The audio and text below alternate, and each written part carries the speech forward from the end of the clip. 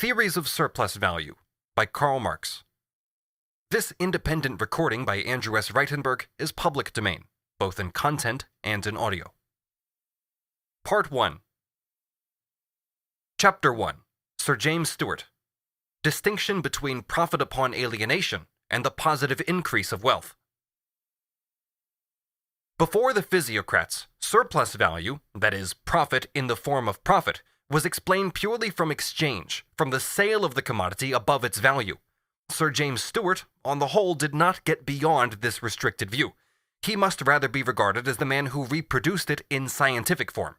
I say in scientific form, for Steuart does not share the illusion that the surplus value which accrues to the individual capitalist from selling the commodity above its value is a creation of new wealth. He distinguishes, therefore, between positive profit and relative profit. Quote, positive profit implies no loss to anybody. It results from an augmentation of labor, industry, or ingenuity, and has the effect of swelling or augmenting the public good. Relative profit is what implies a loss to somebody. It marks a vibration of the balance of wealth between parties, but implies no addition to the general stock. The compound is easily understood. It is that species of profit which is partly relative and partly positive. Both kinds may subsist inseparably in the same transaction. End quote from James Steuart. Positive profit arises from an augmentation of labor, industry, and ingenuity. How it arises from this, Steuart makes no attempt to explain.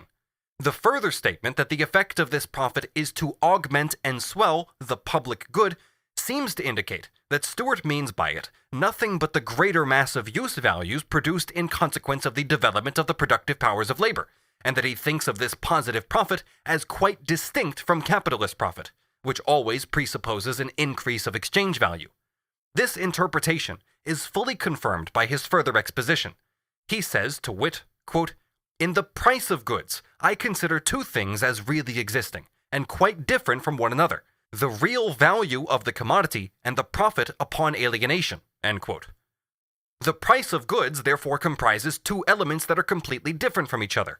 Firstly, their real value, and secondly, the profit upon alienation, the profit realized through their transfer to another person, their sale. This profit upon alienation therefore arises from the price of goods being greater than their real value, or from the goods being sold above their value. Gain on the one side therefore always involves a loss on the other. No addition to the general stock is created. Profit, that is surplus value, is relative and resolves itself into, quote, a vibration of the balance of wealth between parties, end quote. Steuart himself rejects the idea that surplus value can be explained in this way. His theory of vibration of the balance of wealth between parties, however little it touches the nature and origin of surplus value itself, remains important in considering the distribution of surplus value among different classes and among different categories such as profit, interest, and rent. That Steuart limits all profit of the individual capitalist to this relative profit, profit upon alienation, is shown by the following. The real value, he says, is determined by the quantity of labor, which, quote, upon an average, a workman of the country in general may perform in a day, a week, or a month, end quote. Secondly, quote, the value of the workman's subsistence and necessary expense, both for supplying his personal wants and the instruments belonging to his profession, which must be taken upon the average as above, end quote. Thirdly, quote, the values of the materials. These three articles being known, the price of manufacture is determined. It cannot be lower than the amount of all the three, that is, than the real value. Whatever is higher is the manufacturer's profit. This will be in proportion to demand, and therefore will fluctuate according to circumstances. Hence appears the necessity of a great demand in order to promote flourishing manufactures. The industrious regulate their living and expense according to their certain profit, end quote. From this, it is clear that the profit of the manufacturer, of the individual capitalist, is always relative profit, always profit upon alienation, always derived from the excess of the price of the commodity over its real value, from its sale above its value. If, therefore, all commodities were sold at their value, no profit would exist. Steuart wrote a special chapter on this. He examines in detail, quote, how profits consolidate into prime cost, end quote. Steuart, on the one hand, rejects the conception of the monetary and mercantile systems, according to which the sale of commodities above their value and the profit resulting therefrom creates surplus value, a positive increase of wealth. On the other hand, he holds to their view that the profit of the individual capital is nothing but this excess of the price over the value, the profit upon alienation. This, however, according to him, is only relative, the gain on the one side being compensated by the loss on the other, and consequently this movement is nothing more than, quote, a vibration of the balance of wealth between parties, end quote. In this respect, Steuart is therefore the rational expression of the monetary and mercantile systems. His service to the theory of capital is that he shows how the process of separation takes place between the conditions of production as the property of a definite class and labor power. He gives a great deal of attention to this genesis of capital, without as yet seeing it directly as the genesis of capital, although he sees it as a condition for large-scale industry. He examines the process, particularly in agriculture, and he rightly considers that manufacturing industry proper only came into being through this process of separation in agriculture. In Adam Smith's writings, this process of separation is assumed to be already completed.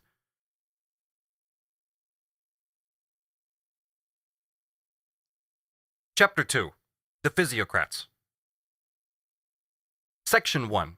Transfer of the inquiry into the origin of surplus value from the sphere of circulation into the sphere of direct production. Conception of rent as the sole form of surplus value. The analysis of capital within the bourgeois horizon is essentially the work of the Physiocrats. It is this service that makes them the true fathers of modern political economy. In the first place, the analysis of the various material components in which capital exists and into which it resolves itself in the course of the labor process. It is not a reproach to the Physiocrats that, like all their successors, they thought of these material forms of existence, such as tools, raw machines, etc., as capital, in isolation from the social conditions in which they appear in capitalist production. In a word, in the form in which they are the elements of the labor process in general, independently of its social form, and thereby made of the capitalist form of production an eternal, natural form of production. For them, the bourgeois forms of production necessarily appeared as natural forms. It was their great merit that they conceived these forms as physiological forms of society, as forms arising from the natural necessity of production itself, forms that are independent of anyone's will or of politics, etc. They are material laws. The error is only that the material law of a definite historical social stage is conceived as an abstract law governing equally all forms of society. In addition to this analysis of the material elements of which capital consists within the labor process, the Physiocrats establish the forms which capital assumes in circulation, fixed capital, circulating capital, even though as yet they give them other names, and in general, the connection between the process of circulation and the reproduction process of capital. We will come back to this in the chapter on circulation.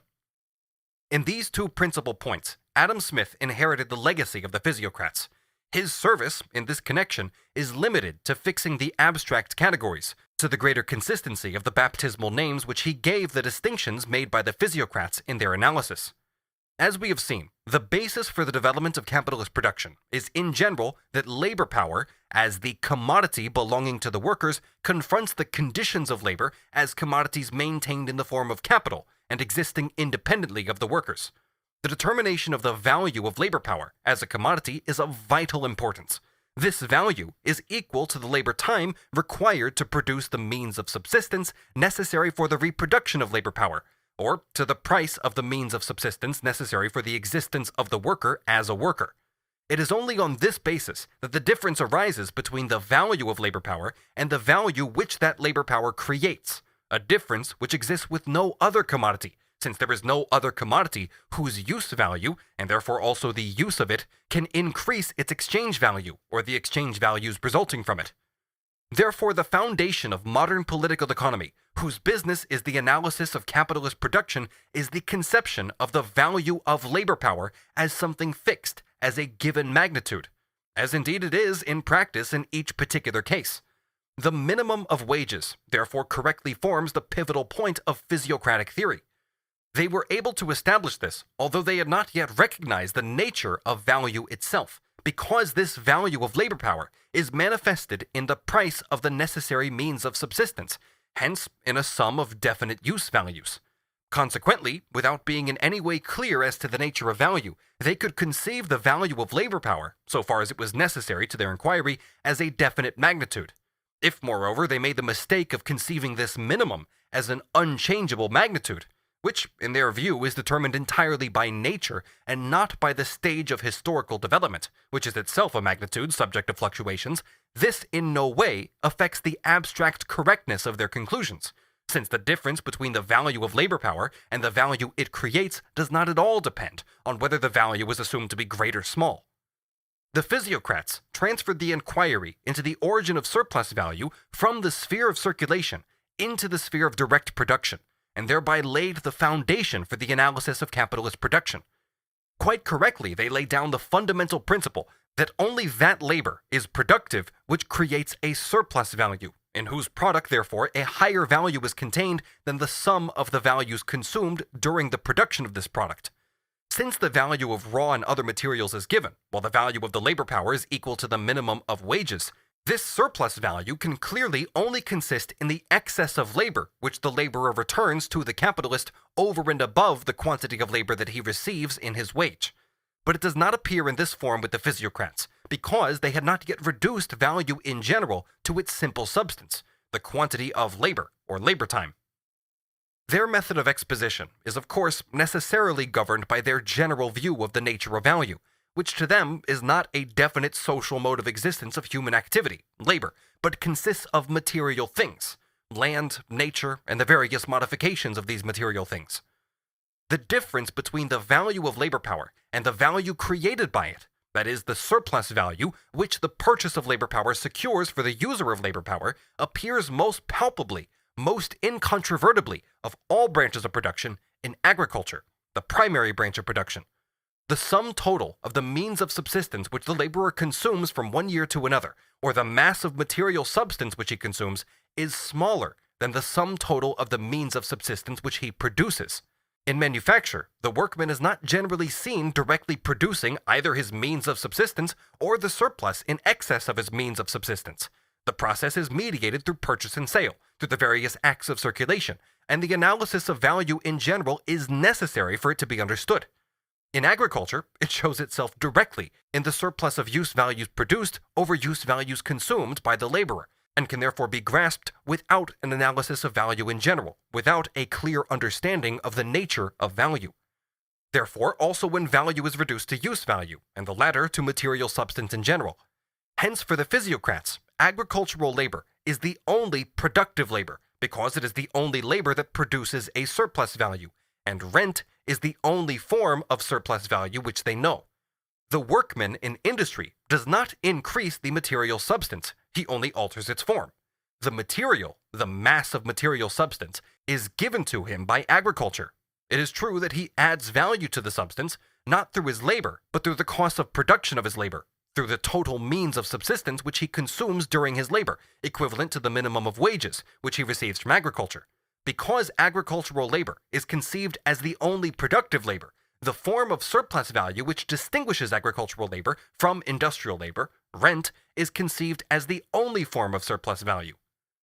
Profit on capital in the true sense, of which rent itself is only an offshoot, therefore does not exist for the Physiocrats.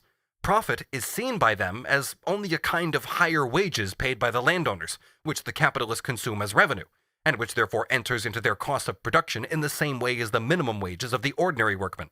This increases the value of the raw material, because it enters into the consumption cost which the capitalist, the industrialist, consumes while he is producing the product, transforming the raw material into a new product. Surplus value in the form of interest on money, another branch of profit, is consequently declared by one section of the Physiocrats, such as Mirabeau the Elder, to be usury and contrary to nature. Turgot, on the other hand, derives his justification of it from the fact that the money capitalist could buy land, that is, rent, and that therefore his money capital must bring him in as much surplus value as he would receive if he converted it into landed property. This means, therefore, that interest too is not newly created value, not surplus value. It only explains why a part of the surplus value gained by the landowners finds its way to the money capitalists in the form of interest, just as it is explained on other grounds why a part of this surplus value finds its way to the industrial capitalist in the form of profit. Because agricultural labor is the only productive labor, the only labor that creates surplus value, the form of surplus value which distinguishes agricultural labor from all other branches of labor, that is, rent, is the general form of surplus value. Industrial profit and interest are merely different categories into which rent is divided, and in certain portions passes from the hands of the landowners into the hands of other classes. This is the direct opposite to the view held by later economists, beginning with Adam Smith, because they rightly consider industrial profit to be the form in which surplus value is originally appropriated by capital, hence as the original general form of surplus value. They present interest and rent as mere offshoots of industrial profit, which is distributed by the industrial capitalist to various classes, who are co-owners of surplus value. In addition to the reason already stated, that agricultural labor is the labor in which the creation of surplus value appears in material and tangible form, and apart from the process of circulation, there were a number of other considerations which explain the standpoint of the Physiocrats.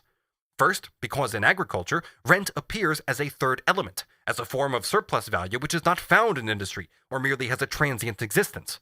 It was surplus value over and above surplus value, that is profit, and so the most palpable and most conspicuous form of surplus value raised to the second power. By means of agriculture, as Karl, the homebred economist, says, a value is created in the rent of land, which is not to be met with in industry and trade, a value which remains over when the labor and capital employed have been completely replaced.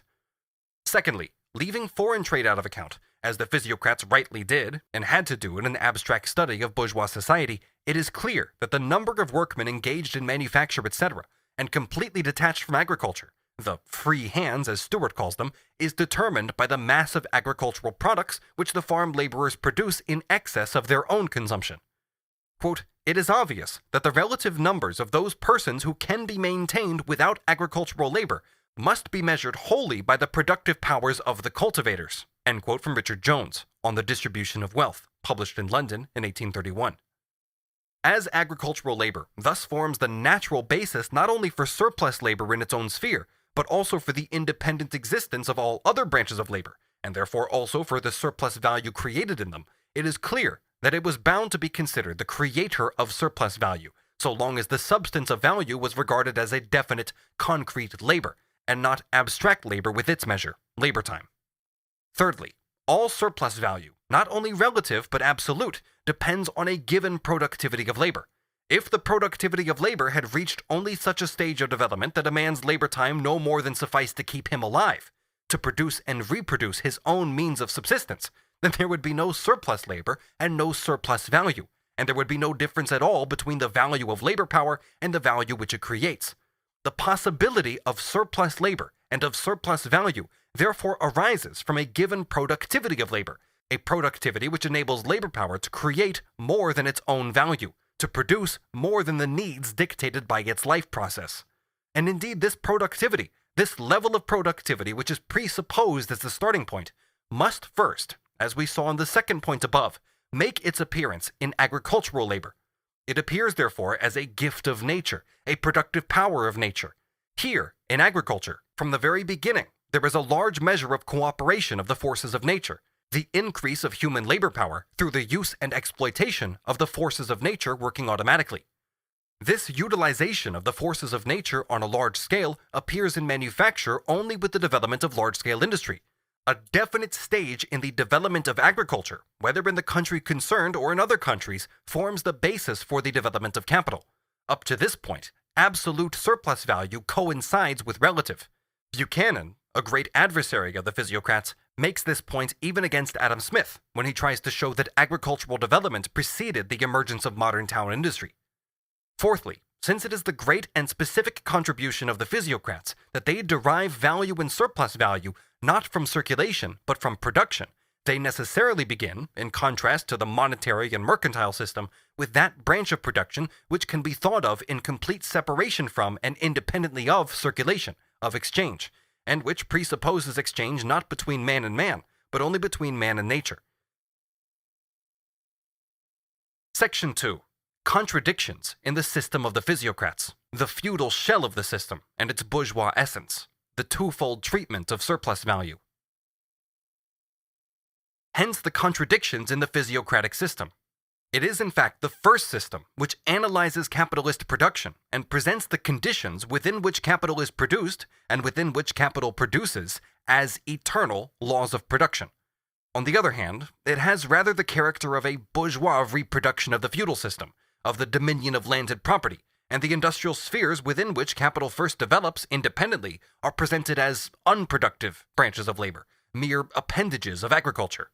The first condition for the development of capital is the separation of landed property from labor, the emergence of land, the primary condition of labor, as an independent force, a force in the hands of a separate class, confronting the free laborer. The Physiocrats therefore present the landowner as the true capitalist, that is, the appropriator of surplus labor. Feudalism is thus portrayed and explained from the viewpoint of bourgeois production.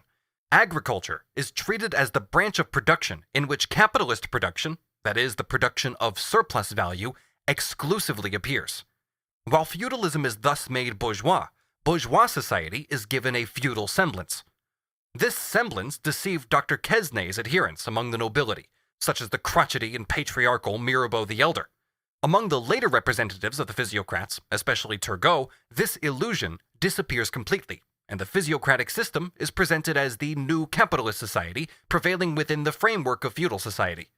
This therefore corresponds to bourgeois society in the epoch when the latter breaks its way out of the feudal order. Consequently, the starting point is in France, in a predominantly agricultural country, and not in England, a predominantly industrial, commercial, and seafaring country.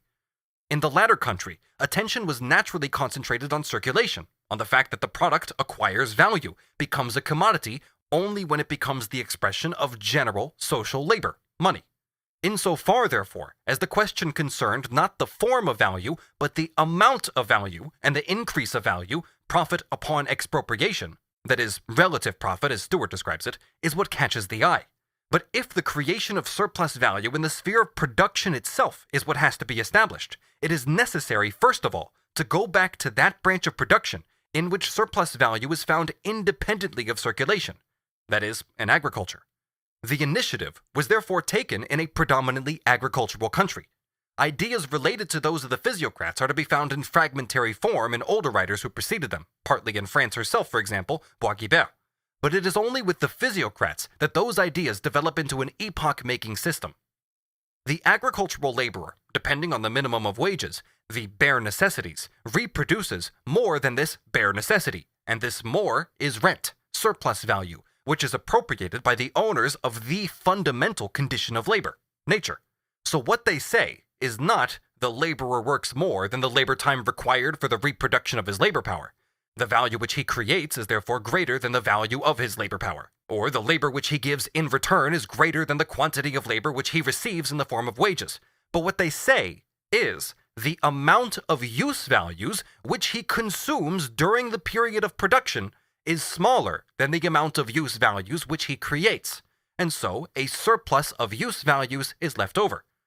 Were he to work only for the time required to reproduce his own labor power, there would be nothing left over. But the Physiocrats only stuck to the point that the productivity of the earth enables the laborer, in his day's labor, which is assumed to be a fixed quantity, to produce more than he needs to consume in order to continue to exist. The surplus value appears, therefore, as a gift of nature, through whose cooperation a definite quantity of organic matter, plant seeds, a number of animals, enables labor to transform more inorganic matter into organic. On the other hand, it is taken for granted that the landowner confronts the laborer as a capitalist. He pays for the labor power, which the laborer offers to him as a commodity, and he receives in return not only an equivalent, but appropriates for himself the enlarged value arising from the use of this labor power. The alienation of the material condition of labor from labor power itself is presupposed in this exchange. The starting point is the feudal landowner, but he comes onto the stage as a capitalist, as a mere owner of commodities, who makes profitable use of the goods exchanged by him for labor, and gets back not only their equivalent, but a surplus over this equivalent, because he pays for the labor power only as a commodity. He confronts the free laborer as an owner of commodities. In other words, this landowner is in essence a capitalist. In this respect too, the physiocratic system hits the mark. inasmuch as the separation of the laborer from the soil and from the ownership of land is a fundamental condition for capitalist production and the production of capital. Hence the contradictions in this system. It was the first to explain surplus value by the appropriation of the labor of others, and in fact, to explain this appropriation on the basis of the exchange of commodities, but it did not see that value in general is a form of social labor, and that surplus value is surplus labor. On the contrary, it conceived value merely as use value, merely as material substance, and surplus value as a mere gift of nature, which returns to labor, in place of a given quantity of organic material, a greater quantity. On the one hand, it stripped rent, that is the true economic form of landed property, of its feudal wrapping, and reduced it to mere surplus value in the excess of the laborer's wage.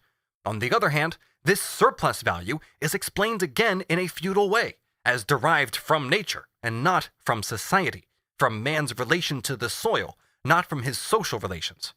Value itself is resolved into mere use value, and therefore into material substance. But again, what interests the Physiocrats in this material substance is its quantity, the excess of the use values produced over those consumed. That is, the purely quantitative relation of the use values to each other, their mere exchange value, which, in the last resort, comes down to labor time.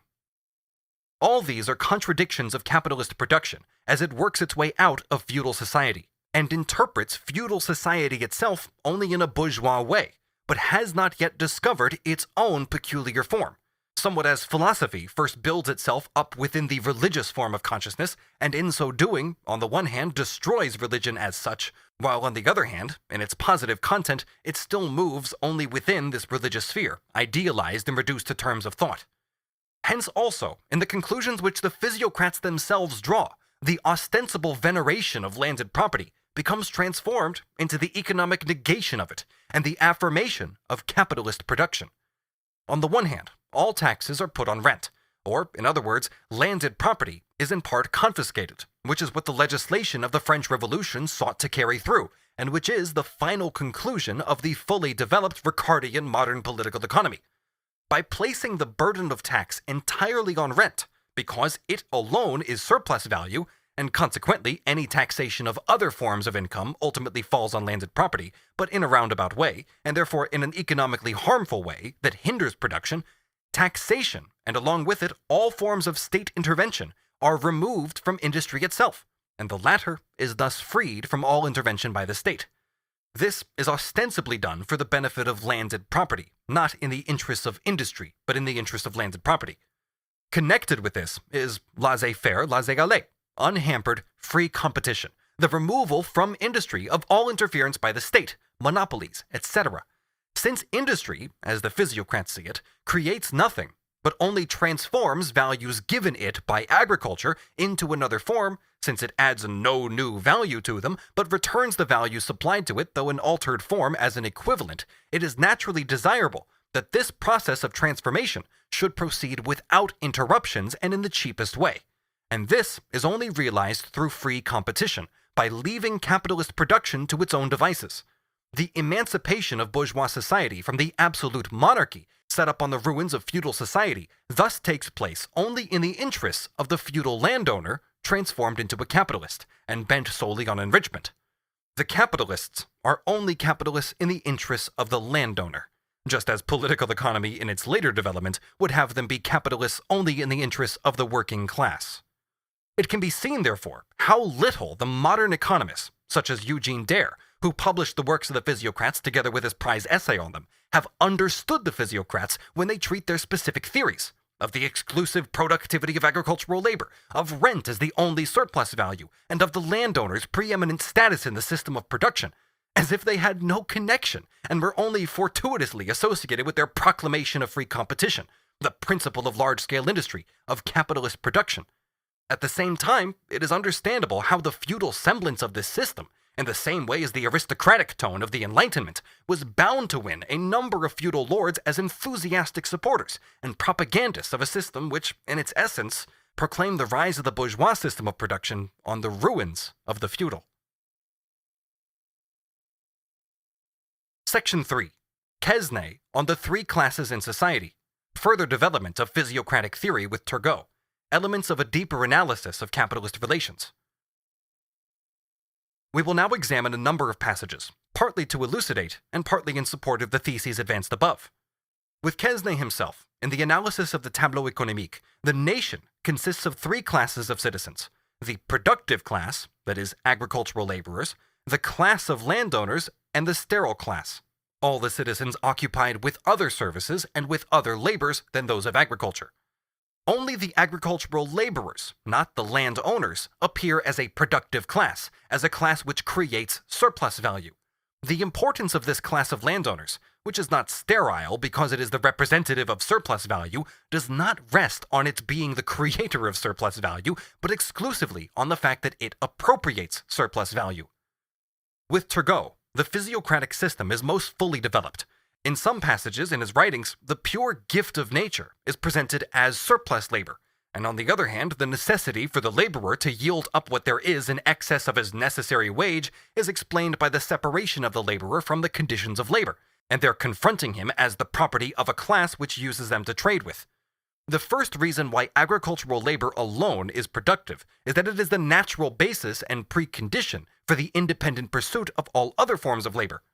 Quote, his, that is the husbandman's, labor, in the sequence of the labors divided among the different members of society, retains the same primacy as the labor which provided his own food had among the different kinds of labor which, when he worked alone, he was obliged to devote to his different kinds of wants. We have here neither a primacy of honor nor of dignity. It is one of physical necessity. What his labor causes the land to produce beyond his personal wants is the only fund for the wages which all the other members of the society receive in exchange for their labor. The latter, in making use of the price of this exchange to buy in their turn the products of the husbandman, only return to him exactly what they have received from him. We have here a very essential difference between these two kinds of labor. End quote from Turgot. How then does surplus value arise? It does not arise from circulation, but is realized in circulation. The product is sold at its value, not above its value. There is no excess of price over value, but because it is sold at its value, the seller realizes a surplus value. This is only possible because he has not himself paid in full for the value which he sells. That is, because the product contains a portion of value which has not been paid for by the seller, which he has not offset by an equivalent. And this is the case with agricultural labor. The seller sells what he has not bought. Turgot at first presents this unbought element as a pure gift of nature. We shall see, however, that in his writings, this pure gift of nature becomes imperceptibly transformed into the surplus labor of the laborer, which the landowner has not bought, but which he sells in the products of agriculture. Quote, as soon as the labor of the husbandman produces more than his wants, he can, with this superfluity that nature records him as a pure gift over and above the wages of his toil, buy the labor of the other members of the society. The latter, in selling it to him, gain only their livelihood, but the husbandman gathers beyond his subsistence a wealth which is independent and disposable, which he has not bought and which he sells. He is, therefore, the sole source of the riches, which by their circulation animate all the labors of the society, because he is the only one whose labor produces over and above the wages of labor. End quote. In this first conception, we have, to begin with, the essence of surplus value, that it is value realized in sale without the seller having given up an equivalent for it, without his having bought it. Unpaid value. But in the second place, this is conceived as a pure gift of nature, this excess over the wage of labor, because, after all, it is a gift of nature. It depends on the productivity of nature that the laborer is able to produce in his day's labor more than is necessary for the reproduction of his labor power, more than the amount of his wages. In this first conception, the total product is still appropriated by the laborer himself, and this total product is divided into two parts. The first forms his wages. He is presented as his own wage laborer, who pays himself the part of the product that is necessary for the reproduction of his labor power, for his subsistence. The second part, which is the excess over the first, is a gift of nature, and forms surplus value. The nature of this surplus value, of this pure gift of nature, will, however, take clearer shape when the premise of the proprietor who cultivates his land is abandoned, and the two parts of the product, wages and surplus value, accrue to different classes, the one to the wage worker, the other to the landowner. The formation of a class of wage laborers, whether in manufacture or in agriculture itself, requires the separation of the conditions of labor from labor power, and the basis for this separation is that the land itself becomes the private property of one part of society, so that the other part is cut off from this objective condition for making use of its labor. Quote, in the early stages, there was no need to distinguish the proprietor from the cultivator. In this early time, as every industrious man would find as much land as he wished, he could not be tempted to work for others. But in the end, all land found its master, and those who could not have properties had at first no other resource than that of exchanging the labor of their arms in the employment of the stipendiary class, i.e. the class of artisans, of all non-agricultural laborers, for the superfluous portion of the produce of the cultivating proprietor. End quote. The cultivating proprietor, with the considerable surplus which the land gave to his labor, could, quote, pay men to cultivate his land, and for men who live on wages, it was as good to earn them in this business as in any other. Thus, ownership of land had to be separated from the labor of cultivation, and soon it was. The landowners began to shift the labor of cultivating the soil onto the wage laborers. End quote. In this way, therefore, the relation between capital and wage labor arises in agriculture itself. It first arises when a number of people find themselves cut off from ownership of the conditions of labor, above all from the land, and have nothing to sell but their labor itself. For the wage laborer, however, who can no longer produce commodities but must sell his labor itself, the minimum of wages, the equivalent of the necessary means of subsistence, necessarily becomes the law which governs his exchange with the owner of the conditions of labor. Quote, the mere workman, who has only his arms and his industry, has nothing unless he succeeds in selling his labor to others. In every kind of work, it cannot fail to happen, and as a matter of fact, it does happen, that the wages of the workman are limited to what is necessary to procure him his subsistence. End quote. Then, as soon as wage labor has arisen, quote, the produce of land is divided into two parts. The one includes the subsistence and the profits of the husbandman, which are the reward of his labor, and the condition upon which he undertakes to cultivate the field of the proprietor. What remains is that independent and disposable part which the land gives as pure gifts to him who cultivates it, over and above his advances and the wages of his trouble. And this is the portion of the proprietor, or the revenue with which the latter can live without labor, and which he uses as he will. End quote. This pure gift of the land, however, is now already defined as a gift which it gives to him who cultivates it, and thus as a gift which it makes to labor, as the productive power of labor applied to the land, a productive power which labor possesses through using the productive power of nature, and which it thus derives from the land. But it derives it from the land only as labor. In the hands of the landowner, therefore, the surplus appears no longer as a gift of nature, but as the appropriation, without an equivalent, of another's labor, which, through the productivity of nature, is enabled to produce means of subsistence in excess of its own needs, but which, because it is wage labor, is restricted to appropriating for itself, out of the product of the labor, only what is necessary to procure him, i.e. the worker, his subsistence. Quote, the cultivator produces his own wages, and, in addition, the revenue which serves to pay the whole class of artisans and other stipendiaries. The proprietor has nothing except through the labor of the cultivator, therefore not through a pure gift of nature. He receives from him his subsistence, and that wherewith he pays the labors of other stipendiaries. The cultivator has need of the proprietor only by virtue of conventions and laws. End quote.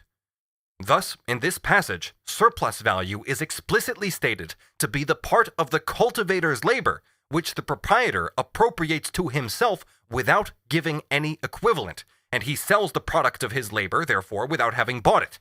Only what Turgot has in mind is not exchange value as such, the labor time itself, but the surplus of products which the cultivator's labor supplies to the proprietor over and above his own wages. Which surplus of products, however, is only the embodiment of the amount of time which he works gratis for the proprietor, in addition to the time which he works for the reproduction of his wages. We see thus how within the limits of agricultural labor, the Physiocrats have a correct grasp of surplus value. They see it as a product of the wage laborer's labor, although they in turn conceive this labor in the concrete forms in which it appears in use values. The capitalist exploitation of agriculture, leasing or letting of land, is, it may be noted in passing, described by Turgot as, quote, the most advantageous method of all, but it presupposes a land that is already rich, end quote. In considering surplus value, it is necessary to turn from the sphere of circulation to the sphere of production. That is to say, to deduce surplus value not simply from the exchange of commodity for commodity, but from exchange as it occurs within production, between the owners of the conditions of labor and the laborers themselves. These two confront each other as owners of commodities, and consequently, there is no assumption here of production independent of exchange. In the physiocratic system, the proprietors, or landowners, are the wage recipients, laborers and manufacturers in all other branches of industry being wage laborers or stipendiaries. Consequently, also the governing and the governed. Turgot analyzes the conditions of labor as follows, quote, in every craft, it is necessary that the workman should have tools in advance, that he should have a sufficient quantity of the materials upon which he has to labor. It is necessary that he should subsist while waiting for the sale of his finished goods, end quote. All these advances, these conditions on which alone labor can be performed, which are therefore preconditions of the labor process, are originally provided gratis by the land. It is the land which, quote, has provided the first fund of advances prior to all cultivation, end quote, in fruits, fish, game, etc., in tools such as tree branches, stones, in domestic animals, which multiply through the process of procreation, and moreover each year yields products in, quote, milk, fleeces, hides, and other materials, which, with the wood obtained in the forest, have formed the first fund for the works of industry, end quote. Now these conditions of labor, these advances to labor, become capital as soon as they have to be advanced to the laborer by a third person, and this is the case from the moment when the laborer owns nothing but his labor power itself. Quote, when a large part of the society had only their arms to maintain them, it was necessary that those who thus lived on wages should begin by having something in advance, either to procure the materials upon which to labor, or to maintain them while waiting for the payment of their wages, end quote. Turgot defines capitals as accumulated movable values. Originally, the proprietor or cultivator pays wages directly each day and supplies the material, for example, to the spinner of flax. As industry develops, larger advances and continuity of the process of production are necessary. This is then undertaken by the possessor of capital. In the price of his products, he must recover all his advances and a profit equal to, quote, what his money would have been worth to him if he had employed it in the purchase of an estate, end quote. Besides his wages, quote, for doubtless, if the profit were the same, he would have preferred to live without any exertion on the revenue of the land he could have acquired with the same capital, end quote. The stipendiary industrial class is itself subdivided, quote, into capitalists, entrepreneurs, and simple workers, end quote. Agricultural entrepreneurs are in the same position as these industrial entrepreneurs. They must similarly get all their advances replaced, along with the profit as shown above. Quote, all this must first be deducted from the price of the products of the earth. The surplus serves the cultivator for payment, the proprietor for the permission he has given him to make use of his field for setting his enterprise on foot. This is the price of the lease, the revenue of the proprietor, the net produce. For all the land produces, up to the amount that replaces the advances of every kind, and the profits of the person who has made the advances, cannot be regarded as a revenue, but only as the return of the expenses of cultivation. When one considers that, if the cultivator did not get them back, he would take care not to employ his resources and his toil in cultivating the field of another, end quote. Finally, quote, although capitals are partly formed by saving from the profits of the working classes, yet, as these profits always come from the earth, inasmuch as they are all paid either from the revenue or as part of the expenditure which serves to produce the revenue, it is evident that the capitals come from the land just as much as the revenue does, or rather that they are nothing but the accumulation of the part of the values produced by the land that the proprietors of the revenue, or those who share it with them, can lay by every year without using it for the satisfaction of their wants, end quote. It is quite right that if rent is the only surplus value, accumulation takes place only from rent. What the capitalists accumulate apart from rent, they pinch from their wages, their revenue destined for their consumption, since this is how profit is defined. As profit, like wages, is reckoned in with the cost of cultivation, and only the surplus forms the revenue of the proprietor. The latter, in spite of the honorable status given him, is in fact excluded from the cost of cultivation, and thereby from being an agent of production, just as with the Ricardians. The emergence of the Physiocrats was connected both with the opposition to Colbertism and in particular with the hullabaloo over the John Law system. Section 4. Confusion of value with material substance.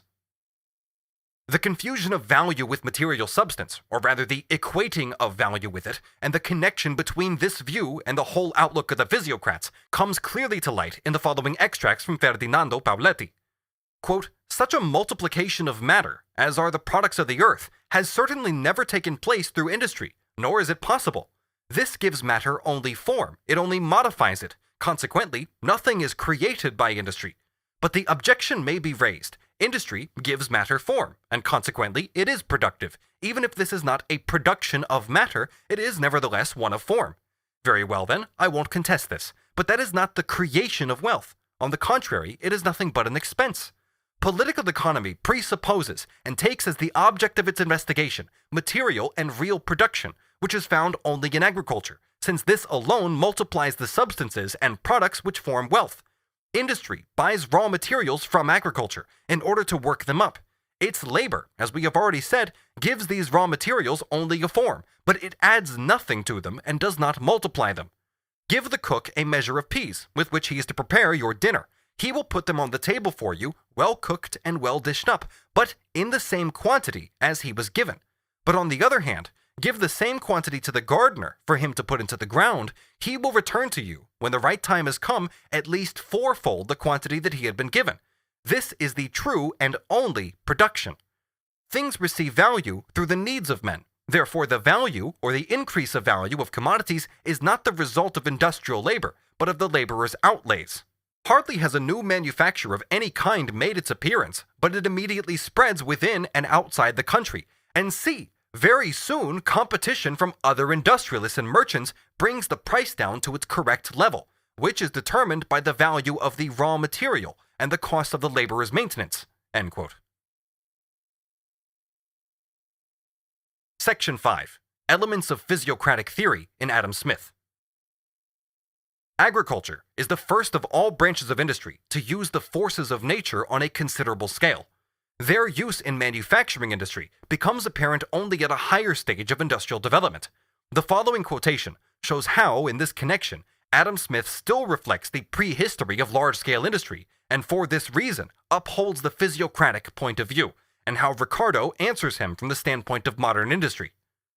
In Book 2, Chapter 5, of his An Inquiry into the Nature and Causes of the Wealth of Nations, Adam Smith says, with reference to the rent of land, quote, "It is the work of nature which remains, after deducting or compensating everything which can be regarded as the work of man.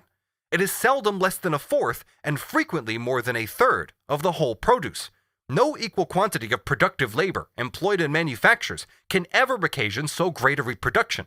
In them, nature does nothing, man does all, and the reproduction must always be in proportion to the strength of the agents that occasion it." End quote. On which Ricardo comments in his On the Principles of Political Economy and Taxation, 2nd edition, published in 1819, quote, "Does nature nothing for man in manufactures? Are the powers of wind and water, which move our machinery and assist navigation, nothing? The pressure of the atmosphere and the elasticity of steam, which enables us to work the most stupendous engines, are they not gifts of nature? To say nothing of the effects of the matter of heat in softening and melting metals, of the decomposition of the atmosphere in the process of dyeing and fermentation. There is not a manufacture which can be mentioned in which nature does not give her assistance to man, and give it too generously and gratuitously." End quote. An anonymous author emphasizes that the Physiocrats regarded profit as only a deduction from rent. For instance, quote, "Say they, of the price of a piece of lace, one part merely replaces what the laborer consumed, and the other part is only transferred from one man's pocket, i.e. that of the landlord's, to another's." End quote, from An Inquiry into Those Principles Respecting the Nature of Demand and the Necessity of Consumption, lately advocated by Mr. Malthus, published in London in 1821. The view of Adam Smith and his followers that the accumulation of capital is due to personal stinting and saving and self-denial of the capitalists also originates from the view of the Physiocrats that profit, including interest, is merely revenue for the consumption of the capitalists. They could say this because they only regarded land rent as the true economic, so to speak legitimate, source of accumulation.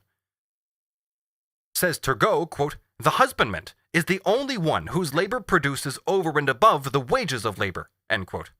Here, the entire profit is thus reckoned in with the wages of labor.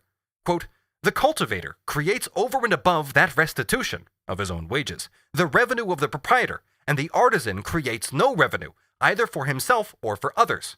All the land produces up to the amount that replaces the advances of every kind, and the profits of the person who has made the advances cannot be regarded as a revenue, but only as the return of the expenses of cultivation."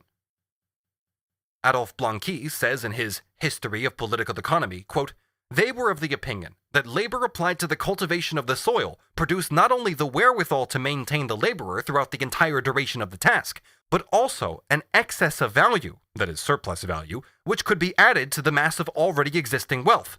They called this excess the net product. Thus they conceive surplus value in the form of the use values in which it appears. The net product had necessarily to belong to the owner of the land, and constituted in his hands a revenue fully at his disposal. What then was the net product of the other industries? Manufacturers, merchants, workmen, all were the employees, the stipendiaries of agriculture, sovereign creator and dispenser of all wealth. The products of the labor of these latter represented in the system of the economists only the equivalent of what they had consumed during the task, so that after their work was completed, the sum total of wealth was absolutely the same as before, unless the workmen or the masters had placed in reserve, that is to say, saved, what they had the right to consume. Thus then, labor applied to the soil was the only labor productive of wealth, and labor in other industries was regarded as sterile, because no increase in the general capital resulted from it." End quote. Thus the Physiocrats saw the production of surplus value as the essence of capitalist production. It was this phenomenon that they had to explain, and it remained the problem after they had eliminated the profit upon alienation of the mercantile system. "In order to acquire money," says Mercier de la Rivière, "one must buy it, and after this purchase, one is no richer than one was before. One has simply received in money the same value that one has given in commodities." End quote from the Natural and Essential Order of Political Societies. This holds good both for purchase and for sale, as also for the whole metamorphosis of the commodity, or for the result of the exchange of different commodities at their value, that is, the exchange of equivalents. Whence, therefore, comes surplus value, that is, whence comes capital. That was the problem for the Physiocrats. Their error was that they confused the increase of material substance with the increase of exchange value. This increase of material substance, which, because of the natural processes of vegetation and generation, agriculture and stock raising, are distinguished from manufacture. Use value was their starting point, and the use value of all commodities, reduced, as the scholastics say, to a universal, was the material substance of nature as such, whose increase in the same form occurs only in agriculture. Germain Garnier, the translator of Adam Smith and himself a physiocrat, correctly expounds their theories of savings, etc. First, he says that manufacture, as the mercantilist maintained of all production, can only produce surplus value through the profit of expropriation, by selling commodities above their value, so that only a new distribution of values takes place, but no new addition to the created values. Quote, "The labor of artisans and manufacturers, opening no new source of wealth, can only be profitable through advantageous exchanges, and has only a purely relative value, a value which will not be repeated if there is no longer the opportunity to gain on the exchanges." End quote from his translation of an inquiry into the nature and causes of the wealth of nations. Or the savings which they make, the values which they secure over and above those which they expend, must be stinted from their own consumption. Quote, "The labor of artisans and manufacturers, though only able to add to the general amount of the wealth of society the savings made by the wage laborers and the capitalists, may well tend by these means to enrich society." End quote. And in greater detail, quote, "The laborers in agriculture enrich the state by the very product of their labor. Laborers in manufacturers and commerce, on the contrary, cannot enrich it otherwise than through savings on their own consumption. This assertion of the economists is a consequence of the distinction which they have established and appears to be quite incontestable. Indeed, the labor of artisans and manufacturers cannot add anything else to the value of the material than the value of their own labor, that is to say, the value of the wages and profits which this labor should have earned at the rates actually current in the country for the one and the other. For these wages, whether they be small or large, are the reward of labor. They are what the laborer has the right to consume, and is presumed to consume, because it is only in consuming them that he can enjoy the fruits of his labor, and this enjoyment is all that in reality constitutes his reward. Similarly, profits, whether they be high or low, are also regarded as the daily and continuous consumption of the capitalist, who is naturally presumed to proportion his enjoyments to the revenue that his capital gives him. Thus, unless the workman curtails a part of the comforts to which he has the right, in accordance with the current rate of wages assigned to his labor, unless the capitalist resigns himself to saving a part of the revenue which his capital brings him, both the one and the other will consume, in proportion as the piece of work is completed, the whole value resulting from this work. The total quantity of the wealth of society will then be, after their labor is over, the same as it was before, unless they have saved a part of what they had the right to consume, and what they could consume without being charged with wasting, in which case the total quantity of the wealth of society will have been increased by the whole value of these savings. Consequently, it is correct to say that the agents of manufacture and commerce can only add to the total quantity of wealth existing in society by their privations alone." End quote. Garnier is also quite correct in noting that Adam Smith's theory of accumulation through savings rests on this physiocratic foundation. Adam Smith was strongly infected by the Physiocrats, as he nowhere shows more strikingly than in his critique of the Physiocrats. Garnier says, quote, "Finally, if the economists have maintained that manufacturing and commercial industry can only add to the national wealth by privations, Smith has likewise said that industry would be practiced in vain and the capital of a country would never grow larger unless the economy augmented it by its savings. Smith is therefore in full agreement with the economists," and so on. Section 6. The Physiocrats as partisans of large-scale capitalist agriculture. Among the immediate historical circumstances which facilitated the spread of physiocratic theory and even its emergence, Adolphe Blanqui, in the work already mentioned, adduces, quote, "Of all the values which shot up in the feverish atmosphere of the system, that is, John Law's, nothing remained except ruin, desolation, and bankruptcy. Landed property alone did not go under in the storm. For this reason, Herr Proudhon, in Philosophy of Poverty, puts landed property only after credit. It even improved its position by changing hands and by being subdivided on a large scale, perhaps for the first time since feudalism. In particular, the innumerable changes of ownership which were effected under the influence of the system began the process of parceling out property. Landed property arose for the first time from the conditions of torpor in which the feudal system had kept it for so long. This was a real awakening for agriculture. The land passed now from out of a condition of mortmain and came into circulation." End quote. Turgot, as well as Quesnay and his other adherents, also want capitalist production in agriculture. Thus Turgot, quote, "The leasing or letting of land, this latter method, that is large-scale agriculture, based on the modern system of leases, is the most advantageous of all, but it presupposes a country that is already rich." End quote.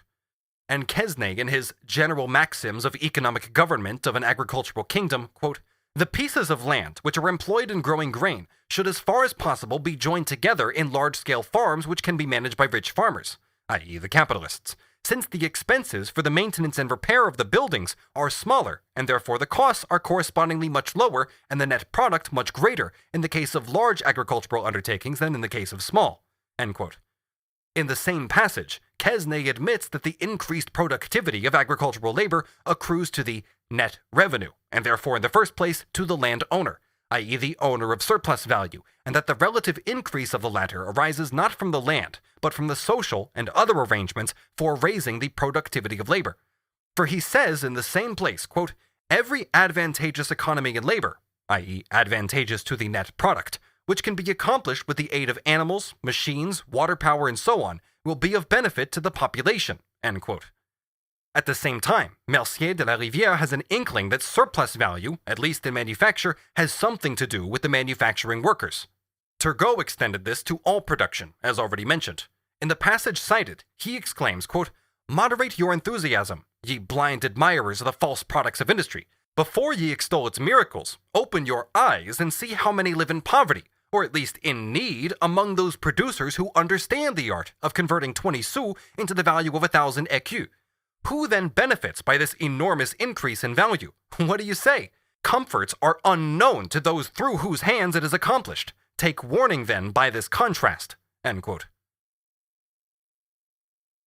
Section 7. Contradictions in the political views of the Physiocrats and the French Revolution. There were contradictions in the system of the economists, taken as a whole. Among others, Quesnay was for the absolute monarchy. Quote, "There must be only one supreme power. The system of opposing forces in a government is ruinous. It merely indicates discord among the great and the suppression of the small people." End quote from the above-mentioned general maxims. Mercier de la Rivière says, quote, "By the very fact that man is intended to live in a community, he is intended to live under a despotism."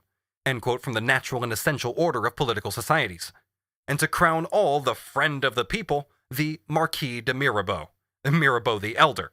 It was precisely this school, with its laissez-faire, laissez-aller, that overthrew Colbertism and all forms of government interference in the activities of bourgeois society. It allowed the state to live on only in the pores of this society, as Epicurus placed his gods in the pores of the world. The glorification of landed property in practice turns into the demand that taxes should be put exclusively on ground rent, and this implies the virtual confiscation of landed property by the state, just as with the radical section of the Ricardians. The French Revolution, in spite of the protests of Roederer and others, accepted this taxation theory. Turgot himself was the radical bourgeois minister who prepared the way for the French Revolution. For all their sham feudal pretenses, the Physiocrats were working hand in hand with the encyclopedists. Turgot sought to anticipate the measures of the French Revolution. By the Edict of February 1776, he abolished the guilds. This edict was revoked 3 months after it was promulgated. Similarly, he annulled the road-making corvée des paysans. He tried to introduce the single tax on rent of land. We shall come back again later to the great service rendered by the Physiocrats respecting the analysis of capital. Meanwhile, just this point.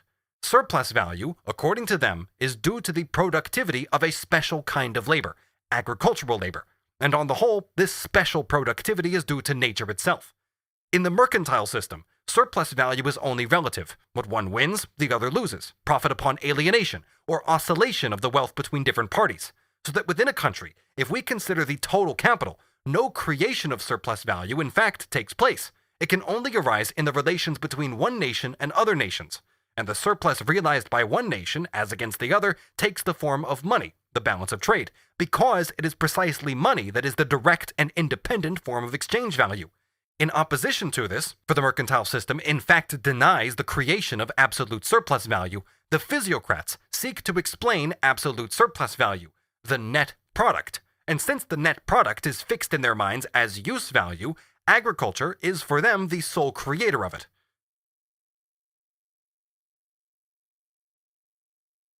Section 8. Vulgarization of the physiocratic doctrine by the Prussian reactionary Schmalz. One of the most naive representatives of the physiocratic theory, how far removed he is from Turgot, is the old smeller-out of demagogues and Royal Russian Privy Councillor Schmalz. For instance, quote, "If nature pays him," that is the lessor of land, the landowner, "even double the legal interests, on what plausible ground could anyone dare to deprive him of it? The minimum of wages is so formulated by the Physiocrats that the consumption or expenditure of the laborers is equal to the wage that they receive. Or, as Herr Schmalz puts it in a general way, quote, "The average wage in a trade is equal to the average of what a man in this trade consumes during the time of his labor." End quote. Quote, "Rent of land is the one and only element of national revenue, and interest on capitals employed and the wages of all kinds of labors only make the product of this rent pass and circulate through everyone's hands. The utilization of the land, its faculty, its capacity for the annual reproduction of rent is all that constitutes the national wealth. If we go back to the foundations, to the first elements of the value of all objects, whatsoever they may be, we are forced to recognize that this value is nothing other than that of simple products of nature. That is to say, although labor may have given a new value to these objects and raised their price, this new value, or this price, is only made up, nevertheless, of the total values put together of all the natural products, which, because of the new form that labor has given them, have been destroyed, consumed, or used by the laborer in one way or another. This kind of labor, that is agriculture proper, Being the only labor that contributes to the production of new bodies, it is therefore the only labor that can, up to a certain point, be considered productive. As for the labors in working up material or in industry, they simply give a new form to bodies which nature has produced." End quote. Section 9. An early critique of the superstition of the Physiocrats in the question of agriculture. Quote from Verdi: "All the phenomena of the universe, whether produced by the hands of man or through the universal laws of physics, are not actual new creations, but merely a modification of matter. Joining together and separating are the only elements which the human mind always finds on analyzing the concept of reproduction, and it is just the same with the reproduction of value and of wealth. When earth, air, and water in the fields are transformed into corn, or when the hand of man transforms the secretions of an insect into silk, or some pieces of metal are arranged to make the mechanism of a watch." Further, the Physiocrats call the class of manufacturing laborers sterile because, in their view, the value of manufactured products is equal to the raw material plus the means of subsistence which the manufacturing laborers consume during the time of manufacture. End quote. On the other hand, Verdi calls attention to the constant poverty of the agricultural population in contrast to the progressive enrichment of the artisans, and then goes on to say, quote, "This proves that the artisan, in the price which he receives, gets not only the replacement of his outlay on consumption, but a certain sum over and above that, and this sum is a new quantity of value created in annual production. The newly created value is therefore that part of the price of the agricultural or industrial products which they yield over and above the original value of the materials and the necessary outlays on consumption while they are being worked up. In agriculture, the seed and the consumption of the husbandman must be deducted, as in manufacture the raw material and the consumption of the industrial workman, and every year new value is created to the amount of the balance that remains." End quote.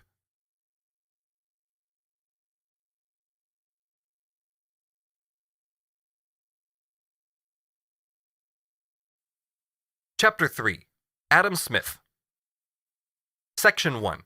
Smith's two different definitions of value: the determination of value by the quantity of labor expended, which is contained in a commodity, and its determination by the quantity of living labor which can be bought in exchange for this commodity. Adam Smith, like all economists worth speaking of, takes over from the Physiocrats the conception of the average wage, which he calls the natural price of wages. Quote, "A man must always live by his work, and his wages must at least be sufficient to maintain him. They must even, upon most occasions, be somewhat more, otherwise it would be impossible for him to bring up a family, and the race of such workmen could not last beyond the first generation." Adam Smith expressly states that the development of the productive powers of labor does not benefit the laborer himself. He says, quote, "The produce of labor constitutes the natural recompense or wages of labor. In that original state of things, which precedes both the appropriation of land and the accumulation of stock, the whole produce of labor belongs to the laborer. He has neither landlord nor master to share with him. Had this state continued, the wages of labor would have augmented with all those improvements in its productive powers, to which the division of labor gives occasion. All things would gradually have become cheaper. At any rate, all those things requiring a smaller quantity of labor for their reproduction. But they not only would have become cheaper, they have, in point of fact, become cheaper. They would have been produced by a smaller quantity of labor, and as the commodities produced by equal quantities of labor would naturally in this state of things be exchanged for one another, they would have been purchased likewise with the produce of a smaller quantity. But this original state of things, in which the laborer enjoyed the whole produce of his own labor, could not last beyond the first introduction of the appropriation of land and the accumulation of stock. It was at an end, therefore, long before the most considerable improvements were made in the productive powers of labor, and it would be to no purpose to trace any further what might have been its effects upon the recompense or wages of labor. Here, Adam Smith very acutely notes that the really great development of the productive power of labor starts only from the moment when it is transformed into wage labor, and the conditions of labor confront it on the one hand as landed property, and on the other as capital. The development of the productive power of labor thus begins only under conditions in which the laborer himself can no longer appropriate its result. It is therefore quite useless to investigate how this growth of productive powers might have influenced or would influence wages, taken here as equal to the product of labor, on the hypothesis that the product of labor, or the value of this product, belonged to the laborer himself. Adam Smith is very copiously infected with the conceptions of the Physiocrats, and often whole strata run through his work which belong to the Physiocrats and are in complete contradiction with the views specifically advanced by him. This is so, for example, in the theory of rents, etc. For our present purpose, we can completely disregard these passages in his writings, which are not characteristic of himself, but in which he is a mere physiocrat. In the first part of this work, when dealing with the analysis of the commodity, I have already pointed out Adam Smith's inconsistency in his treatment of how exchange value is determined. In particular, how he sometimes confuses, and at other times substitutes, the determination of the value of commodities by the quantity of labor required for their production with its determination by the quantity of living labor with which commodities can be bought, or what is the same thing, the quantity of commodities with which a definite quantity of living labor can be bought. Here, he makes the exchange value of labor the measure for the value of commodities. In fact, he makes wages the measure, for wages are equal to the quantity of commodities bought with a definite quantity of living labor, or to the quantity of labor that can be bought by a definite quantity of commodities. The value of labor, or rather of labor power, changes like that of any other commodity, and is in no way specifically different from the value of other commodities. Here, value is made the measuring rod and the basis for the explanation of value, so we have a vicious circle. From the exposition that follows, however, it will be seen that this vacillation and this jumbling up of completely heterogeneous determinations of value do not affect Smith's investigations into the nature and origin of surplus value, because in fact, without even being aware of it, whenever he examines this question, he keeps firmly to the correct determination of the exchange value of commodities, that is, its determination by the quantity of labor, or the labor time expended on them. Many examples can be given to show how often in the course of his work, when he is explaining actual facts, Smith treats the quantity of labor contained in the product as value and determining value. Some of these are quoted by Ricardo. His whole doctrine of the influence of the division of labor and improved machinery on the price of commodities is based on it. Here, one passage will be enough to cite. In chapter 11, Adam Smith speaks of the cheapening of many manufactured goods in his time, as compared with earlier centuries, and he concludes with the words, quote, "It cost a greater quantity of labor to bring the goods to market. When they were bought thither, therefore, they must have purchased or exchanged for the price of a greater quantity." Secondly, however, this contradiction in Adam Smith and his passing from one kind of explanation to another is based upon something deeper, which Ricardo, in exposing this contradiction, overlooked or did not rightly appreciate, and therefore also did not solve. Let us assume that all workers are producers of commodities, and not only produce their commodities but also sell them. The value of these commodities is determined by the necessary labor time contained in them. If, therefore, the commodities are sold at their value, the laborer buys with one commodity, which is the product of 12 hours labor time, another 12 hours labor time in the form of another commodity. That is to say, 12 hours labor time, which is embodied in another use value. The value of his labor is therefore equal to the value of his commodity. That is, it is equal to the product of 12 hours labor time. The selling and buying again, in a word, the whole process of exchange, the metamorphosis of the commodity, alters nothing in this. It alters only the form of the use value in which this 12 hours labor time appears. The value of labor is therefore equal to the value of the product of labor. In the first place, equal quantities of materialized labor are exchanged in the commodities, insofar as they are exchanged at their value. Secondly, however, a certain quantity of living labor is exchanged for an equal quantity of materialized labor, because firstly, the living labor is materialized in a product, a commodity, which belongs to the laborer, and secondly, this commodity is in turn exchanged for another commodity, which contains an equally large quantity of labor. In fact, therefore, a certain quantity of living labor is exchanged for an equal amount of materialized labor. Thus, it is not only commodity exchanging for commodity in the proportion in which they represent an equal quantity of materialized labor time, but a quantity of living labor exchanging for a commodity which represents the same quantity of labor materialized. On this assumption, the value of labor, the quantity of commodities which can be bought with a given quantity of labor, or the quantity of labor which can be bought with a given quantity of commodities, could serve as the measure of value of a commodity, just as well as the quantity of labor contained in it, since the value of labor always represents the same quantity of materialized labor as the living labor requires for the production of this commodity. In other words, a definite quantity of living labor time would always command a quantity of commodities which represents an equal amount of materialized labor time. But in all modes of production, and particularly in the capitalist mode of production, in which the material conditions of labor belong to one or several classes, while on the other hand, nothing but labor power belongs to another class, the working class, what takes place is the opposite of this. The product, or the value of the product of labor, does not belong to the laborer. A definite quantity of living labor does not command the same quantity of materialized labor, or a definite quantity of labor materialized in a commodity commands a greater quantity of living labor than is contained in the commodity itself. But as Adam Smith quite correctly takes as his starting point the commodity and the exchange of commodities, and thus the producers initially confront each other only as possessors of commodities, sellers of commodities and buyers of commodities, he therefore discovers, so it seems to him, that in the exchange between capital and wage labor, materialized labor and living labor, the general law at once ceases to apply, and commodities, for labor too is a commodity insofar as it is bought and sold, do not exchange in proportion to the quantities of labor which they represent. Hence he concludes that labor time is no longer the immanent measure which regulates the exchange value of commodities, from the moment when the conditions of labor confront the wage laborer in the form of landed property and capital.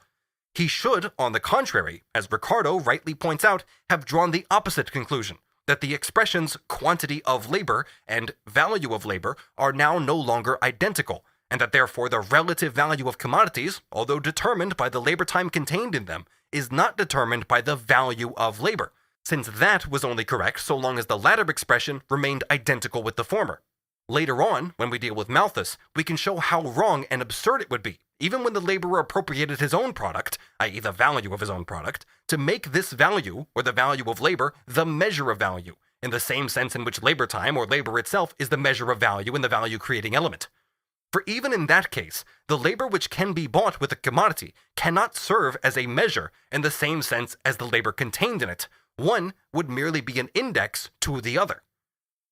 In any case, Adam Smith feels the difficulty of deducing the exchange between capital and labor from the law that determines the exchange of commodities, since the former, apparently, rests on quite opposite and contradictory principles. And indeed, the contradiction could not be solved so long as capital was set directly against labor, instead of against labor power. Adam Smith was well aware that the labor time expended on the reproduction and maintenance of labor power is very different from the labor which it, i.e. labor power, itself can perform.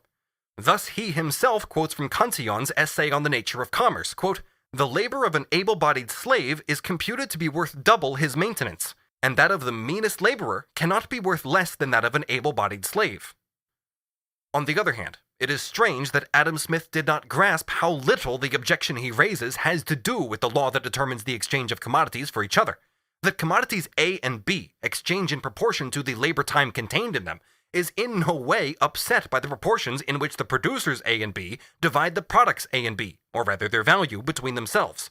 If a part of A goes to the landowner, another to the capitalist, and a third part to the laborer, no matter what the share of each may be, this does not alter the fact that A itself exchanges with B according to its value. The relation between the labor time contained in the commodities A and B is in no way affected by how the labor time contained in A and B is appropriated by various persons. Quote, "When the exchange of broadcloth for linen has been accomplished, the producers of broadcloth will share in the linen in a proportion equal to that in which they previously shared in the broadcloth." End quote from Poverty of Philosophy. It is this too that later the Ricardians rightly maintained against Adam Smith. Thus the Malthusian John Cazenove says, quote, "Interchange and distribution are distinct from each other. The circumstances which affect the one do not always affect the other. For instance, a reduction in the cost of producing any particular commodity will alter its relation to all others, but it will not necessarily alter its own distribution, nor will it in any way affect theirs. Again, a general reduction in the value of commodities affecting them all alike will not alter their relation to each other. It might or might not affect their distribution. But since the distribution of the value of the product between capitalist and worker is itself based upon an exchange between commodities and labor power, Adam Smith is justifiably startled. The fact that he had also made the value of labor, or the extent to which a commodity or money can purchase labor, the measure of value, has a disturbing effect on Smith's argument when he comes to the theory of prices, shows the influence of competition on the rate of profit, etc., It deprives his work of all unity, and even excludes a number of essential questions from his inquiry. As we shall soon see, however, it did not affect his exposition of surplus value in general, because here he keeps consistently to the correct determination of value by the labor time expended in different commodities. So now to his treatment of the question. But first, we must mention one other circumstance. Adam Smith mixes up different things. First, he states in Book 1, Chapter 5, quote, "Every man is rich or poor according to the degree in which he can afford to enjoy the necessaries, conveniences, and amusements of human life. But after the division of labor has once thoroughly taken place, it is but a very small part of these with which a man's own labor can supply him. The far greater part of them he must derive from the labor of other people, and he must be rich or poor according to the quantity of that labor which he can command, or which he can afford to purchase. The value of any commodity, therefore, to the person who possesses it, and who means not to use or consume it himself, but to exchange it for other commodities, is equal to the quantity of labor which it enables him to purchase or command. Labor, therefore, is the real measure of the exchangeable value of all commodities." Further, quote, "They, the goods, contain the value of a certain quantity of labor, which we exchange for what is supposed at the same time to contain the value of an equal quantity. It was not by gold or silver, but by labor, that all the wealth of the world was originally purchased, and its value to those who possess it and who want to exchange it for some new productions is precisely equal to the quantity of labor which it can enable them to purchase or command." Finally, quote, "Wealth, as Mr. Hobbes says, is power, but the person who either acquires or succeeds to a great fortune does not necessarily acquire or succeed to any political power, either civil or military. The power which that possession immediately and directly conveys to him is the power of purchasing a certain command over all the labor, or over all the produce of labor which is then in the market." It can be seen that in all these passages, Adam Smith confuses the labor of other people with the produce of this labor.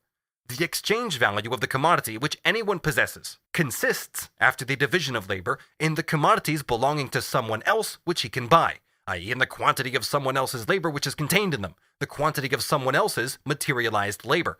And this quantity of the labor of others is equal to the quantity of labor that is contained in his own commodity.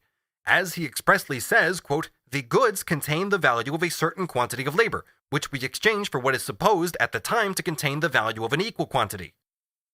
The emphasis here is on the change brought about by the division of labor. That is to say, that wealth no longer consists in the product of one's own labor, but in the quantity of the labor of others which this product commands, the social labor which it can buy, the quantity of which is determined by the quantity of labor it itself contains. In fact, only the concept of exchange value is here involved, that my labor now counts only as social labor, and consequently, its product determines my wealth by its command over an equal quantity of social labor. My commodity, which contains a definite quantity of necessary labor time, gives me command over all other commodities of equal value, and therefore over an equal quantity of the labor of others realized in other use values.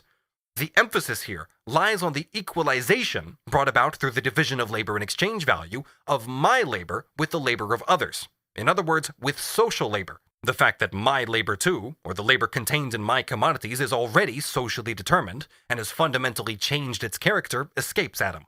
And not at all on the difference between materialized labor and living labor and the specific laws of their exchange. In fact, Adam Smith is here saying nothing more than that the value of commodities is determined by the labor time contained in them, and that the wealth of the owner of commodities consists in the quantity of social labor at his disposal. However, the equating here of labor and product of labor in fact provides the first occasion for the confusion between the determination of the value of commodities by the quantity of labor contained in them and the determination of their value by the quantity of living labor that they can buy. In other words, the determination by the value of labor. When Adam Smith says, quote, "His fortune is greater or less precisely in proportion to the extent of his power, or to the quantity either of other men's labor, or, what is the same thing, here is the false identification, of the produce of other men's labor, which it enables him to purchase." He might just as well have said, it is in proportion to the quantity of social labor contained in his own commodity or fortune, as indeed he also says, "The goods contain the value of a certain quantity of labor, which we exchange for what is supposed at the time to contain the value of an equal quantity." The word value is here superfluous and meaningless. The false conclusion emerges already in this chapter 5, when, for example, he says, quote, "Labor alone, therefore, never varying in its own value, is alone the ultimate and real standard by which the value of all commodities can at all times and places be estimated and compared. What is true of labor itself, and consequently of its measure, labor time, that the value of commodities is always proportionate to the labor time realized in them, no matter how the value of labor may change, is here claimed for the changing value of labor itself. Here, Adam Smith is examining only commodity exchange in general, the nature of exchange value, of the division of labor and of money. The parties to the exchange still confront each other only as owners of commodities. They buy the labor of others in the form of a commodity, just as their own labor appears in the form of a commodity. The quantity of social labor which they command is therefore equal to the quantity of labor contained in the commodity with which they themselves make the purchase. But when in the following chapters he comes to the exchange between materialized labor and living labor, between capitalist and worker, and then stresses that the value of the commodity is now no longer determined by the quantity of labor it itself contains, but by the quantity, which is different from this, of living labor of others which it can command, i.e. buy, he is not in fact saying by this that commodities themselves no longer exchange in proportion to the labor time they contain, but that the increase of wealth, the increase of the value contained in the commodity, and the extent of this increase depends on the greater or lesser quantity of living labor which the materialized labor sets in motion. And put in this way, it is correct. Smith, however, remains unclear on this point. Section 2. Smith's general conception of surplus value, the notion of profit, rent, and interest as deductions from the product of the worker's labor. In Chapter 6 of Book 1, Adam Smith passes on from those relations in which it is assumed that the producers confront one another only as sellers and possessors of commodities to the relations of exchange between those who possess the conditions of labor and those who possess labor power alone. Quote, "In that early and rude state of society which precedes both the accumulation of stock and the appropriation of land, the proportion between the quantities of labor necessary for acquiring different objects seems to be the only circumstance which can afford any rule for exchanging them for one another. It is natural that what is usually the produce of 2 days or 2 hours' labor should be worth double of what is usually the produce of 1 day's or 1 hour's labor. That is to say, the labor time necessary to produce different commodities determines the proportion in which they exchange for one another, or their exchange value. In this state of things, the whole produce of labor belongs to the laborer, and the quantity of labor commonly employed in acquiring or producing any commodity is the only circumstance which can regulate the quantity of labor which it ought commonly to purchase, command, or exchange for. Consequently, on this assumption, the laborer is a mere seller of commodities, and one commands the labor of another only insofar as he buys the other's commodity with his commodity. He thus commands with his commodity only so much of others' labor as is contained in his own commodity, since both exchange only commodities against each other, and the exchange value of the commodities is determined by the labor time or quantity of labor that they contain.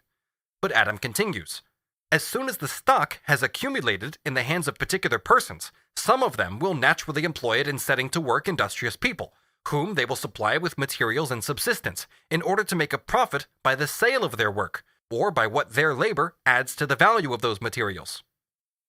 Stop, before we follow the passage further. In the first place, whence come the industrious people who possess neither means of subsistence nor materials of labor, people who are hanging in midair? If we strip Smith's statement of its naive phrasing, it means nothing more than capitalist production begins from the moment when the conditions of labor belong to one class, and another class has at its disposal only labor power. This separation of labor from the conditions of labor is the precondition of capitalist production. Secondly, however, what does Adam Smith mean when he says that the employers of labor set laborers to work in order to make a profit by the sale of their work, or by what their labor adds to the value of the materials? Does he mean by this that the profit comes from the sale, that the commodity is sold above its value? That is what Steuart calls profit upon alienation, which is nothing but a vibration of wealth between parties? Let him answer for himself. In exchanging the complete manufacture, either for money, for labor, here again is a source of new error, or for other goods, over and above what may be sufficient to pay the price of the materials and the wages of the workmen, something must be given for the profits of the undertaker of the work, who hazards his stock in this adventure. We shall return to this hazarding later, in the chapter on the apologetic accounts of profit. This something given for the profits of the undertaker when the complete work is exchanged, does it come from the sale of the commodity above its value? Is it Steuart's profit upon alienation? The value, Adam continues immediately, which the workmen add to the materials, therefore, resolves itself in this case, when capitalist production has begun, into two parts, of which the one pays their wages, the other the profits of their employer upon the whole stock of materials and wages which he advanced. Here, therefore, Adam Smith explicitly states, the profit which is made on the sale of the complete manufacture originates not from the sale itself, not from the sale of the commodity above its value. It is not profit upon alienation. The value, that is, the quantity of labor which the workmen add to the material, falls rather into two parts. One pays their wages, or is paid for through their wages. By this transaction, the workmen give in return only as much labor as they have received in the form of wages. The other part forms the profit of the capitalist. That is, it is a quantity of labor which he sells without having paid for it.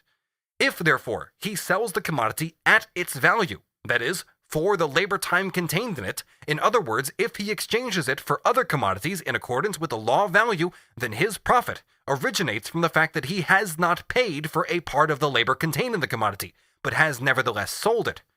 Adam Smith has thereby himself refuted the idea that the circumstance that the whole product of his labor no longer belongs to the laborer, that he is obliged to share it, or its value, with the owner of capital, invalidates the law that the proportion in which commodities exchange for each other, or their exchange value, is determined by the quantity of labor time materialized in them.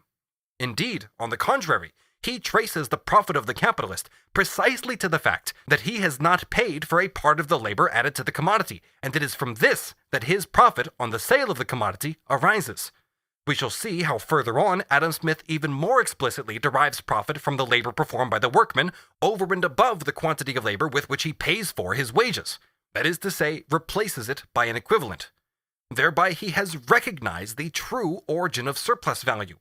At the same time, he has expressly stated that it does not arise from the advanced funds, whose value, however useful they may be in the real labor process, merely reappears in the product, but that it arises exclusively from the new labor which the workmen add to the materials in the new process of production, in which those funds figure as means of labor, or instruments of labor. On the other hand, the phrase, in exchanging the complete manufacture either for money, for labor, or for other goods, is wrong, and arises from the confusion mentioned earlier. If he exchanges the commodity for money or for a commodity, his profit arises from his selling more labor than he has paid for, from the fact that he does not exchange an equal quantity of materialized labor for an equal quantity of living labor. Adam Smith, therefore, must not put the exchange either for money or for other goods on the same footing as the exchange of the complete manufacture for labor. For in the first exchange, the surplus value originates from the fact that the commodities are exchanged at their value, for the labor time contained in them, which, however, is in part unpaid for. Here, it is assumed that the capitalist does not exchange an equal quantity of past labor for an equal quantity of living labor, that the quantity of living labor appropriated by him is greater than the quantity of living labor he has paid for. Otherwise, the workman's wage would be equal to the value of his product. The profit on the exchange of the complete manufacture for money or commodities, if they are exchanged at their value, arises therefore from the fact that the exchange between the complete manufacture and the living labor is subject to other laws, that no equivalents are exchanged here. These cases, therefore, must not be lumped together. Profit is consequently nothing but a deduction from the value which the workmen have added to the material of labor. They add to the material, however, nothing but a new quantity of labor. The workman's labor time therefore resolves itself into two parts, one for which he has received an equivalent, his wages, from the capitalist, the other which he gives to him gratis, and which constitutes the profit. Adam Smith rightly points out that only the part of the labor which the workman newly adds to the material resolves itself into wages and profit. That is to say, the newly created surplus value in itself has nothing to do with the part of the capital which has been advanced as materials and instruments.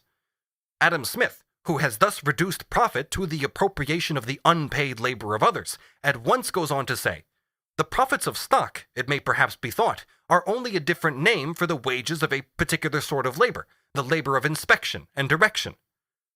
And then he refutes this false view of the labor of superintendence. We shall return to this later, in another chapter.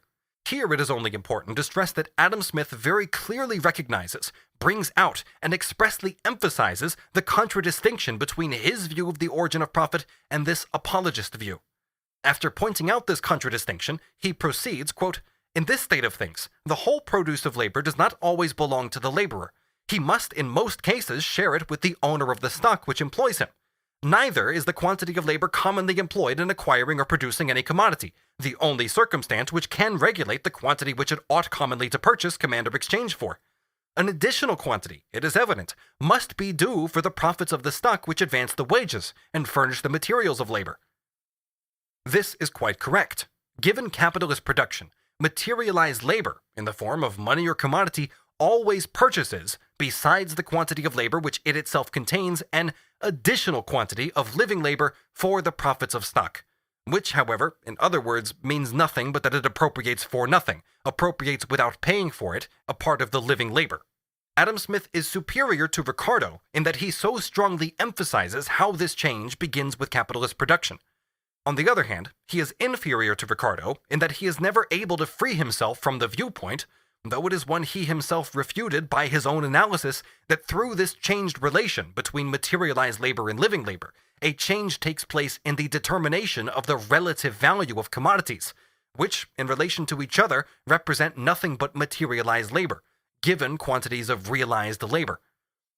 After thus presenting surplus value in the one form, the form of profit, as part of the labor which the worker performs over and above the part of the labor which pays his wages, he does the same with the other form of surplus value, the rent of land. One of the objective conditions of labor alienated from labor, and therefore confronting it as another man's property, is capital. The other is the land itself, the land as landed property. Therefore, after dealing with the owner of capital, Adam Smith continues, "As soon as the land of any country has all become private property, the landlords, like all other men, love to reap where they never sowed, and demand a rent even for its natural produce. The laborer must give up to the landlord a portion of what his labor either collects or produces. This portion, or it comes to the same thing, the price of this portion, constitutes the rent of land." Like industrial profit proper, rent of land is only a part of the labor which is added by the laborer to the materials and which he gives up, hands over to the owner of the land without being paid for it. Hence, only a part of the surplus labor performed by him over and above the part of the labor time which he works to pay his wages, or to return an equivalent for the labor time contained in his wages. Thus, Adam Smith conceives surplus value, that is, surplus labor, the excess of labor performed and realized in the commodity over and above the paid labor, the labor which has received its equivalent in the wages, as the general category, of which profit, in the strict sense, and rent of land are merely branches. Nevertheless, he does not distinguish surplus value as such as a category on its own, distinct from the specific forms it assumes in profit and rent. This is the source of much error and inadequacy in his inquiry, and of even more in the work of Ricardo. Another form in which surplus value appears is interest on capital, interest on money. But this interest on money is always, Adam Smith says in the same chapter, quote, "a derivative revenue, which, if it is not paid from the profit which is made by the use of the money, must be paid from some other source of revenue. Therefore, either rent or wages. In the latter case, assuming the average wage, it does not originate from surplus value, but is a deduction from the wage itself. Or, and in this form, as we shall later have occasion to see, it appears in undeveloped capitalist production, it is the only form of profit. Unless perhaps the borrower is a spendthrift who contracts a second debt in order to pay the interest of the first. Interest is therefore either a part of the profit made with the capital lent. In this case, it is only a secondary form of profit itself, a branch of profit, and thus only a further division between different persons of the surplus value appropriated in the form of profit. Or it is paid out of rent, in which case the same holds good. Or the borrower pays interest out of his own or someone else's capital, in which case it in no way constitutes surplus value, but is merely a different distribution of existing wealth, vibration of the balance of wealth between parties, as in profit upon alienation. Excluding the latter case, when interest is not in any way a form of surplus value, and excluding the case where it is a deduction from the wage or itself a form of profit, Adam Smith does not mention this latter case, interest is therefore only a secondary form of surplus value, a mere part of profit or of rent, affecting merely their distribution, and therefore also is nothing but a part of unpaid surplus labor. The stock which is lent at interest is always considered as a capital by the lender. He expects that in due time it is to be restored to him, and that in the meantime the borrower is to pay him a certain annual rent for the use of it. The borrower may use it either as a capital or as a stock reserved for immediate consumption. If he uses it as a capital, he employs it in the maintenance of productive laborers, who reproduce the value with the profit. He can, in this case, both restore the capital and pay the interest without alienating or encroaching upon any other source of revenue. If he uses it as a stock reserved for immediate consumption, he acts the part of a prodigal and dissipates in the maintenance of the idle what was destined for the support of the industrious. He can, in this case, neither restore the capital nor pay the interest without either alienating or encroaching upon some other source of revenue, such as the property or rent of land. Thus, whoever borrows money, which here means capital, either uses it himself as capital and makes a profit with it. In this case, the interest which he pays to the lender is nothing but a part of the profit under a special name, or he consumes the borrowed money. Then he increases the wealth of the lender by reducing his own. What takes place is only a different distribution of the wealth that passes from the hand of the spendthrift into that of the lender, but there is no generation of surplus value. Insofar, therefore, as interest in any way represents surplus value, it is nothing but a part of profit, which itself is nothing but a definite form of surplus value, that is, unpaid labor.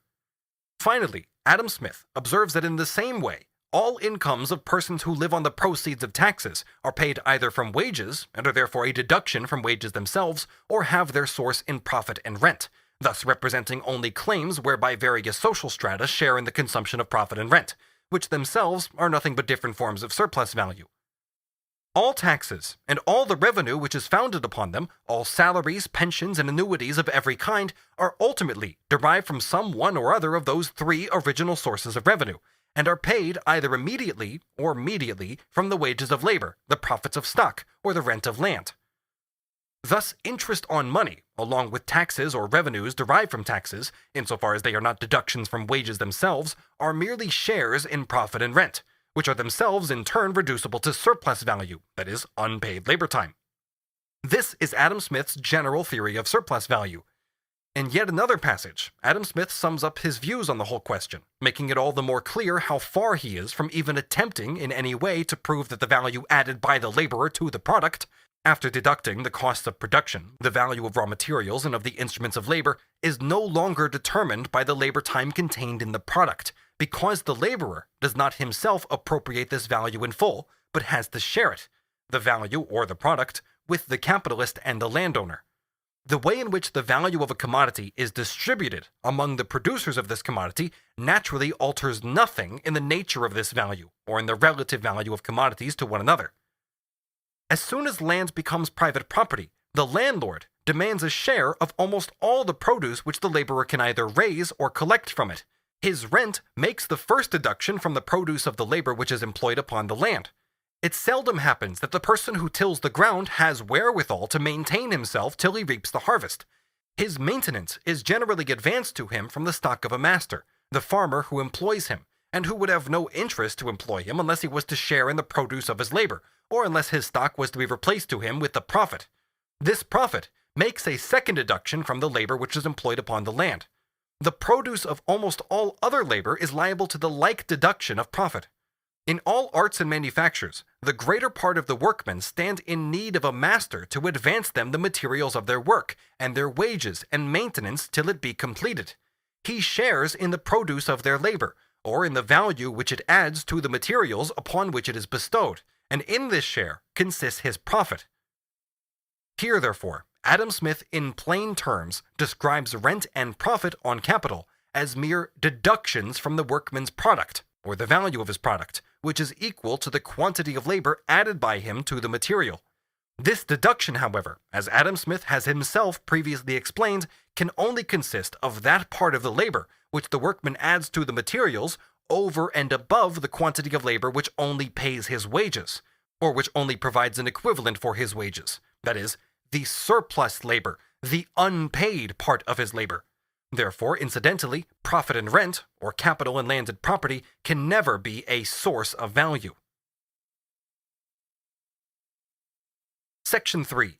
Adam Smith's extension of the idea of surplus value to all spheres of social labor. We see the great advance made by Adam Smith beyond the Physiocrats in the analysis of surplus value and hence of capital. In their view, it is only one definite kind of concrete labor, agricultural labor, that creates surplus value. Therefore, what they examine is the use value of labor, not labor time, general social labor, which is the sole source of value.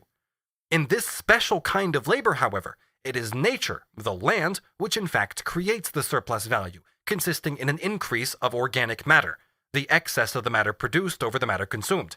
They see it, however, still in quite a restricted form, and therefore distorted by fantastic ideas. But to Adam Smith, it is general social labor, no matter in what use values it manifests itself, the mere quantity of necessary labor which creates value. Surplus value, whether it takes the form of profit, rent, or the secondary form of interest, is nothing but a part of this labor, appropriated by the owners of the material conditions of labor in the exchange with living labor. For the Physiocrats, therefore, surplus value appears only in the form of rent of land. For Adam Smith, rent, profit, and interest are only different forms of surplus value. When I speak of surplus value in relation to the total sum of capital advanced as profit on capital, this is because the capitalist directly engaged in production directly appropriates the surplus labor, no matter under what categories he has subsequently to share this surplus value with the landowner or with the lender of capital. Thus, the farmer pays the landowner directly, and the manufacturer, out of the surplus value he has appropriated, pays rent to the owner of the land on which the factory stands, and interest to the capitalist who has advanced capital to him. There are now still to be examined: 1. Adam Smith's confusion of surplus value with profit; 2. His views on productive labor; and 3. How he makes rent and profit sources of value, and his false analysis of the natural price of commodities, in which the value of raw materials and instruments is not supposed to have a separate existence, and therefore not to be considered, apart from the price of the three sources of revenue.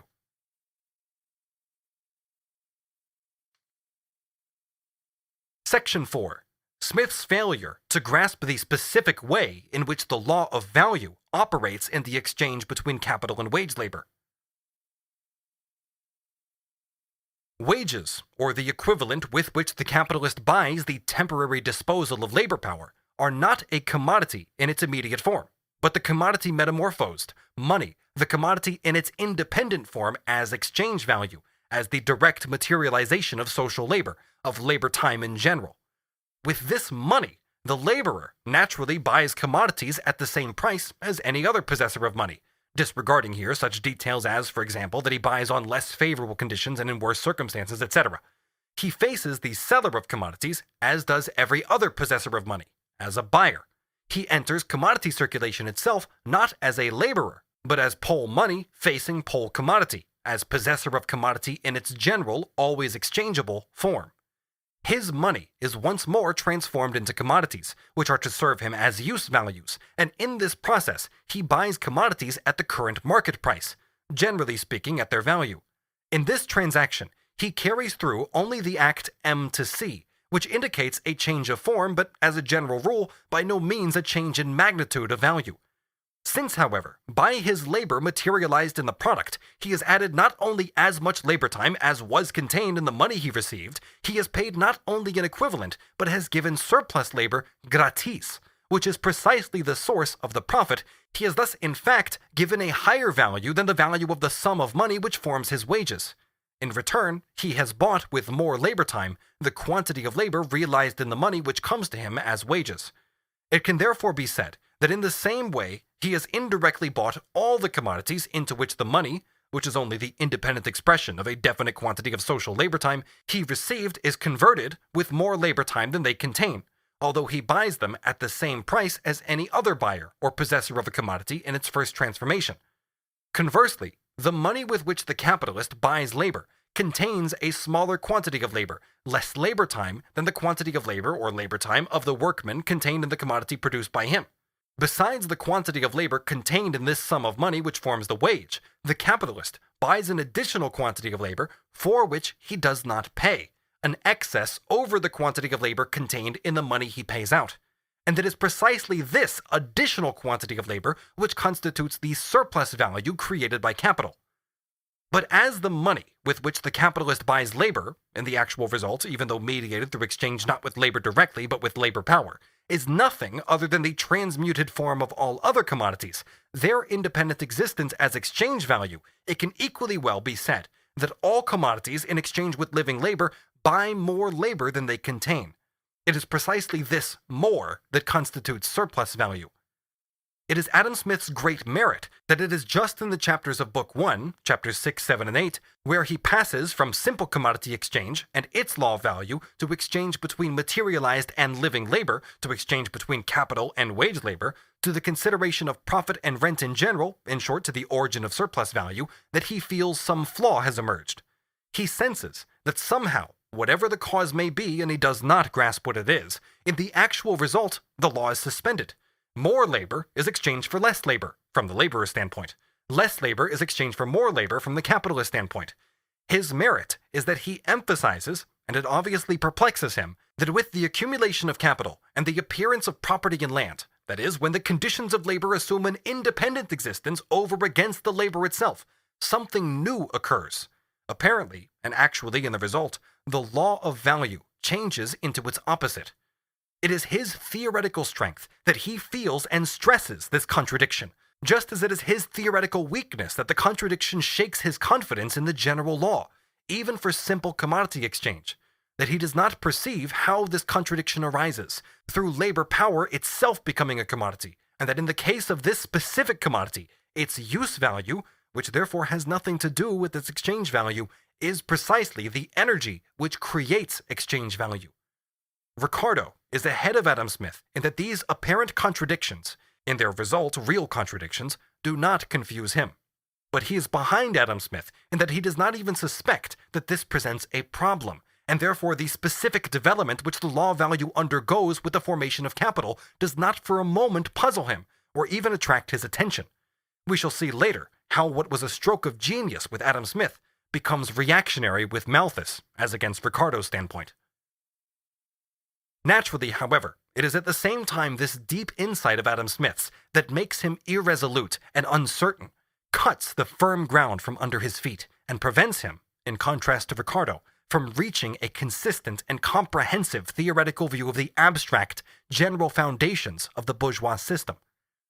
The above-quoted statement by Adam Smith that the commodity buys more labor than it contains, or that labor pays a higher value for the commodity than the latter contains, is thus formulated by Hodgkin, quote, "Natural or necessary price means the whole quantity of labor nature requires from man, that he may produce any commodity. Labor was the original, is now, and ever will be, the only purchase money in dealing with nature. Whatever quantity of labor may be requisite to produce any commodity, the laborer must always, in the present state of society, give a great deal more labor to acquire and possess it than is requisite to buy it from nature. Natural price, thus increased to the laborer, is social price. We must always attend to the difference between natural and social price." In this presentation, Hodgkin reproduces both what is correct and what is confused and confusing in Adam Smith's view. Section 5. Smith's identification of surplus value with profit, the vulgar element in Smith's theory. We have seen how Adam Smith explains surplus value in general, of which the rent of land and profit are only different forms and component parts. As he presents it, the part of capital which consists of raw material and means of production has nothing directly to do with the creation of surplus value. The latter arises exclusively from the additional quantity of labor which the laborer gives over and above the part of his labor which forms only the equivalent for his wages. Therefore, it is only that part of the capital advance which consists of wages from which the surplus value directly arises, since it is the only part of capital which not only reproduces itself, but produces a surplus. In profit, on the other hand, the surplus value is calculated against the total amount of capital advanced. And besides this modification, other new complications arise through the equalization of profits in the various spheres of production of capital. Because Adam Smith makes what is in substance an analysis of surplus value, but does not present it explicitly in the form of a definite category distinct from its special forms. He subsequently mixes it up directly with a further developed form, profit. This error persists with Ricardo and all his disciples. Hence arise, particularly with Ricardo, all the more strikingly because he works out of the fundamental law of value in more systematic unity and consistency, so that the inconsistencies and contradictions stand out more strikingly, a series of inconsistencies, unresolved contradictions, and fatuities, which the Ricardians, as we shall see later in the section on profit, attempt to solve with phrases in a scholastic way. Crass empiricism turns into false metaphysics, scholasticism, which toils painfully to deduce the undeniable empirical phenomena by simple formal abstraction directly from the general law, or to show by cunning argument that they are in accordance with that law. At this point, where we discuss Adam Smith, we will give an example, because the confusion creeps in immediately, not when he is dealing specifically with profit or rent, those particular forms of surplus value, but where he is thinking of them only as forms of surplus value in general, as deductions from the labor bestowed by the laborers upon the materials. After Adam Smith has said, in Book 1, Chapter 6, quote, "The value which the workmen add to the materials, therefore, resolves itself in this case into two parts, of which the one pays their wages, the other the profits of their employer, upon the whole stock of materials and wages which he advanced." He continues, "The entrepreneur could have no interest to employ them unless he expected from the sale of their work something more than what was sufficient to replace his stock to him, and he could have no interest to employ a great stock rather than a small one unless his profits were to bear some proportion to the extent of the stock."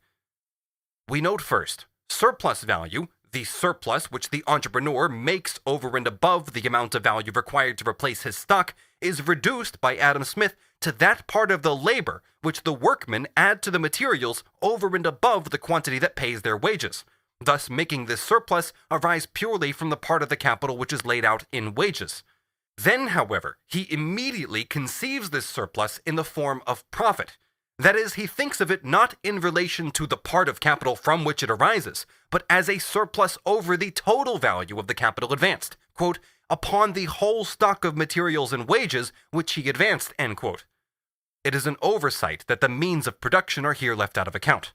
He therefore conceives surplus value directly in the form of profit, hence the difficulties that soon appear. The capitalist, Adam Smith says, quote, "could have no interest to employ them unless he expected from the sale of their work something more than what was sufficient to replace his stock to him." Once capitalist relations are assumed, this is quite correct. The capitalist does not produce in order to satisfy his needs with the product. He produces with absolutely no direct regard for consumption. He produces in order to produce surplus value. But this premise, which amounts to no more than that capitalist production being assumed, the capitalist produces for the sake of surplus value, is not made use of by Adam Smith to explain surplus value, as some of his silly disciples subsequently did. That is to say, he does not explain the existence of surplus value by the interests of the capitalist, by his desire for surplus value. On the contrary, he has already derived surplus value from the value which the workmen add to the materials over and above the value which they add in exchange for the wages they have received. But then he goes on at once. The capitalist would have no interest to employ a great stock rather than a small one unless his profits were to bear some proportion to the extent of the stock. Here, profit is no longer explained by the nature of surplus value, but by the interest of the capitalist, which is downright silly. Adam Smith does not sense that by thus directly confusing surplus value with profit, and profit with surplus value, he is upsetting the law of the origin of surplus value which he has just established. If surplus value is only the part of the value, or of the quantity of labor, added by the workman in excess of the part that he adds to the materials in order to replace the wages, why should that second part grow as the direct result of the value of the capital advance being in one case greater than the other? The contradiction becomes even clearer in the example which Adam Smith himself gives immediately following this, in order to refute the view that profit is wages for the so-called labor of superintendents. The profits of stock are, however, altogether different from wages. They are regulated by quite different principles, and bear no proportion to the quantity, the hardship, or the ingenuity of this supposed labor of inspection and direction. They are regulated altogether by the value of the stock employed, and are greater or smaller in proportion to the extent of this stock. Let us suppose, for example, that in some particular place, where the common annual profits of manufacturing stock are 10%, there are two different manufacturers, in each of which 20 workmen are employed, at the rate of £15 a year each, or at the expense of £300 a year in each manufactory. Let us suppose, too, that the coarse materials annually wrought up in the one cost only £700, while the finer materials in the other cost £7,000. The capital annually employed in the one will, in this case, amount to only £1,000, whereas that employed in the other will amount to £7,300. At the rate of 10%, therefore, the undertaker of the one will expect a yearly profit of about £100 only, while that of the other will expect about £730. But though their profits are so very different, their labor of inspection and direction may be either altogether or very nearly the same. From surplus value in its general form, we come straight to a general rate of profit, which has nothing directly to do with it. But let us pass on. In both manufactories, 20 workmen are employed. In both, their wages are the same, £300. Proof, therefore, that it is not perhaps a case of a higher kind of labor being employed in one as compared with the other, so that 1 hour's labor, and therefore also 1 hour's surplus labor, would in one be equal to several hours' surplus labor in the other. On the contrary, the same average labor is assumed in both, as the equality of their wages shows. How then can the surplus labor which the workers add beyond the price of their wages be worth 7 times as much in one factory as in the other? Or why should the workers in one factory, because the materials they work up in it are 7 times as costly as in the other, provide 7 times as much surplus labor as in the other, although in both factories they receive the same wages, and therefore work the same time to reproduce their wages?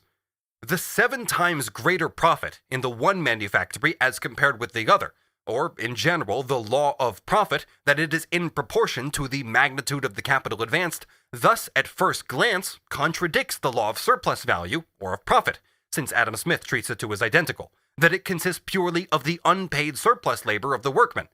Adam Smith puts this down with quite naive thoughtlessness, without the faintest suspicion of the contradiction it presents. All his disciples, since none of them consider surplus value in general as distinct from its determinate forms, followed him faithfully in this. With Ricardo, as already noted, it merely comes out even more strikingly.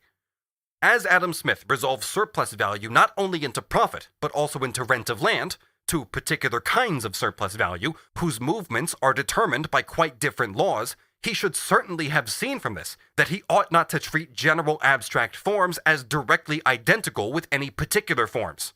With all later bourgeois economists, as with Adam Smith, lack of theoretical understanding needed to distinguish the different forms of the economic relations remains the rule in their coarse grabbing at and interest in the empirically available material. Hence also their inability to form a correct conception of money, in which what is in question is only various changes in the form of exchange value, while the magnitude of value remains unchanged. Section 6. Smith's erroneous view of profit, rent of land, and wages as sources of value. Lauderdale, in An Inquiry into the Nature and Origin of Public Wealth, raises the objection to Adam Smith's exposition of surplus value, which he says corresponds with the views already advanced by Locke, that according to it, capital is not an original source of wealth, as Smith makes out, but only a derivative source. The relevant passages are as follows. Quote, "Above a century ago, Mr. Locke stated pretty nearly the same opinion as Adam Smith. Money, he said, is a barren thing and produces nothing, but by compact transfers that profit that was the reward of one man's labor into another man's pocket. If this, however, was a just and accurate idea of the profit of capital, it would follow that the profit of stock must be a derivative, and not an original source of revenue, and capital could not therefore be considered as a source of wealth, its profit being only a transfer from the pocket of the laborer into that of the proprietor of stock. Insofar as the value of the capital reappears in the product, it cannot be called a source of wealth. Here, it is only as accumulated labor, as a definite quantity of materialized labor, that it adds its own value to the product. Capital is productive of value only as a relation, insofar as it is a coercive force on wage labor, compelling it to perform surplus labor, or spurring on the productive power of labor to produce a relative surplus value. In both cases, it only produces value as the power of labor's own material conditions over labor, when these are alienated from labor, only as one of the forms of wage labor.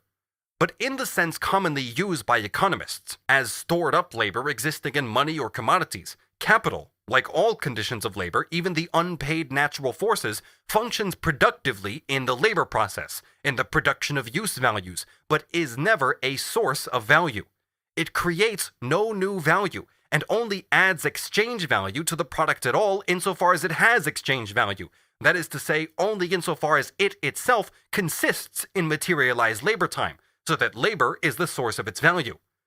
Lauderdale is right in this respect, that Adam Smith, after explaining the nature of surplus value and of value, wrongly presents capital and land as independent sources of exchange value. They are sources of revenue for their owners insofar as they are titles to a certain quantity of surplus labor, which the laborer must perform over and above the labor time required to replace his wages. Thus Adam Smith says, for example, wages, profit, and rent are the three original sources of all revenue, as well as of all exchangeable value. Just as it is true that they are the three original sources of all revenue, so it is false that they are also the three original sources of all exchangeable value, since the value of a commodity is exclusively determined by the labor time contained in it. After just presenting rent and profit as mere deductions from the value or from the labor added by the workman to the raw material, how can Adam Smith call them original sources of exchangeable value? They can only be that in the sense that they set in motion the original source, that is to say, that they compel the workman to perform surplus labor. Insofar as they are titles for the appropriation of a part of the value, that is, of the labor materialized in the commodity, they are sources of income for their owners. But the distribution or appropriation of value is certainly not the source of the value that is appropriated. If this appropriation did not take place, and the workman received the whole product of his labor as his wage, the value of the commodities produced would be just the same as before, although it would not be shared with the landowner and the capitalist. The fact that landed property and capital are sources of income for their owners, that is, give them the power to appropriate a part of the values created by labor, does not make them sources of the value which they appropriate. But it is equally wrong to say that wages are an original source of exchangeable value, although wages, or rather the continuous sale of labor power, is a source of income for the worker. It is the labor, and not the wages of the laborer, that creates value. Wages are only already existing value, or if we consider the whole of production, the part of the value created by the laborer which he himself appropriates. But this appropriation does not create value. His wages can therefore rise or fall without this affecting the value of the commodity produced by him. The following quotation should be added to what has been said above in regard to Adam Smith making the categories in which the value of the commodity is appropriated into sources of this value. After he has refuted the view that profit is only another name for the wages of the capitalist, or wages of labor of superintendents, he concludes, quote, "In the price of commodities, therefore, the profits of stock constitute a component part altogether different from the wages of labor, and regulated by quite different principles." Adam Smith has just shown that the value added by the workmen to the materials is divided between them and the capitalists in the form of wages and profit. Labor is therefore the only source of value, and the price of wages and the price of profits arise out of this source of value. But these prices themselves are not sources of value. Section 7. Smith's dual view of the relationship between value and revenue, the vicious circle of Smith's conception of natural price as the sum of wages, profit, and rent. Here we believe entirely out of account how far Adam Smith regards rent as a constituent element of the price of commodities. For our present inquiry, this question is all the more unimportant because he treats rent just as he treats profit, as a mere part of surplus value, a deduction from the labor added by the laborer to the raw material, and consequently, in fact, also as a deduction from profit, inasmuch as the total unpaid surplus labor is directly appropriated by the capitalist in his relations with labor. It does not matter under what categories he may later have to share this surplus value with owners of the conditions of production, the landowner or the lender of capital. For the sake of simplicity, we shall therefore speak only of wages and profit as the two categories into which newly created value is divided. Let us assume that 12 hours of labor time are materialized in a commodity, leaving out of account the value of the raw material and instruments of labor consumed in it. We can express its value as such only in money. Let us therefore assume that 12 hours of labor time are likewise materialized in 5 shillings. Thus, the value of the commodity is 5 shillings. By the natural price of commodities, Adam Smith understands nothing but their value expressed in money. The market price of the commodity, of course, stands either above or below its value. Indeed, as I shall show later, even the average price of commodities is always different from their value. Adam Smith, however, does not deal with this in his discussion of natural price. Moreover, neither the market price nor still less the fluctuations in the average price of commodities can be comprehended except on the basis of an understanding of the nature of value. If the surplus value contained in the commodity is 20% of its total value, or what amounts to the same thing, 25% of the necessary labor contained in it, then this value of 5 shillings, the natural price of the commodity, can be resolved into 4 shillings wages and 1 shilling surplus value, which here we will call profit, following Adam Smith. It would be correct to say that the magnitude of value of the commodity, determined independently of wages and profit, or its natural price, can be resolved into 4 shillings wages, the price of the labor, and 1 shilling profit, the price of the profit. But it would be wrong to say that the value of the commodity arises from adding together or combining the price of the wages and the price of the profit, which are regulated independently of the value of the commodity. If this were the case, there would be absolutely no reason why the total value of the commodity should not be 8 shillings, 10 shillings, etc., according to whether one assumes the wages to be 5 shillings and the profit 3, and so on. When Adam Smith is examining the natural rate of wages, or the natural price of wages, what guides his investigation? The natural price of the means of subsistence required for the reproduction of labor power. But by what does he determine the natural price of these means of subsistence? Insofar as he determines it at all, he comes back to the correct determination of value, namely the labor time required for the production of these means of subsistence. But when he abandons this correct course, he falls into a vicious circle. By what is the natural price of the means of subsistence determined, which determines the natural price of wages? By the natural price of wages, of profit, of rent, which constitute the natural price of those means of subsistence as of all commodities, and so on ad infinitum. The twaddle about the law of demand and supply, of course, does not help us out of this vicious circle. For the natural price, or the price corresponding to the value of the commodity, is supposed to exist just when demand meets supply. That is, when the price of the commodity does not stand above or below its value as a result of fluctuations in demand and supply. When, in other words, the cost price of the commodity, or the value of the commodity supplied by the seller, is also the price which the demand pays. But as we have said, in investigating the natural price of wages, Adam Smith in fact falls back, at least in certain passages, on the correct determination of the value of the commodity. On the other hand, in the chapter dealing with the natural rate or the natural price of profit, he gets bogged down, so far as the real problem is concerned, in meaningless commonplaces and tautologies. In fact, at first it was the value of the commodity, which he saw as regulating wages and profit and rent. Then, however, he sets to work the other way around, which was closer to what empirical observation showed and to everyday ideas. And now the natural price of commodities is supposed to be calculated and discovered by adding together the natural prices of wages, profit, and rent. It is one of Ricardo's chief merits that he put an end to this confusion. We shall return to this point briefly when we are dealing with him. Here, there is only this further point to be noted. The given magnitude of value of the commodity, serving as a fund for the payment of wages and profit, appears empirically to the industrialist in the form that a definite market price for the commodity holds good for a shorter or longer time, in spite of all fluctuations in wages. It is necessary, therefore, to call attention to this peculiar train of thought in Adam Smith's book. First, the value of the commodity is examined, and in some passages correctly determined, so correctly determined that he traces out in general form the origin of surplus value and of its specific forms, hence deriving wages and profit from this value. But then he takes the opposite course and seeks, on the contrary, to deduce the value of commodities from which he has already deduced wages and profit by adding together the natural prices of wages, profit, and rent. It is this latter circumstance that is responsible for the fact that he nowhere correctly explains the influence of oscillations of wages, profit, etc. on the price of commodities, since he lacks the basis for this. Smith's erroneous conception, see above, which he develops in spite of his originally correct view, is shown also in the following passage. Quote, "Rent enters into the composition of the price of commodities in a different way from wages and profit. High or low wages and profit are the causes of high or low price. High or low rent is the effect of it." End quote. Section 8. Smith's error in resolving the total value of the social product into revenue. Contradictions in his views on gross and net revenue.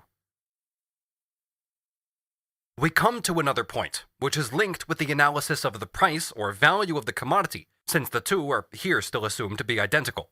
Let us assume that Adam Smith has calculated correctly, that is to say, the value of the commodity being given, he has correctly resolved it into the constituent parts in which this value is distributed among the various agents of production, but has not, on the contrary, tried to deduce value from the price of these constituent parts. Thus we shall leave this aside, and also the one-sided way in which wages and profit are presented only as forms of distribution, and hence both as revenues in the same sense that their owners can consume. Apart from all this, Adam Smith himself raises a question, and this again shows his superiority over Ricardo. Not that he finds the right solution to the question he raises, but that he raises it at all. What Adam Smith says is, quote, "These three parts, wages, profit, and rent, seem either immediately or ultimately to make up the whole price of corn." Of all commodities, Adam Smith here takes corn, because in some commodities rent does not enter into the price as a constituent part. A fourth part, it may be thought, is necessary for replacing the stock of the farmer, or for compensating the wear and tear of his laboring cattle and other instruments of husbandry. But it must be considered that the price of an instrument of husbandry, such as a laboring horse, is itself made up of the same three parts: the rent of the land upon which he is reared, the labor of tending and rearing him, and the profits of the farmer, who advances both the rent of this land and the wages of this labor. Here, profit appears as the primary form, which also includes rent. Though the price of the corn, therefore, may pay the price as well as the maintenance of the horse, the whole price still resolves itself, either immediately or ultimately, into the same three parts of rent, labor, and profit. Here, it is perfectly preposterous that all of a sudden he says labor instead of wages, while he does not put landed property or capital instead of rent or profit. But was it not equally obviously necessary to consider that just as the farmer included the price of the horse and the plow in the price of the corn, the horse breeder or the plow maker, from whom the farmer bought the horse and the plow, would include in the price of the horse and the plow the price of the instruments of production, in the case of the farmer perhaps another horse, and of raw materials such as feed and iron, whereas the fund from which the horse breeder and plow maker paid wages and profit and rent consisted only in the new labor which they added in their sphere of production to the amount of value present in their constant capital. Since therefore Adam Smith admits, in relation to the farmer, that the price of his corn includes, besides the wages, profit, and rent paid by him to himself and others, also a fourth constituent part which is different from these, the value of the constant capital he has used up, such as horses, agricultural implements, etc. This must also hold good for the horse breeder and the manufacturer of agricultural implements, and it is of no avail for Adam Smith to send us from pillar to post. Incidentally, the example of the farmer is peculiarly unhappily chosen for sending us from pillar to post, for in this case, the items of constant capital include one that does not at all need to be bought from somebody else, namely the seed. And does this constituent part of the value resolve itself into wages, profit, or rent for anybody? But for the present, let us proceed and see whether Adam Smith sticks to his view that the value of every commodity is resolvable into one or all of the sources of revenue, wages, profit, and rent, and can therefore, being destined for consumption, be devoured, or at any rate used up in one way or another for personal use, not industrial consumption. First, another preliminary point. In the case, for example, of gathering berries and such, it can be assumed that their value consists entirely of wages, although here, as a rule, some appliances, such as baskets and so on, are required as means of labor. But examples of this kind are quite irrelevant here, where we are dealing with capitalist production. To start with, once more the repetition of the view expressed in Book 1, Chapter 6. Book 2, Chapter 2 states, quote, "It has been shown that the price of the greater part of commodities resolves itself into three parts, of which one pays the wages of the labor, another the profits of the stock, and a third the rent of the land. According to this, the whole value of any commodity resolves itself into revenue, and therefore falls to the share of one or another of the classes which lives on this revenue as a fund for consumption. Now, since the total production of a country, each year, for example, consists solely of the total of the values of the commodities produced, and since the value of each single one of these commodities is resolved into revenues, so also must their sum, the annual product of labor, the gross revenue, be consumable annually in this form. And so immediately after this passage, Smith himself raises the point, quote, "Since this is the case, it has been observed, with regard to every particular commodity taken separately, it must be so with regard to all the commodities which compose the whole annual produce of the land and labor of every country taken complexly. The whole price or exchangeable value of the annual produce must resolve itself into the same three parts, and be parceled out among the different inhabitants of the country, either as the wages of their labor, the profits of their stock, or the rent of their land." This is, in fact, the necessary consequence.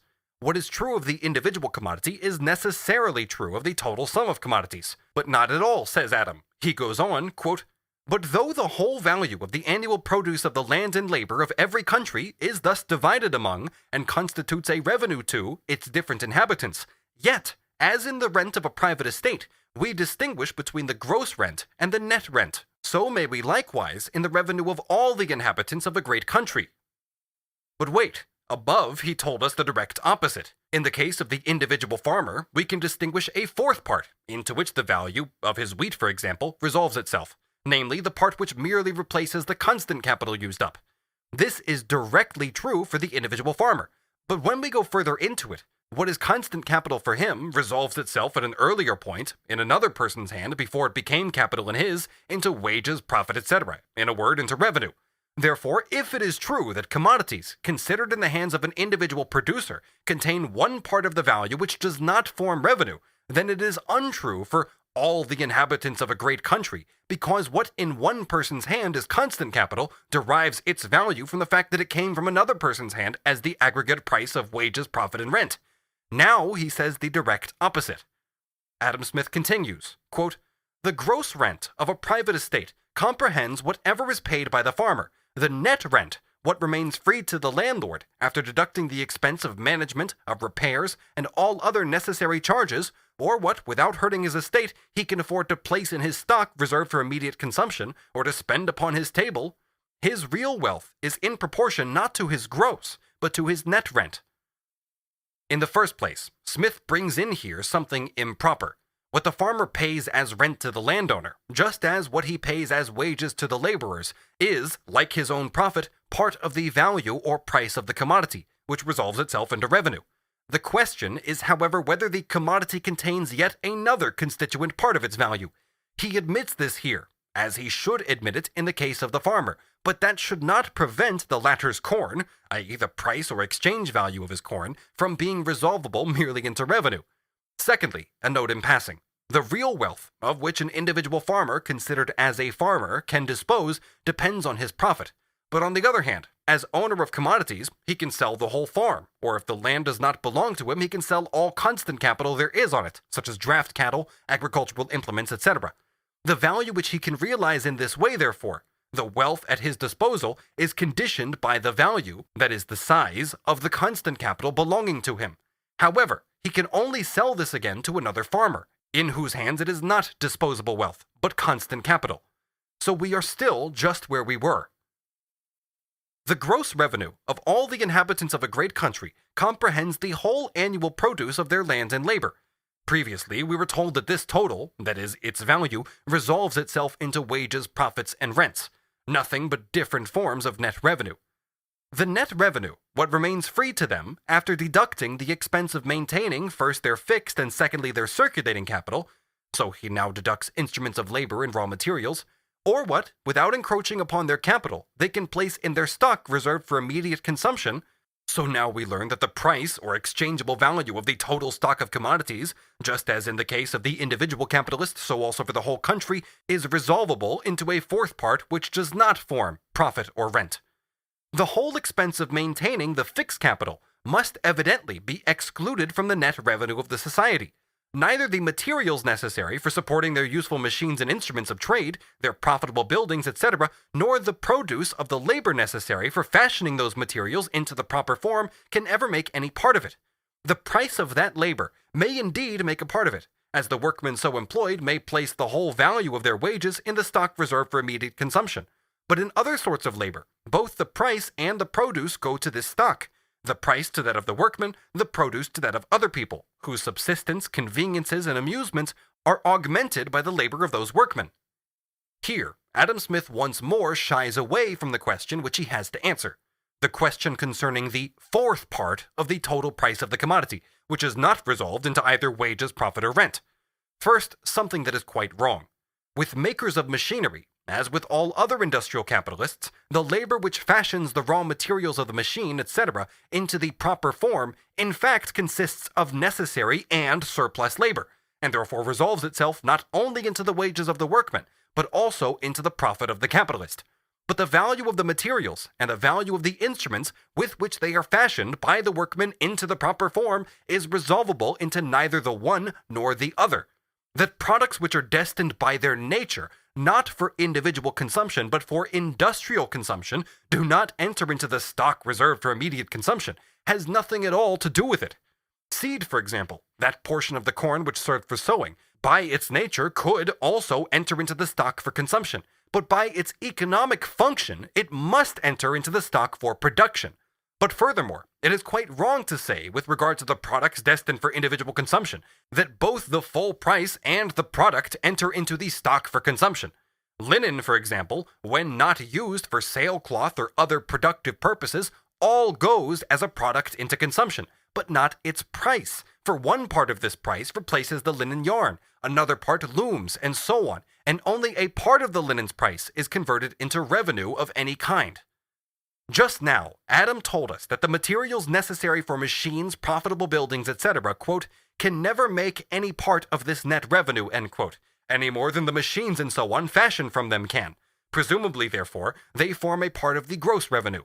Shortly afterwards, he says, on the contrary, quote, the machines and instruments of trade, etc., which compose the fixed capital either of an individual or of a society, make no part either of the gross or of the net revenue of either.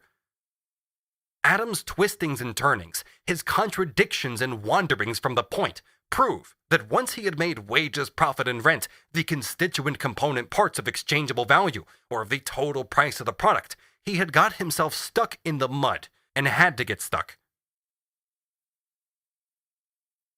Section 9. Say as vulgarizer of Smith's theory.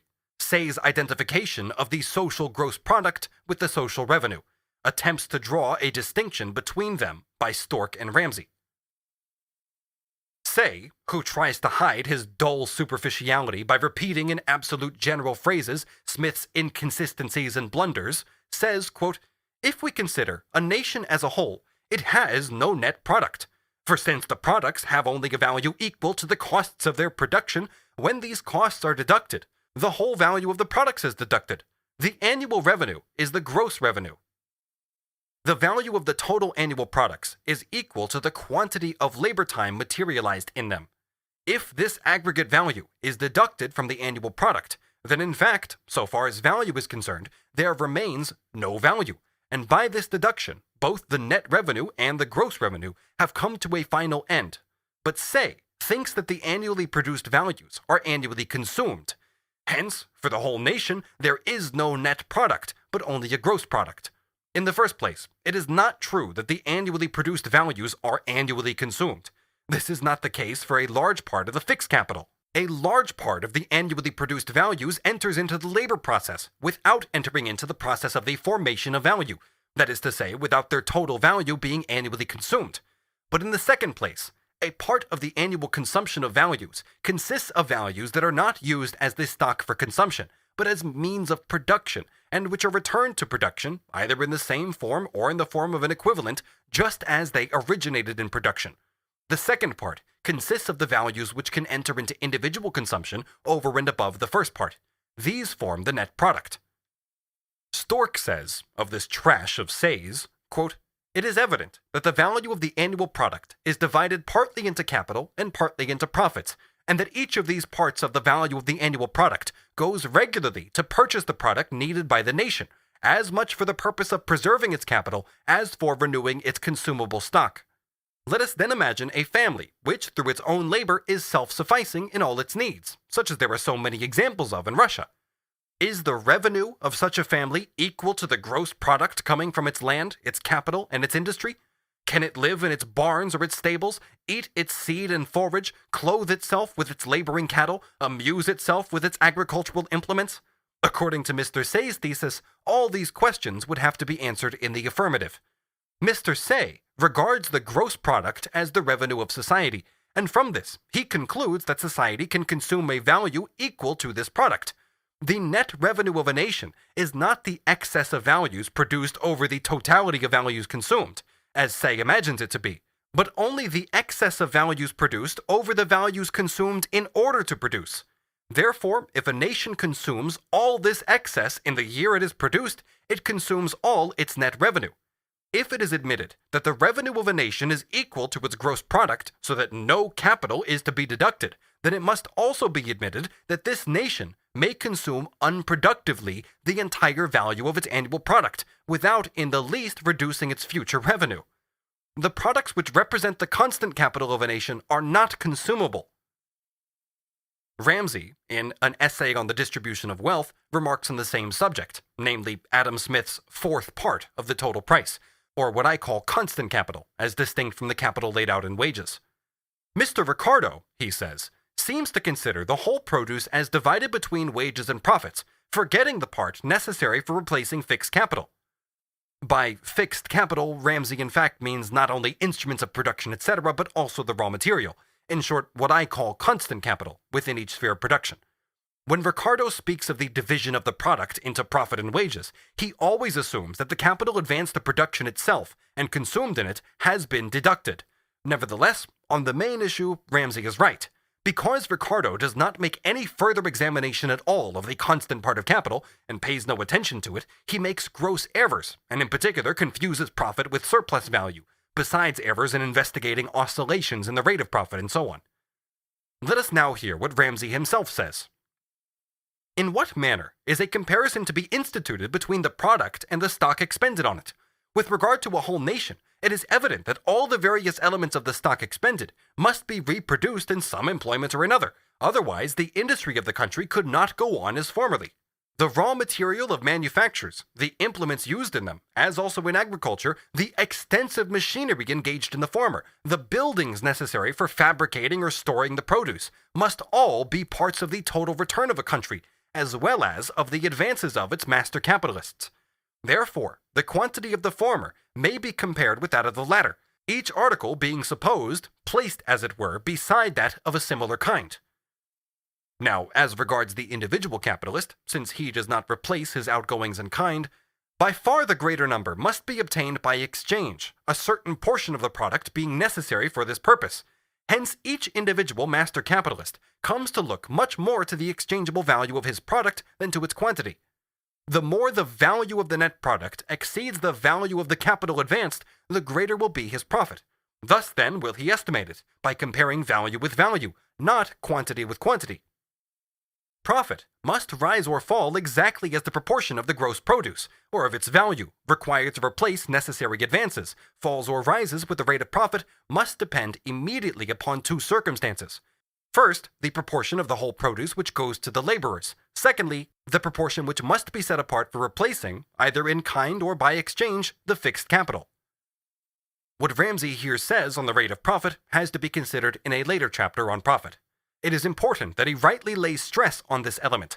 On the one hand, what Ricardo says is correct, that the cheapening of commodities which forms constant capital, which Ramsay calls fixed capital, always depreciates a part of the existing capital.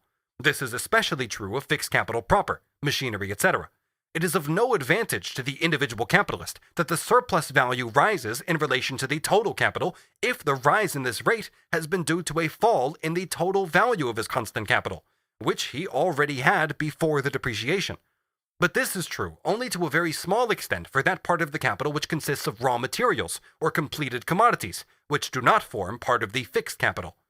The existing amount of these that can be depreciated in this way is always only an insignificant magnitude compared with the total production. It holds good for each capitalist only to a slight extent for that part of his capital expended as circulating capital. On the other hand, since the profit is equal to the proportion of the surplus value to the total advanced capital, and since the quantity of labor that can be absorbed depends not on the value but on the quantity of raw materials and on the efficiency of the means of production, not on their exchange value but on their use value, it is clear that the greater the productivity of industry in branches whose product enters into the formation of constant capital, the smaller the outlay of constant capital required to produce a given quantity of surplus value. Consequently, the greater the proportion of this surplus value to the whole advanced capital, and therefore the higher the rate of profit for a given amount of surplus value. What Ramsay considers doubly, replacement of product by product in the process of reproduction for the whole country and replacement of value by value for the individual capitalist, are two aspects, both of which, in relation to the individual capital, must be taken into account in the circulation process of capital, which is at the same time its reproduction process. Ramsay did not solve the real difficulty which occupied Adam Smith's attention and entangled him in all kinds of contradictions. Put plainly, it is this. The whole capital, as value, resolves itself into labor. It is nothing but a certain quantity of materialized labor. The paid labor, however, is equal to the wages of the laborers. The unpaid labor is equal to the capitalist's profit. So the whole capital must be resolvable, directly or indirectly, into wages and profit. Or is labor somewhere performed which consists neither of wages nor profit, and merely has the purpose of replacing the values used up in production, which are, however, the conditions of reproduction? But who performs this labor, since all labor performed by the laborer is resolved into two quantities, one which maintains his own power to produce, and the other which forms the profit of capital? Section 10. Inquiry into how it is possible for the annual profit and wages to buy the annual commodities, which, besides profit and wages, also contain constant capital. Subsection A. Impossibility of the replacement of the constant capital of the producers of consumption goods through exchange between these producers. To rid the problem of any spurious admixture, there is just one more point to mention at the outset. When the capitalist transforms a part of his profit, of his revenue, into capital, into means of labor and materials of labor, both are paid for by that part of the labor which the laborer has performed gratis for the capitalist. Here, we have a new quantity of labor forming the equivalent for a new quantity of commodities. Commodities which, as use values, consist of means of labor and materials of labor. This, therefore, enters into the accumulation of capital and presents no difficulty.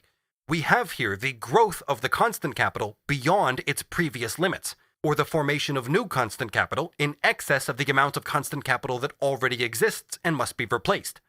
The difficulty is the reproduction of the existing constant capital, not the formation of new constant capital in excess of what has to be reproduced. The new constant capital obviously originates in profit, and has existed for a moment in the form of revenue which is later transformed into capital. This part of the profit consists of the surplus labor time, which, even without the existence of capital, must constantly be performed by society in order to have at its disposal, so to speak, a fund for development, which the very increase of population makes necessary. There is a good explanation of constant capital in Ramsay's work, but only insofar as it concerns its use value. Quote, "Be the amount of the gross return of the farmer, for example, small or great, the quantity of it required for replacing what has been consumed in these different forms can undergo no alteration whatsoever. This quantity must be considered as constant, so long as production is carried on the same scale." So we must first start from the fact. New formation of constant capital, as distinct from the reproduction of the existing constant capital, flows from profit as its source. That is, assuming on the one hand that the wages only suffice for the reproduction of labor power, and on the other that the whole surplus value is embraced under the category profit, since it is the industrial capitalist who directly appropriates the whole surplus value, irrespective of to whom and where he has to surrender some of it later. The master is the general distributor of the national revenue, who undertakes to pay to the laborers the wages, to the moneyed capitalist the interest, to the proprietor the rent of his land. In calling the whole surplus value profit, we regard the capitalist, firstly, as the person who immediately appropriates the whole surplus value, and secondly, as the distributor of that surplus value between himself, the moneyed capitalist, and the proprietor of the soil. That this new constant capital arises from profit, however, means nothing but that it is due to a part of the surplus labor of the laborers. Just as the savage, in addition to the time he needs for hunting, must necessarily use some time for making his bow, or just as in patriarchal agriculture, the peasant, in addition to the time spent in tilling the soil, must use a certain quantity of labor time in producing most of his implements. But the question here is, who is it that labors in order to replace the equivalent of the constant capital already expended in production? The part of the labor which the laborer performs for himself replaces his wages, or, considered in relation to the whole of production, creates his wages. On the other hand, his surplus labor, which forms the profit, is in part a consumption fund for the capitalist, and in part is transformed into additional capital. But the capitalist does not replace the capital already used up in his own production out of this surplus labor, or profit. Were this the case, the surplus value would not be a fund for new capital formation, but only for the maintenance of the old capital. But the necessary labor which forms the wages, and the surplus labor which forms the profit, make up the whole working day, and no other labor is performed in addition to these. The contingency of the capitalist labor of superintendence is included in wages. In this aspect, he is the wage worker, even though not of another capitalist, yet of his own capital. What then is the source, the labor, that replaces the constant capital? The part of the capital expended in wages is replaced, leaving surplus labor out of account, by new production. The laborer consumes the wages, but he adds as much new labor as he has destroyed of old labor. And if we consider the whole working class, without allowing the division of labor to confuse us, he reproduces not only the same value, but the same use values. So that according to the productivity of his labor, the same value, the same quantity of labor is reproduced in a greater or smaller quantity of these same use values. If we take society at any one moment, there exists simultaneously in all spheres of production, even though in very different proportions, a definite constant capital, presupposed as a necessary condition of production, that once and for all belongs to production and must be given back to it, as seed must be given back to the land. It is true that the value of this constant part can fall or rise, depending on whether the commodities of which it is composed have to be reproduced at a less or greater cost. This change in value, however, never alters the fact that in the process of production, into which it enters as a condition of production, it is a postulated value which must reappear in the value of the product. Therefore, this change of value of the constant capital can here be ignored.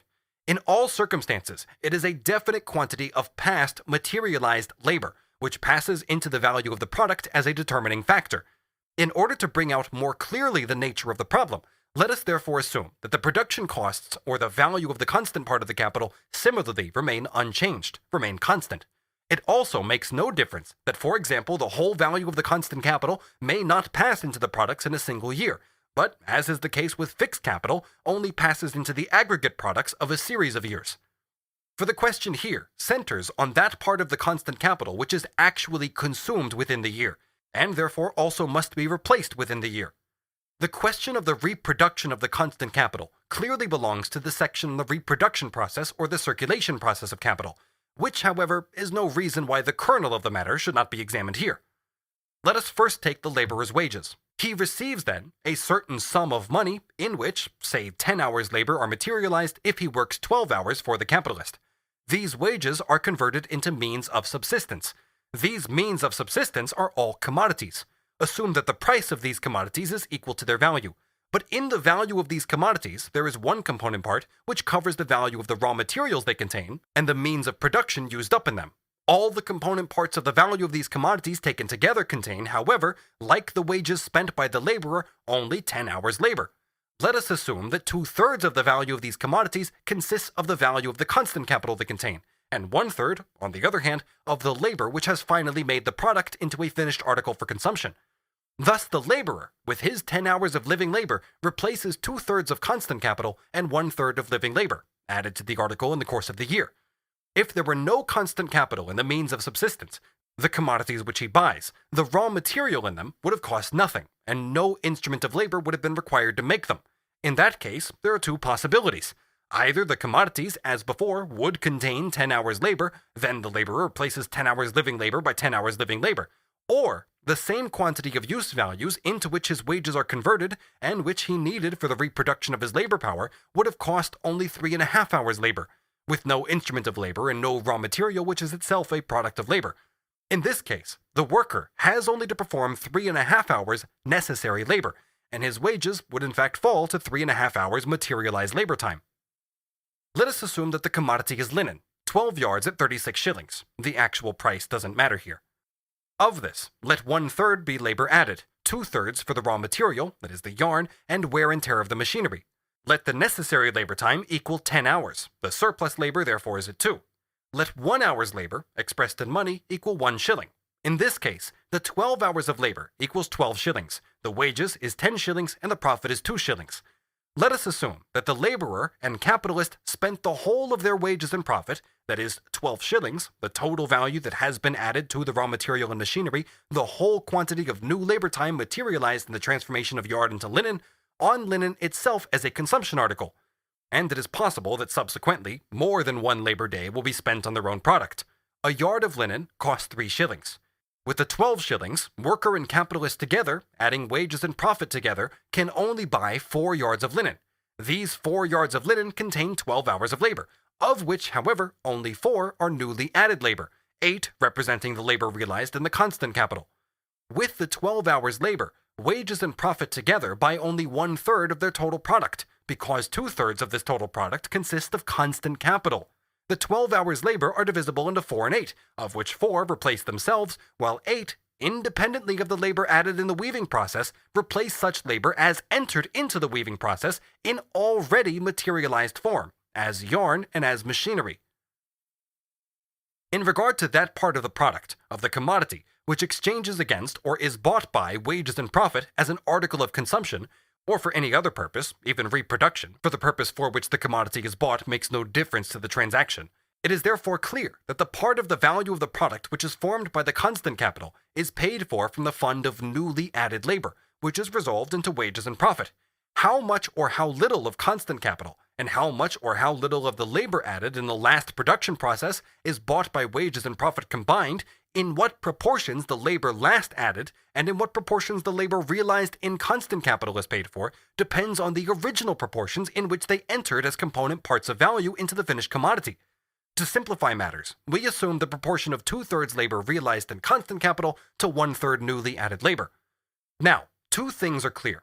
First, the proportion we have assumed in the case of the linen, that is, in the case where worker and capitalist realize wages and profit in the commodities they have themselves produced, when they buy back a part of their product. This proportion remains the same when they expend the same quantity of value on other products. On the assumption that every commodity contains 2/3 of constant capital and 1/3 newly added labor, wages and profit together could always only purchase 1/3 of the product. The 12 hours labor equals 4 yards of linen.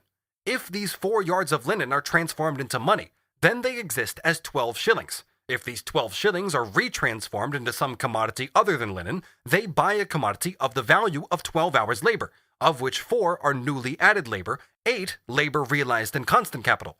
Consequently, this proportion holds good generally, provided the other commodities contain the same original proportion of labor last added and of labor realized in constant capital as linen.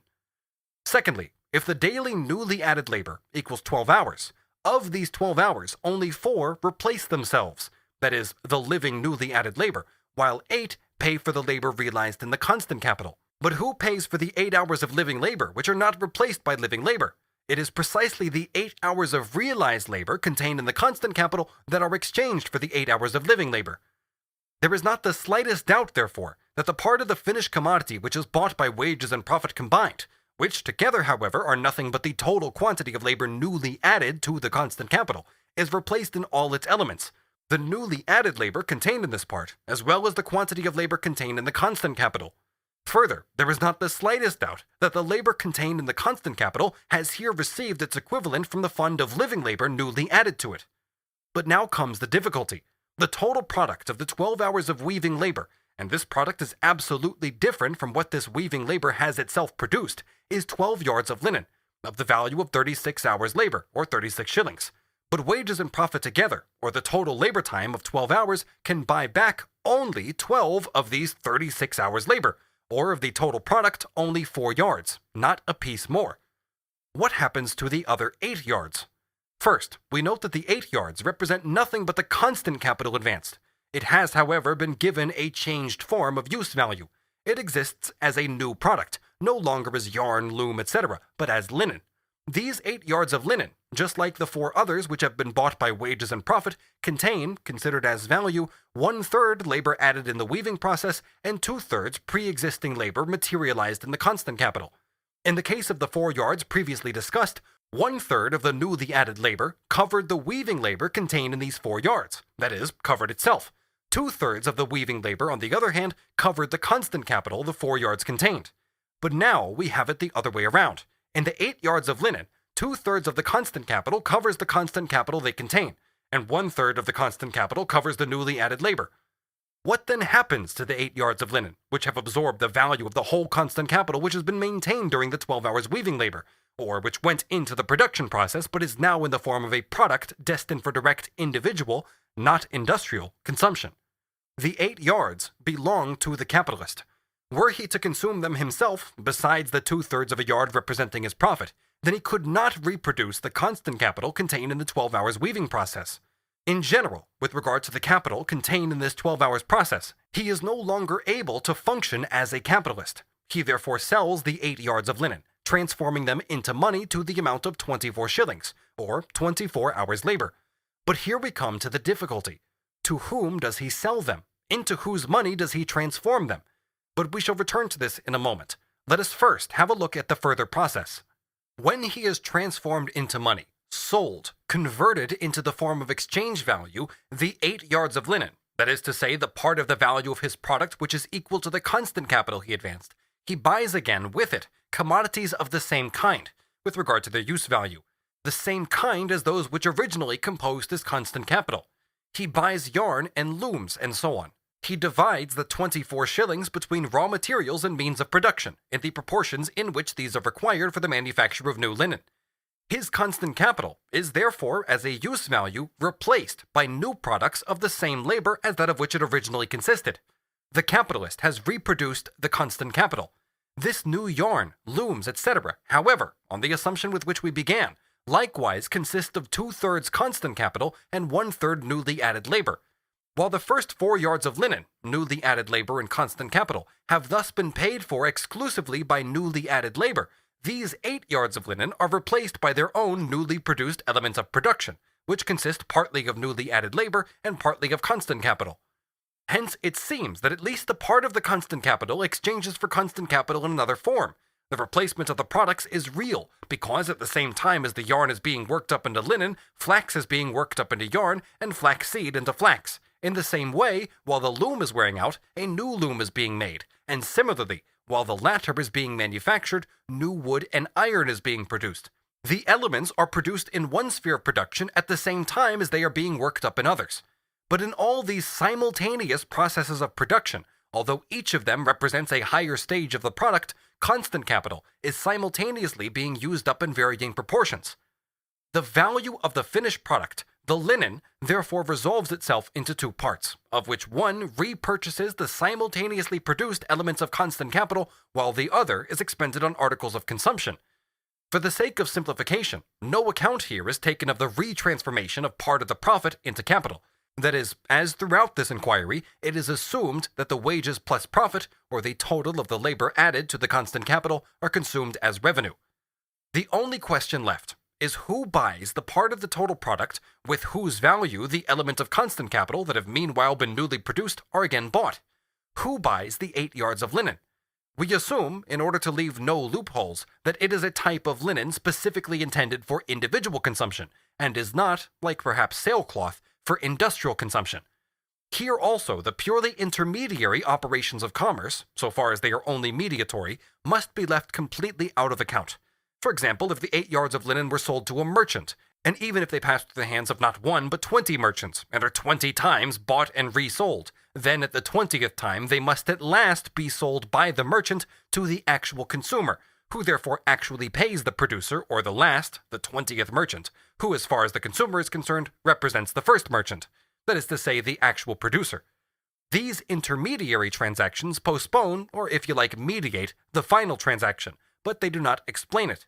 The question remains exactly the same, whether it is who buys the 8 yards of linen from the linen manufacturer or who buys them from the 20th merchant into whose hand they have come through a series of exchanges. The 8 yards of linen, just as the first 4 yards, must pass into the fund for consumption. That is to say, they can only be paid out for wages and profit, for these are the only sources of revenue for the producers, who figure here as the only consumers. The 8 yards of linen contain 24 hours of labor. Let us now assume, taking 12 hours as the generally valid normal working day, that laborer and capitalist in 2 other branches spend their whole wages and profit on linen, as laborer and capitalist in the weaving industry have done with their whole day's labor, the laborer his 10 hours, the capitalist the 2-hour surplus labor made on his laborer, that is, on 10 hours. Then the linen weaver would have sold the 8 yards. The value of his constant capital for 12 yards would be replaced, and this value could again be spent on the particular commodities of which the constant capital consists, because these commodities, yarn, loom, etc., available on the market, have been produced at the same time as yarn and loom were being worked up into linen. The simultaneous production of yarn and loom as products alongside the production process into which they enter as products, but from which they do not emerge as products, explains how it is that the part of the value of the linen equal to the value of the material worked up into it, such as yarn, loom, etc., can be again transformed into yarn, loom, etc. If this production of the elements of linen did not proceed simultaneously with the production of the linen itself, then the 8 yards of linen, even when they have been sold and retransformed into money, could not be retransformed once more from money into the constant elements of linen.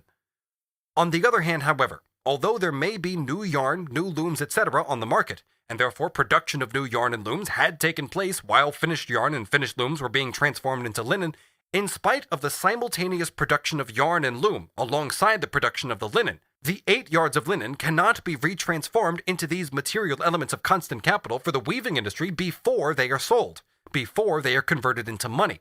The continuous real production of the elements of linen, running side by side with the production of linen itself, therefore does not yet explain to us the reproduction of the constant capital, before we know whence comes the fund to buy the 8 yards of linen, to give them back the form of money, of independent exchange value.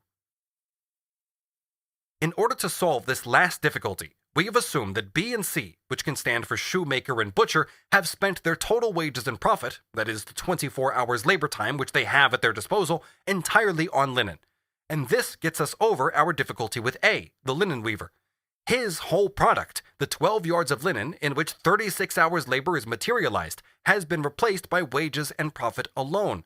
That is, by the whole of the labor time newly added to the constant capital in spheres of production A, B, and C. All the labor time contained in the linen, both that already existing in its constant capital and that newly added in the weaving process, has been exchanged against labor time which did not previously exist as constant capital in any sphere of production, but which was added simultaneously to the constant capital in the 3 production spheres A, B, and C, in the last stage of production. Though, therefore, it is still wrong to say that the original value of the linen was composed of wages and profit alone, since, however, it was made up of the value equal to the total of wages and profit, 12 hours weaving, and the 24 hours labor, which, independently of the weaving process, was contained in the yarn, the loom, in a word, the constant capital, it would, on the other hand, be correct to say that the equivalent of the 12 yards of linen, the 36 shillings, for which they have been sold, is composed of wages and profit alone.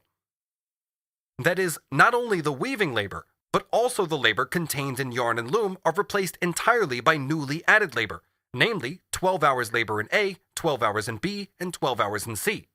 The value of the commodity sold is itself divided into newly added labor, that is, wages and profit, and pre-existing labor, the value of the constant capital, that is, the value for the seller, in fact, the value of the commodity. On the other hand, the purchasing value, the equivalent given by the buyer to the seller, is made up entirely of newly added labor, wages and profit. But as every commodity before it is sold is a commodity for sale and becomes money through a mere change of form, so every commodity after it has been sold would be made up of other component parts of value than it is composed of as a buying commodity, as money, which is absurd. Further, The labor performed by society, for example in 1 year, would not only cover itself, so that if the total quantity of commodities is divided into 2 equal parts, 1/2 of the year's labor would form an equivalent for the other half, but the 1/3 of the labor, which forms the current year's portion in the total labor contained in the annual product, would cover 3/3 of the labor, would be equal to a magnitude 3 times greater than itself. This is still more absurd. In the above example, we have shifted the difficulty, pushed it on from A to B and C, but this has only increased the difficulty, not made it simpler. In the first place, in dealing with A, we had the way out that 4 yards, containing as much labor time as had been added to the yarn, that is, the total wages and profit in A, were consumed in linen itself, in the product of A's own labor. With B and C, this is not the case, since they consume the total labor added by them, their total wages and profit, in the product of sphere A, in linen, and so not in the product of B or C. They have, therefore, to sell not only the part of their product representing the 24 hours labor of constant capital, but also the part of their product which represents the 12 hours labor newly added to the constant capital. B must sell 36 hours labor, not only 24 like A. C is in the same position as B. Secondly, in order to sell A's constant capital, to get it off his hands and transform it into money, we need the whole newly added labor not only of B but also of C. Thirdly, B and C cannot sell any part of their product to A, since the whole part of A which constitutes revenue has already been expended in A itself by the producers of A. Nor can they replace the constant part of A by any part of their own product, since, on the assumption we have made, their products are not production elements for A, but commodities which enter into individual consumption. The difficulty increases at each further step. In order to exchange the 36 hours contained in A's product, that is, 2/3 or 24 hours in constant capital and 1/3 or 12 hours in newly added labor, entirely for labor added to constant capital, A's wages and profit, the 12 hours labor added in A, 1/3 of the product had to be consumed by A itself. The other 2/3 of the total product, being 24 hours, represented the value contained in the constant capital. This value was exchanged for the total quantity of wages and profit, or newly added labor, in B and C. But in order that B and C should be able, with the 24 hours in their products that make up their wages and profit, to buy linen, they must sell these 24 hours in the form of their own products. And in addition, to replace the constant capital, they must sell 48 hours of their own products. They have, therefore, to sell products of B and C to the amount of 72 hours, in exchange for the total quantity of profit and wages in the other spheres D, E, etc. And this means, with a normal 12-hour day, that 12 times 6 hours, being 72, or the labor added in 6 other spheres of production must be realized in the products B and C. That is, the profit and wages, or the total labor added to their respective constant capital in D, E, F, G, H, and I. In these circumstances, the value of the total product of B and C would be paid for entirely in newly added labor, that is, the aggregate wages and profit in production spheres D, E, F, G, H, and I. But in these 6 spheres, the total product would then have to be sold, since no part of these products would be consumed by the producers themselves, as they have already put their whole revenue into products B and C, and no part of it could be accounted for within their own spheres. That is, the product of 6 times 36 hours labor, being 216, of which 144 represent constant capital, and 72, being 6 times 12, newly added labor. Now, in order in turn to transform the products of D, etc. similarly into wages and profit, that is, into newly added labor, all the newly added labor in the 18 spheres K1 to K18, that is to say, the total sum of wages and profit in these 18 spheres, must be entirely expended on the products of spheres D, E, F, G, H, and I. These 18 spheres, K1 to K18, would have to sell, since they consumed none of their products themselves but had already spent their entire revenue in the 6 spheres D to I, 18 times 36 hours labor, or 648 hours labor, of which 18 times 12, or 216, are in newly added labor, and 432 in labor contained in the constant capital. In order, therefore, to transform this total product of K1 through K18 into the labor added, or total wages and profit in other spheres, the labor added in the spheres L1 to L54 would be required, that is to say, 12 times 54, being 648 hours labor. Spheres L1 to L54, in order to exchange their total product, which is equal to 1,944 hours, of which 648, being 12 times 54, is the newly added labor, and 1,296 hours labor is the labor contained in the constant capital. In order to exchange this for newly added labor, they would have to absorb the newly added labor of spheres M1 to M162, for 162 times 12 being 1,944. These in their turn must absorb the newly added labor of spheres N1 to N486, and so on. This is the beautiful progression ad infinitum, which we arrive at if all products are resolved into wages and profit, into newly added labor. If not only the labor added in the commodity, but also its constant capital have to be paid for by newly added labor in another sphere of production. In order to convert the labor time contained in product A, 36 hours, 1/3 newly added labor, 2/3 constant capital, into newly added labor, that is, to have it paid for by wages and profit, we at first assume that 1/3 of the product, whose value is equal to the total of wages and profit, was consumed or bought by the producers of A themselves. The result is shown in the following table. The aforementioned graphic will not be read aloud for the recording. Please consult pages 105 to 107 of a physical or digital copy of the book for visual reference. Here, we would already have the goodly total of 1 plus 2 plus 6 plus 18 plus 54 plus 162 plus 486 different working days in different production spheres, being 729 different production spheres, which already implies a considerably ramified society. In order to sell the total product of A, where only 12 hours labor, being 1 working day, is added to the constant capital of 2 working days, and wages and profit consume their own product, that is, only the 24 hours constant capital, and moreover, to sell it again entirely for newly added labor, for wages and profit, we need 2 working days in B1 and B2, which, however, require a constant capital of 4 working days, so that the total product of B1 to 2 is 6 working days. These must all be sold, because from here on, it is assumed that each subsequent sphere does not consume any of its own product, but spends its profit and wages only on the product of the preceding spheres. In order to replace these 6 working days of the product of B1 and 2, 6 working days are necessary, which, however, presuppose a constant capital of 12 working days. The total product of C1 to 6, therefore, is 18 working days. In order to replace these by labor, 18 working days in D1 to D18 are necessary, which, however, presuppose a constant capital of 36 working days, so that the product is 54 working days. To replace these, 54 are needed, E1 to E54, which presuppose a constant capital of 108. The product is 162. Finally, to replace these, 162 working days are needed, which, however, again presuppose a constant capital of 324 working days. That is, a total product of 486 working days. This is F1 to F162. Finally, to replace this product of F1 to 162, we need 486 working days, being G1 to G486, which, however, presuppose a constant capital of 972 working days. So the total product of G1 to 486 is 972 plus 486 being 1,458 working days.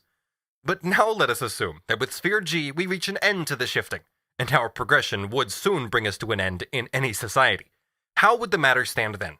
We have a product comprising 1,458 working days, of which 486 newly added labor and 972 labor realized in constant capital.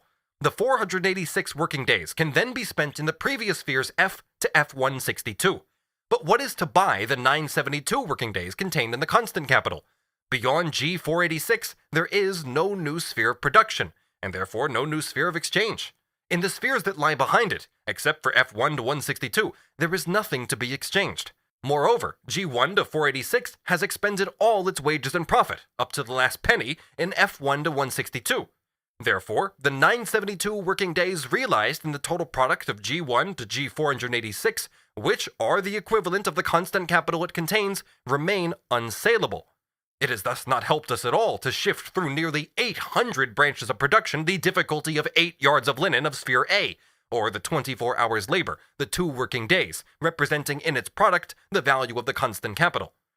It is no use imagining that the reckoning would have a different result if perhaps A did not spend its whole wages and profits in linen, but spent a part of it on the product of B and C. The limit of the outlays, the hours of labor added which are contained in A, B, and C, can always only command a labor time equal to themselves.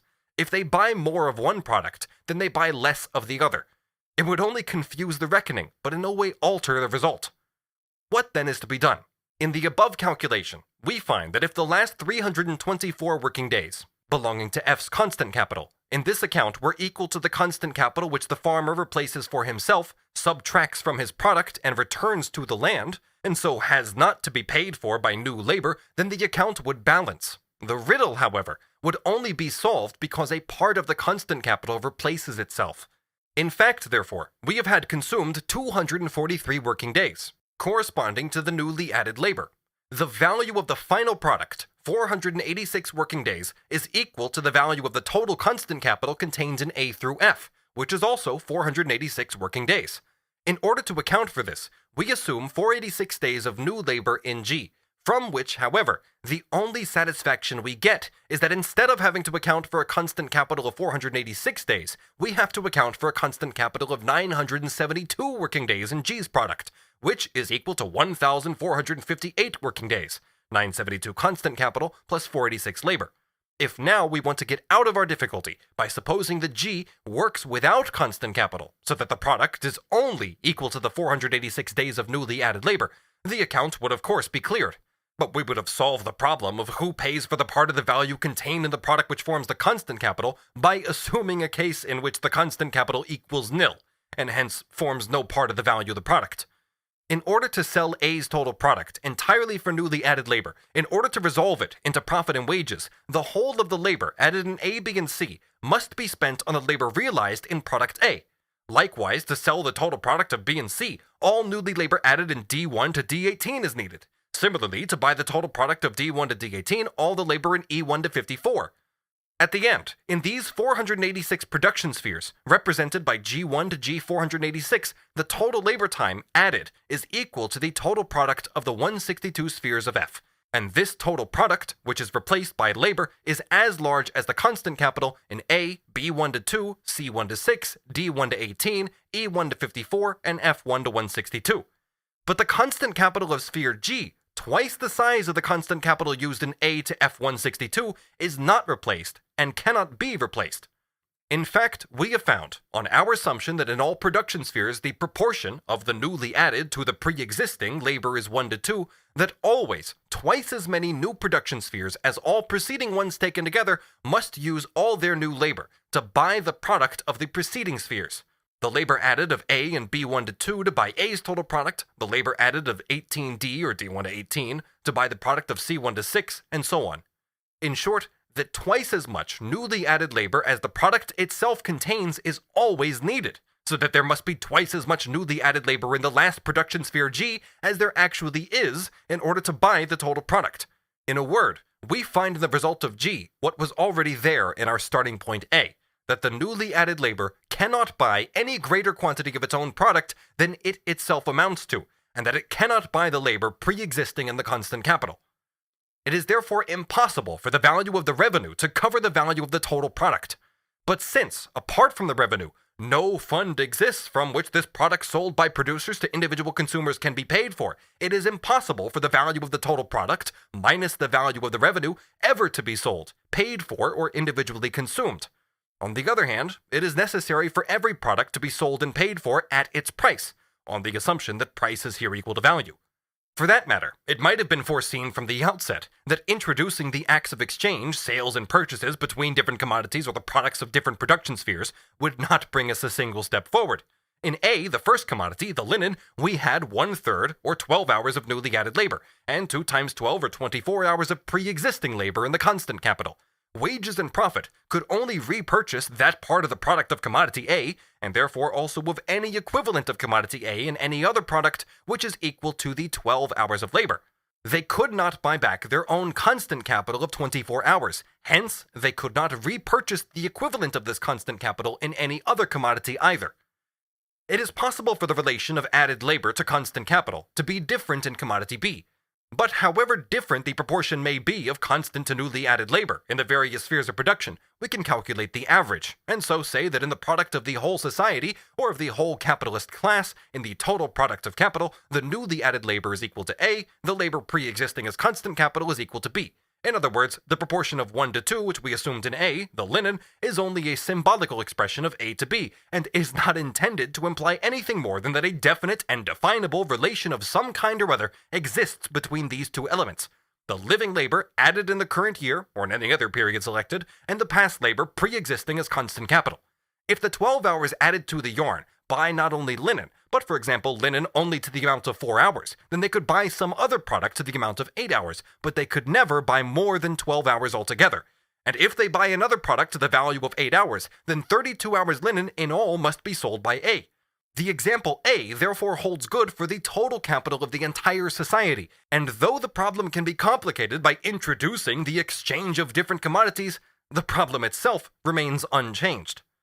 Let us assume that A is the total product of society. Then 1/3 of this total product can be bought by the producers for their own consumption, bought and paid for with the total of their wages and their profits, equal to the total newly added labor, the amount of their aggregate revenue. They have no fund with which to pay for, to buy and consume, the other 2/3. Just as the newly added labor, the 1/3 which consists of profit and wages, is itself covered by its own product, or withdraws only that part of the value of the product which contains 1/3 of the total labor, newly added labor, or its equivalent, so must the 2/3 of pre-existing labor be covered by its own product. That is to say, the constant capital remains equal to itself and replaces itself out of that part of the value which represents the constant capital in the total product. The exchange between various commodities, the series of purchases and sales between different spheres of production, brings about a change in form only in the sense that the constant capital in the various production spheres mutually replace each other in the proportion in which they were originally contained in them. We must now examine this more closely. Subsection B. Impossibility of replacing the whole constant capital of society by means of exchange between the producers of articles of consumption and the producers of means of production. This view, that the annual product of the country is divided into wages and profits, that is rents, interest, etc. included in the latter, is expressed by Adam Smith in Book 2, Chapter 2, in examining the circulation of money and the credit system. On this compare later Tuke, where he says, quote, "The circulation of every country may be considered as divided into two different branches, the circulation of the dealers with one another and the circulation between the dealers and the consumers." Garnier explains that by dealers, Adam Smith here means all traders, manufacturers, artisans, and so on, in a word, the agents of the trade and industry of a country. Though the same pieces of money, whether paper or metal, may be employed sometimes in the one circulation and sometimes in the other, yet, as both are constantly going on at the same time, each requires a certain stock of money, of one kind or another, to carry it on. The value of the goods circulated between the different dealers never can exceed the value of those circulated between the dealers and the consumers, whatever is bought by the dealers being ultimately destined to be sold to the consumers. To this, as well as Tuke, we must come back later. Let us return to our example. The day's product of A linen weaving factory, was equal to 12 yards at 36 shillings, being 36 hours labor, of which 12 are newly added labor, divisible into wages and profit, and 24, or 2 days, equal to the value of the constant capital, which now, however, instead of the old form of yarn and loom, exists in the form of linen, but in a quantity of linen equal to 24 hours at 24 shillings. In this, there is the same quantity of labor as in the yarn and the loom, which it replaces. And with it, therefore, the same quantity of yarn and loom can be bought again, on the assumption that the value of yarn and loom has remained the same, that the productivity of labor in these branches of industry has not altered. The spinner and the loom maker must sell the whole of their year's or their day's product, which for our purpose here is the same thing, to the weaver, for he is the only person for whom their commodity has use value. He is their only consumer. But if the weaver's constant capital is equal to 2 working days, his daily consumed constant capital, then for 1 working day of the weaver there are 2 working days of the spinner and machine maker. 2 working days which may themselves be divided in very different proportions into labor added and constant capital. But the total daily product of spinner and machine maker together, assuming that the machine maker makes only looms, constant capital and added labor together, cannot amount to more than 2 days' labor, while that of the weaver, because of the 12 hours labor newly added by him, amounts to 3 working days. It is possible that spinner and machine maker consume as much living labor time as the weaver.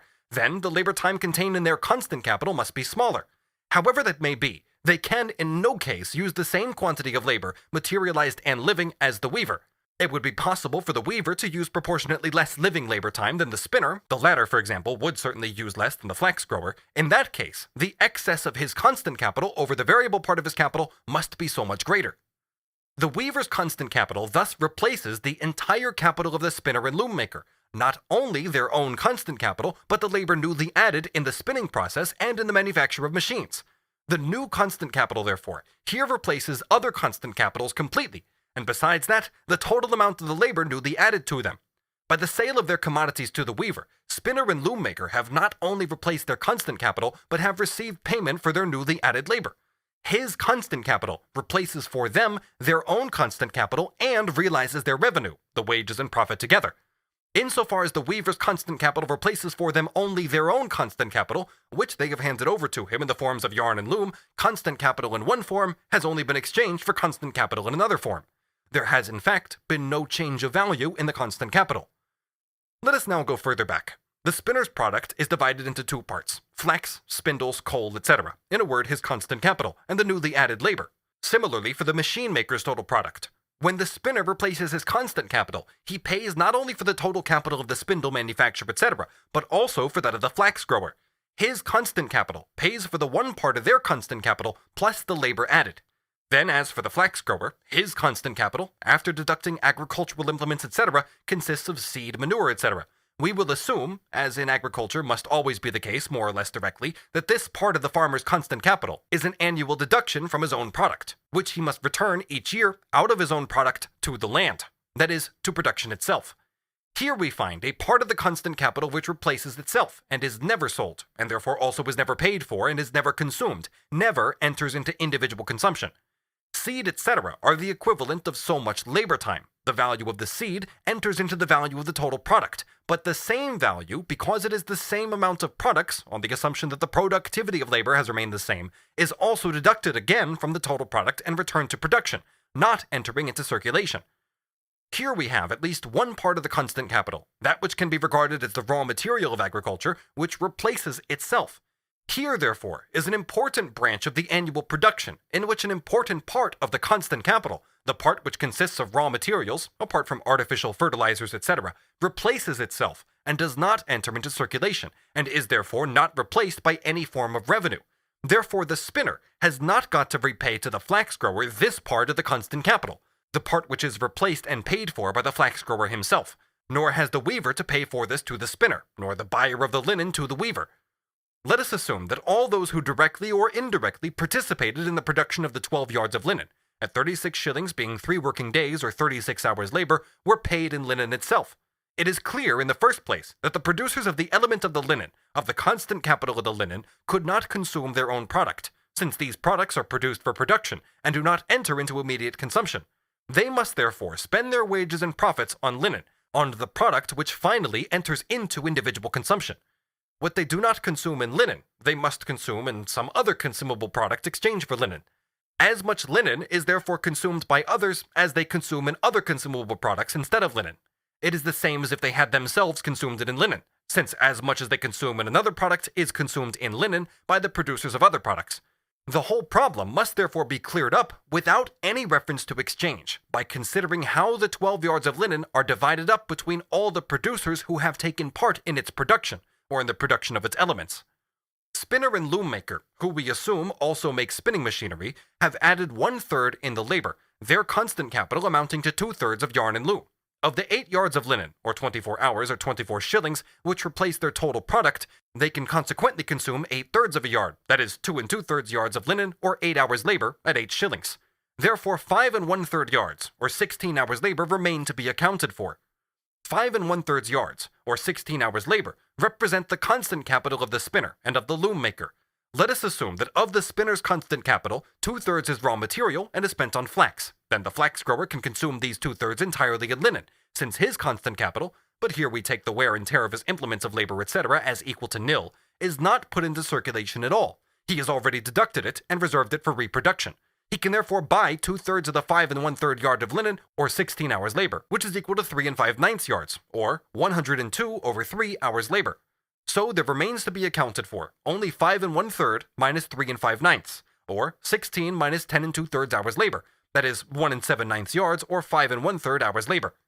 These 1 7/9 yards, or 5 1/3 hours labor, resolve themselves into the constant capital of the loom maker and the total product of the spinning machinery maker, who are assumed to be one person. Therefore, once again, of the weaver's constant capital, let 3/4 be yarn and 1/4 be the loom, means of production in general. The weaver thus pays 6 yards, or 18 hours, to the spinner, and 2 yards, or 6 hours, to the machine maker, etc. Of the 8 which replace the weaver's constant capital, therefore, 2 yards, or 6 shillings at 6 hours, are consumed by the spinner, 2/3 of a yard, or 2 shillings at 2 hours, by the maker of looms, etc. What remains for us to account for is thus 8 minus 2 2/3 yards, or 5 1/3 yards, being 16 shillings or 16 hours labor. These remaining 5 1/3 yards are resolved as follows. We assume that in the 4 yards which represent the spinner's constant capital, that is, the elements of his yarn, 3/4 is the equivalent of the flax, and 1/4 of the spinning machine. The elements of the spinning machine will be reckoned in further on with the constant capital of the loom maker. The two are assumed to be the same person. Of the 4 yards which replace the spinner's constant capital, 3/4 being 3 yards are thus resolved into flax. A considerable part of the constant capital in the flax, used in its production, has not, however, to be replaced, for the flax grower has already returned it to the land in the form of seed, manure, fodder, cattle, etc. Therefore, in the part of his product that he sells, only the wear and tear of his instruments of labor, etc., has to be included as constant capital. Here, we must rate the labor added at 2/3 at least, and the constant capital to be replaced at 1/3 at the most. Thus, what we have still to account for is 1 yard at 3 shillings or 3 hours labor equal to the flax grower's constant capital, 1 1/3 yards at 4 shillings or 4 hours labor equal to the constant capital for the loom, and finally 1 yard at 3 shillings or 3 hours labor for the total product contained in the spinning machine. First, what the machine maker can consume for the spinning machine has to be deducted. Moreover, the agricultural machinery, the flax grower's constant capital, has to be divided into its consumable and other parts. If, therefore, we put together that part of the total product which represents machinery, it amounts to 2 yards for the loom, 1 yard for the spinning machine, 1 yard for the agricultural machine, and 4 yards in all, being 12 shillings or 12 hours labor, or 1/3 of the total product, 12 yards of linen. Of these 4 yards, the machine maker can consume 2/3 of a yard for the loom, 1/3 for the spinning machine, ditto 1/3 for the agricultural machinery, in all 1 1/3 yards. 2 2/3 yards are left, that is, 4/3 constant capital for the loom, 2/3 for the spinning machine, and 2/3 for the agricultural machine, being 8/3 or 2 2/3 yards, at 8 shillings or 8 hours labor. This, therefore, forms the machine builder's constant capital which has to be replaced. Of what now does this constant capital consist? On the one hand, of its raw material, iron, wood, leather, belting, and so on, but on the other hand, of that part of the machine he works with, which he may have built himself, which he uses in building machines, and which gets worn out. Let us assume that the raw material amounts to 2/3 of the constant capital, and the machine building machine to 1/3. This latter 1/3 is to be examined later. Let us then assume that here, in the production of wood and iron, machinery is 1/3 and added labor 2/3, since there is nothing for raw material. Then 2/3 of the 16/9 yards replace labor added, and 1/3 machinery. Thus what is left again for machinery is 16/27 of a yard. The constant capital of the producers of iron and wood, in short, of the extractive industry, consists only of instruments of production, which we here call machinery in general, and not of raw material. Therefore, 8/9 of a yard for the machine building machine, 16/27 of a yard for the machinery used by the producers of iron and wood. So, 24/27 plus 16/27 is equal to 40/27, or 1 13/27 yards. This, therefore, has in turn to be put down to the machine builder's account. Machinery. 24/27 of a yard forms the replacement for the machine building machine, but this in turn is divided into raw material, iron, wood, etc., the part of the machinery used up in building the machine building machine, and labor added. So if each of the elements is 1/3 of the total, 8/27 of a yard would go for the labor added, and 16/27 of a yard would be left for the constant capital to be replaced in the machine building machine. That is, 8/27 of a yard for raw material, and 8/27 to replace the part of the value representing the machinery used up in working this raw material, together 16/27 of a yard. On the other hand, the 16/27, which replace the iron and wood producers' machinery, likewise consist of raw material, machinery, and labor added. This last is equal to 1/3, that is, equal to 16/27 times 3, being 16/81. And the constant capital in this part of the machinery consists of 32/81, of which 16/81 is for the raw material, and 16/81 to make good the wear and tear of the machinery. Thus there remains in the machine builder's hands, as constant capital to make good the wear and tear of his machinery, 8/27 of a yard, with which he replaces the wear and tear of his machine building machine, and 16/81 of a yard for the wear and tear of the iron and wood producer's machinery that has to be replaced. Apart from this, he had, for the replacements of his constant capital, 8/27 of a yard for the raw material contained in the machine building machine, and 16/81 for the raw material contained in the iron and the wood producers' machines. Of this, however, another 2/3 consist of labor added, and 1/3 of machinery used up. Therefore, 2/3 of the 24/81 plus 16/81, being 49/81, is paid for labor. That is, 26 2/3/81. Of this raw material, 131/3/81 is again left to replace machinery. This 131/3/81 of a yard therefore comes back to the machinery manufacturer. Now there would again be, in the hands of the latter, 8/27 of a yard for the replacement of the wear and tear of the machine-building machine, 16/81 to replace the wear and tear of the iron, etc. producer's machinery, and 13 1/3/81 for the part of the value to replace the machinery and the raw material, iron, etc. And so we might go on calculating to infinity, with even smaller fractions, but never able to divide the 12 yards of linen without a remainder. Let us briefly resume the course of our inquiry up to this point. We said at the start that in the different spheres of production, there are different proportions as between the newly added labor, which partly replaces the variable capital laid out in wages, and partly forms the profit, the unpaid surplus labor, and the constant capital to which this labor is added. We could, however, assume an average proportion, for example, A being the labor added to B being the constant capital, or we could assume that the proportion of the latter to the former is 2-to-1, being 2/3 to 1/3. If this holds good in each production sphere of capital, we went on, then the labor added, wages and profit together, in one particular sphere of production can always buy 1/3 of its own product, since wages and profit together form only 1/3 of the total labor time realized in the product. But the other 2/3 of the product, which replace the constant capital, also belong to the capitalist. If he wishes to continue production, however, he must replace his constant capital, that is, retransform 2/3 of his product into constant capital. To do this, he must sell the 2/3. But to whom? We have already deducted 1/3 of the product that can be bought with the total of wages and profit. If this total represents 1 day's labor, or 12 hours, then the part of the product whose value is equal to the constant capital represents 2 days' labor, or 24 hours. So we assume that the second third of the product is bought by profit and wages in another branch of production, and the last 1/3 is bought in turn by profit and wages in a third branch of production. But then we have exchanged the constant capital of product 1 for wages and profit exclusively, that is, for newly added labor, by making the whole labor added to products 2 and 3 be consumed in the form of product 1. Of the 6 working days contained in products 2 and 3, in both newly added and pre-existing labor, none has been replaced or bought by the labor contained in either product 1 or in products 2 and 3.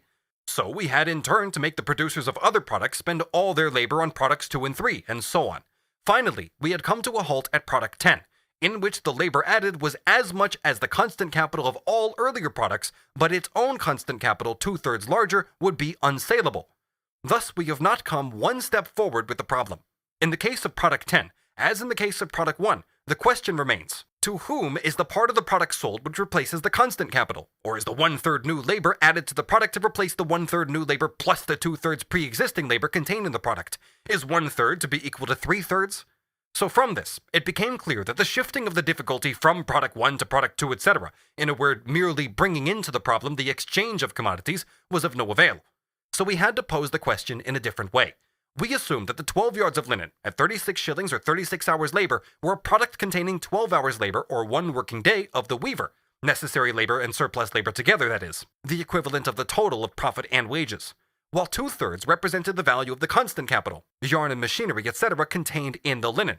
We further assumed, in order to eliminate any recourse to quibbles and intermediate transactions, that the linen was of a kind destined only for individual consumption, and therefore could not serve in turn as raw material for some new product. By this, we assumed that it was a product that had to be paid for from wages and profit, that it must be exchanged for revenue. And finally, to simplify things, we assume that no part of the profit is reconverted into capital, but that the whole profit is spent as revenue. As for the first 4 yards, the first third of the product equal to the 12 hours labor added by the weaver, we soon settled that. They are resolved into wages and profit. Their value is the same as the value of the weaver's total profit and wages. They are therefore consumed by him and his workmen themselves. This solution for the 4 yards is unconditionally valid. For if profit and wages are consumed not in linen, but in some other product, this can only happen because the producers of some other product consume the part of it which is consumable by them in linen, and not in their own product. If of the 4 yards of linen, for example, only 1 is consumed by the linen weaver himself, and 3 yards in meat, bread, and cloth, then just the same as before, the value of the 4 yards of linen is consumed by the linen weavers themselves, only they have consumed 3/4 of the value in the form of other commodities, while the producers of these other commodities have consumed in the form of linen the meat, bread, and cloth consumable by them as wages and profit. Here, as throughout this inquiry, it is of course always assumed that the commodity is sold and sold at its value. But now comes the real problem. The weaver's constant capital exists now in the form of 8 yards of linen, being 24 hours labor at 24 shillings. If he wants to continue production, he must transform these 8 yards of linen into money, 24 shillings, and with this 24 shillings he must buy newly produced commodities to be found on the market, of which his constant capital consists. To simplify the problem, let it be assumed that he does not replace his machinery within a period of years, but that every day, out of the proceeds of his product, he has to replace in kind the part of the machinery that is equal to the part of the value of the machinery worn out each day. He must replace the part of the product that is equal to the value of the constant capital it contains with the elements of this constant capital, or the material conditions of production for his labor. On the other hand, his product, the linen, does not enter any other sphere of production as a condition of production, but passes only into individual consumption. He can therefore replace the part of his product which represents his constant capital only by exchanging it for revenue, or for the part of the value of the product of other producers which consists of wages and profit, consequently of newly added labor. The problem is thus posed in its correct form.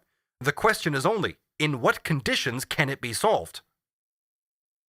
A difficulty that arose in our first presentation of it has now been partly overcome.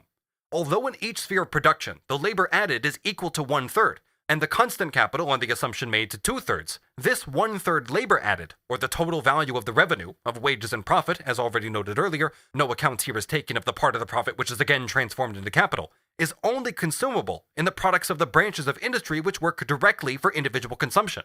The products of all other branches of industry can only be consumed as capital, can only enter into industrial consumption.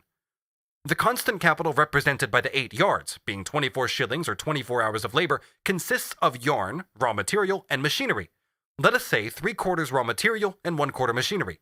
Under raw material, we can here also reckon all auxiliary materials, such as oil, coal, etc., but for the sake of simplicity, it is better to disregard these. The yarn would cost 18 shillings, or 18 hours labor at 6 yards. The machinery, 6 shillings, or 6 hours labor at 2 yards. If, therefore, the weaver uses his 8 yards to buy yarn for 6 yards and machinery for 2 yards, with his constant capital of 8 yards, he has covered not only the constant capital of the spinner and the loom manufacturer, but also the labor newly added by them. A part of what appears as the weaver's constant capital, therefore represents newly added labor on the part of the spinner and the machinery manufacturer, and consequently is for them not capital, but revenue.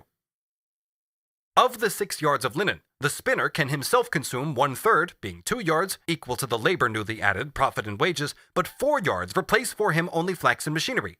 Say 3 yards for flax, 1 yard for machinery. He must pass on the payment for these. Of the 2 yards, the machinery manufacturer can himself consume 2/3 of a yard, but 4/3 only replace for him iron and wood, in a word, raw material, and the machinery used for building the machine.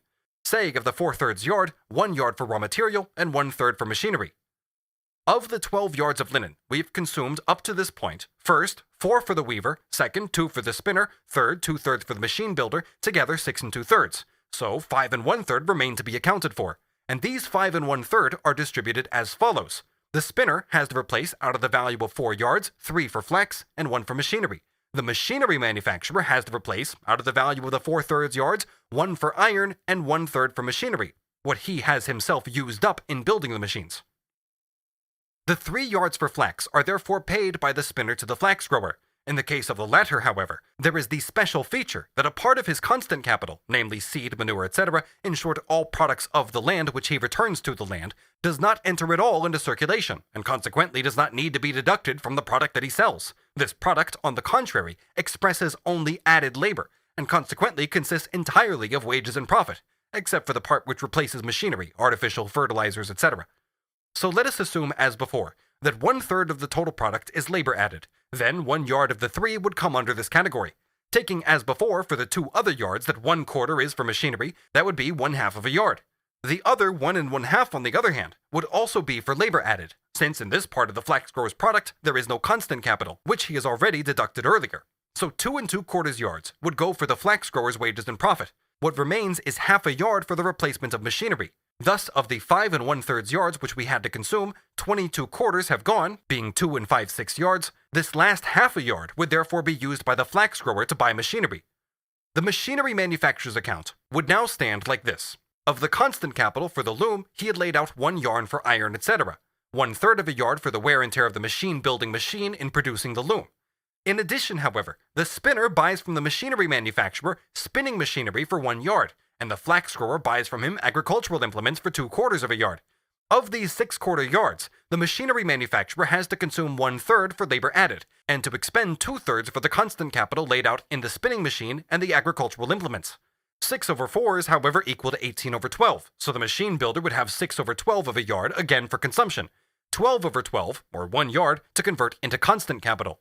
Of the 2 5/6 yards not yet consumed, 1/2 of a yard therefore has gone. 14/6 yards are left, or 2 1/3 yards. Of this yard, the machinery manufacturer would have to expend 3/4 on raw material, iron and wood, etc., and 1/4 to pay himself for the replacement of the machine-building machine.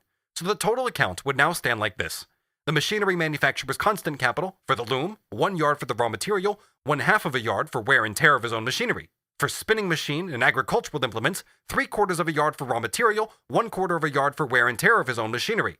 Hence equal to 1 3/4 yards for raw material, 1/3 plus 1/4 for wear and tear of his own machinery. The 1 3/4 yards, or 7/4 yards, therefore buy from the iron and wood manufacturers iron and wood to this value. 7/4 is 21/12, but here a new question arises. In the case of the flax grower, the raw material which is part of the constant capital did not enter into the product he sold, because it had already been deducted. In this case, we must resolve the total product into labor added and machinery. If we even assume that here the added labor was equal to 2/3 of the product, and the machinery 1/3, 14/12 would be consumable, and 7/12 would remain as constant capital for the machinery. This 7/12 would come back to the machinery manufacturer. What was left of the 12 yards would then amount to 1/3 plus 1/4 yard, which the machinery manufacturer would have to pay to himself for the wear and tear of his own machinery, and 7/12 of a yard which the iron and wood manufacturers returned to him for machinery. Hence, 1/3 plus 1/4 being 4/12 plus 3/12 being 7/12. In addition, the 7/12 returned by the iron and wood manufacturers, together 14/12 being 1 1/6. The iron and wood manufacturer's machinery and instruments of labor must be bought from the machinery manufacturer, just as those of the weaver, the spinner, and the flax grower. Thus, of the 7/12 of a yard, let 1/3 equal to 2/12 be labor added. This 2/12 of a yard can therefore also be consumed. The remaining 5/12, actually 4/12 and 2/3/12, but there's no need to be so exact, represents the constant capital contained in the woodcutter's axe and the iron manufacturer's machinery, 3/4 pig iron, wood, etc., and 1/4 machinery used up. Of the 14/12 yards, 12/12, or 1 yard, is left, 3 hours labor at 3 shillings. Therefore, of the 1 yard, 1/4 of a yard for the replacement of the machine-building machine, and 3/4 of a yard for wood, iron, etc. Hence, for the wear and tear of the machine-building machine, 7/12 of a yard plus 1/4 of a yard, being 7/12 plus 3/12 at 10/12 of a yard.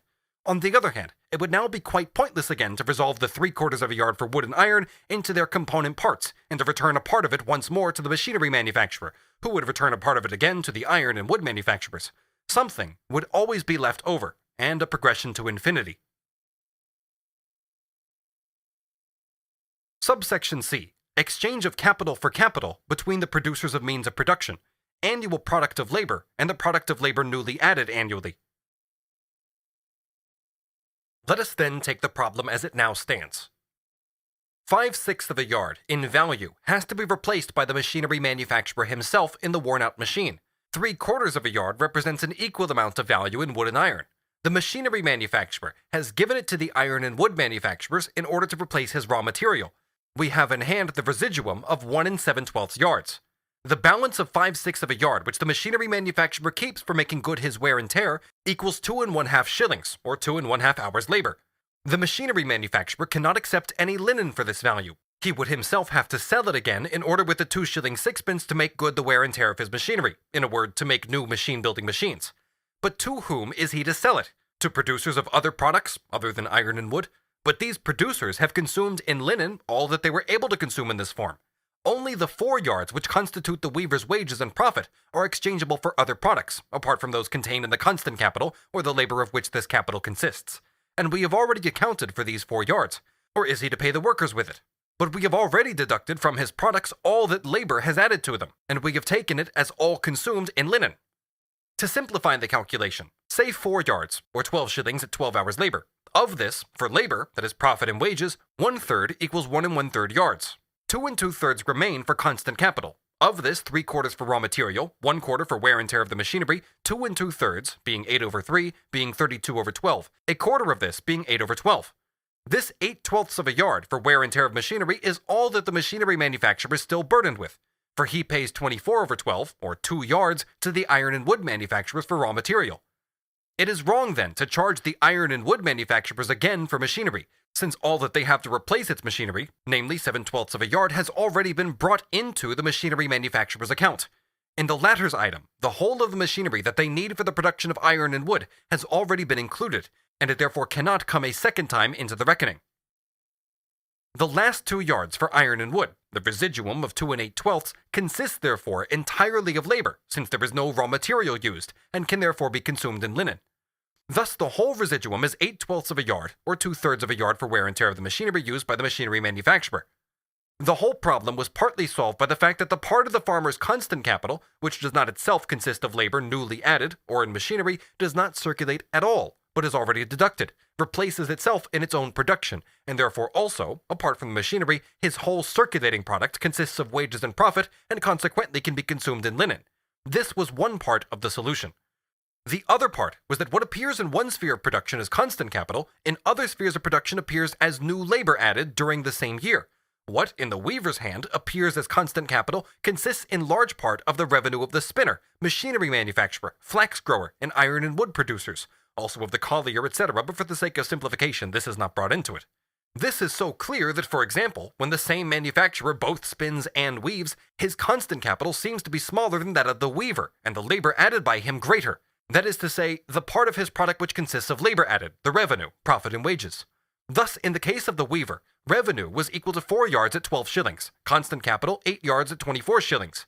If he both spins and weaves, his revenue is equal to 6 yards. His constant capital also equals 6 yards, that is, 2 yards for loom, 3 yards flax, and 1 yard spinning machinery. Thirdly, however, the solution so far found is that all producers who supply only raw material or means of production for the product which finally enters into individual consumption cannot consume their revenue, profit and wages, the labor newly added, in their own product. But they can consume the part of the value of this product which represents revenue only in the consumable product, or, what is the same thing, they have to exchange it for a consumable product of other producers containing the same amount of value. Their newly added labor enters into the final product as a component part of the value, but is only consumed in the form of the final product, while as a use value it is contained in the final product as raw material or machinery used up. Hence, the part of the problem which now remains to be solved is reduced to this. What happens to the 2/3 of a yard for the wear and tear of the machine-building machine? Not of the machines used in production, for these represent new labor, that is, new labor which gives the raw material, which has itself no raw material that costs anything, the form of new machinery. But what happens to the depreciation of the machinery manufacturer's machine-building machine? Or to put it another way, under what conditions can the machinery manufacturer consume the 2/3 of a yard, being 2 shillings, in linen, and at the same time replace his machinery? That is the real question. This takes place, in fact. It necessarily takes place. Hence the problem, how is this phenomenon to be explained? Here, we leave entirely out of account the part of the profit which is transformed into new capital, both circulating and fixed, variable and constant capital. It has nothing to do with our problem, for here, new variable capital, as well as the new constant capital, are created and replaced by new labor, a part of the surplus labor. So putting this case on one side, the total of labor newly added, in a year for example, is equal to the total of profit and wages, i.e. equal to the total of the annual revenues spent on products which enter into individual consumption, such as food, clothing, heating, dwelling house, furniture, etc. The total of these products going into consumption is equal in value to the total labor added annually, to the total value of the revenue. This quantity of labor must be equal to the total labor contained in these products, both the added and the pre-existing labor. In these products, not only the labor newly added, but also the constant capital they contain must be paid for. Their value is therefore equal to the total of profit and wages. If we take linen as the example, then the linen represents for us the aggregate of the products entering into individual consumption annually. This linen must not only be equal to the value of all its elements of value, but its whole use value must be consumable by the various producers who take their share of it. Its whole value must be resolvable into profit and wages, that is, labor newly added each year, although it consists of labor added and constant capital. This is partly explained, as we have said, by first, a part of the constant capital required for the production of the linen does not enter into it, either as use value or as exchange value. This is the part of the flax which consists of seed, etc., the part of the constant capital of the agricultural product which does not enter into circulation, but is directly or indirectly returned to production, to the land. This part replaces itself, so it does not need to be repaid out of the linen. A peasant may sell his whole harvest, say 120 quarters, but then he must buy from another peasant, for example 12 quarters of seed, and the latter has then to use as seed out of his 120 quarters 24 quarters instead of 12, 1/5 instead of 1/10 of his product. In both cases, 24 quarters of the 240 quarters are given back to the land as seed. Of course, this makes a difference in the circulation. In the first case, where each deducts 1/10, 216 quarters enter circulation.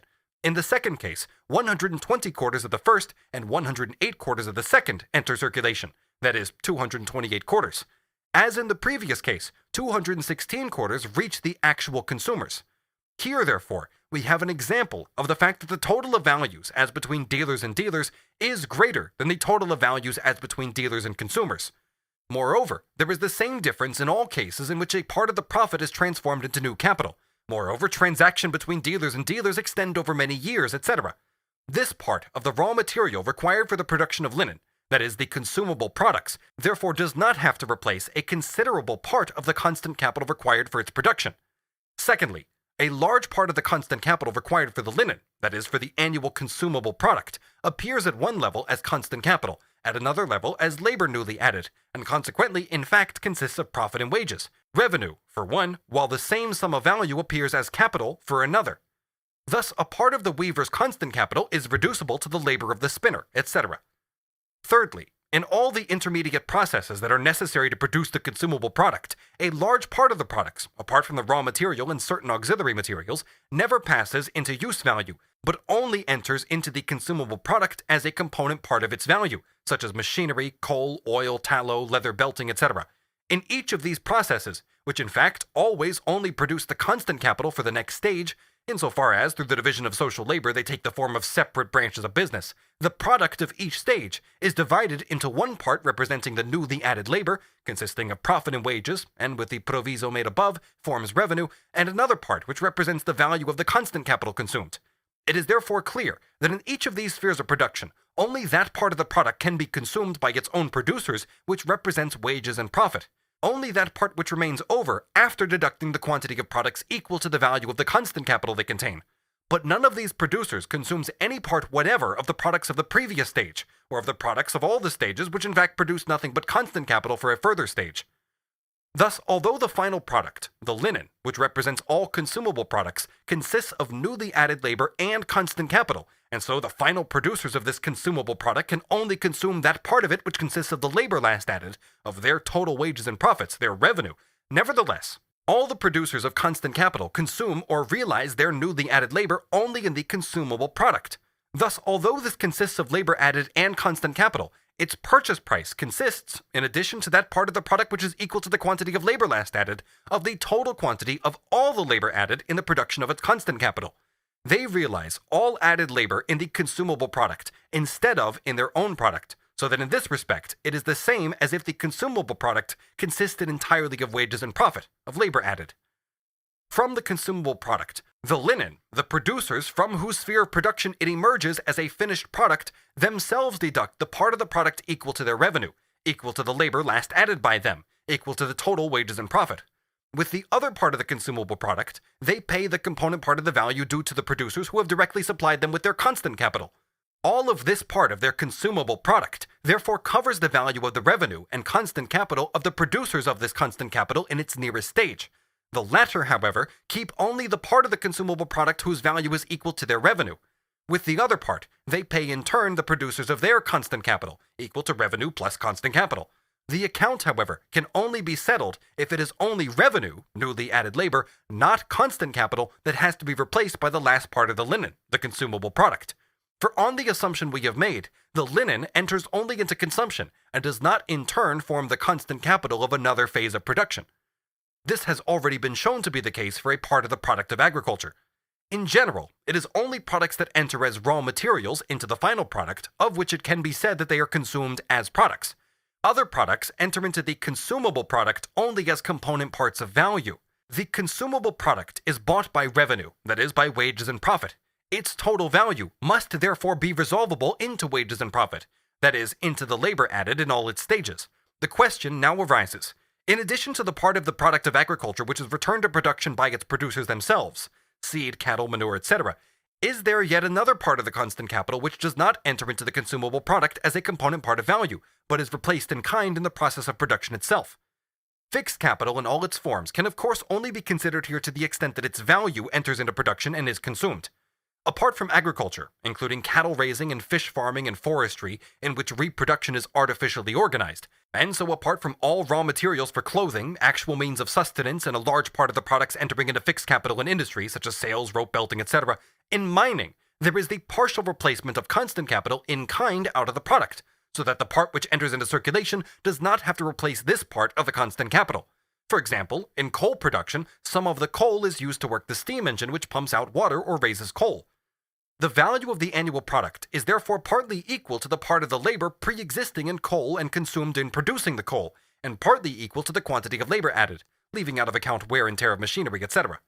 Of the total product, however, the part of the constant capital which consists in coal itself is directly deducted and returned to production.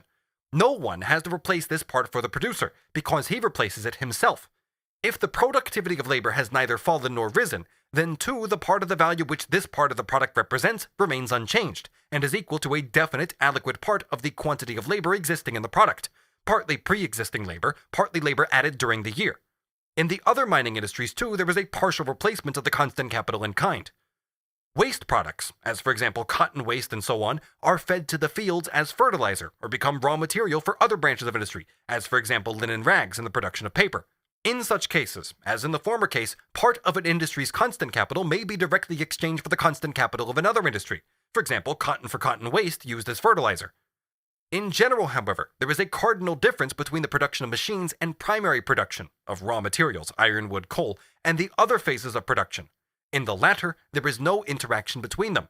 Linen cannot be a part of the spinner's constant capital, nor can yarn as such be a part of the constant capital of the flax grower or machinery manufacturer. But the raw material of machinery, apart from such agricultural products as leather belting, rope, etc., is wood, iron, and coal, while on the other hand, machinery in its turn enters as a means of production into the constant capital of the producers of wood, iron, coal, etc. In fact, therefore, both replace each other a part of their constant capital in kind. Here, there is exchange of constant capital for constant capital. Here it is not merely a question of accounting. The producer of iron debits the machinery manufacturer for the wear and tear of the machinery used up in producing the iron, and the machinery manufacturer debits the producer of iron for the wear and tear of his machinery in constructing the machines. Let the producers of iron and coal be the same person. First, he himself replaces the coal, as we have seen. Secondly, the value of his total product of iron and coal is equal to the value of the labor added plus the labor pre-existing in the worn-out machinery. After deducting from this total product the quantity of iron that replaces the value of the machinery, the quantity of iron which is left represents the labor added. The latter part forms the raw material of manufacturers of machinery, instruments, etc. The machinery manufacturer pays the iron manufacturer for this latter part in linen. In exchange for the first part, he supplies him with machinery to replace the old. On the other hand, the part of the machinery manufacturer's constant capital which represents the wear and tear of his machine-building machines, instruments, etc., and therefore consists neither of raw material nor of labor added, and so neither of wages or profit, this wear and tear is in fact made good by the machinery manufacturer appropriating for himself one or two of his own machines to serve as machine-building machines. This part of his product merely comes to an excess consumption of raw material, for it does not represent labor newly added, since in the total product of the labor, so many machines are equal to the value of the raw material, and so many machines are equal to the part of the value that was contained in machine-building machines. It is true that this last part does contain labor added, but in value, this is equal to zero, since the labor contained in the raw material and in the machinery used up is not reckoned in the group of machines that represents labor added, and the part which replaces the new labor in machinery is not reckoned in the second group, which replaces the raw material, and consequently in the third part, considered as value, neither labor added nor raw material is contained, but this group of machines represents only the wear and tear of the machinery. The machinery of the machinery manufacturer himself is not sold. It is replaced in kind, deducted from the total product. Consequently, the machines which he sells represent only raw material, which consists only of labor, if he has already been charged for the wear and tear of the raw material produces machinery, and labor added, and therefore are resolvable into linen for himself and for the raw material producer. As for what specially concerns the relations between the machinery manufacturer and the producer of raw materials, the latter has deducted, in respect to the part of his machinery that has been wasted, a quantity of iron equal to its value. He exchanges this with the machinery manufacturer, so that each of them pays the other in kind, and this process has nothing to do with the division of revenue between them. So much for this question, to which we shall return in connection with the circulation of capital. In reality, the constant capital is replaced by being constantly produced anew, and in part by reproducing itself. The part of the constant capital which enters into the consumable product is, however, paid for out of the living labor which enters into the non-consumable products. Because the latter labor is not paid for in its own products, it can resolve the whole consumable product into income. A part of the constant capital, considered as part of the annual product, is only seemingly constant capital. Another part, although it enters into the total product, does not enter into the consumable product either as a component part of its value or as a use value, but is replaced in kind, remaining always incorporated in production. Here, we have considered how the total consumable product is divided up and resolved into all the component parts of value and conditions of production that have entered into it. But always, there are, simultaneously and side by side, the consumable product, which, insofar as it consists of wages, is equal to the variable part of capital, the production of the consumable product, and the production of all parts of the constant capital required for its production, whether it enters into it or not. In the same way, each capital is always simultaneously divided into constant and variable capital, and although the constant capital, like the variable, is continuously replaced by new products, it is always in existence in the same form, so long as production of the same kind goes on. The relation between the machinery manufacturer and the primary producers, iron, wood, etc., is that they in fact exchange with each other a part of their constant capital, which has nothing in common with the transformation of a part of the constant capital of one into revenue for the other, because their products, although one is a previous stage for the other, on both sides enter as means of production into the constant capital of the other.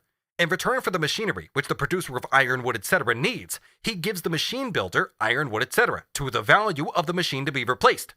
This part of the machine builder's constant capital is for him just the same as seed is for the peasant. It is part of his annual product, which he replaces in kind for himself, and which is not resolved into revenue for him. On the other hand, what is thus replaced for the machine builder, in the form of raw material, is not only the raw material contained in the iron producer's machine, but also the part of the value of this machine which consists of labor added and wear and tear of his own machinery. Thus it replaces for him not only the wear and tear of his own machinery, but can be regarded as accounting for a part of the wear and tear contained in the other machines. It is true that this machine sold to the producer of iron also contains component parts of value equal to the raw material and the labor added, but on the other hand, there is correspondingly less wear and tear to be accounted for in the other machines.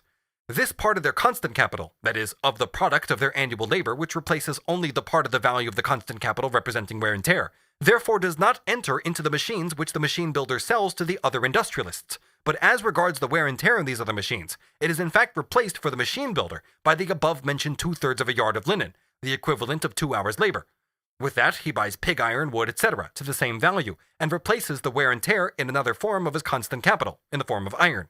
Thus, a part of his raw material replaces for him the value of his wear and tear, in addition to the value of the raw material.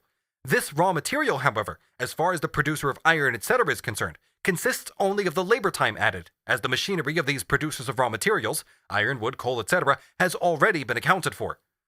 Thus, all the elements of the linen are resolved into a sum of quantities of labor equal to the amount of labor newly added, but not equal to the amount of the total labor contained in the constant capital and perpetuated by reproduction.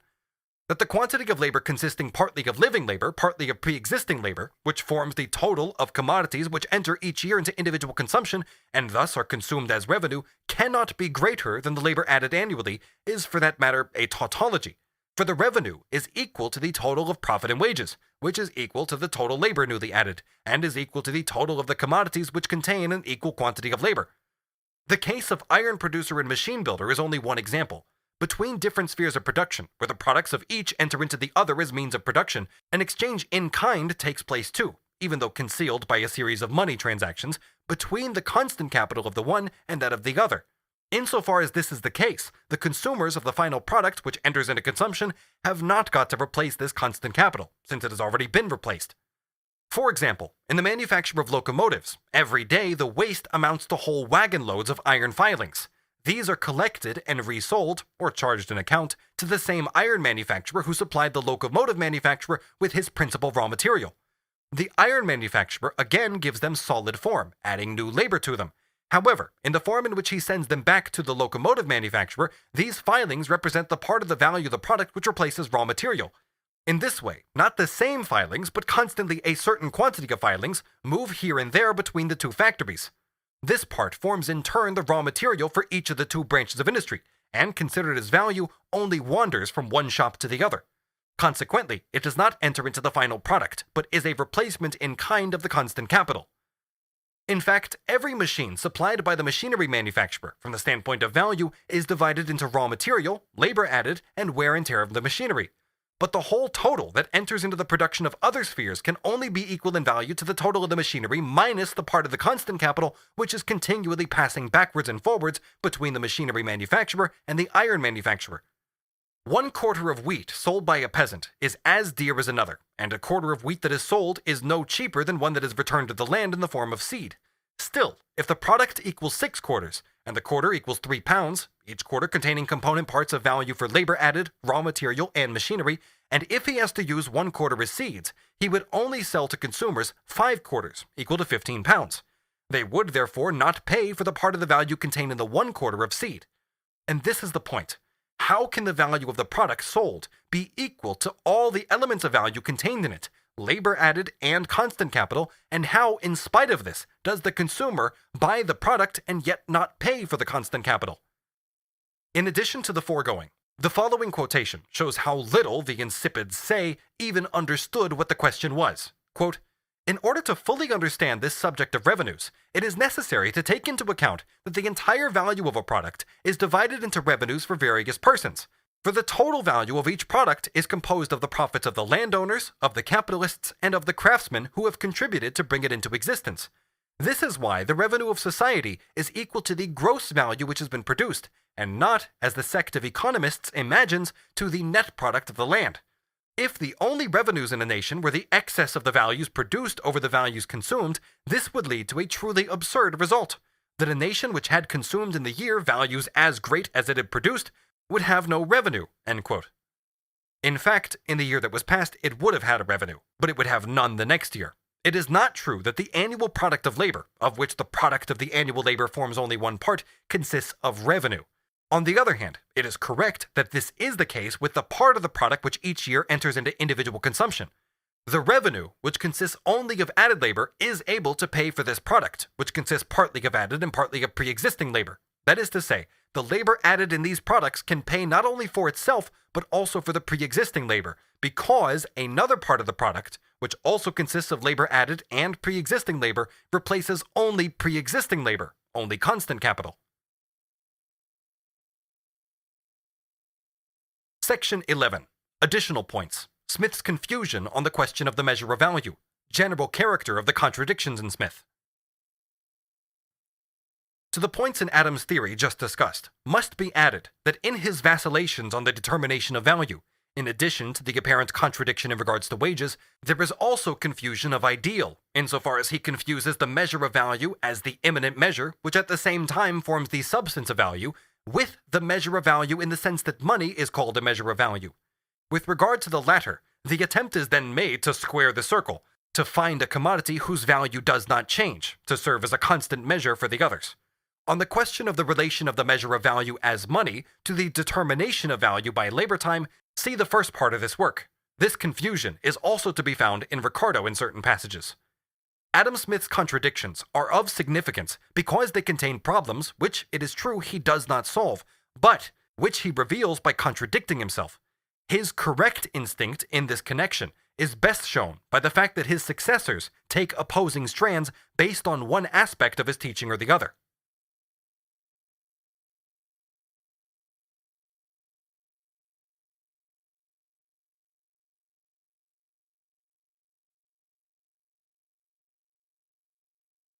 Chapter 4. Theories of Productive and Unproductive Labor. We come now to the last controversial point in Adam Smith's writings which we have to consider, the distinction between productive labor and unproductive labor. In Adam Smith's definition of what he calls productive labor, as distinguished from unproductive labor, we find the same two-sided approach as we have found on every question up to now. Jumbled together in his presentation, we find two definitions of what he calls productive labor, and to begin with, we will examine the first, correct definition. Section 1. Productive labor from the standpoint of capitalist production, labor which produces surplus value. Productive labor, in its meaning for capitalist production, is wage labor which, exchanged against the variable part of capital, the part of the capital that is spent on wages, reproduces not only this part of the capital, or the value of its own labor power, but in addition produces surplus value for the capitalist. It is only thereby that commodity or money is transformed into capital, is produced as capital. Only that wage labor is productive which produces capital. This is the same as saying that it reproduces, on an enlarged scale, the sum of value expended on it, or that it gives in return more labor than it receives in the form of wages. Consequently, only that labor power is productive which produces a value greater than its own. The mere existence of a class of capitalists, and therefore of capital, depends on the productivity of labor, not, however, on its absolute, but on its relative productivity. For example, if a day's labor only sufficed to keep the worker alive, that is, to reproduce his labor power, speaking in an absolute sense, his labor would be productive because it would be reproductive, that is to say, because it constantly replaced the values equal to the value of its own labor power which it consumed. But in the capitalist sense, it would not be productive because it produced no surplus value. It produced, in fact, no new value, but only replaced the old. It would have consumed it, the value, in one form in order to reproduce it in the other. And in this sense, it has been said that a worker is productive whose production is equal to his own consumption, and that a worker is unproductive who consumes more than he reproduces. Productivity in the capitalist sense is based on relative productivity, that the worker not only replaces an old value, but creates a new one, that he materializes more labor time in his product than is materialized in the product that keeps him in existence as a worker. It is this kind of productive wage labor that is the basis for the existence of capital. Assuming, however, that no capital exists, but that the worker appropriates his surplus labor himself, the excess of values that he has created over the values that he consumes, then one could say only of this labor that it is truly productive, that is, that it creates new values. Section 2. Views of the Physiocrats and Mercantilists on productive labor. This conception of productive labor follows naturally from Adam Smith's view of the origin of surplus value, that is, of the nature of capital. Insofar as he holds to this conception, he is following a course that was taken by the Physiocrats and even by the Mercantilists. He only frees it from misconceptions, and in this way brings out its inner kernel. Though wrong in thinking that only agricultural labor was productive, the Physiocrats put forward the correct view that from the capitalist standpoint, only that labor is productive which creates a surplus value, and in fact a surplus value not for itself, but for the owner of the conditions of production.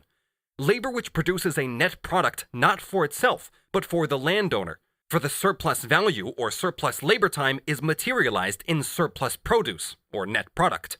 But here again, they have a wrong conception of this, inasmuch as there is, for example, more wheat than laborers and farmers eat. But also, in the case of cloth, there is more than what cloth manufacturers, workman and master, need for their own clothing.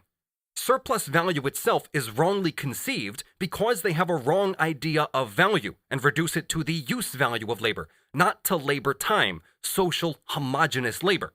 Nevertheless, there remains the correct definition that only the wage labor which creates more value than it costs is productive. Adam Smith frees this definition from the wrong conception with which the Physiocrats linked it. If we go back from the Physiocrats to the Mercantilists, there too we find one aspect of their theory which contains the same view of productive labor, even though they were not conscious of it. The basis of their theory was the idea that labor is only productive in those branches of production whose products, when sent abroad, bring back more money than they have cost, or than had to be exported in exchange for them, which, therefore, enabled a country to participate to a greater degree in the products of newly opened gold and silver mines. They saw that in these countries there was a rapid growth of wealth and of the middle class. What in fact was the source of this influence exerted by gold? Wages did not rise in proportion to the prices of commodities, that is, wages fell, and because of this, relative surplus labor increased and the rate of profit rose, not because the worker had become more productive, but because the absolute wage, that is to say the quantity of means of existence which the laborer received, was forced down. In a word, because the position of the workers grew worse. In these countries, therefore, labor was in fact more productive for those who employed it. This fact was linked with the influx of the precious metals, and it was this, though they were only ever dimly aware of it, which led the mercantilists to declare that labor employed in such branches of production was alone productive. Quote, "The remarkable increase of population, which has taken place in almost every European state during the last 50 or 60 years, has perhaps proceeded chiefly from the increased productiveness of the American mines. An increased abundance of the precious metals, of course as a result of the fall in their real value, raises the price of commodities in a greater proportion than the price of labor. It depresses the condition of the laborer, and at the same time increases the gains of his employer, who is thus induced to enlarge his circulating capital to the utmost of his ability, to hire as many hands as he has the means to pay. And it has been seen that this is precisely the state of things most favorable to the increase of the people. Mr. Malthus observes that the discovery of the mines of America, during the time that it raised the price of corn between 3 and 4 times, did not nearly so much as double the price of labor. The price of commodities intended for home consumption, of corn for instance, does not immediately rise in consequence of an influx of money, but as the rate of profit in agricultural employments is thus depressed below the rate of profit in manufactures, capital will gradually be withdrawn from the former to the latter. Thus all capital comes to yield higher profits than formerly, and a rise of profits is always equivalent to a fall of wages." End quote from John Barton, Observations on the Circumstances Which Influence the Condition of the Laboring Classes of Society, published in London in 1817. So firstly, according to Barton, in the second half of the 18th century, there was a repetition of the same phenomenon as that which, from the last third of the 16th century and in the 17th, has given the impulse to the mercantile system. Secondly, as only exported goods were measured in gold and silver on the basis of its reduced value, while those for home consumption continued to be measured in gold and silver according to its former value, until competition among the capitalists put an end to this measuring by 2 different standards. Labor in the former branches of production appeared to be directly productive, that is, creating surplus value, through the depression of wages below their former level. Section 3. The duality in Smith's conception of productive labor. His first explanation, the view of productive labor as labor exchanged for capital. The second, wrong conception of productive labor which Smith develops is so interwoven with the correct one that the two follow each other in rapid succession in the same passage. To illustrate the first conception, it is therefore necessary to tear the quotations into separate parts.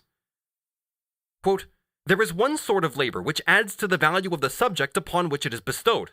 There is another which has no such effect. The former, as it produces a value, may be called productive, the latter unproductive labor. Thus the labor of a manufacturer adds generally to the value of the materials which he works upon, that of his own maintenance and of his master's profit. The labor of a menial servant, on the contrary, adds to the value of nothing.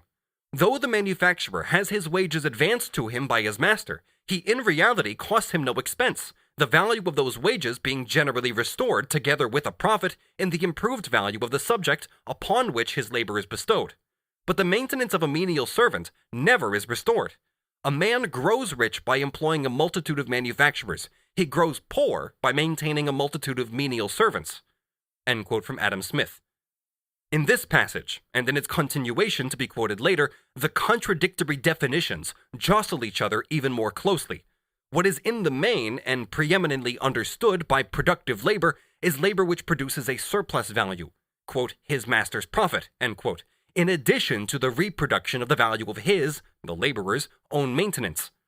Also, the industrialist could not grow rich by employing a multitude of manufacturers, that is, working men, unless the latter, in addition to the value which their own maintenance costs, added also a surplus value. Secondly, however, in this passage, Adam Smith treats as productive labor, labor which in general produces a value. Leaving this latter statement out of account for the moment, however, we will first cite other passages in which the first conception is partly repeated, partly formulated more sharply, but particularly also further developed. if the quantity of food and clothing which were consumed by unproductive hands had been distributed among productive hands, they would have reproduced, together with a profit, the full value of their consumption. Here, the productive laborer is quite explicitly one who not only produces for the capitalist the full value of the means of subsistence contained in his wages, but reproduces it for him with a profit. Only labor which produces capital is productive labor. Commodities or money become capital, however, through being exchanged directly for labor power, and exchanged only in order to be replaced by more labor than they themselves contain. For the use value of labor power to the capitalist as a capitalist does not consist in its actual use value, in the usefulness of this particular concrete labor, that it is spinning labor, weaving labor, and so on.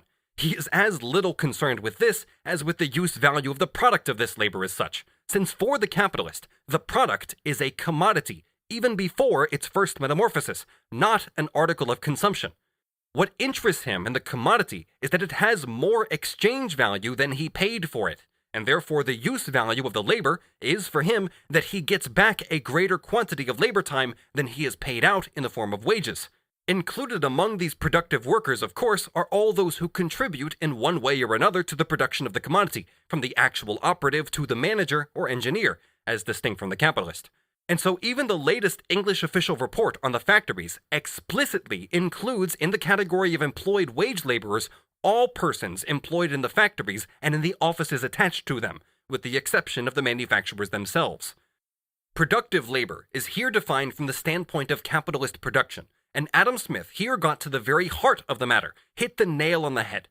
This is one of his greatest scientific merits. As Malthus rightly observed, this critical differentiation between productive and unproductive labor remains the basis of all bourgeois political economy, that he defines productive labor as labor which is directly exchanged with capital. That is, he defines it by the exchange through which the conditions of production of labor, and value in general, whether money or commodity, are first transformed into capital, and labor into wage labor in its scientific meaning. This also establishes absolutely what unproductive labor is. It is labor which is not exchanged with capital, but directly with revenue, that is, with wages or profit, including, of course, the various categories of those who share as co-partners in the capitalist profit, such as interest and rent. Where all labor, in part, still pays itself, like, for example, the agricultural labor of the serfs, and in part is directly exchanged for revenue, like the manufacturing labor in the cities of Asia, no capital and no wage labor exists in the sense of bourgeois political economy. These definitions are therefore not derived from the material characteristics of labor, neither from the nature of its product, nor from the particular character of the labor as concrete labor, but from the definite social form, the social relations of production, within which the labor is realized. An actor, for example, or even a clown, according to this definition, is a productive laborer if he works in the service of a capitalist, an entrepreneur, to whom he returns more labor than he receives from him in the form of wages, while a jobbing tailor who comes to the capitalist's house and patches his trousers for him, producing a mere use value for him, is an unproductive laborer. The former's labor is exchanged with capital, the latter's with revenue. The former's labor produces a surplus value, in the latter's, revenue is consumed. Productive and unproductive labor is here throughout conceived from the standpoint of the possessor of money, from the standpoint of the capitalist, not from that of the workman. Hence the nonsense written by Ganil, etc., who have so little understanding of the matter that they raise the question whether the labor or service of function of the prostitute, flunky, etc. brings in returns. A writer is a productive laborer not insofar as he produces ideas, but insofar as he enriches the publisher who publishes his works, or if he is a wage laborer for a capitalist. The use value of the commodity in which the labor of a productive worker is embodied may be of the most futile kind. The material characteristics are in no way linked with its nature, which, on the contrary, is only the expression of a definite social relation of production. It is a definition of labor which is derived not from its content or its result, but from its particular social form.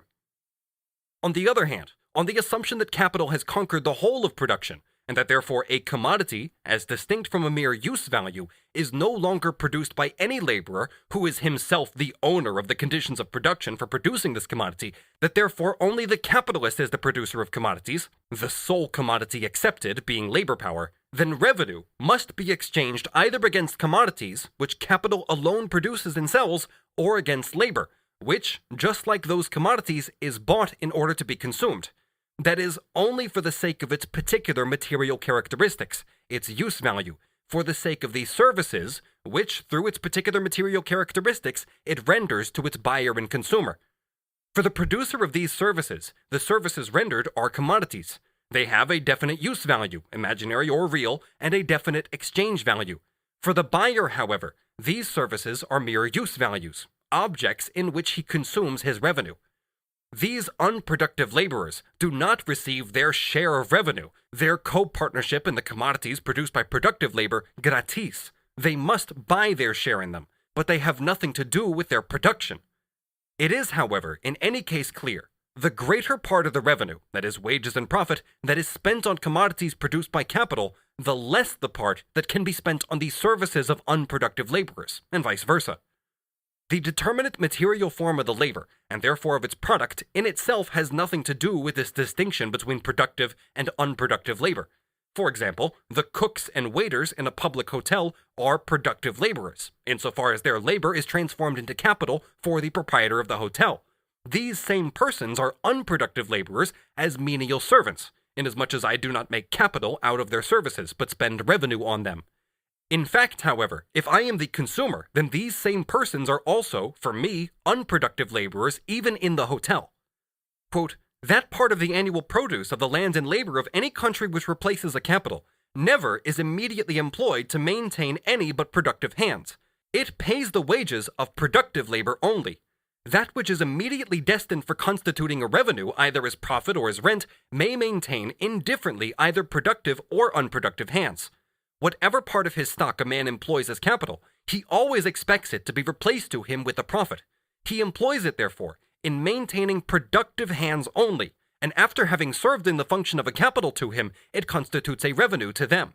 Whenever he employs any part of it in maintaining unproductive hands of any kind, that part is, from that moment, withdrawn from his capital, and placed in his stock reserved for immediate consumption. End quote.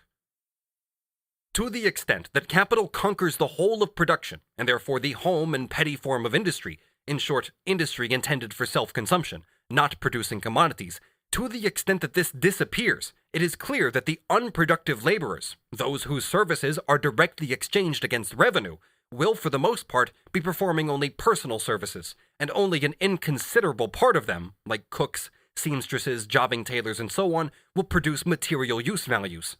That they produce no commodities follows from the nature of the case, for the commodity as such is never an immediate object of consumption, but a bearer of exchange value.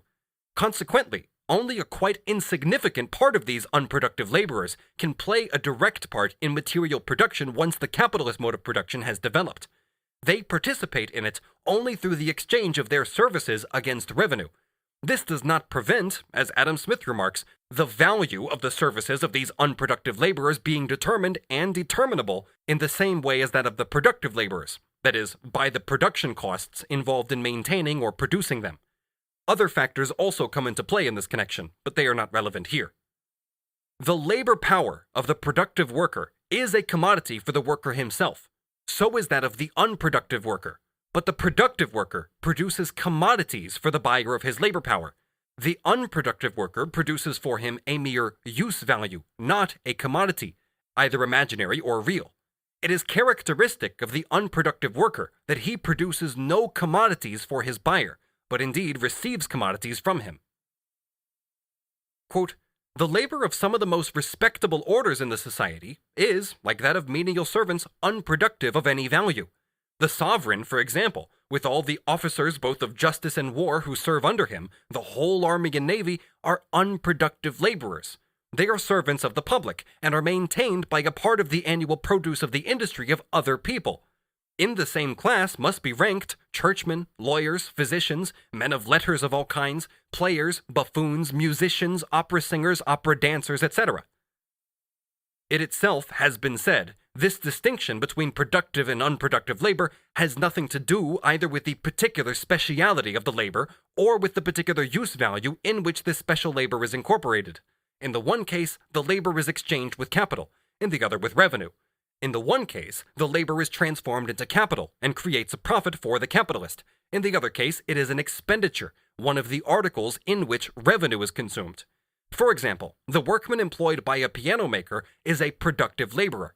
His labor not only replaces the wages that he consumes, but in the product, the piano, the commodity which the piano maker sells, there is a surplus value over and above the value of the wages. But assume, on the contrary, that I buy all the materials required for a piano, or for all that matters, the laborer himself may possess them, and that instead of buying the piano in a shop, I have made it for myself in my own house. The workman who makes the piano is now an unproductive laborer, because his labor is exchanged directly against my revenue. Section 4. Adam Smith's second explanation, the view of productive labor as labor which is realized in a commodity. It is, however, clear that in the same measure as capital subjugates to itself the whole of production, that is to say that all commodities are produced for the market and not for immediate consumption, and the productivity of labor rises in this same measure, there will also develop more and more a material difference between productive and unproductive laborers, inasmuch as the former, apart from minor exceptions, will exclusively produce commodities, which the latter, with minor exceptions, will perform only personal services. Hence the former class will produce immediate material wealth consisting of commodities, all commodities except those which consist of labor power itself. This is one of the aspects which lead Adam Smith to put forward other points of difference, in addition to the first and in principle determining specific difference between productive and unproductive labor. Thus, following through various associations of ideas, he says, quote, "The labor of a menial servant, as distinct from that of a manufacturer, adds to the value of nothing. The maintenance of a menial servant never is restored. A man grows rich by employing a multitude of manufacturers. He grows poor by maintaining a multitude of menial servants. The labor of the latter, however, has its value and deserves its reward as well as that of the former. But the labor of the manufacturer fixes and realizes itself in some particular subject or vendible commodity, which lasts for some time at least after that labor is past. It is, as it were, a certain quantity of labor stocked and stored up to be employed, if necessary, upon some other occasion.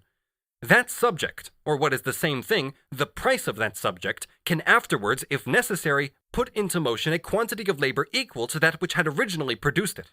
The labor of the menial servant, on the contrary, does not fix or realize itself in any particular subject or vendible commodity.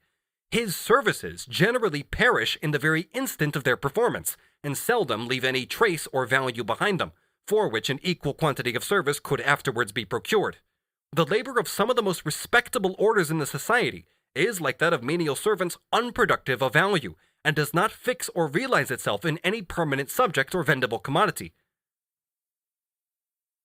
To define the unproductive laborer, we here have the following determinants, which, at the same time, reveal the links in Adam Smith's train of thought.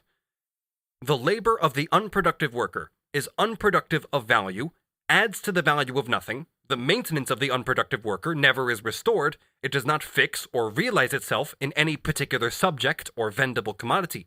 On the contrary, his services generally perish in the very instant of their performance, and seldom leave any trace or value behind them for which an equal quantity of service could afterwards be procured. Finally, his labor does not fix or realize itself in any permanent subject or vendible commodity. Here, productive of value or unproductive of value is used in a different sense from that in which those terms were used originally. The reference is no longer to the production of a surplus value, which in itself implies the reproduction of an equivalent for the value consumed. But according to this presentation, the labor of a worker is called productive insofar as he replaces the consumed value by an equivalent, by adding to any material, through his labor, a quantity of value equal to that which was contained in his wages. Here, the definition by social form, the determination of productive and unproductive laborers by their relation to capitalist production, is abandoned. From Chapter 9 of Book 4, where Adam Smith criticizes the doctrine of the Physiocrats, it can be seen that he came to make this aberration as a result partly of his opposition to the Physiocrats and partly under their influence. If a worker merely replaces each year the equivalent of his wages, then for the capitalist, he is not a productive worker.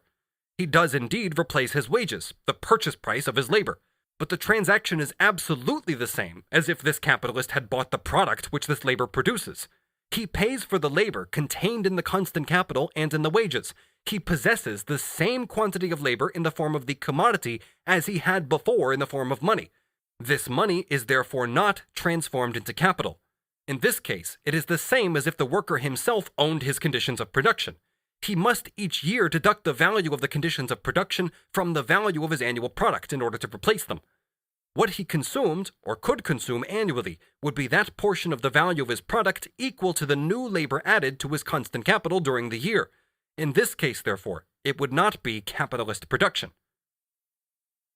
The first reason why Adam Smith calls this kind of labor productive is that the Physiocrats call it sterile and non-productive.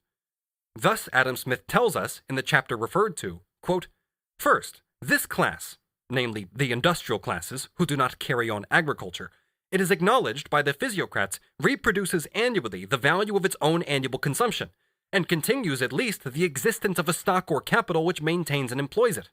Farmers and country laborers, indeed, over and above the stock which maintain and employ them, reproduce annually a net produce, a free rent to the landlord. The labor of the farmers and country laborers is certainly more productive than that of the merchants, artificers, and manufacturers. The superior produce of the one class, however, does not render the other barren or unproductive." Here, therefore, Adam Smith falls back into the physiocratic standpoint. The real productive labor, which produces a surplus value, and therefore a net produce, is agricultural labor. He abandons his own view of surplus value and accepts that of the Physiocrats.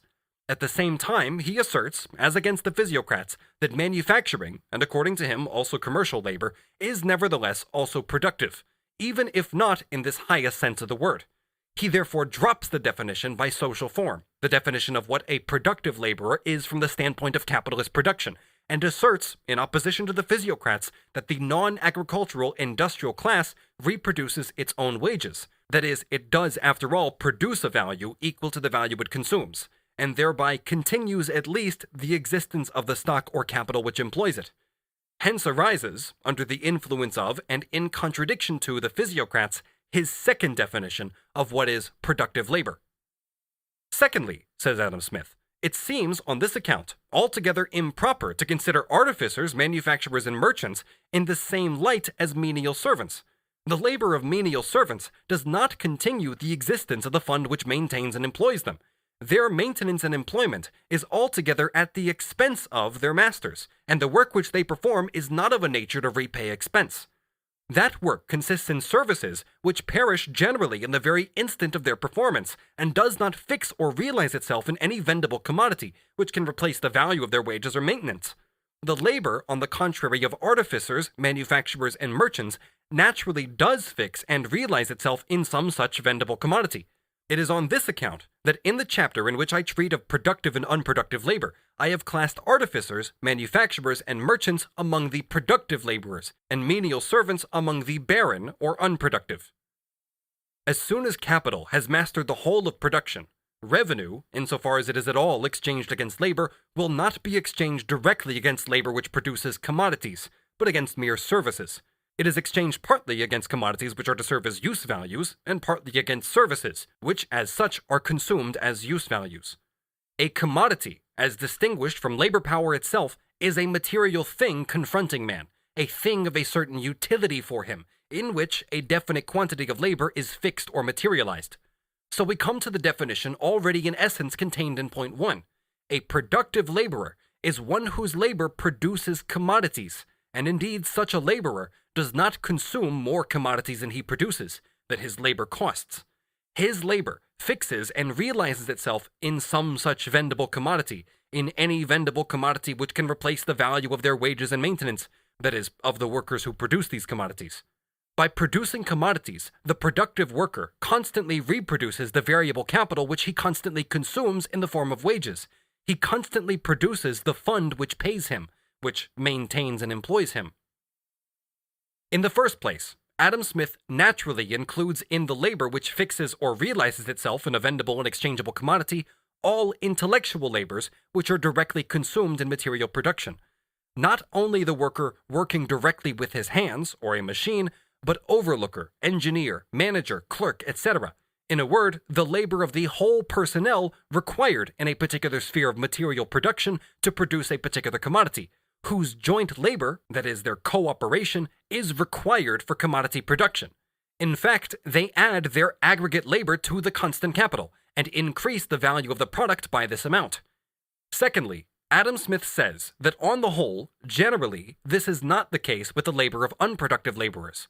Even though capital has conquered material production, and so by and large, home industry has disappeared, and the industry of the small craftsman who makes use values directly for the consumer at his home, even then, Adam Smith knows quite well a seamstress whom I get to come to my house to sew shirts, or a workman to repair furniture, or the servant who scrubs and cleans the house, etc., or the cook who gives meat and other things their palatable form, fix their labor in a thing, and in fact increase the value of these things in exactly the same way as the seamstress who sews in a factory, the engineer who repairs the machine, the laborers who clean the machine, or the cook who cooks in a hotel as the wage laborer of a capitalist.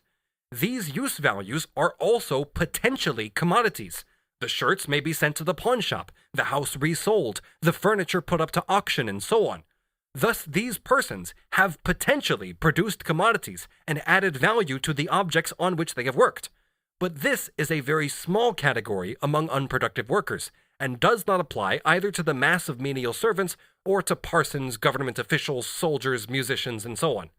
But however large or small the number of these unproductive laborers may be, this much, at any rate, is evident, and is admitted by the limitation expressed in the phrase, services which perish generally in the very instant of their performance.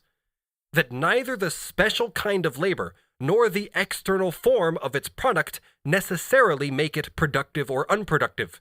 The same labor can be productive when I buy it as a capitalist, as a producer, in order to create more value, and unproductive when I buy it as a consumer, as a sender of revenue, in order to consume its use value, no matter whether this use value perishes with the activity of the labor power itself, or materializes and fixes itself in an object.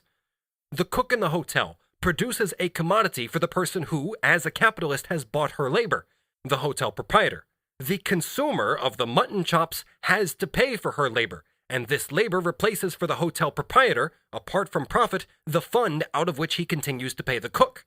On the other hand, if I buy the labor of a cook for her to cook meat, etc. for me, not to make use of it as labor in general, but to enjoy it, to use it as that particular concrete kind of labor, then her labor is unproductive, in spite of the fact that this labor fixes itself in a material product, and could, just as well in its result, be a vendable commodity, as it in fact is for the hotel proprietor. The great difference, the conceptual difference, however, remains. The cook does not replace for me, the private person, the fund from which I pay her, because I buy her labor not as a value-creating element, but purely for the sake of its use value. Her labor as little replaces for me the fund with which I pay for it, that is, her wages, as for example the dinner I eat in the hotel in itself enables me to buy and eat the same dinner again a second time. This distinction, however, is also to be found between commodities. The commodity which the capitalist buys to replace his constant capital, for example, cotton material, if he is a cotton printer, replaces its value in the printed cotton. But if, on the other hand, he buys it in order to consume the cotton itself, then the commodity does not replace his outlay. The largest part of society, that is to say the working class, must incidentally perform this kind of labor for itself, but it is only able to perform it when it has already labored productively. It can only cook meat for itself when it has produced a wage with which to pay for the meat, and it can only keep its furniture and dwelling clean, it can only polish its boots when it has produced the value of the furniture, house rent, and boots. To this class of productive laborers itself, therefore, the labor which they perform for themselves appears as unproductive labor. This unproductive labor never enables them to repeat the same unproductive labor a second time unless they have previously labored productively.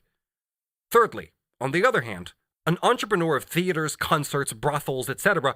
buys the temporary disposal over the labor power of the actors, musicians, prostitutes, etc. In fact, in a roundabout way that is only a formal economic interest. In its result, the process is the same. He buys this so-called unproductive labor, whose services perish in the very instant of their performance and do not fix or realize themselves in any permanent, subject, or vendable commodity. The sale of these to the public provides him with wages and profit, and these services, which he has thus bought, enable him to buy them again. That is to say, they themselves renew the fund from which they are paid. The same is true, for example, of the labor of clerks employed by a lawyer in his office, except for the fact that these services, as a rule, also embody themselves in very bulky, particular subjects, in the form of immense bundles of documents. It is true that these services are paid for to the entrepreneur out of the revenue of the public, but it is no less true that this holds good for all products insofar as they enter into individual consumption. It is true that the country cannot export these services as such, but it can export those who perform the services. Thus, France exports dancing masters, cooks, etc., and Germany schoolmasters. With the export of the dancing master or the schoolmaster, however, his revenue is also exported, while the export of dancing shoes and books brings a return to the country. If, therefore, on the one hand, a part of the so-called unproductive labor embodies itself in material use values, which might just as well be commodities, that is, vendable commodities, so, on the other hand, a part of the services, in the strict sense, which assume no objective form, which do not receive an existence as things separate from those performing the services, and do not enter into a commodity as a component part of its value, may be bought with capital by the immediate purchaser of the labor, may replace their own wages, and yield a profit for him. In short, the production of these services can be in part subsumed under capital, just as a part of the labor which embodies itself in useful things is bought directly by revenue, and is not subsumed under capitalist production. Fourthly, the whole world of commodities can be divided into two great parts. First, labor power. Second, commodities as distinct from labor power itself. As to the purchase of such services as those which train labor power, maintain or modify it, etc., in a word, give it a specialized form, or even only maintain it. Thus, for example, the schoolmaster service, insofar as it is industrially necessary or useful, the doctor's service, insofar as he maintains health, and so conserves the source of all values, labor power itself. These are services which yield in return a vendable commodity, etc., namely, labor power itself, into whose costs of production or reproduction these services enter. Adam Smith knew, however, how little education enters into the costs of production of the mass of working men. And in any case, the doctor's services belong to the faux frais of production. They can be counted as the cost of repairs for labor power. Let us assume that wages and profit fell simultaneously in total value, from whatever cause. For example, because the nation had grown lazier, and at the same time in use value, because labor had become less productive owing to bad harvests, etc. In a word, that the part of the product whose value is equal to the revenue declines, because less new labor has been added in the past year, and because the labor added has been less productive. If, in such conditions, the capitalist and workman wanted to consume the same amount of value in material things as they did before, they would have to buy less of the services of the doctor, schoolmaster, etc.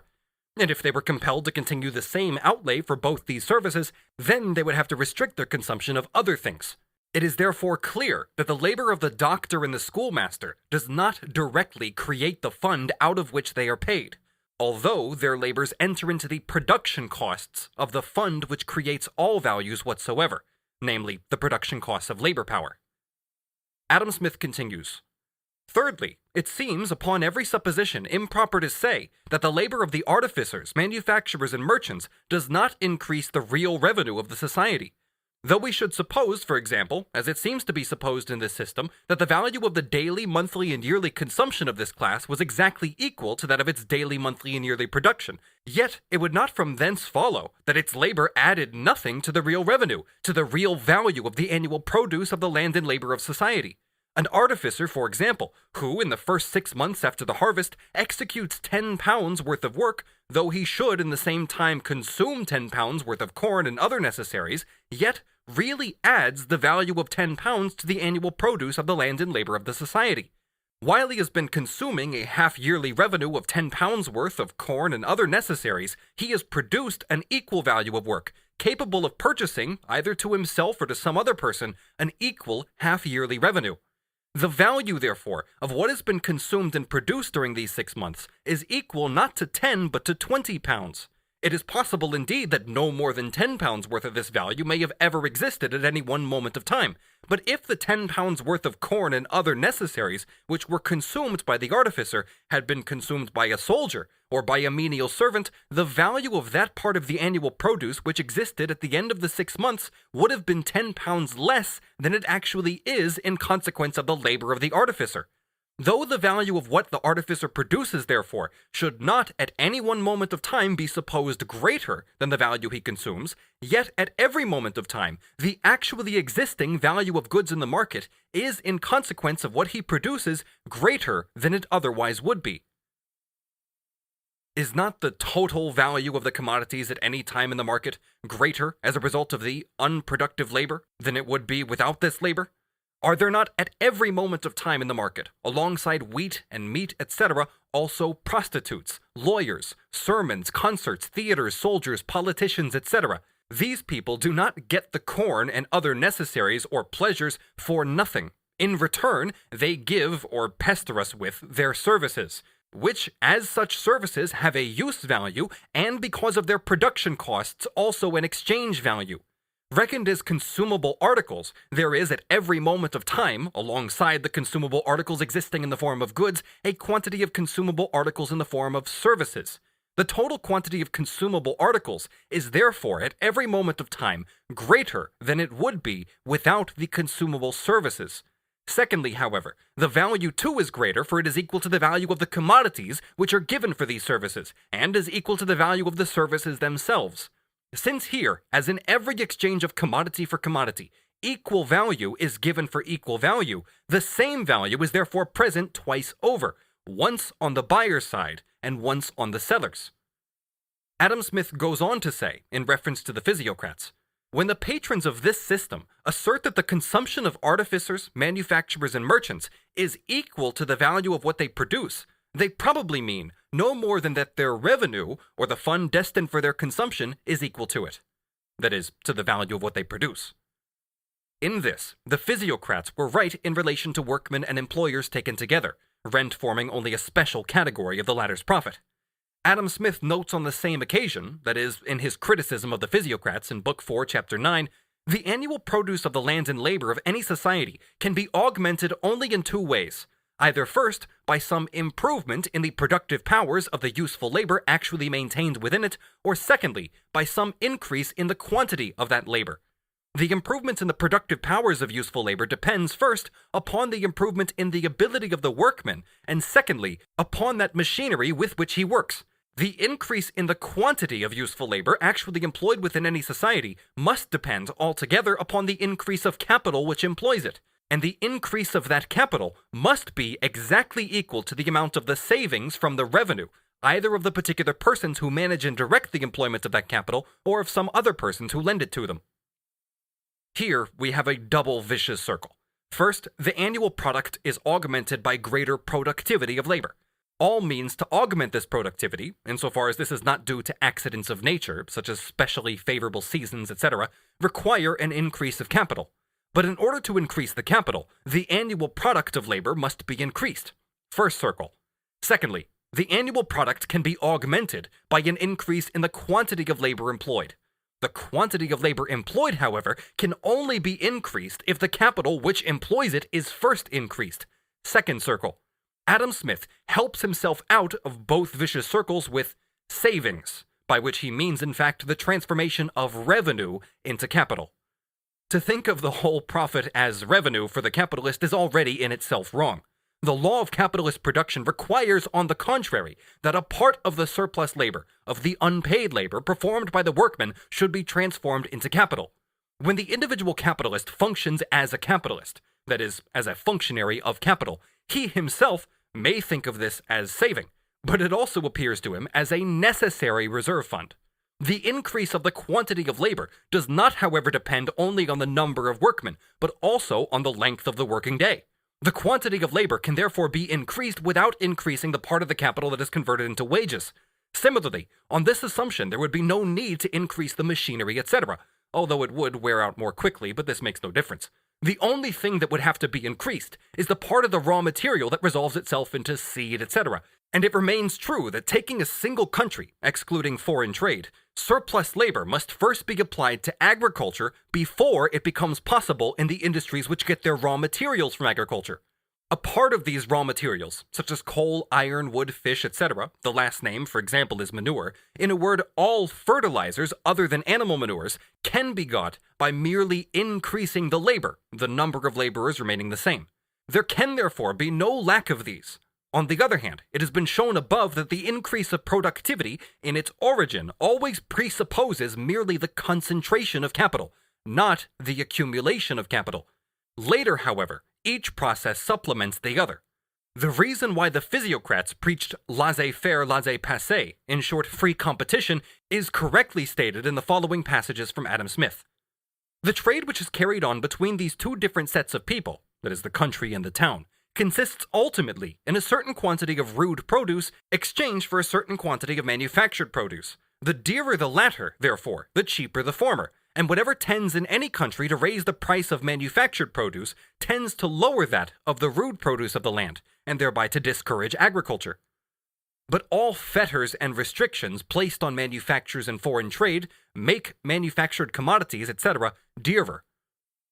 Smith's second view of productive and unproductive labor, or rather the view that is interwoven with his other view, therefore amounts to this, that the former is labor which produces commodities, and the latter is labor which does not produce any commodity. He does not deny that the one kind of labor equally with the other is a commodity. See above, the labor of the latter has its value and deserves its reward as well as that of the former. That is, from the economic standpoint, there is no question of moral or other standpoints in the case of either one or the other kind of labor. The concept of commodity, however, implies that the labor embodies, materializes, realizes itself in its product. Labor itself, in its immediate being, in its living existence, cannot be directly conceived as a commodity, but only labor power, of which labor itself is the temporary manifestation. Just as it is only in this way that wage labor, in the true sense, can be explained, so it is with unproductive labor, which Adam Smith throughout defines by the costs of production required to produce the unproductive laborer. A commodity must therefore be conceived as something different from labor itself. Then, however, the world of commodities is divided into two great categories. On one side, labor power, on the other side, commodities themselves. The materialization, etc., of labor is, however, not to be taken in such a Scottish sense as Adam Smith conceives it. When we speak of the commodity as a materialization of labor, in the sense of its exchange value, this itself is only an imaginary, that is to say, a purely social mode of existence of the commodity, which has nothing to do with its corporeal reality. It is conceived as a definite quantity of social labor, or of money. It may be that the concrete labor whose result it is leaves no trace in it. In manufactured commodities, this trace remains in the outward form given to the raw material. In agriculture, etc., although the form given to the commodity, for example wheat or oxen and so on, is also the product of human labor, and indeed of labor transmitted and added to from generation to generation, yet this is not evident in the product. In other forms of industrial labor, the purpose of the labor is not at all to alter the form of the thing, but only its position.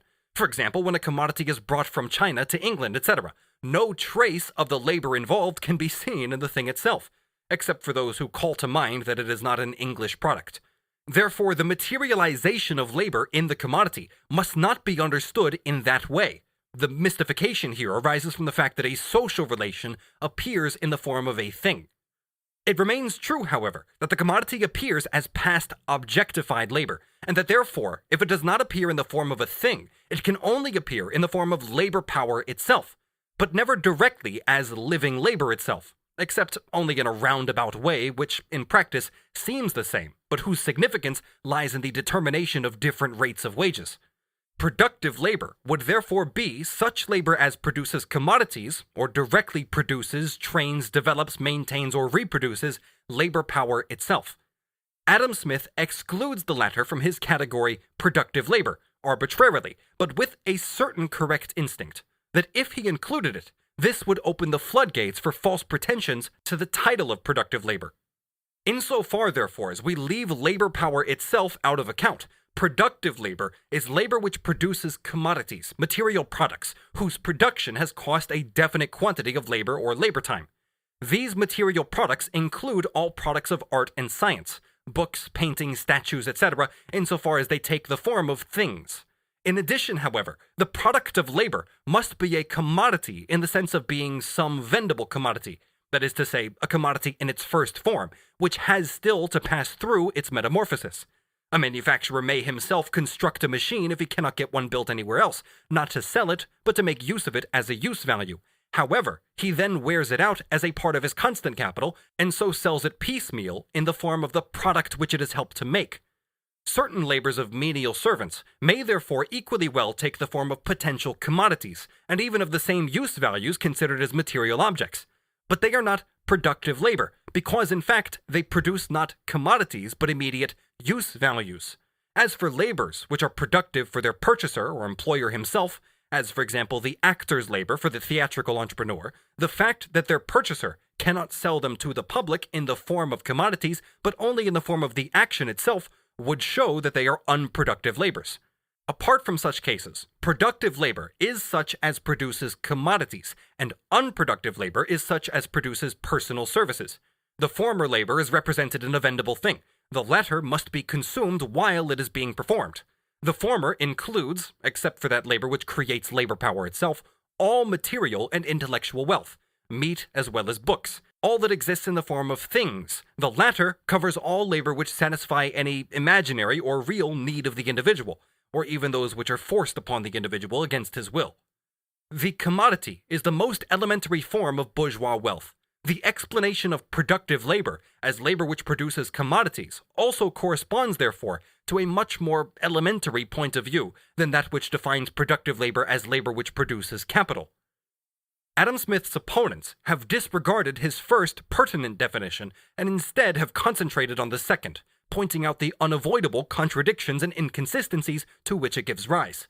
And their attacks were made all the easier for them by their insistence on the material content of the labor, and particularly the specific requirement that the labor must fix itself in a more or less permanent product. We shall see in a moment what it was that particularly gave rise to the polemics. But first, this further point. Adam Smith says of the physiocratic system that its great merit is that it represented the wealth of nations as consisting, quote, not in the unconsumable riches of money, but in the consumable goods annually produced by the labor of the society, end quote. Here, we have a deduction of his second definition of productive labor.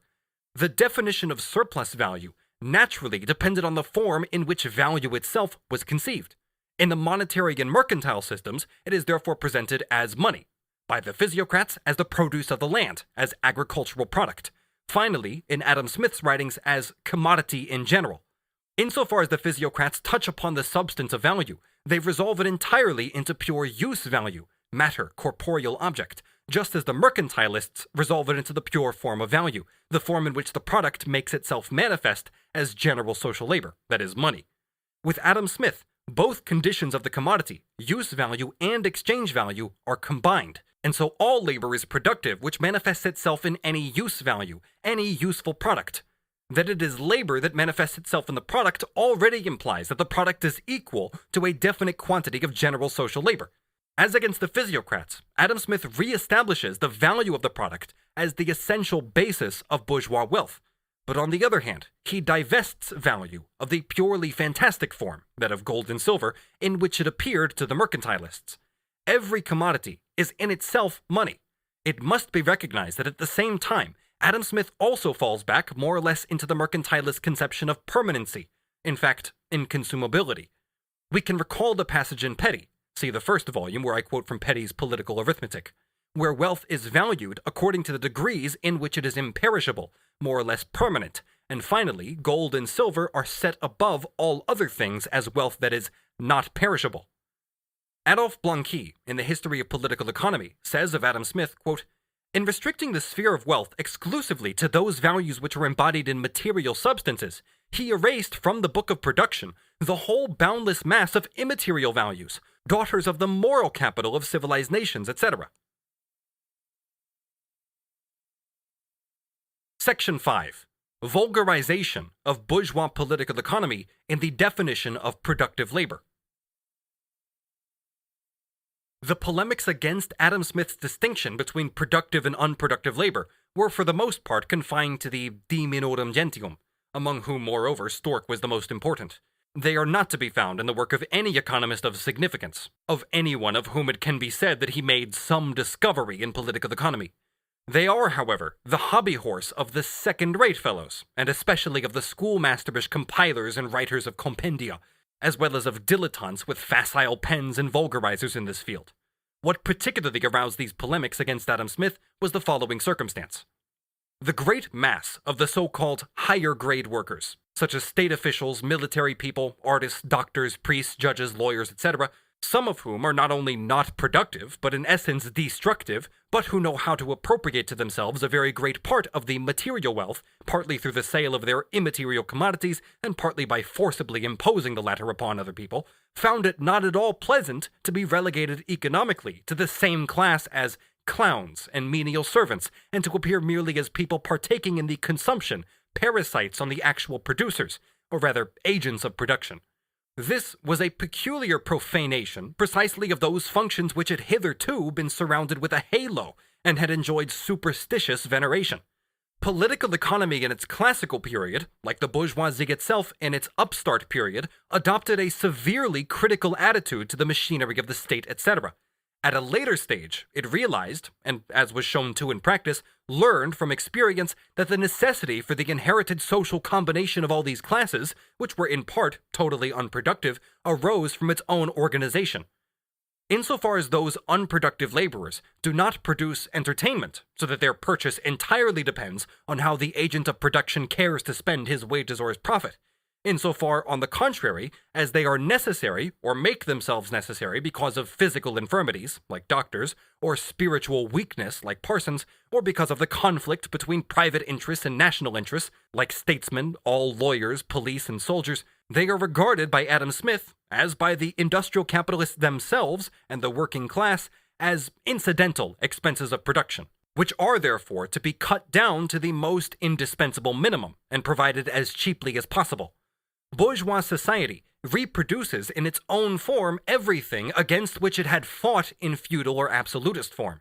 In the first place, therefore, it becomes a principal task for the sycophants of the society, and especially of the upper classes, to restore, in theoretical terms, even the purely parasitic section of these unproductive laborers, or to justify the exaggerated claims of the section which is indispensable. The dependence of the ideological etc. classes on the capitalists was in fact proclaimed. Secondly, however, a section of the agents of production, that is, of material production itself, were declared by one group of economists or another to be unproductive. For example, the landowner by those among the economists who represented industrial capital, see Ricardo. Others, for example Carey, declared that the merchant, in the true sense of the word, was an unproductive laborer. Then even a third group came along who declared that the capitalists themselves were unproductive, or who at least sought to reduce their claims to material wealth to wages, that is, to the wages of a productive laborer.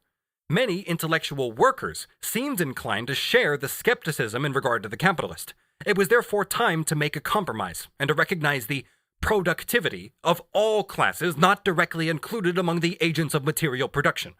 One good turn deserves another, and, as in the fable of the bees, it had to be established that even from the productive economic standpoint, the bourgeois world, with all its unproductive laborers, is the best of all worlds.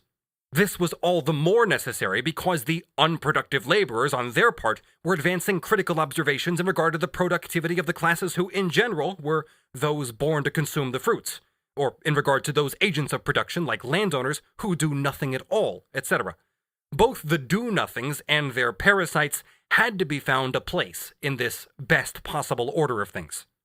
Thirdly, as the dominion of capital extended, and in fact those spheres of production not directly related to the production of material wealth became also more and more dependent on it, especially when the positive science, that is natural sciences, were subordinated to it as serving material production, the sycophantic underlings of political economy felt it their duty to glorify and justify every sphere of activity by demonstrating that it was linked with the production of material wealth, that it was a means towards it, and they honored everyone by making him a productive laborer in the primary sense, namely a laborer who labors in the service of capital, who is useful in one way or another to the enrichment of the capitalist, etc.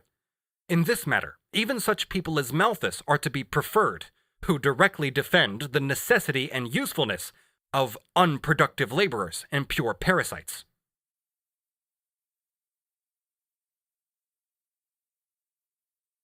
Section 6. Advocates of Smith's views on productive labor. On the history of the subject. Subsection A. Advocates of the first view. Ricardo and Sismondi. It is not worth the trouble to examine in detail the inanities of Germain Garnier, the Earl of Lauderdale, Brougham, Say, Stork, and later Senior, Rossi, and so on, in regard to this question. We shall cite only a few characteristic passages. But first, a passage from Ricardo, in which he shows that it is much more advantageous for the productive laborers when the owners of surplus value, profit and rent, consume it in unproductive laborers, as menial servants for instance, than in luxury products produced by the productive laborers.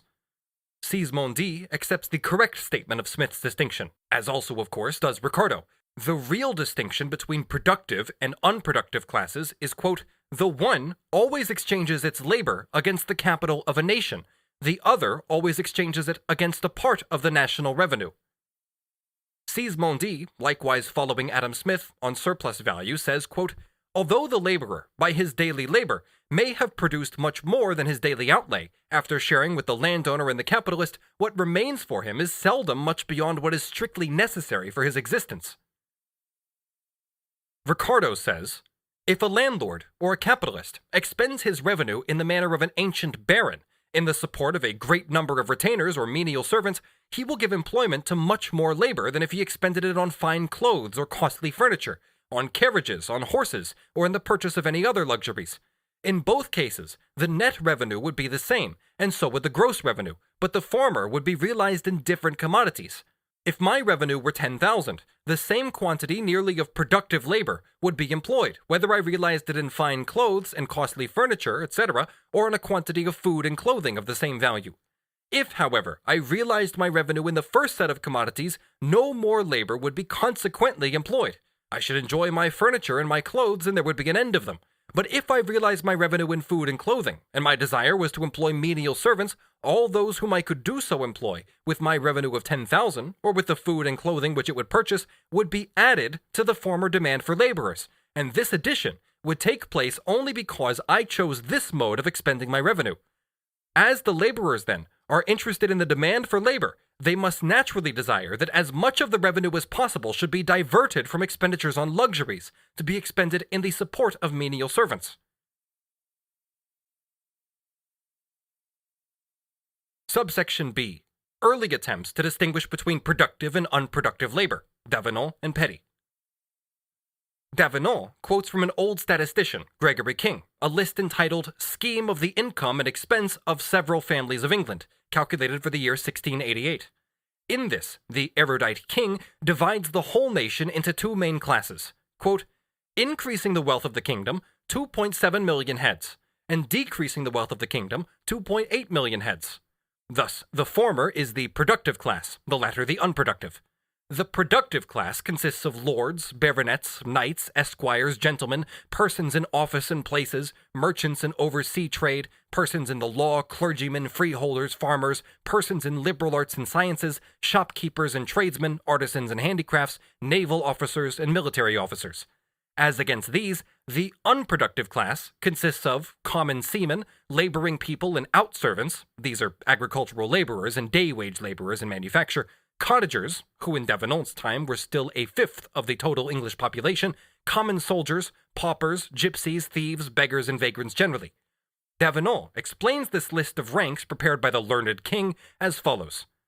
By which he means that the first class of the people, from land, arts, and industry, maintain themselves, and add every year something to the nation's general stock, and besides this, out of their superfluity, contribute every year so much to the maintenance of others. That of the second class, some partly maintain themselves by labor, but that the rest, as most of the wives and children of these, are nourished at the cost of others, and are a yearly burden to the public, consuming annually so much as would be otherwise added to the nation's general stock. In addition to this, the following passage from Davenant is rather characteristic of the views of the mercantilists on surplus value. It is the exportation of our own product that must make England rich, To be gainers in the balance of trade, we must carry out of our own product what will purchase the things of foreign growth that are needful for our own consumption, with some overplus either in bullion or goods to be sold in other countries, which overplus is the profit a nation makes by trade, and it is more or less according to the natural frugality of the people that export, a frugality which the Dutch have but not the English. Or as from the low price of labor in manufacture, they can afford the commodity cheap and at a rate not to be undersold in foreign markets. By what is consumed at home, one loses only what another gets, and the nation in general is not at all richer, but all foreign consumption is a clear and certain profit. Incidentally, it must not be thought that these mercantilists were as stupid as they were made out to be by the later vulgar free traders. In Volume 2 of his Discourses on the Public Revenues and on the Trade of England, etc., published in London in 1698, Davenant says, among other things, "Gold and silver are indeed the measure of trade, but the spring and original of it in all nations is the natural or artificial product of the country, that is to say, what their land or what their labor and industry produces. And this is so true that a nation may be supposed by some accident quite without the species of money, and yet if the people are numerous, industrious, versed in traffic, skilled in sea affairs, and if they have good ports and a soil fertile in variety of commodities, such a people will have trade, and they shall quickly get among them a plenty of gold and silver, so that the real and effective riches of a country is its native product. Gold and silver are so far from being the only things that deserve the name of treasure, or the riches of a nation, that in truth money is, at bottom, no more than the countries with which men in their dealings have been accustomed to reckon. We understand that to be wealth which maintains the prince and the general body of his people in plenty, ease, and safety. We esteem that to be treasure which for the use of man has been converted from gold and silver into buildings and improvements of the country, as also other things convertible into those metals, as the fruits of the earth, manufactures or foreign commodities and stock of shipping, even perishable goods, may be held the riches of a nation, if they are convertible, though not converted, into gold and silver. And this, we believe, does not only hold between man and man, but between one country and another. The common people, being the stomach of the body politic, that stomach in Spain did not take the money as it should have done, and failed to digest it. Trade and manufactures are the only mediums by which such a digestion and distribution of gold and silver can be made, as will be nutritive to the body politic. Moreover, Petty too had the conception of productive laborers, though he also includes soldiers. Husbandmen, seamen, soldiers, artisans, and merchants are the very pillars of any commonwealth. All the other great professions rise out of the infirmities and miscarriages of these. Now the seaman is three of these four, that is, navigator, merchant, and soldier. The labor of the seaman and freight of ships is always of the nature of an exported commodity, the overplus whereof, above what is imported, brings home money, etc. In this connection, William Petty also explains the advantages of the division of labor. Those who have the command of sea trade may work at easier freight with more profit than others at greater, higher freight charges. So those who command the trade of shipping can build different sorts of vessels for different purposes. One sort of vessels for the turbulent sea, another for inland waters and rivers, one sort for war, another for burden, etc. And this is the chief of several reasons why the Hollanders can go at less freight than their neighbors, that is, because they can afford a particular sort of vessels for each particular trade. Here, too, Petty strikes quite a Smithian tone when he continues, "If taxes are taken from the industrialists, etc., in order to give money to those who in general are occupied in ways which produce no material thing, or things of real use and value in the commonwealth, in this case, the wealth of the public will be diminished. Otherwise than as such exercises are recreations and refreshments of the mind, and which, being moderately used, do qualify and dispose men to what in itself is more considerable. After computing how many people are needed for industrial work, the remainder may safely and without possible prejudice to the commonwealth be employed in the arts and exercises of pleasure and ornament, the greatest whereof is the improvement of natural knowledge. There is much more to be gained by manufacture than husbandry, and by merchandise than manufacture. A seaman is in effect 3 husbandmen." In one passage of Petty's, there can be seen an anticipation of the nature of surplus value, although he treats it only in the form of rent, especially when it is put alongside the following passage, in which he determines the relative value of silver and corn by the relative quantities of each that can be produced in the same labor time. If a man can bring to London an ounce of silver out of the earth in Peru in the same time that he can produce a bushel of corn, then one is the natural price of the other. Now, if by reason of new and easier mines a man can get 2 ounces of silver as easily as formerly he did 1, then corn will be as cheap at 10 shillings the bushel as before it was 5 shillings. Let 100 men work 10 years upon corn, and the same number of men the same time upon silver. I say that the net proceed of the silver is the price of the whole net proceed of the corn, and like parts of the one, the price of like parts of the other. Corn will be twice as dear where there are 200 husbandmen to do the same work which 100 could perform. The passages to which I alluded above are the following. As trades and curious arts increase, so the trade of husbandry will decrease, or else the wages of husbandmen must rise, and consequently the rents of lands must fall. If trade and manufacture have increased in England, if a greater part of the people apply themselves to those faculties than there did heretofore, and if the price of corn be no greater now than when husbandmen were more numerous and the tradesmen fewer, it follows from that single reason that the rents of land must fall. As, for example, suppose the price of wheat be 5 shillings or 60 pence the bushel. Now, if the rent of the land whereon it grows be the third sheaf, then of the 60 pence, 20 pence is for the land, and 40 pence for the husbandman. But if the husbandman's wages should rise 1/8 part, or from 8 pence to 9 pence per diem, then the husbandman's share in the bushel of wheat rises from 40 pence to 45 pence, and consequently the rent of the land must fall from 20 pence to 15 pence, for we suppose the price of the wheat still remains the same, especially since we cannot raise it, for if we did attempt it, corn would be brought into us, as into Holland, from foreign parts, where the state of husbandry was not changed. The following passage, where rent in general is treated as a surplus value, a net product, should be compared with the one quoted above from Petty. Suppose a man could, with his own hands, plant a certain scope of land with corn, that is, could dig or plow, harrow, weed, reap, carry home, thresh, and winnow so much as the husbandry of this land required. I say that when this man has deducted his seed out of the proceed of his harvest, and also what himself has both eaten and given to others in exchange for clothes and other natural necessaries, that the remainder of corn is the natural and true rent of the land for that year, and the medium of 7 years, or rather of so many years as makes up the cycle, within which dearths and plenties make their revolution, doth give the ordinary rent of the land in corn. But a further, though collateral question may be, how much English money this corn or rent is worth. I answer, so much as the money which another single man can save within the same time over and above his expense, if he employed himself wholly to produce and make it. Let another man go travel into a country where is silver, and there dig it, refine it, bring it to the same place where the other man planted his corn, coin it, etc., the same person, all the while of his working for silver, gathering also food for his necessary livelihood, and procuring himself covering, etc. I say, the silver of the one must be esteemed of equal value with the corn of the other. Subsection C. John Stuart Mill, an adherent of Smith's second view of productive labor. Mr. John Stuart Mill, in Essays on Some Unsettled Questions of Political Economy, published in London in 1844, also struggled with the problem of productive and unproductive labor, but in so doing, he in fact added nothing to Smith's second definition except that labors which produce labor power itself are also productive. Quote, sources of enjoyment may be accumulated and stored up. Enjoyment itself cannot.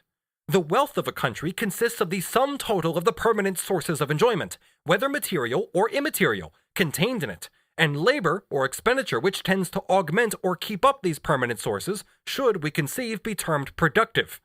If the mechanic who made the spinning jenny labored productively, the spinner also labored productively when he was learning his trade, and what they both consumed productively, that is to say, its consumption did not tend to diminish, but to increase the sum of the permanent sources of enjoyment in the country by effecting a new creation of those sources, more than equal to the amount of the consumption.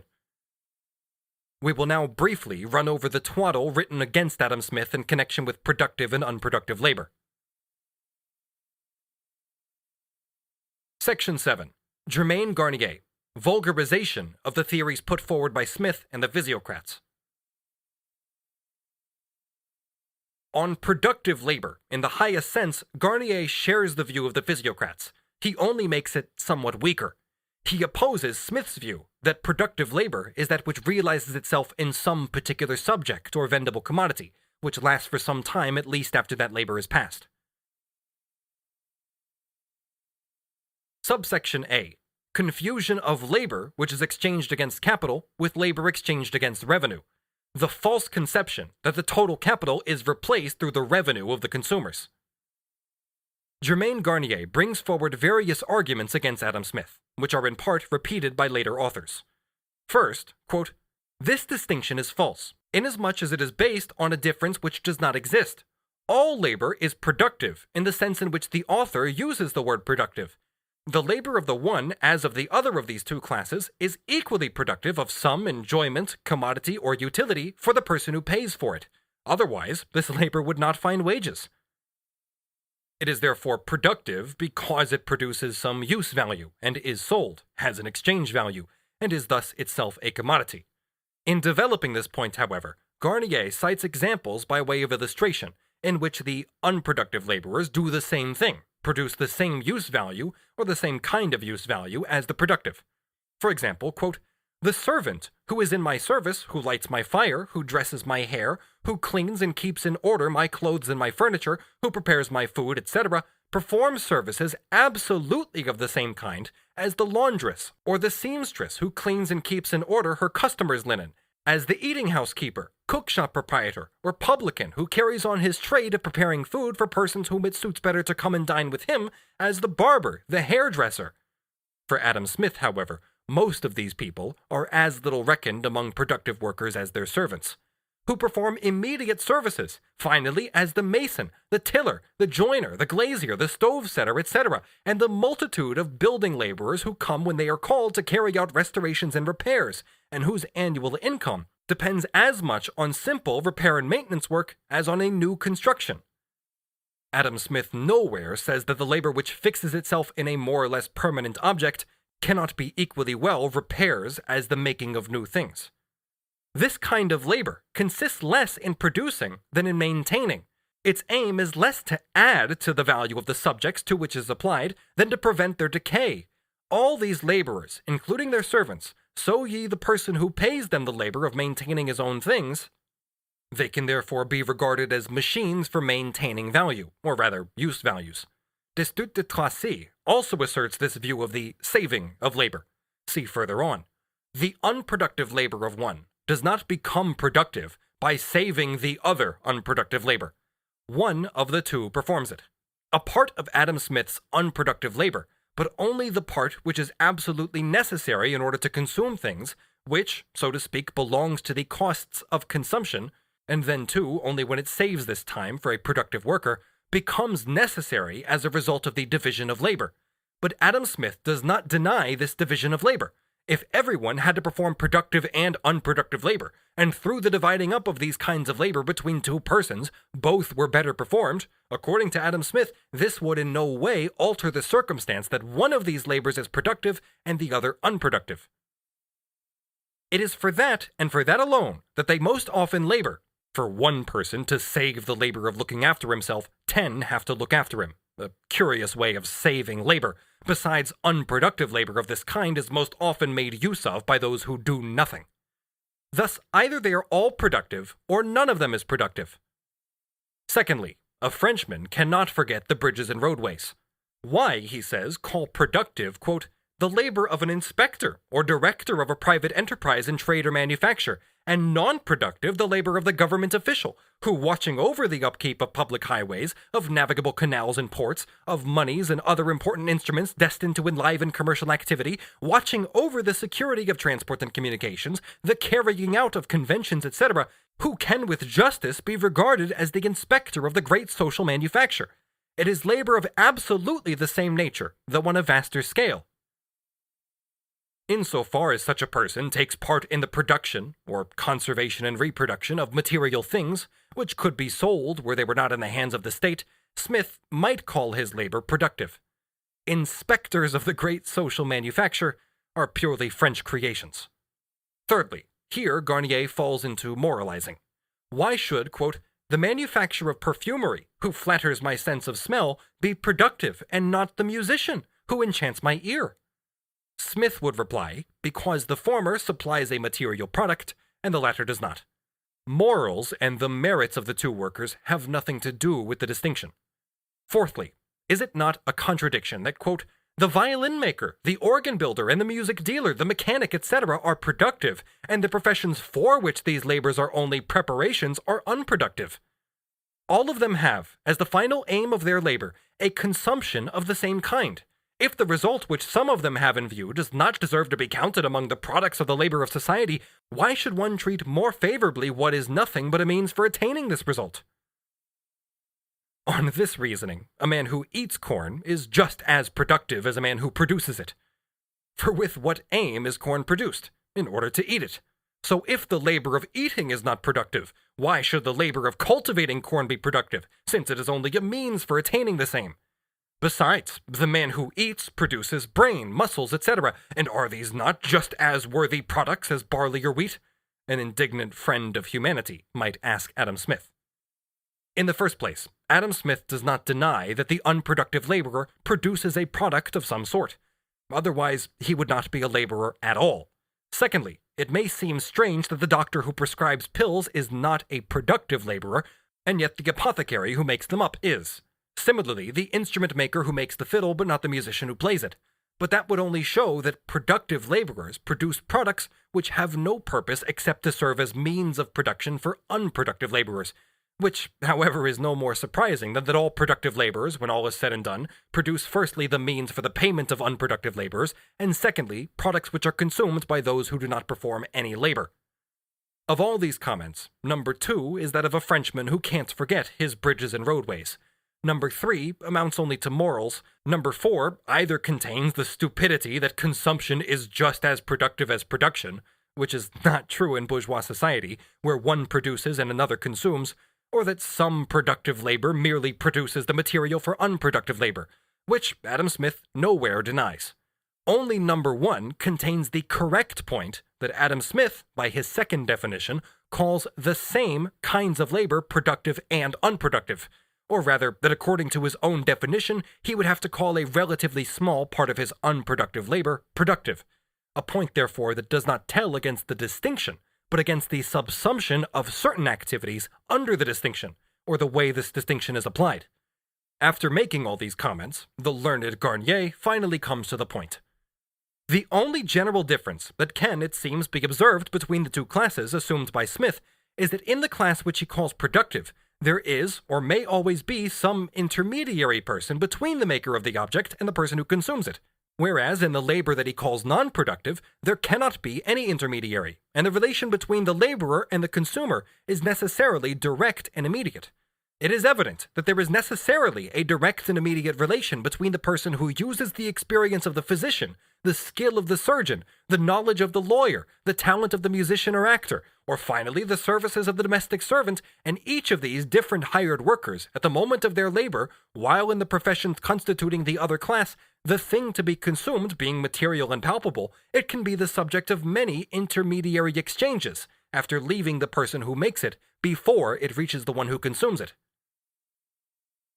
In these last words, Garnier shows, in spite of himself, the concealed association of ideas that exists between Smith's first distinction, labor which is exchanged against capital, and labor which is exchanged against revenue, and his second, labor which fixes itself in a material vendible commodity, and labor which does not so fix itself. The latter, by its nature, cannot for the most part be subordinated to the capitalist mode of production. The former can. To say nothing of the fact that on the basis of capitalist production, where the great majority of material commodities, material and palpable things, is produced by wage laborers under the domination of capital, unproductive labors, or services, whether those of a prostitute or of the Pope, can only be paid for either out of the wages of the productive laborers or out of the profits of their employers, and the partners in those profits, quite apart from the circumstances that those productive laborers produce the material basis of the subsistence, and consequently the existence of the unproductive laborers. It is, however, characteristic of this shallow French dog that he, who wants to be an expert in political economy, and so an explorer of capitalist production, considers inessential the feature which makes this production capitalist, the exchange of capital for wage labor, instead of the direct exchange of revenue for wage labor, or the revenue which the laborer directly pays to himself. By so doing, Garnier makes capitalist production itself an inessential form instead of a necessary, though only historically, that is transiently necessary, form for the development of the social productive powers of labor, and the transformation of labor into social labor. It would also always be necessary to deduct from his productive class all laborers whose labor consists purely of cleaning, conserving, or repairing finished articles, and consequently does not put any new product into circulation. Smith nowhere says that the labor or its product must enter the circulating capital. It can enter directly into fixed capital, like the mechanic's labor repairing a machine in a factory. But in this case, its value enters into the circulation of the product, the commodity, and the repairers, etc., who do this labor as servants do not exchange their labor against capital, but against revenue. It is in consequence of this difference that the non-productive class, as Smith has observed, subsists only on revenues. In fact, since this class allows of no intermediary between itself and the consumer of its products, that is to say, the person who enjoys its labor, it is paid immediately by the consumer, and he pays only from revenues. As against these, the laborers of the productive class, being as a rule paid by an intermediary who intends to make a profit from their labor, are most often paid by capital. But this capital is always in the end replaced by the revenue of a consumer. Otherwise, it would not circulate, and therefore would not yield any profit to its possessor. This last but is quite childish. In the first place, a part of the capital is replaced by capital, and not by revenue, whether this part of the capital circulates or does not circulate. Subsection B. Replacement of the constant capital by means of the exchange of capital against capital. When a coal mine supplies coal to an ironworks, and gets from the latter iron which enters into the operations of the coal mine as means of production, the coal is in this way exchanged for capital to the amount of the value of this iron, and reciprocally the iron, to the amount of its own value, is exchanged as capital for coal. Both, considered as use values, are products of new labor, although this labor was produced with means of labor that were already in existence. But the value of the product of the year's labor is not the product of the labor newly added in the year. It also replaces the value of the past labor which was materialized in the means of production. Therefore, the part of the total product which is equal to this value is not a part of the product of the year's labor, but the reproduction of past labor. Let us take, for example, the product of the daily labor of a coal mine, an ironworks, a timber producer, and a machine-building factory. Let the constant capital in all these industries be equal to 1/3 of all the component parts of value in the product. That is, let the proportion of pre-existing labor to living labor be 1:2. Then, let all these industries produce each a daily product of X, X prime, X prime prime, X prime prime prime. These products are certain quantities of coal, iron, timber, and machinery. As such products, they are products of the day's labor, but also of the daily consumed raw materials, fuel, machinery, etc., which have all contributed to the day's production. Let the values of these be equal to z, z prime, z prime prime, and z prime prime prime. These values are not the product of the day's labor, since z over 3, z prime over 3, etc. are only equal to the value which the constant elements of z, z prime, etc. had before they entered into the day's labor. Therefore, also x over 3, x prime over 3, etc., or a third part of the use values produced, represents only the value of the pre-existing labor, and continually replace it. The exchange which here takes place between pre-existing labor and the product of living labor is of quite a different nature from the exchange between labor power and the conditions of labor existing as capital. X equals z, yet z is the value of the total x, but 1/3 of z is equal to the value of the raw material, etc. contained in the total x. Thus is a part of the day's product of the labor, but not all the product of the day's labor, but on the contrary of the previous pre-existing labor combined with it, in which the pre-existing labor combined with the day's labor reappears and is replaced. Now it is true that each aliquot part of X, which is simply the quantity of actual products, iron, coal, etc., represents in its value 1/3 pre-existing labor and 2/3 labor performed or added the same day. Pre-existing labor and the day's labor enter into the total product in the same proportion as they enter into each separate product of which the total product is made up. But if I divide the total product into two parts, putting 1/3 on one side and 2/3 on the other, it is the same as if the 1/3 represents only pre-existing labor and the other 2/3 only the labor of the day. In fact, the first third represents all past labor which entered into the total product, the full value of the means of production consumed. After deducting this 1/3, therefore, the other 2/3 can represent only the product of the day's labor. The 2/3, in fact, represent the total amount of the day's labor that was added to the means of production. The last 2/3 are therefore equal to the producer's revenue, profit and wages. He can consume them, that is, spend them on articles which enter into his individual consumption. Suppose that these 2/3 of the coal produced daily were bought by the consumers or purchasers not with money, but with the commodities which they have previously transformed into money in order to buy the coal with it. A part of these 2/3 of the coal will enter into the individual consumption of the coal producers themselves for heating, etc. This part, therefore, does not enter into circulation, or if it does first enter into circulation, it'll be withdrawn again from it by its own producers. Minus this part of the 2/3, which the producers of coal themselves consume, they must exchange all the rest of it, if they want to consume it, for articles which enter into individual consumption. In this exchange, it is a matter of complete indifference to them whether the sellers of the consumable articles exchange capital or revenue for the coal. That is to say, whether, for example, the cloth manufacturer exchanges his cloth for coal in order to heat his private dwelling. In this case, the coal itself, in turn, is an article of consumption for him, and he pays for it with revenue, with a quantity of cloth that represents profit, or whether James, the cloth manufacturer's footman, exchanges the cloth he has received as wages for the coal. In this case, the latter is once more an article of consumption in exchange for the revenue of the cloth manufacturer, who in turn, however, has exchanged his revenue for the unproductive labor of the footman, or whether the cloth manufacturer exchanges cloth for coal in order to replace the coal required in his factory that has been used up.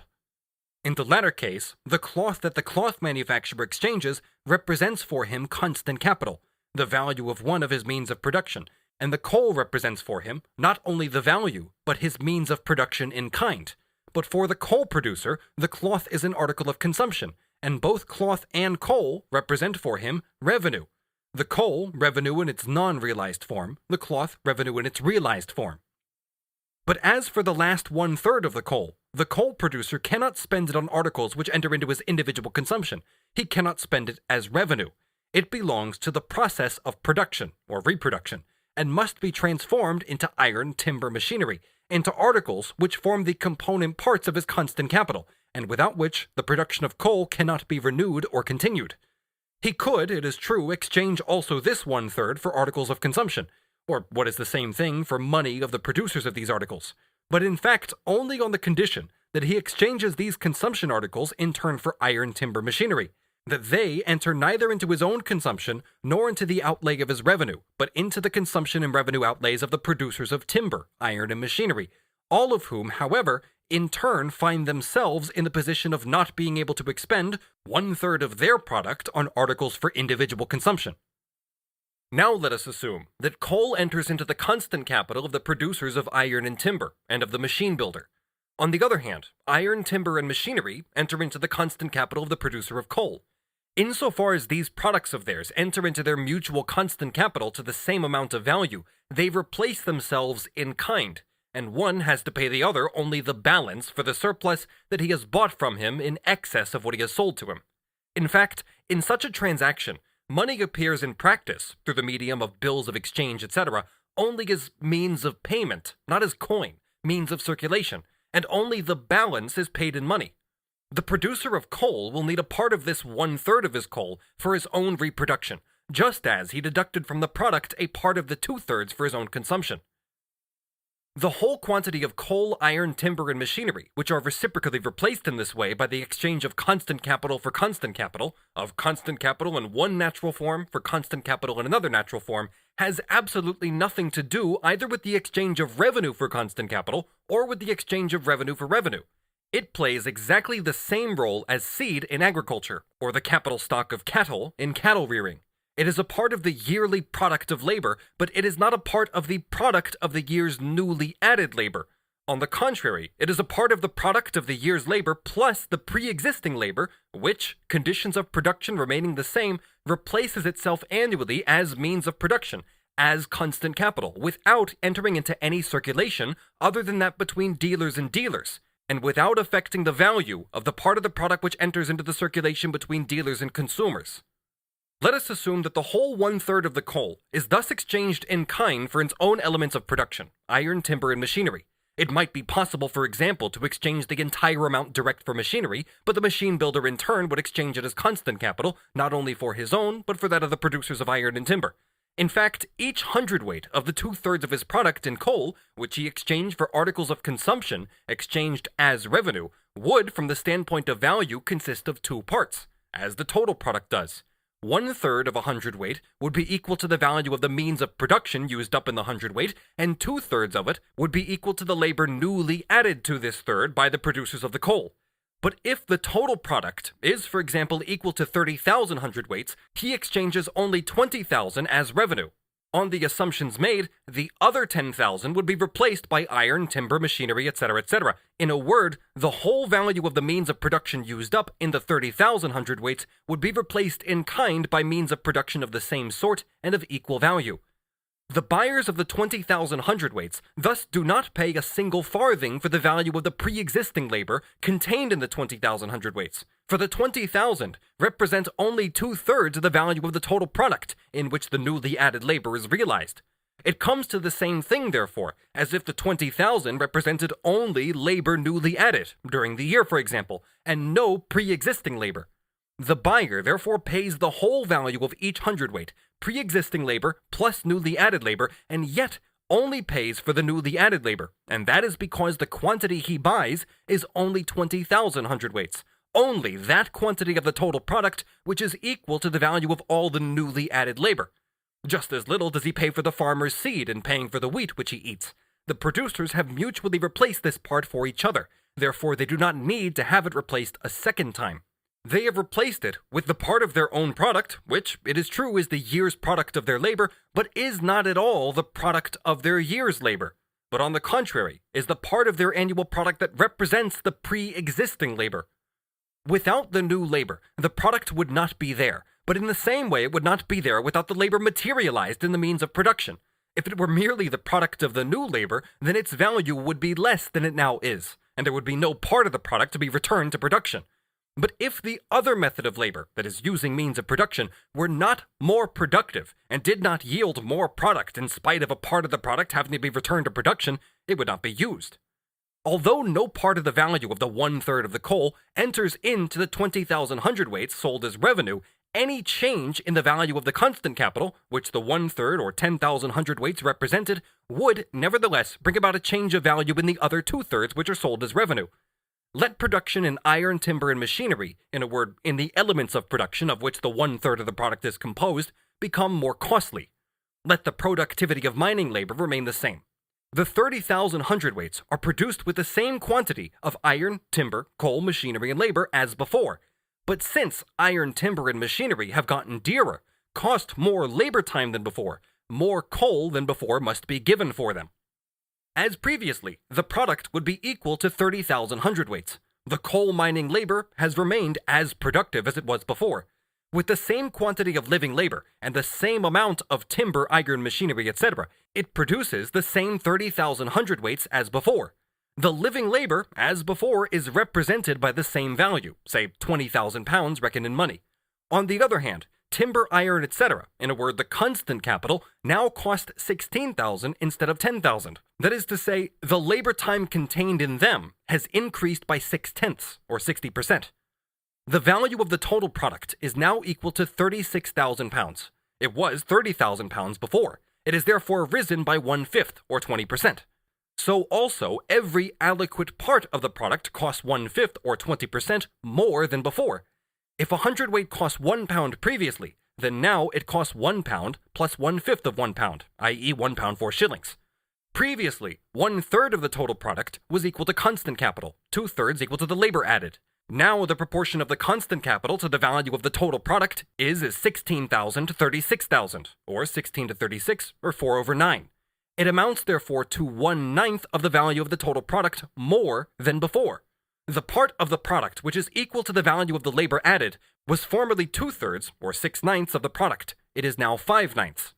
The coal miners' labor would not have become less productive, but the product of their labor plus the pre-existing labor would have become less productive. That is, 1/9 more of the total product would be required to replace the component part of the value formed by the constant capital. 1/9 less of the product would be equal to the value of the labor added. Now, as before, the producers of iron, timber, etc. would only pay for 10,000 centium weights of coal. Previously, these cost them 10,000 pounds. They will now cost them 12,000. A part of the cost of the constant capital would therefore be made good, since they would have to pay the increased price for the part of the coal which they get in replacement for iron, etc. But the producer of coal has to buy raw material, etc. from them to the amount of 16,000 pounds. There remains, therefore, a debit balance of 4,000, that is, 3,333 1/3 centium weights of coal. He must, therefore, as before, supply 16,666 2/3 plus 3,333 1/3 centium weights, being 20,000 centium weights of coal, or 2/3 of the product, to the consumers, who would now have to pay 24,000 pounds for it instead of 20,000.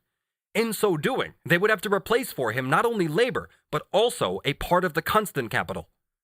As regards the consumers, the matter would be very simple. If they wish to consume the same quantity of coal as before, they must pay 1/5 more for it, and so must spend 1/5 of their revenue less on other products, if the production costs have remained the same in every branch of production. The difficulty lies only in this. How does the producer of coal pay for the 4,000 pounds of iron, timber, etc., for which their producers do not want coal in exchange?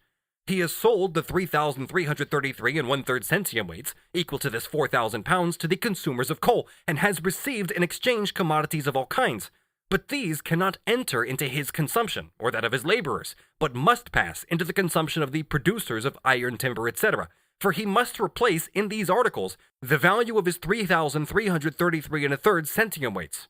It'll be said, it's quite a simple matter. All consumers of coal have to consume 1/5 less of all other commodities, or each of them has to give 1/5 more of his commodities for coal. The producers of iron, timber, etc. consume exactly this 1/5 more. However, it is not at first glance evident how the lowered productivity in the ironworks, machine building, timber felling, etc. is to enable their producers to consume a larger revenue than before, since the price of their articles is supposed to be equal to their values and consequently to have risen only in proportion to the diminished productivity of their labor. Now, it is assumed that iron, timber, and machinery have risen in value by 3/5, or by 60%. There are only two causes which can give rise to this. Either the iron, timber, etc. production has become less productive because the living labor used in it has become less productive, that is, a greater quantity of labor must be used to produce the same product. In this case, the producers must use 3/5 more labor than before. The rate of wages has remained the same, because the lowered productivity of labor has only a passing effect on individual products. Therefore, the rate of surplus value has also remained the same. The producer needs 24 days labor where he needed 15 before, but he pays the laborers, as before, only 10 hours labor on each of the 24 working days, and makes them work 2 hours for nothing on each of these days, as previously.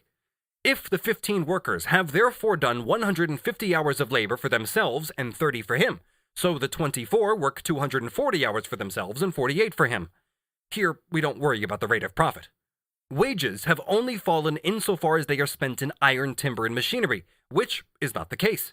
The 24 laborers now consume 3/5 more than the 15 did before. So the coal producers can set aside correspondingly more for them from the value of the 3,333 1/3 centium weights, i.e. for their master, who pays out the wages. Alternatively, the reduced productivity in the production of iron, timber, etc. arises from the fact that parts of their constant capital, of their means of production, have become dearer. Then the same alternative applies. And finally, eventually, the reduced productivity must result in the use of a greater quantity of living labor, therefore also in increased wages, which the coal producer has partly received from the consumers in the 4,000 pounds. In the branches of production where more labor is employed, the amount of the surplus value will have risen because the number of workers employed is greater. On the other hand, the rate of profit will have fallen insofar as all component parts of their constant capital into which their own product enters have risen. whether they themselves use a part of their own product as means of production, or as in the case of coal, their product enters as a means of production into their own means of production. However, if their variable capital had increased more than the part of the constant capital that they have to replace, their rate of profit will also have risen, and they will participate in the consumption of a part of the £4,000.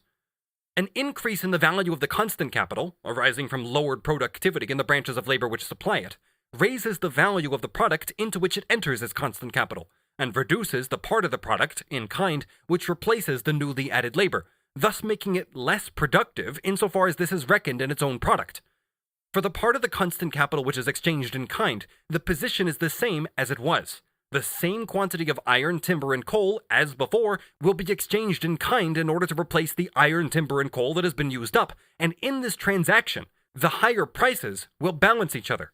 But the surplus of coal, which now forms a part of the constant capital of the coal producer and does not enter into this exchange in kind, is, as before, exchanged for revenue, in the case given above, in part not only for wages but also for profit. This revenue, however, instead of going to the former consumers, accrues to the producers in whose spheres of production a greater quantity of labor is used. That is, the number of laborers has increased. If a branch of industry produces products which enter only into individual consumption, and neither into other industries as means of production, and by means of production, constant capital is always meant here, nor into their own reproduction, as for example in agriculture, cattle raising, or the coal industry, into which coal itself enters as auxiliary material, then the annual product of this branch must always be paid for out of revenue, wages or profit. Let us take the case of the linen given earlier. 3 yards of linen consist of 2/3 constant capital and 1/3 labor added. 1 yard of linen therefore represents labor added. If the surplus value is 25%, then 1/5 of the 1 yard represents the profit. The other 4/5 represent the reproduction of the wages.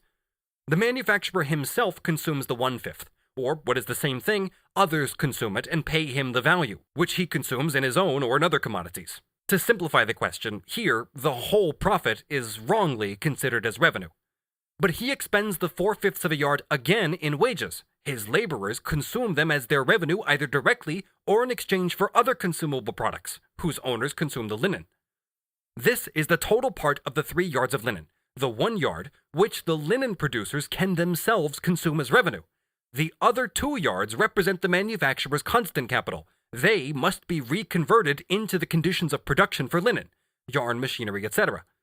From the standpoint of the manufacturer, the exchange of the 2 yards of linen is an exchange of constant capital, but he can only exchange it against the revenue of other people. So he pays for the yarn, say, with 4/5 of the 2 yards, or 8/5 yards, and for the machinery with 2/5 of a yard. The spinner and machine builder in turn can each consume 1/3 of what they get.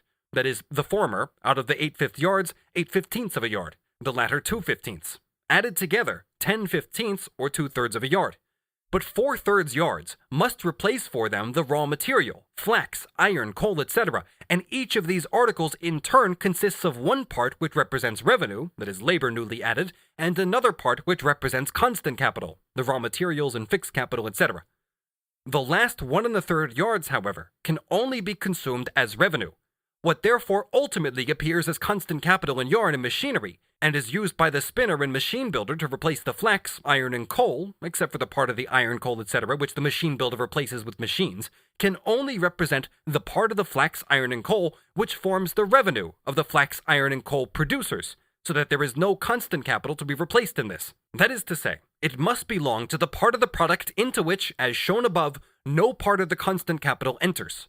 But these producers consume what is their revenue in iron, coal, flax, etc., in linen or in other consumable products because their own products do not enter in that form, or only to a small extent, into their individual consumption.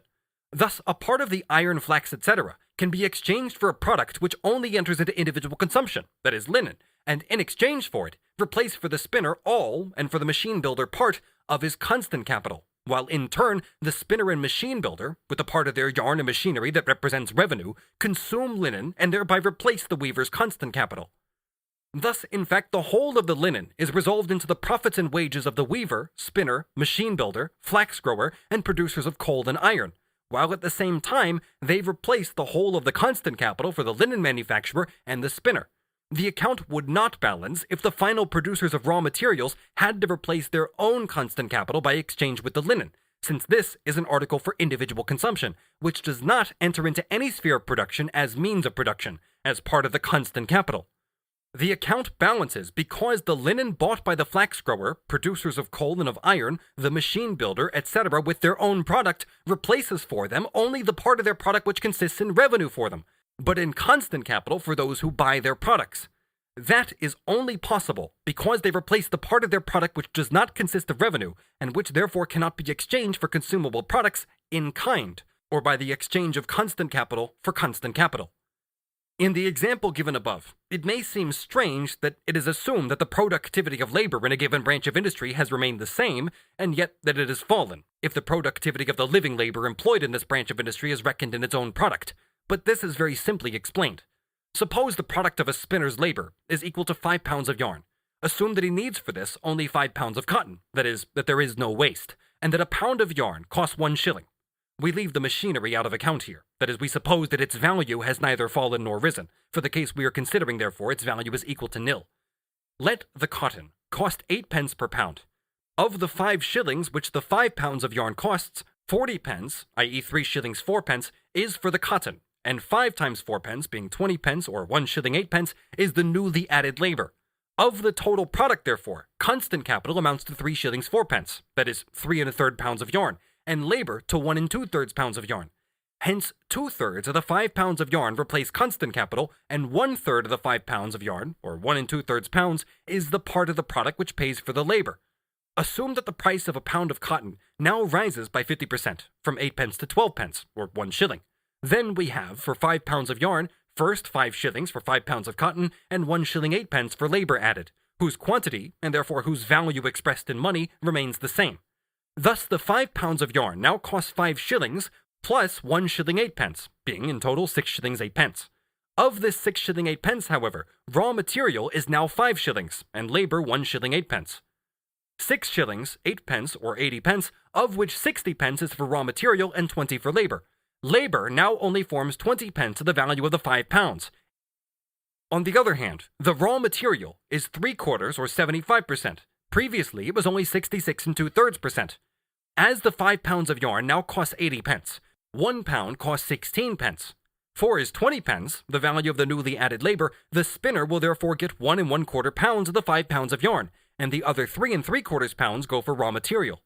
Previously, 1 2/3 pounds were for labor, profit and wages, and 3 1/3 pounds for constant capital. Reckoned in its own product, therefore, the labor has become less productive, although its productivity has remained the same, and only the raw material has gotten dearer. But it has remained equally productive because the same labor has transformed 5 pounds of cotton into 5 pounds of yarn in the same time, and the actual product of this labor, considered as use value, is only the form of yarn which has been given to the cotton. The 5 pounds of cotton has been given the form of yarn as before, with the same labor.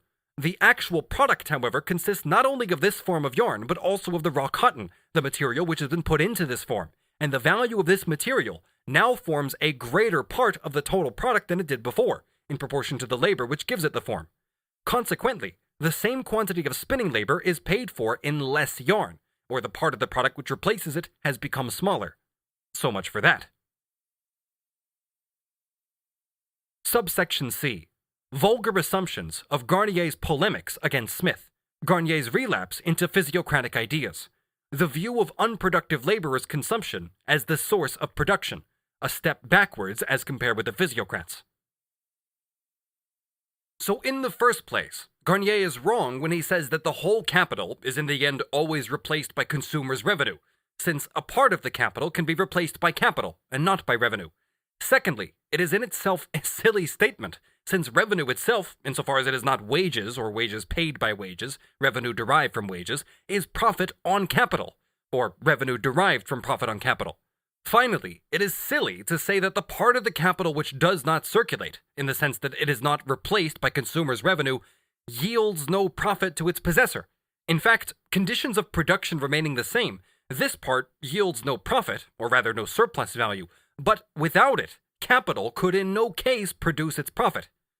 Quote, all that can be deducted from this difference is that in order to employ productive people, what is required is not only the revenue of the person who enjoys their labor, but also a capital which yields profit to intermediaries, while to employ non-productive people, the revenue which pays them is most often sufficient." End quote. This one sentence is such a bundle of nonsense that it makes it clear that Garnier, the translator of Adam Smith, in fact understood nothing of what Adam Smith wrote, and in particular had no conception whatever of the essence of the wealth of nations, namely the view that the capitalist mode of production is the most productive mode, which it absolutely is in comparison with all previous forms. First, it is an extremely silly objection to raise against Smith, who declared that unproductive labor was labor paid directly from revenue, that, quote, "to employ non-productive people, the revenue which pays them is most often sufficient." Now, however, the antithesis. Quote, "In order to employ productive people, what is required is not only the revenue of the person who enjoys their labor, but also a capital which yields profit to intermediaries." How productive, then, must agricultural labor be for Mr. Garnier, which, in addition to the revenue which enjoys the product of the land, requires a capital which not only yields profit to intermediaries, but in addition a rent to the landowner? In order to employ these productive people, what is necessary is not first capital that employs them, and secondly revenue that enjoys their labor, but nothing other than capital, which produces the revenue, which enjoys the fruit of their labor. If, as a capitalist tailor, I lay out £100 in wages, this £100 produces for me, say, £120. It produces for me a revenue of £20, with which I can then, if I want to, also enjoy tailoring labor in the form of a frock coat. If, on the other hand, I buy clothes for £20 in order to wear them, it is obvious that these clothes have not created the £20 with which I buy them. And the case would be the same if I got a jobbing tailor to come to my house and made him sew coats for me for £20. In the first case, I received £20 more than I had before, and in the second case, after the transaction, I have £20 less than I had before. Moreover, I would soon realize that the tailor whom I pay directly from revenue does not make the coat as cheaply as if I bought it from the intermediary. Garnier imagines that the profit is paid by the consumer. The consumer pays the value of the commodity, and although it contains a profit for the capitalist, the commodity is cheaper for him, that is the consumer, than if he had spent his revenue directly on labor, causing it to produce on a small scale for his personal requirements. It is obvious here that Garnier has not the slightest idea of what capital is. He continues, quote, "Do not many unproductive workers, such as actors, musicians, etc., as a rule only receive their wages through the channel of a manager who draws profits from the capital placed in this kind of enterprise?" This observation is correct, but it only shows that a part of the laborers whom Adam Smith in his second definition calls unproductive are productive, according to his first definition. It follows, therefore, that in a society in which the productive class is very numerous, it must be supposed that a large accumulation of capitals exists in the hands of intermediaries, or entrepreneurs of labor. In fact, wage labor on a mass scale is only another expression for capital on a mass scale. It is therefore not, as Smith maintains, the proportion existing between the mass of capitals and that of revenues which will determine the proportion between the productive class and the non-productive class. This latter proportion seems to depend much more on the customs and habits of the people, on the more or less advanced degree of its industry. If productive laborers are such as are paid from capital, and unproductive such as are paid from revenue, the proportion of the productive class to the unproductive class is obviously that of capital to revenue. The proportional growth of the two classes, however, will not depend only on the existing proportion of the mass of capitals to the mass of revenues. It will depend on the proportion in which the increasing revenue, that is profit, is transformed into capital or expended as revenue.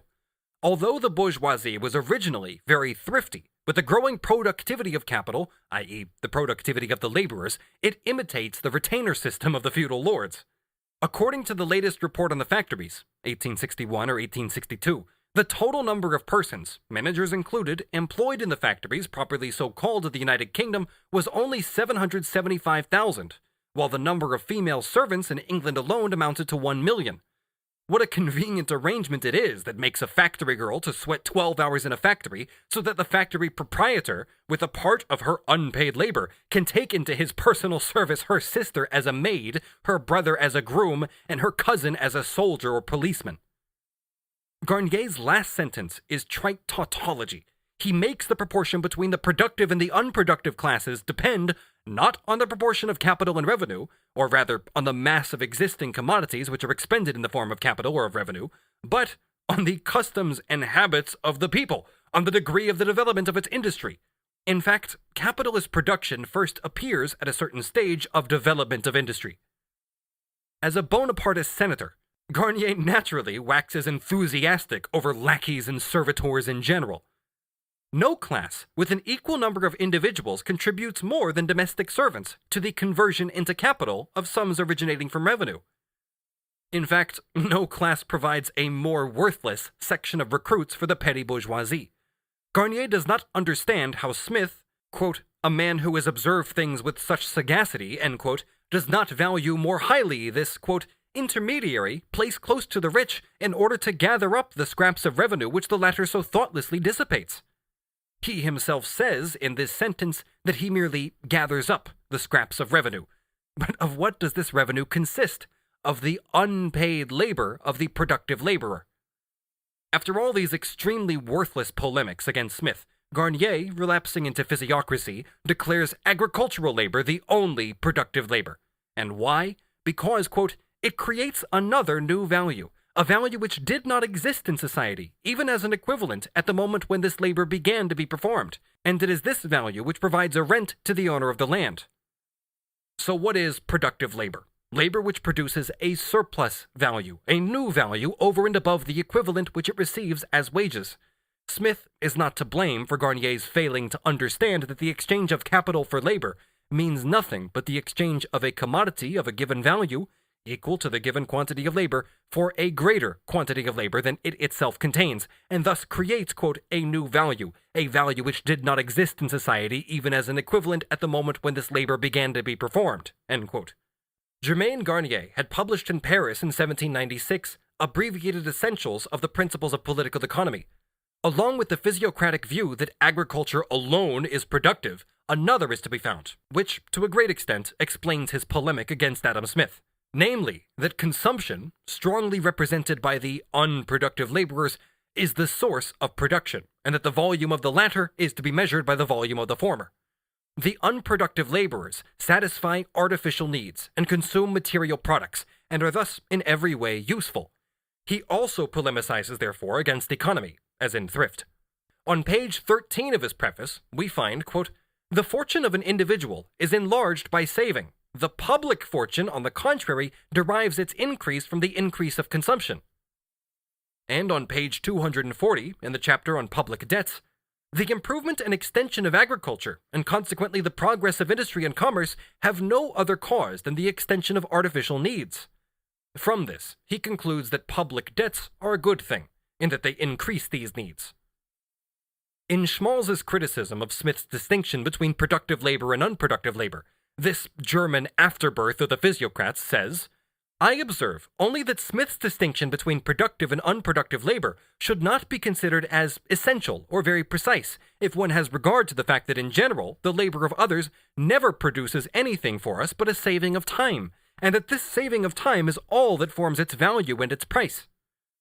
There is a confusion here. The value and the price of a thing is not determined by the economy of time effected through the division of labor, but I get more use value for the same value. Labor is more productive because a greater quantity of products is produced in the same time.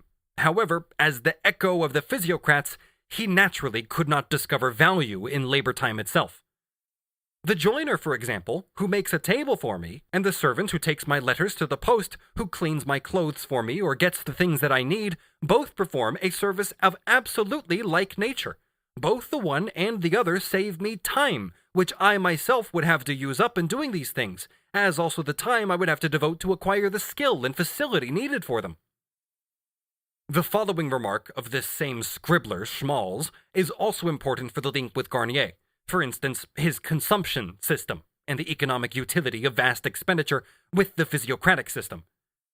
This system, that is Quesnay's, regards the consumption of artisans and even of those who merely consume as meritorious, because this consumption, even though in an indirect and mediated way, contributes to the growth of the nation's revenue, since, but for this consumption, the consumed products would not have been produced from the land and could not have been added to the revenue of the landowner. Section 8. Charles Ganil, Mercantilist Conception of Exchange and Exchange Value, Inclusion of all paid labor in the concept of productive labor. A very inferior and superficial compilation is Charles Ganil's Systems of Political Economy. His twaddle is directly linked with Garnier, against whom he polemicizes. This idiot, in Principes d'économie politique, defines wealth as an accumulation of superfluous labor. Had he said that it is the labor which is superfluous for keeping the worker alive as a worker, the definition would be correct.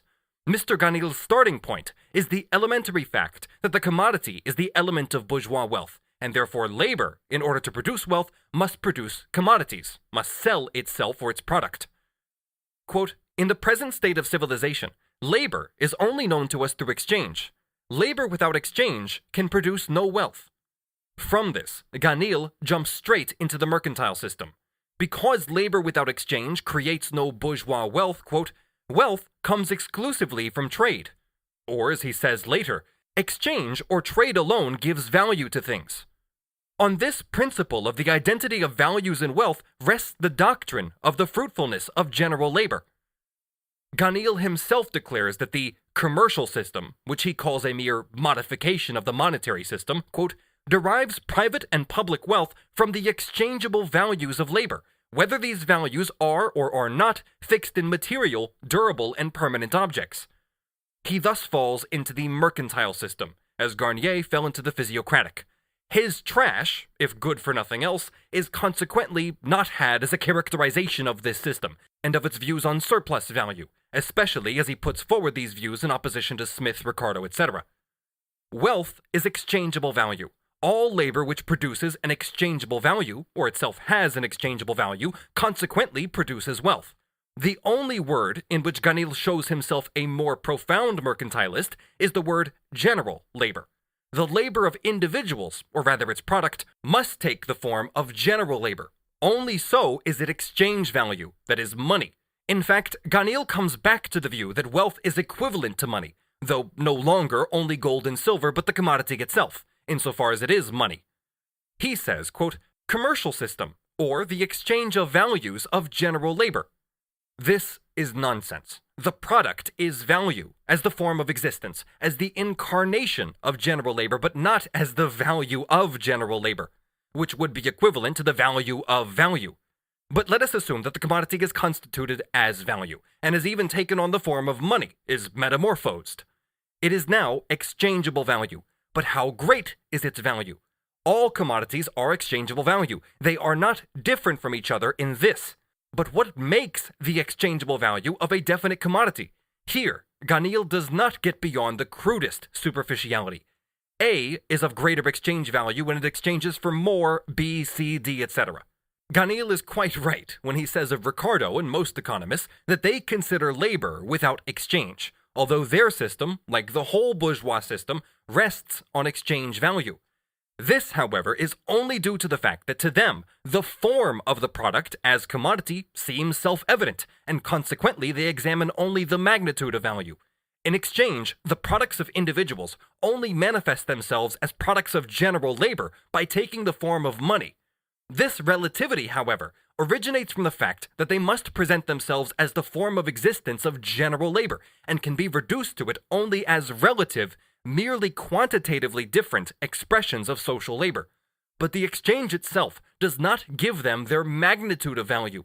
In exchange, they appear as general social labor, and the extent to which they can appear as general social labor depends on the extent to which they can present themselves as social labor. That is, on the extent of the commodities for which they can be exchanged, and therefore on the expansion of the market, of trade, on the range of commodities in which they can be expressed as exchange value. For example, were there only 4 different branches of production in existence, each of the 4 producers would produce a great part of his product for himself. If there are thousands, then he can produce his total product as commodities. It can enter entirely into exchange. But Ganil imagines, with the mercantilists, that the magnitude of value is itself the product of exchange. whereas in fact it is only the form of value, or the form of commodity, which the product receives through exchange. Exchange gives things a value which they would not have had without it. If this means that things, i.e. use values, only become value, receive this form as relative expressions of social labor, it's a tautology. But if it is intended to mean that through exchange they get a greater value than they would have had without it, it is clearly nonsense, for exchange can only increase A's magnitude of value by reducing that of B. Insofar as it gives A a greater value than it has before the exchange, it gives B a smaller value. A plus B, therefore, has the same value after the exchange as it had beforehand. The most useful products may have no value if exchange does not give any to them.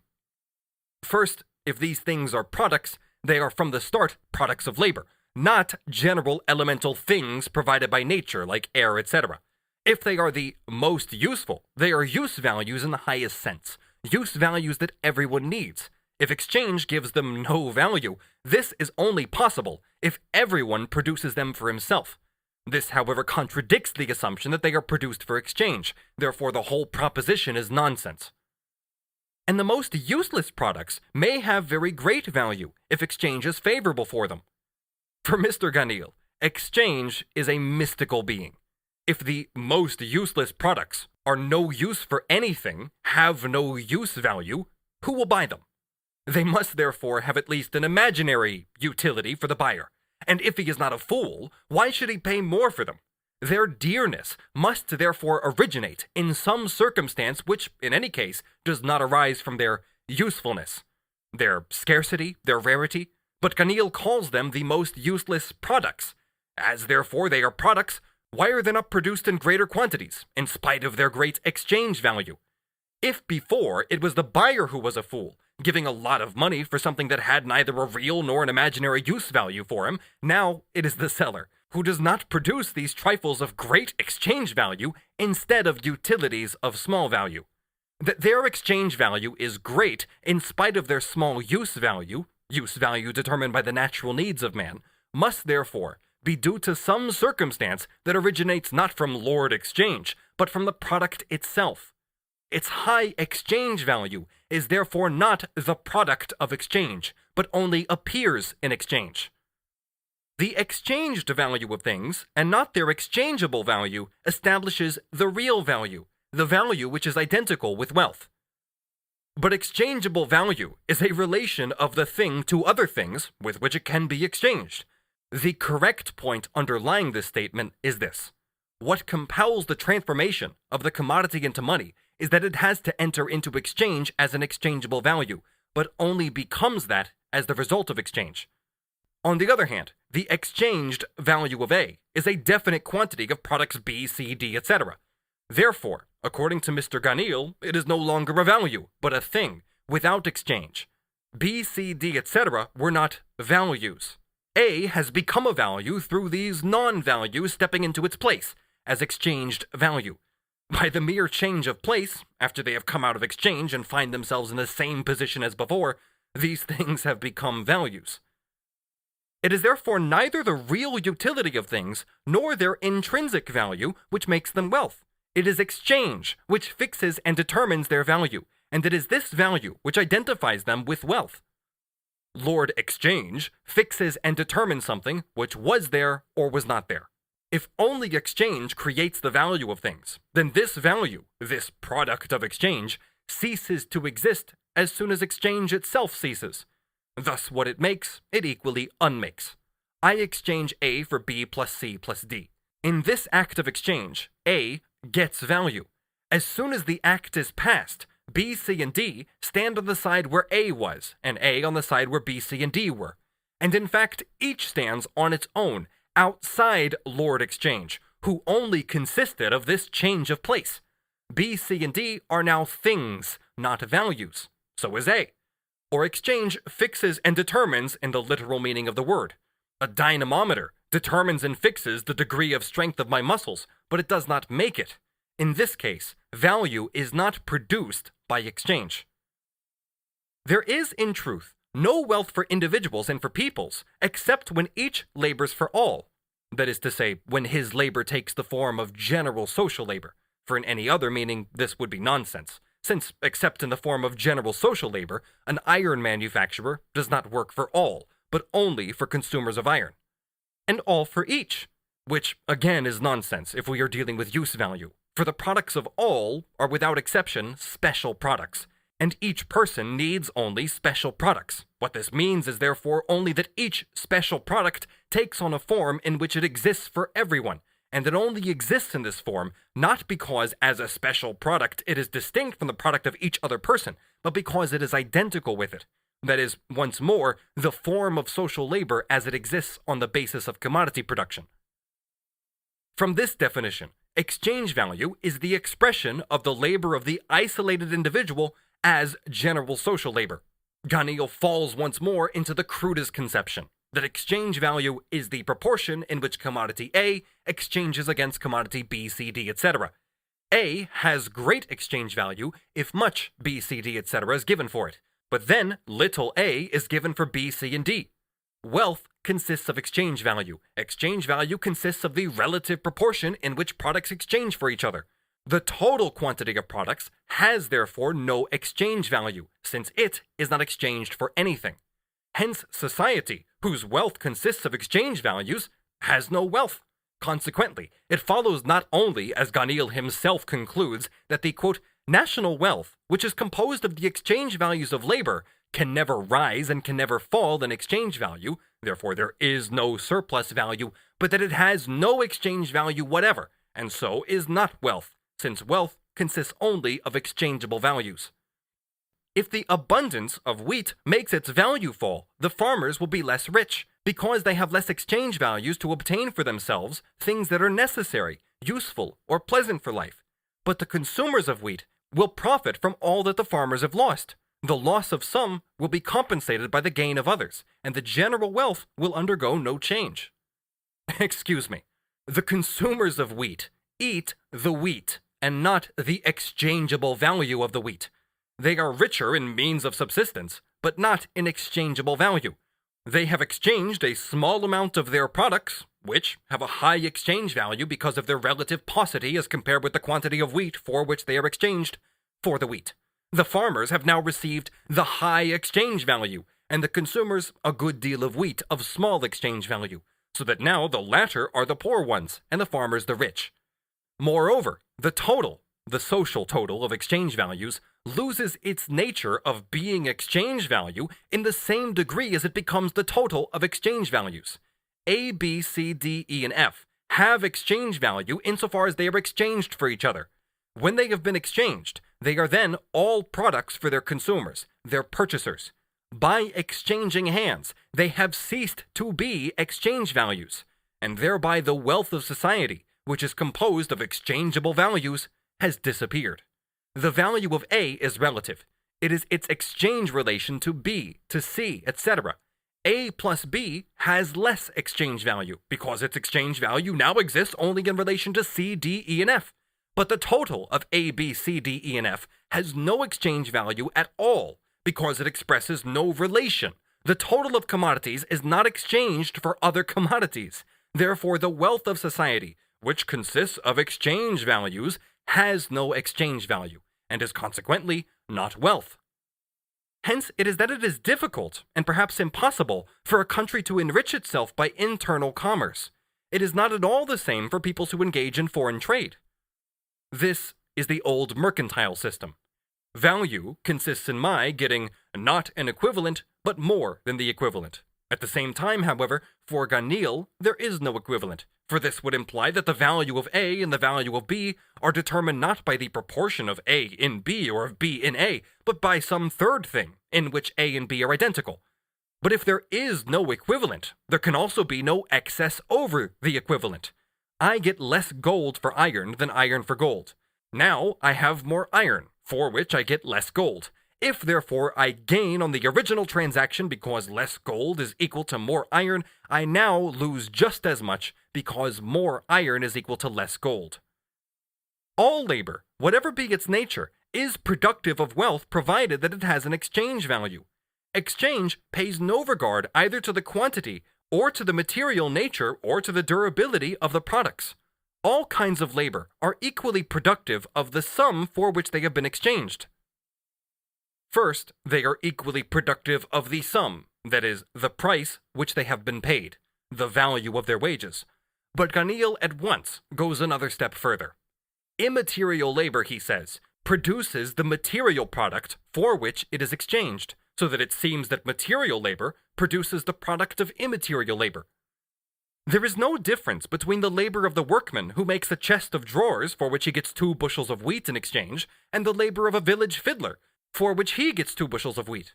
In both cases, 2 bushels of wheat are produced, 2 bushels to pay for the chest of drawers, and 2 bushels to pay for the pleasure given by the village fiddler. It is true that after the joiner has consumed the 2 bushels of wheat, a chest of drawers remains, and after the fiddler has consumed them, nothing remains. It is not by what remains after consumption that one can judge whether a labor is productive or sterile. It is by the exchange, or by the production to which it has given rise. But since the joiner's labor, as well as the fiddler's labor, is the cause of the production of the 2 bushels of wheat, both are equally productive of 2 bushels of wheat, although the one, after it is finished, does not fix and realize itself in any durable object, and the other does so. Adam Smith would like to reduce the number of laborers who are not usefully occupied, in order to multiply that of the workers who are usefully occupied. But no consideration has been given to the fact that if this desire could be realized, all wealth would be impossible, because consumers would be lacking for the producers, and the excess that was not consumed would not be reproduced. The productive classes do not give the products of their labors gratuitously to the classes whose labors do not yield any material products. Here, he nevertheless himself distinguishes between labors which yield material products and labors which do not. They give them to them in exchange for the convenience, the pleasures, and the enjoyments that they receive from them, and in order to give them to them, they are obliged to produce them. If the material products of labor were not employed to pay for the labors which do not yield material products, they would not have consumers, and their reproduction would cease. The labors productive of enjoyment thus contribute to production as efficaciously as the labor which is considered to be the most productive. Almost always the conveniences, the pleasures, or the enjoyments which the people seek follow and do not precede the products which are to pay for them. They seem, therefore, to be much more effect than cause of the products which are to pay for them. The position is different when those devoted to pleasure, luxury, and ostentation are not wanted by the productive classes. Thus he himself makes the distinction here, and they are nevertheless forced to pay for them, and to cut down their own requirements by this amount. Then it may come about that this forced payment does not bring about an increase in production. Apart from this case, all labor is necessarily productive, and contributes more or less efficaciously to the formation and growth of the public wealth, because it necessarily calls forth the products which pay for it. So according to this, the unproductive labors are productive neither because of their cost, that is, their exchange value, nor because of the special enjoyment that they produce, that is, their use value, but because they produce productive labor. If, according to Adam Smith, that labor is productive which is directly exchanged for capital, then we have to consider, apart from the form, also the material components of the capital which is exchanged for labor. It resolves itself into the necessary means of subsistence, that is, for the most part, into commodities, material things. What the worker has to pay from these wages to state and church is a deduction for services which are forced upon him. What he pays out for education is devilishly little, but when he does, his payments are productive, for education produces labor power. What he pays out for the services of physicians, lawyers, or priests is his misfortune. There are very few unproductive labors or services left on which the worker's wages are spent, especially as he himself provides his costs of consumption, cooking, keeping his house clean, generally, even repairs. The following statement of Karl's is extremely characteristic. If exchange gives to the servant's labor a value of 1,000 francs, while it gives to that of the husbandman or a factory worker only a value of 500 francs, one must conclude from this that the servant's labor contributes to the production of wealth twice as much as that of the husbandman and the factory worker, and it cannot be otherwise, as long as the labor of servants receives in payment twice as much in material products as the labor of husbandmen and factory workers. how can it be imagined that wealth results from labor which has less exchange value and which is consequently paid less? If the wages of the factory or agricultural worker are 500 francs, and the surplus value, profit and rent, created by him is equal to 40%, his net product would be 200 francs, and 5 such laborers would be required to produce the wages of 1,000 francs for the servant. If, instead of the servant, Lord Exchange cared to buy a mistress for 10,000 francs annually, the net product of 50 such productive workers would be required. And because her unproductive labor brings in for the mistress 20 times as much exchange value, wages, as the wages of the productive worker, this person adds 20 times as much to the production of wealth, and a country produces the more wealth, the higher it pays its servants and mistresses. Mr. Ganil forgets that only the productivity of manufacturing and agricultural labor, only the surplus created by the productive workers but not paid to them, provides any fund at all for which the unproductive workers are paid. But he reckons like this: 1,000 francs wage and the labor of servant or mistress as equivalent for the wage make together 2,000 francs. The value of servants and mistresses, that is, their production costs, depend entirely on the net product of the productive laborers. Indeed, their existence as a special breed of people depends on it. Their price and their value have little in common with each other. But even assuming that the value, the cost of production, of a servant is twice as great as that of a productive worker, it must be observed that the productivity of a laborer, like that of a machine, and his value are entirely different things, which are even in inverse proportion to each other. The value that a machine costs is always a minus in relation to its productivity. In vain is the objection raised that if the labor of servants is as productive as that of husbandmen and factory workers, there is no reason why the public economy of a country should not be used to maintain them, not only without being squandered, but with a constant increase of value. This objection is only specious because it assumes that the fruitfulness of each labor results from its cooperation in the production of material objects, that material production is constitutive of wealth, and that production and wealth are completely identical. It is forgotten that all production only becomes wealth concurrently with its consumption, and that exchange determines up to what point it contributes to the formation of wealth. If it is remembered that all labors contribute directly or indirectly to the total production of each country, that exchange, in fixing the value of each labor, determines the part that it has had in this production, that consumption of the production realizes the value that exchange has given it, and that the surplus or deficit of production over consumption determines the state of wealth or poverty of peoples, it'll be realized how inconsistent it is to isolate each labor, to fix its fertility and its fruitfulness by its contribution to material production and without any regard to its consumption, which alone gives it a value without which wealth cannot exist. On the one hand, the man makes wealth depend on the excess of production over consumption. On the other hand, he says that only consumption gives value, and a servant who consumes 1,000 francs consequently contributes twice as much to the giving of value as a peasant who consumes 500 francs. In the first place, he admits that these unproductive labors do not directly participate in the formation of material wealth.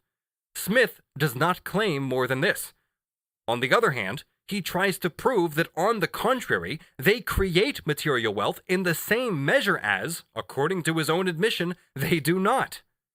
All those who polemicize against Adam Smith on the one hand assume a superior attitude to material production, and on the other hand, they attempt to justify immaterial production, or even no production, like that of lackeys, as material production. It makes absolutely no difference whether the owner of the net revenue consumes this revenue in lackeys, mistresses, or pasties, but it is ludicrous to imagine that the surplus must be consumed by servants and cannot be consumed by productive laborers themselves without the value of the product going to the devil. With Malthus, too, we find the same view of the necessity of unproductive consumers, which necessity in fact exists when the surplus comes into the hands of idlers. Section 9. Ganil and Ricardo on net revenue. Ganil as an advocate of a diminution of the productive population. Ricardo as an advocate of the accumulation of capital and the growth of productive forces. Ganil claims to have put forward a theory in his book Theory of Political Economy, a book I don't know, which Ricardo later copied from him. This theory is that wealth depends on the net product and not on the gross product, and thus on the level of profit and rent. This is certainly not a discovery of Ganil's, who distinguishes himself, however, by the way he puts it. Surplus value presents itself, has its real existence in a surplus produce in excess of the quantity of products which only replace its original elements, that is, which enter into its production costs, and taking constant and variable capital together are equal to the total capital advanced to production. The aim of capitalist production is the surplus, not the product. The laborer's necessary labor time, and therefore also its equivalent in the product with which it is paid for, is only necessary as long as it produces surplus labor. Otherwise, it is unproductive for the capitalist. The surplus value is equal to the rate of surplus value, S over V, multiplied by the number of simultaneous days' labor, or the number of employed workers, that is, by N. So S equals S over V times N. This surplus value can therefore be increased or reduced in two ways.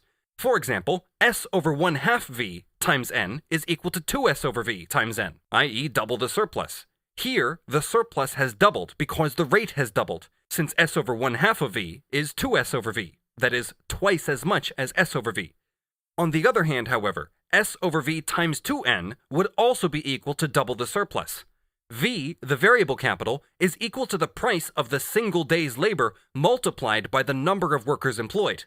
If 800 laborers are employed, each costing £1, then V equals 800 pounds, that is, £1 times 800, i.e. N is 800. Then, if the surplus value is 160, its rate would be 160 over 1 times 800, being 16 over 80, or 1/5, 20%. But the surplus value itself is 160 over 1 times 800 times 800, that is, S pounds over £1 times N times N. With a given length of labor time, this surplus value can only be increased by an increase of productivity, or, at a given level of productivity, by a lengthening of the labor time. But what concerns us here is a double surplus resulting from S over 1/2 V times N, and a double surplus resulting from S over V times 2N.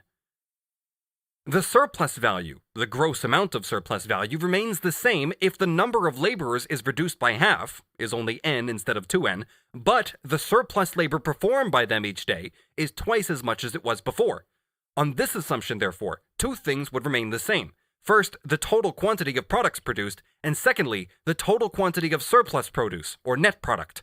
But the following would have changed. First, the variable capital, or the part of the circulating capital expended in wages, would have fallen by half.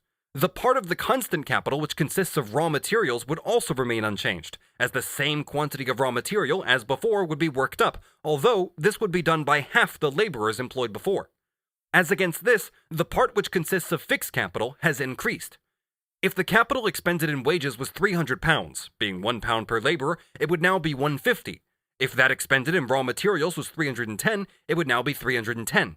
If the value of the machinery was 4 times as much as the rest of the capital, it would now be $1,600.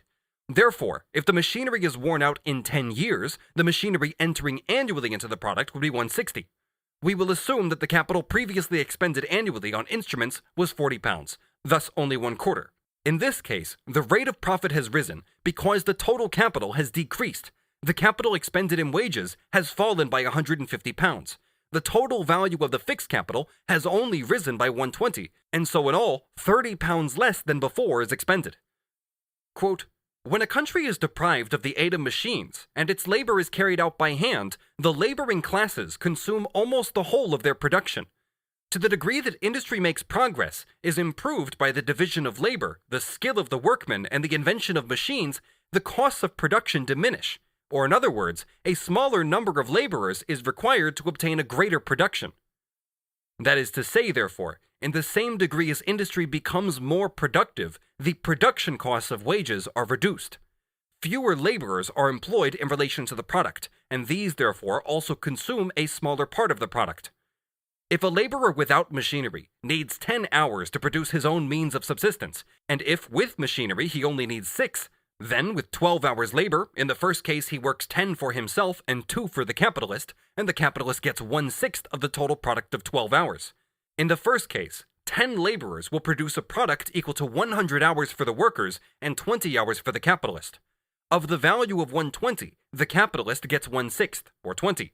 In the second case, 5 laborers will produce a product equal to 30 hours for the workers and 30 hours for the capitalist. Of the 60 hours, the capitalist now gets 1/2, 3 times as much as before. The total surplus value too would have risen, namely from 20 to 30 by a third. When I appropriate 1/2 of 60 days, this is 1/3 more than when I appropriate 1/6 of 120 days. Moreover, the 1/2 of the total product that the capitalist gets is also greater in quantity than before. For 6 hours now produce as much product as 10 did before. 1 hour as much as 10/6 of an hour before, or 1 as much as 1 and 4/6 being 1 2/3. The capitalist's surplus value would therefore have risen, and also his surplus product, if he consumes it himself, or as much of it as he consumes in kind.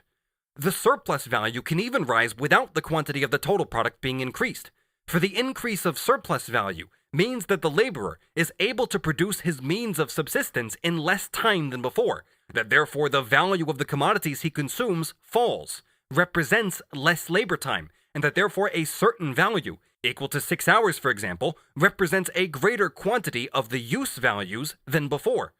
The laborer receives the same quantity of product as before, but this quantity forms a smaller part of the total product, as its value expresses a smaller part of the fruits of the day's labor. Although an increase in productive power in the branches of industry whose product neither directly nor indirectly enters into the formation of the laborer's means of consumption could not have this result, since increased or reduced productivity in these branches does not affect the relation between the necessary and the surplus labor, the result for these industries would nevertheless be the same, although it did not originate from a change in their own productivity. The relative value of their products would rise in exactly the same proportion as that of other commodities had fallen, if their own productivity had remained the same. Consequently, a proportionately smaller aliquot part of these products, or a smaller part of the labor time of the laborer, which is materialized in them, would procure for him the same quantity of means of subsistence as before. The surplus value would therefore rise in these branches of labor, just as in the others. But what will then become of the 5 displaced workers? It'll be said that capital has also released, namely that which paid the 5 dismissed workers, who each received 10 hours, for which they worked 12, that is, 50 hours in all, which could previously have paid the wages of 5 workers, and which now that wages have fallen to 6 hours, can pay for 8.5 days' labor. Therefore now the capital of 50 hours labor that has been released can employ more workers than have been dismissed. But a capital equivalent to the whole 50 hours labor has not been released. For even assuming that the raw material has become cheaper in the same proportion as the increase in the quantity of it that is worked up in the same labor time, that is, assuming that the same increase of productivity has taken place in that branch of production, the outlay for the new machinery nevertheless remains. Assuming that this costs exactly 50 hours labor, it has certainly in no case employed as many laborers as were put off, for this 50 hours labor was laid out entirely in wages for 5 workers. But in the value of the machine, equivalent to 50 hours labor, both profit and wages are contained, both paid and unpaid labor time. In addition, constant capital enters into the value of the machine. The number of machine-building workers who built this machine is smaller than the number of workers discharged, nor are they the same individuals as those discharged. The greater demand for workers in machine building can at most affect the future distribution of the number of workers, so that a larger part of the generation entering the labor market, a larger part than before, turns to that branch of industry. It does not affect those who have been discharged. Moreover, the increase in the annual demand for these is not equal to the new capital expended on machinery. The machine lasts, for example, for 10 years. The constant demand which it creates is therefore equal annually to 1/10 of the wages contained in it. To this 1/10 must be added labor for repairs during the 10 years, and the daily consumption of coal, oil, and other auxiliary materials, which, in all, amounts perhaps to another 2/10. If the capital released were equal to 60 hours, these would now represent 10 hours surplus labor and only 50 necessary labor. Thus, if previously the 60 hours had been expended in wages, and 6 workers had been employed, now it would be only 5. The shifting of labor and capital, which increased productivity brings about by means of machinery, etc., is always only prospective. That is to say, the increase, the new number of workers entering industry, is distributed in a different way. Perhaps the children of those who have been thrown out, but not these themselves. They themselves vegetate for a long time in their old trade, which they carry on under the most unfavorable conditions, inasmuch as their necessary labor time is greater than the socially necessary labor time. They become paupers, or find employment in branches of industry where a lower grade of labor is employed. A pauper, like a capitalist, lives on the revenue of the country. He does not enter into the production costs of the product, and consequently, Mr. Ganil would call him a representative of exchangeable value. Ditto for a criminal who's fed in prison. A large part of the unproductive laborers, holders of state sinecures, etc., are simply respectable paupers. Assume that the productivity of industry is so advanced that whereas earlier 2/3 of the population were directly engaged in material production, and now it is only 1/3. Previously, 2/3 produced means of subsistence for 3/3. Now, 1/3 produced for 3/3. Previously, 1/3 was net revenue, as distinct from the revenue of the laborers. Now, 2/3. Leaving class contradictions out of account, the nation would now use 1/3 of its time for direct production, where previously it needed 2/3 of its time. Equally distributed, all, that is the whole population, would have 2/3 more time for unproductive labor and leisure. But in capitalist production, everything seems, and in fact is, contradictory. The assumption does not imply that the population is stagnant, for if the 3/3 grow, so also do the 1/3. Thus, measured in quantity, a larger number of people could be employed in productive labor, but relatively, in proportion to the total population, it would always be 50% less than before. Those 2/3 of the population consist partly of the owners of profit and rent, partly of unproductive laborers, who also, owing to competition, are badly paid. The latter help the former to consume the revenue and give them in return an equivalent in services, or impose their services on them, like the political unproductive laborers.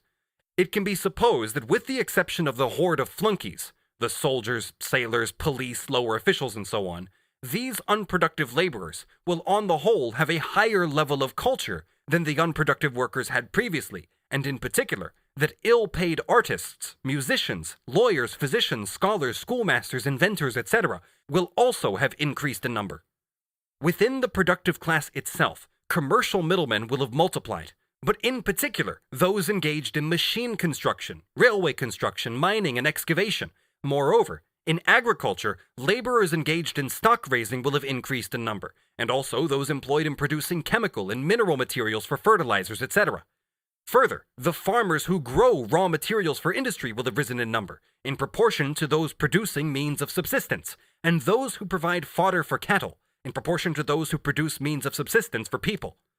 As the constant capital grows, so also does the proportionate quantity of the total labor which is engaged in its reproduction.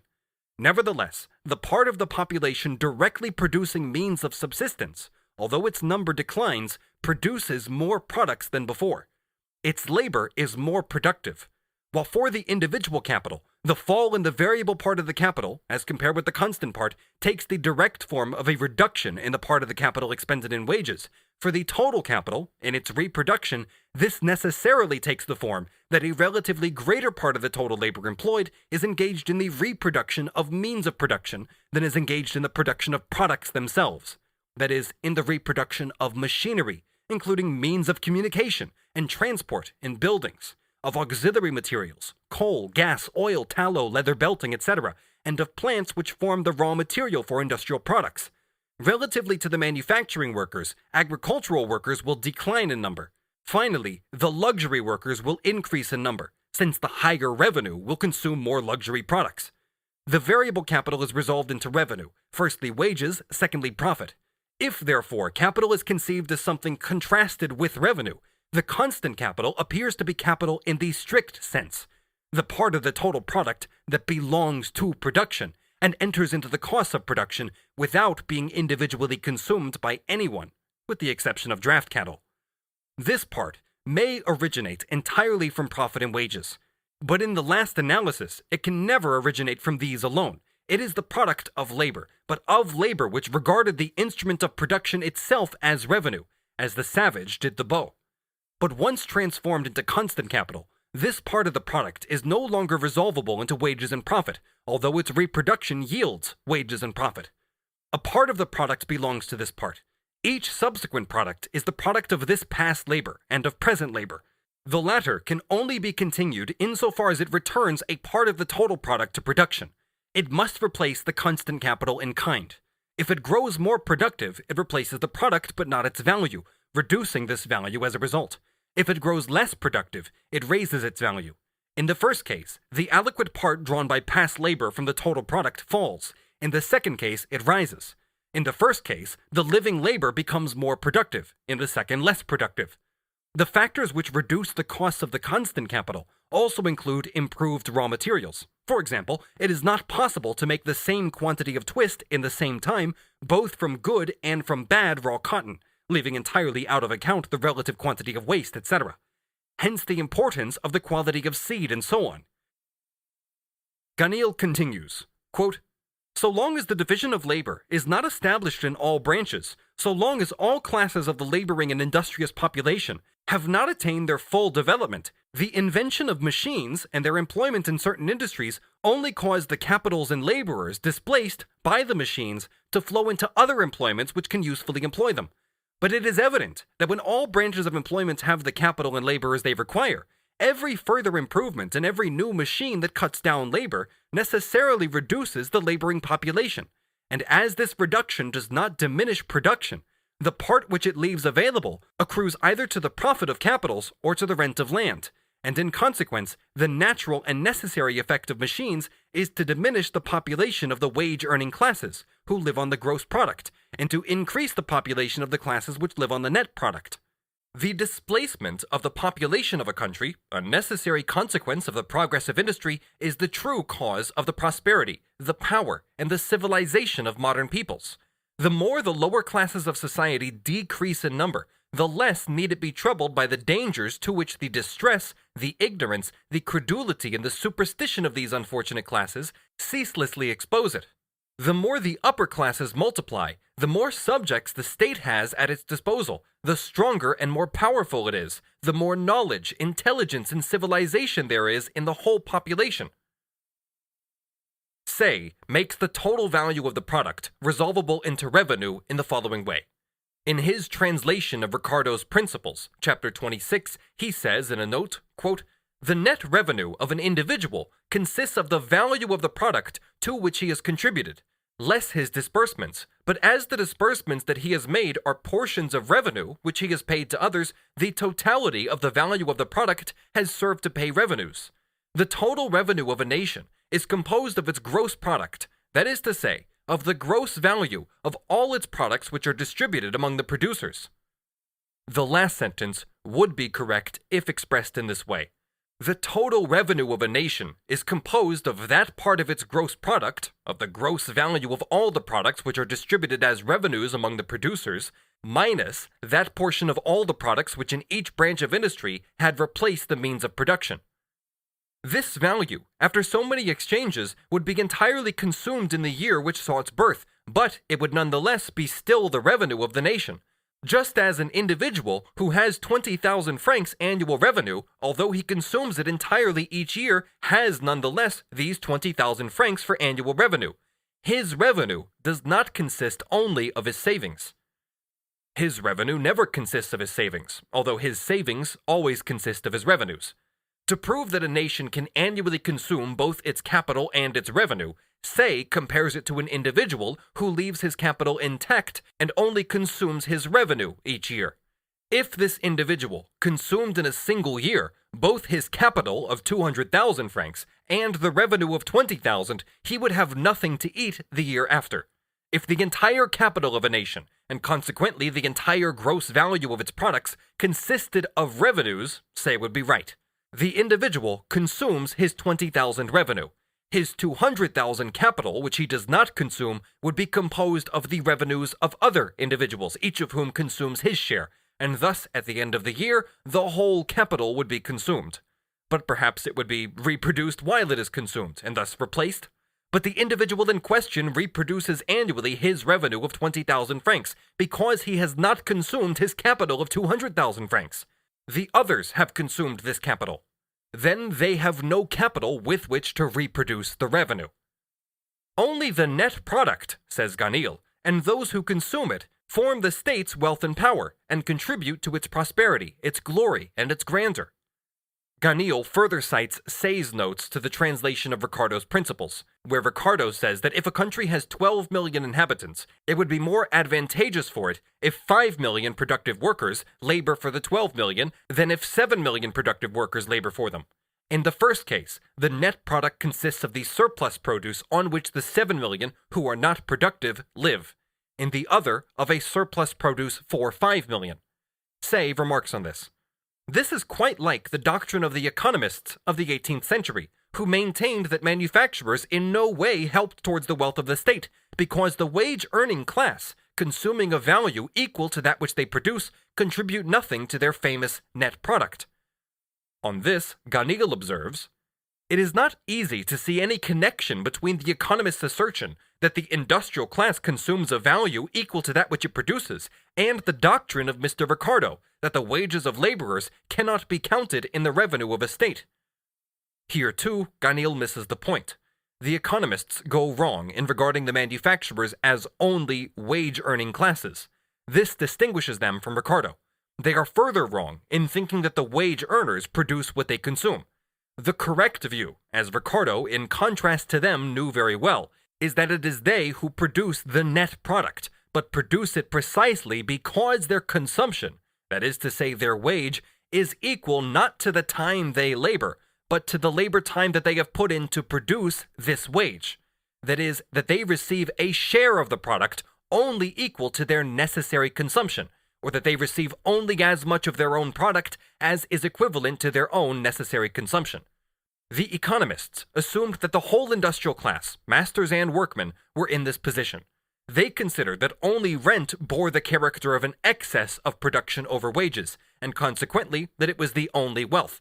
But when Ricardo says that profits and rents form this surplus and are consequently the only wealth, in spite of his difference from the Physiocrats, he agrees with them in thinking that only the net product, the product in which the surplus value exists, forms the national wealth. Although he has a better understanding of the nature of this surplus. For him, too, it is only the part of the revenue which is in excess of wages. What distinguishes him from the economists is not his explanation of the net product, but his explanation of wages, under which category the economists wrongly also include profits. Say also remarks in opposition to Ricardo. From 7 million fully employed laborers, there would be more savings than from 5 million. Ganil rightly observes, refuting this, that is to suppose that the economies from wages are preferable to the economy which results from the reduction of wages. It would be too absurd to pay 400 million in wages to laborers who give no net product in order to provide them with the opportunity and the means for making economies on their wages. With every step made by civilization, labor becomes less burdensome and more productive. The classes condemned to produce and to consume diminish, and the classes which direct labor, which relieve, console, and enlighten the whole population, multiply. They become more numerous and appropriate to themselves all the benefits which result from the diminution of the costs of labor, from the abundance of products and the cheapness of consumer goods. In this way, the human race lifts itself up. Because of this progressive tendency to the diminution of the lower classes of society and the increase of the upper classes, civil society becomes more prosperous, more powerful. If the number of workers employed is 7 million, the wages might be 1,400 million. But if the 1,400 million do not yield a larger net product than the 1,000 million paid to the 5 million workers, the real economy would be in abolishing the 400 millions in wages paid to 2 million laborers who yield no net product, and not in the savings that these 2 million workers could make from the 400 million wages. In chapter 26 of his Principles, Ricardo observes, quote, Adam Smith constantly magnifies the advantages which a country derives from a large gross, rather than a large net, income. What would be the advantage resulting to a country from the employment of a great quantity of productive labor, if, whether it employed that quantity or a smaller, its net rent and profits together would be the same? Whether a nation employs 5 or 7 million productive laborers to produce the net revenue on which the 5 million others live, the food and clothing of 5 millions would be still the net revenue. The employing of a greater number of men would enable us neither to add a man to the army and navy, nor to contribute 1 guinea more in taxes. This reminds us of the ancient Germans, of whom one part in turn took the field, and the other cultivated the field. The smaller the number that was indispensable for cultivating the field, the greater the number who were able to war. It would not have helped them if the number of people had increased by 1/3, so that instead of 1,000 they had 1,500, if 1,000 were then required to cultivate the field, while previously it was 500. Their disposable forces would have consisted of only 500 men, both before and after. If, on the other hand, the productivity of their labor had increased so that 250 sufficed to cultivate the field, 750 of the 1,000 could have taken the field, whereas in the opposite case, if the productivity of their labor had fallen, it would only be 500 out of the 1,500. First, it should be noted here that Ricardo means by net revenue, or net product, not the excess of the total product over the part of it that must be returned to production as means of production, raw materials, or instruments. On the contrary, he shares the false view that the gross product consists of gross revenue. By net product, or net revenue, he means the surplus value, the excess of the total revenue over the part of it that consists of wages, of the revenue of the laborers. This revenue of the laborer, however, is equal to the variable capital, the part of the circulating capital which he is constantly consuming and constantly reproducing as the part of his production which he himself consumes.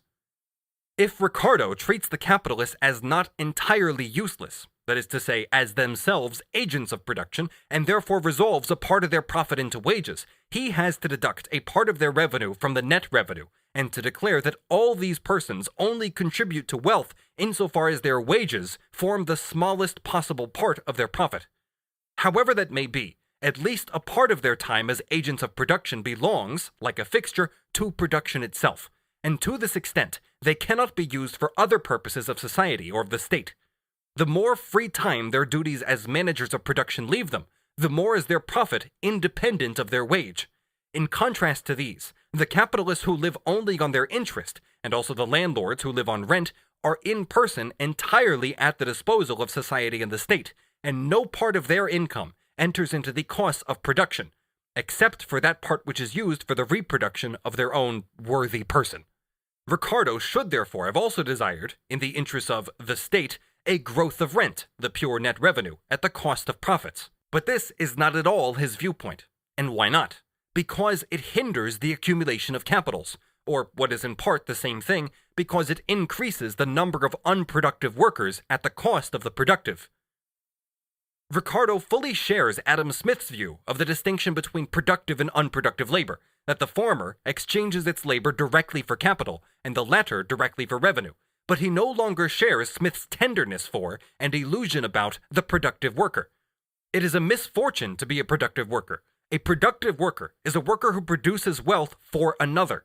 His existence only has meaning as such an instrument of production for the wealth of others. If, therefore, the same quantity of wealth for others can be created with a smaller number of productive workers, then the suppression of these productive workers is in order. Ricardo, incidentally, does not think of this suppression as Karl does, that through mere suppression the revenue increases, and that what was formerly consumed as variable capital, that is, in the form of wages, would then be consumed as revenue. With the diminution in the number of productive workers, also disappears the amount of product which those who have been discharged themselves consumed, and themselves produced, their equivalent. Ricardo does not assume, as Karl does, that the same quantity of products as before is produced, but the same quantity of net product. If the laborers consumed 200, and their surplus was 100, the total product was 300, and the surplus was 1/3. If the workers consume 100, and their surplus is 100 as before, the total product is 200, and the surplus is 1/2. The total product would have fallen by 1/3, by the quantity of products consumed by the 100 dismissed workers, and the net product would have remained the same, because 200 over 2 is the same as 300 over 3. For Ricardo, therefore, the amount of the gross product does not matter, provided that the portion of the gross product which constitutes the net product remains the same or grows, but in any case does not diminish. So he says, quote, To an individual with the capital of 20,000, whose profits were 2,000 per annum, it would be a matter quite indifferent whether his capital would employ 100 or 1,000 men, whether the commodity produced sold for 10,000 or for 20,000, provided, in all cases, his profits were not diminished below 2,000. Is not the real interest of the nation similar? The passage in Ricardo's chapter 26 runs as follows. Adam Smith constantly magnifies the advantages which a country derives from a large gross rather than a large net income. Because, says Adam, the greater will be the quantity of productive labor which puts it into motion. What would be the advantage resulting to a country from the employment of a great quantity of productive labor if, whether it employed that quantity or a smaller, its net rent and profits together would be the same? This therefore means nothing, but if the surplus value produced by a greater quantity of labor would be the same as the surplus value produced by a smaller quantity. That, however, in turn means nothing but that it is the same thing for a country whether it employs a large number of workers at a lower rate of surplus or a smaller number at a higher rate. N times 1/2 is just as much as 2n times a quarter, where n represents the number of workers and 1/2 and a quarter the rate of surplus. The productive laborer, as such, is a mere instrument of production for the production of surplus, and if the result is the same, a larger number of these productive workers would be a nuisance. To an individual with the capital of 20,000, whose profits were 2,000 per annum, it would be a matter quite indifferent whether his capital would employ 100 or 1,000 men, whether the commodity produced sold for 10,000 or for 20,000, provided, in all cases, his profits were not diminished below 2,000. Is not the real interest of the nation similar? Provided its net real income, its rent and profits be the same, it is of no importance whether the nation consists of 10 or 12 million inhabitants. Its power of supporting fleets and armies, and all species of unproductive labor. This passage shows, among other things, that Ricardo shared Adam Smith's view of productive and unproductive labor, although he did no longer share Smith's tenderness based on illusions for the productive worker. Must be in proportion to its net, and not in proportion to its gross income. If 5 million men could produce as much food and clothing as was necessary for 10 million, food and clothing for 5 million would be the net revenue. Would it be of any advantage to the country that to produce the same net revenue, several million men should be required? That is to say that 7 million should be employed to produce food and clothing sufficient for 12. The food and clothing of 5 million would still be the net revenue. The employing a greater number of men would enable us neither to add a man to the army and navy, nor to contribute 1 guinea more in taxes. A country is the richer, the smaller its productive population is relatively to the total product. Just as for the individual capitalist, the fewer laborers he needs to produce the same surplus, so much the better for him. The country is richer, the smaller the productive population in relation to the unproductive, the quantity of products remaining the same. For the relative smallness of the productive population would be only another way of expressing the relative degree of the productivity of labor. On the one hand, it is the tendency of capital to reduce to a dwindling minimum the labor time which is necessary for the production of commodities, and therefore also the number of the productive population in relation to the amount of the product. On the other hand, however, it has also the opposite tendency to accumulate, to transform profit into capital, to appropriate the greatest possible quantity of the labor of others. It strives to reduce the norm of necessary labor, but to employ the greatest possible quantity of productive labor at the given norm. The proportion of the products to the population makes no difference in this. Corn and cotton can be exchanged into wine, diamonds, etc., or laborers can be employed in productive labor which does not directly add anything to the consumable products, such as railway construction, etc. If, as the result of an invention, a capitalist can now only use in his business £10,000 instead of the 20,000 he used previously, because 10,000 is now sufficient, and if this sum yields 20% for him instead of 10, that is, as much as the 20,000 brought in before, this would be no reason for him to spend 10,000 as revenue instead of as capital as before. Actually, it is only in the case of state loans that we can speak of a direct transformation of capital into revenue. He would place it elsewhere, and in addition, would capitalize a part of his profit. Among the economists, including Ricardo in part, we find the same antinomy as there is in reality. Machinery displaces labor and increases the net revenue, particularly always what Ricardo here calls net revenue, the quantity of products in which revenue is consumed. It reduces the number of laborers and increases the products, which are then partly consumed by unproductive workers, partly exchanged abroad, etc.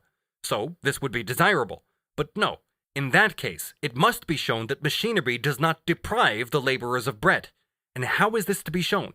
By the fact that after a shock, to which perhaps the section of the population which is directly affected cannot offer any resistance, machinery once again employs more people than were employed before it was introduced, and therefore once again increases the number of productive workers and restores the former disproportion. This is, in fact, what happens. And so, in spite of the growing productivity of labor, the working population could constantly grow not in proportion to the product, which grows with it and faster than it, but proportionately to the total population. If, for example, capital simultaneously becomes concentrated, and therefore former component parts of the productive classes fall into the ranks of the proletariat. A small part of the latter rises into the middle class. The unproductive classes, however, see to it that there is not too much food available. The constant retransformation of profit into capital always restores the same cycle on a wider basis. And Ricardo's care for accumulation is even greater than his care for net profit, which he regards with fervent admiration as a means to accumulation. Hence, too, his contradictory admonitions and consoling remarks to the workers. He says that they are the people most interested in the accumulation of capital, because it is on this that the demand for them depends. He says that if this demand rises, then the price of labor rises. He says that they must therefore themselves desire the lowering of wages, so that the surplus taken from them, once more filtered through capital, is returned to them for new labor, and their wages rise. This rise in wages, however, is bad, he says, because it restricts accumulation. On the one hand, they must not produce children. This brings in a fall in the supply of labor, and so its price rises. But this rise diminishes the rate of accumulation, and so diminishes the demand for them and brings down the price of labor. Even quicker than the supply of them falls, capital falls along with it. If they do produce children, then they can increase their own supply and reduce the price of labor. Thus the rate of profit rises, and with it the accumulation of capital. But the laboring population must rise in the same degree as the accumulation of capital. That is to say, the laboring population must be there exactly in the numbers that the capitalist needs, which it does anyway. Mr. Garnil is not altogether consistent in his admiration for the net product. He quotes from Say, "I do not doubt at all that in slave labor the excess of the products over consumption is larger than that excess in the labor of a free man. The worker of the slave has no limit but his capacity.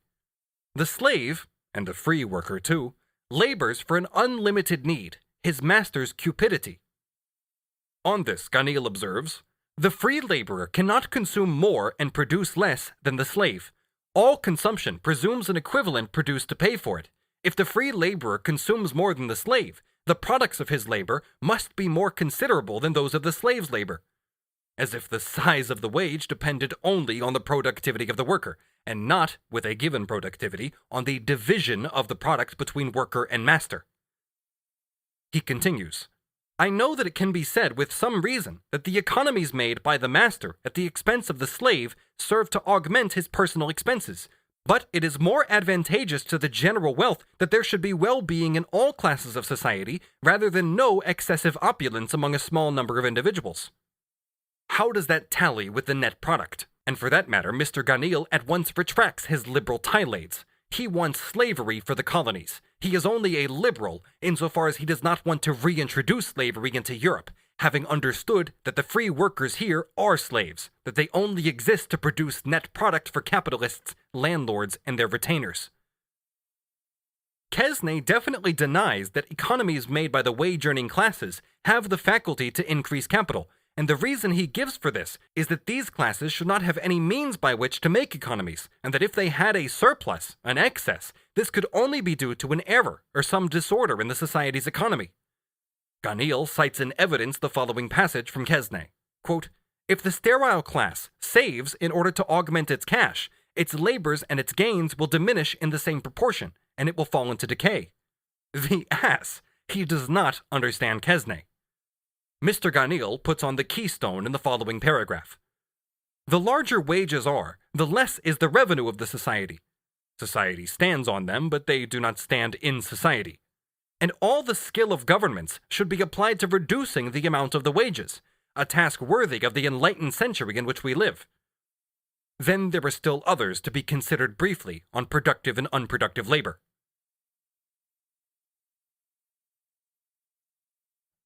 Section 10. Exchange of revenue and capital. Replacement of the total amount of the annual product. Exchange of revenue for revenue, exchange of revenue for capital, and exchange of capital for capital. There are to be distinguished, firstly, the part of the revenue which is transformed into new capital, that is, the part of the profit which is itself again capitalized. Here, we leave this entirely out of account. It belongs to the section on accumulation. Secondly, the revenue which is exchanged with capital consumed in production, so that by means of this exchanged, not new capital is formed, but old capital replaced. In a word, the old capital is conserved. In this inquiry, therefore, we can put the part of the revenue which is transformed into new capital as equal to nil, and treat this subject as if all revenue covers either revenue or capital consumed. The whole amount of the annual product is therefore divided into two parts. One part is consumed as revenue, the other part replaces in kind the constant capital consumed. Revenue is exchanged for revenue when, for example, the producers of linen exchange a portion of that part of their product, the linen, which represents their profit and wages, their revenue, for corn, that represents a portion of the profits and wages of farmers. Here, therefore, there is an exchange of linen for corn, those two commodities which both enter into individual consumption, exchange of revenue in the form of linen for revenue in the form of corn. There is absolutely no difficulty in this. If consumable products are produced in proportions corresponding to needs, which means also that the proportionate amounts of social labor required for their production are proportionately distributed, which of course is never exactly the case, there being constant deviations, disproportions, which as such are adjusted, but in such a way that the continuous movement towards adjustment itself presupposes continuous disproportion. Then in this case, revenue, for example in the form of linen, exists in the exact quantity in which it is required as an article of consumption, therefore in which it is replaced by the articles of consumption of other producers. What the producer of linen consumes in corn, etc., the farmers and others consume in linen. The part of his product which represents revenue, which he exchanges for other commodities, articles of consumption, is thus taken in exchange as an article of consumption by the producers of these other commodities. What he consumes in the product of others, these others consume in his product. It may be noted in passing that no more necessary labor time is employed on a product than is required by society. That is to say, no more time than what on the average is required for the production of this commodity. This condition is the result of capitalist production, which even continuously reduces the minimum of necessary labor time. But in order to do so, it must constantly produce on a rising scale. If 1 yard of linen costs only 1 hour, and this is the necessary labor time that society has to use to satisfy its need for 1 yard of linen, it by no means follows from this that if 12 million yards are produced, that is 12 million hours labor, or what is the same thing, 1 million days labor, 1 million workers being employed as linen weavers, that society needs to employ such a part of its labor time necessarily on the weaving of linen. If the necessary labor time is given, and therefore also that a certain quantity of linen can be produced in 1 day, the question arises how many such days are to be used in the production of linen. The labor time used on the total of particular products, in a year for example, is equal to a definite quantity of this use value, for example 1 yard of linen, say equivalent to 1 day's labor, multiplied by the number of days labor used in all. The total quantity of labor time used in a particular branch of production may be under or over the correct proportion to the total available social labor, although each aliquot part of the product contains only the labor time necessary for its production, or although each aliquot part of the labor time used was necessary to make the corresponding aliquot part of the total product. From this standpoint, the necessary labor time acquires another meaning. The question is, in what quantities the necessary labor time itself is distributed among the various spheres of production. Competition constantly regulates this distribution, just as it equally constantly disorganizes it. If too large a quantity of social labor time is used in one branch, the equivalent can be paid only, as if the correct quantity had been used. The total product, that is to say, the value of the total product, is in this case therefore not equal to the labor time contained in it, but is equal to the proportionate labor time which would have been used had the total product been in proportion to production in the other spheres. But inasmuch as the price of the total product falls below its value, the price of each aliquot part of it falls. If 6,000 yards of linen instead of 4,000 are produced, where 4,000 would be in proportion, and if the value of the 6,000 yards is 12,000 shillings, then they are sold only for 8,000. The price of each yard is 1 1/3 shillings, instead of 2, 1/3 below its value. It therefore amounts to the same thing as if 1/3 too much labor time had been used to produce 1 yard. Assuming that the commodity has use value, the fall of its price below its value therefore shows that although each part of the product has only cost the socially necessary labor time for itself, a superfluous, more than necessary total quantity of social labor has been employed in this one branch. The sinking of the relative value of the commodity as a result of altered conditions of production is something entirely different. This piece of linen on the market has cost 2 shillings, equal, for example, to 1 day's labor, but it can be reproduced now for only 1 shilling. Since the value is determined by the socially necessary labor time and not by the labor time used by the individual producer, the day that the producer has used for the production of the 1 yard is now only equal to half of the socially determined day. The fall of the price of his yard from 2 shillings to 1, that is, of its price below the value that it cost him, shows merely a change in the conditions of production, that is, a change in the necessary labor time itself. On the other hand, if the production cost of the linen remained the same while those of all other articles rise, with the exception of gold, the material of money, or even if the rise applies to certain articles such as wheat, copper, etc., in a word, to articles which do not enter into the component parts of the linen, then 1 yard of linen would be equal to 2 shillings as before. Its price would not fall, but its relative value, expressed in wheat, copper, etc., would have fallen. Of the part of the revenue in one branch of production which produces consumable commodities, which is consumed in the revenue of another branch of production, it can be said that the demand is equal to its own supply, insofar as production is kept in the right proportion. It is the same as if each branch itself consumed that part of its revenue. Here, there is only a formal metamorphosis of the commodity, C to M to C prime, linen to money to wheat. Both commodities, which are exchanged here, represent only a part of the new labor added in the year. But in the first place, it is clear that this exchange, in which 2 producers mutually consume a part of their product, which represents revenue in each other's commodities, this exchange only takes place in those branches of production which produce consumable articles, articles which enter directly into individual consumption, in which, consequently, revenue can be spent as revenue. Secondly, it is just as clear that only regarding this part of the exchange of products, it is true that the producer's supply is equal to the demand for other products which he wishes to consume. Here, in fact, it is only a question of a simple exchange of commodities. Instead of producing his means of subsistence himself, he produces the means of subsistence for another, who produces his. No relation between revenue and capital enters into this. Revenue in one form of consumable articles is exchanged against revenue in another form. And so, in fact, consumable articles are exchanged for consumable articles. What determines their process of exchange is not that both are revenue, but that both are consumable. Their definite form as revenue does not enter into it at all. It shows itself, however, in the use value of the interchangeable commodities, in that both enter into individual consumption, which in turn, however, means no more than that one part of consumable products is exchanged for another part of consumable products. The form of revenue can only intervene or make itself manifest where the form of capital confronts it. But even in this case, what Say and other vulgar economists assert is not true.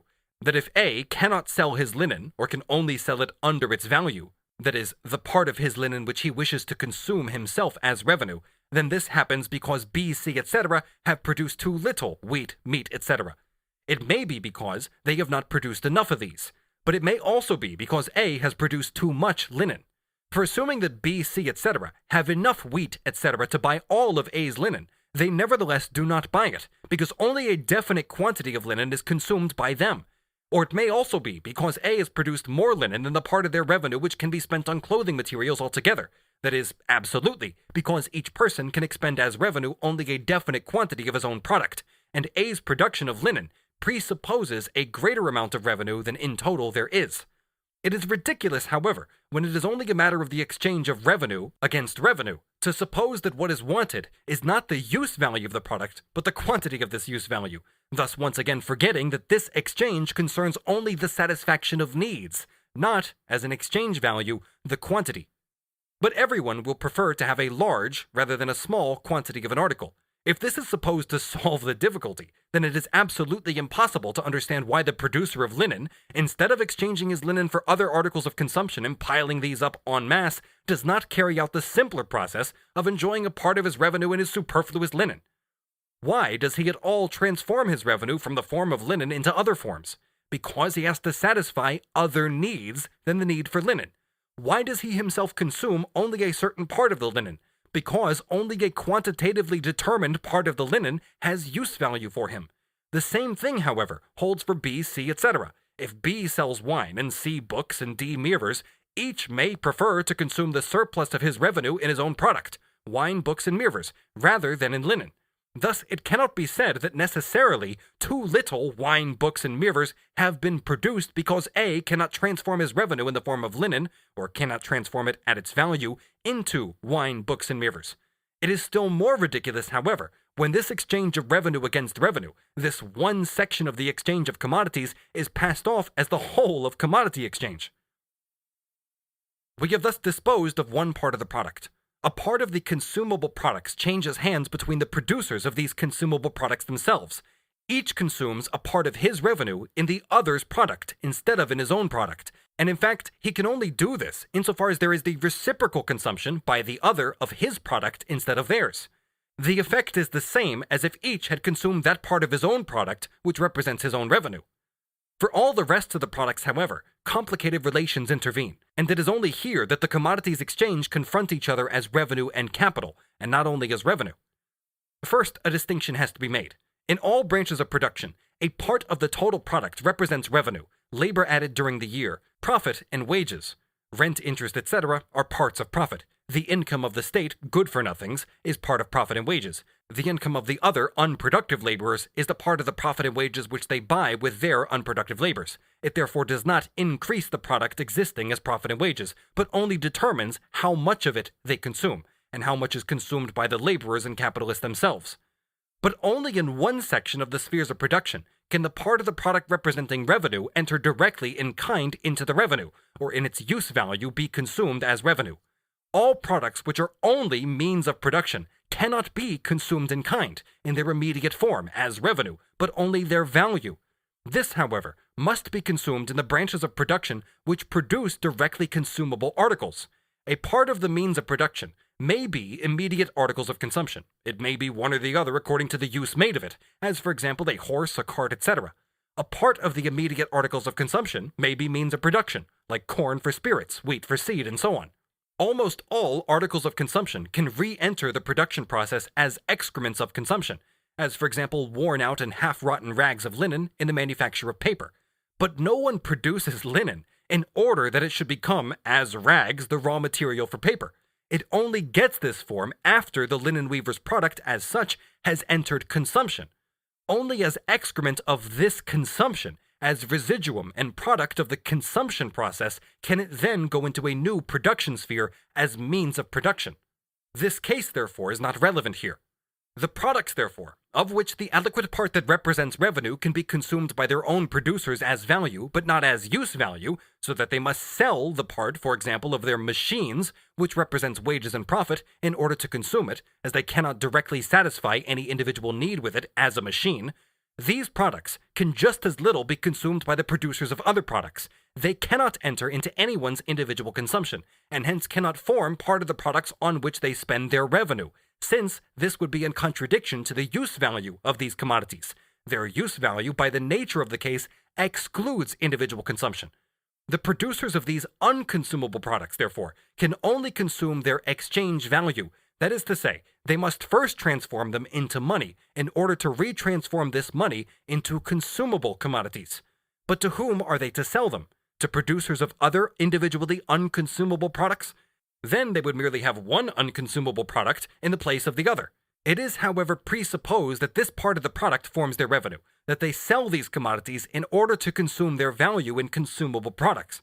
For that reason, they can only sell them to the producers of products that can be consumed individually. This part of the exchange of commodities represents exchange of one man's capital for another man's revenue, and of one man's revenue for another man's capital. Only one part of the total product of the producer of consumable products represents revenue. The other part represents constant capital. He can neither himself consume the latter, nor can he exchange it for the consumable products made by others. He can neither consume in kind the use value of this part of the product, nor can he consume its value by exchanging it for other consumable products. He must, on the contrary, transform it again into the natural elements of his constant capital. He must consume industrially this part of his product, that is, use it up as means of production. But in its use value, his product is only capable of entering individual consumption. He cannot, therefore, transform it again in kind into his own elements of production. Its use value excludes industrial consumption, so he can only industrially consume its value by selling it to the producers of those elements of production needed for his product. He can neither consume in kind this part of his product, nor can he consume its value by selling it for other products that are also to be consumed individually. But since this part of his product, as well as the other part which he can consume as revenue, by its use value can only be consumed as revenue, it must enter into individual consumption and cannot replace constant capital. Therefore, it must enter into the revenue of the producers of unconsumable products. It must be exchanged against that part of their products whose value they can consume, or in other words, which represents their revenue. If we look at this exchange from the standpoint of each of the people exchanging, for A, the producer of the product which can be consumed, it represents a transformation of capital into capital. He transforms the part of his total product which is equal to the value of the constant capital it contains back again into the natural form in which it can function as constant capital. Both before and after the exchange, it represents in its value only constant capital. For B, the producer of the product that cannot be consumed, it is the reverse. The exchange represents merely the transformation of revenue from one form into the other. He transforms the part of his total product which forms his revenue, equal to the part of the total product which represents labor newly added, his own labor, that is capital and laborer, into the natural form in which he can consume it as revenue. Both before and after the exchange, it represents in its value only his revenue. If we look at the relation from both sides there, A exchanges his constant capital for B's revenue, and B exchanges his revenue for A's constant capital. B's revenue replaces A's capital, and A's capital replaces B's revenue. In the exchange itself, irrespective of the purposes of those carrying it out, only commodities confront each other, and the simple exchange of commodities takes place, the relation between which is merely that of commodities, the designations of revenue and capital having no significance here.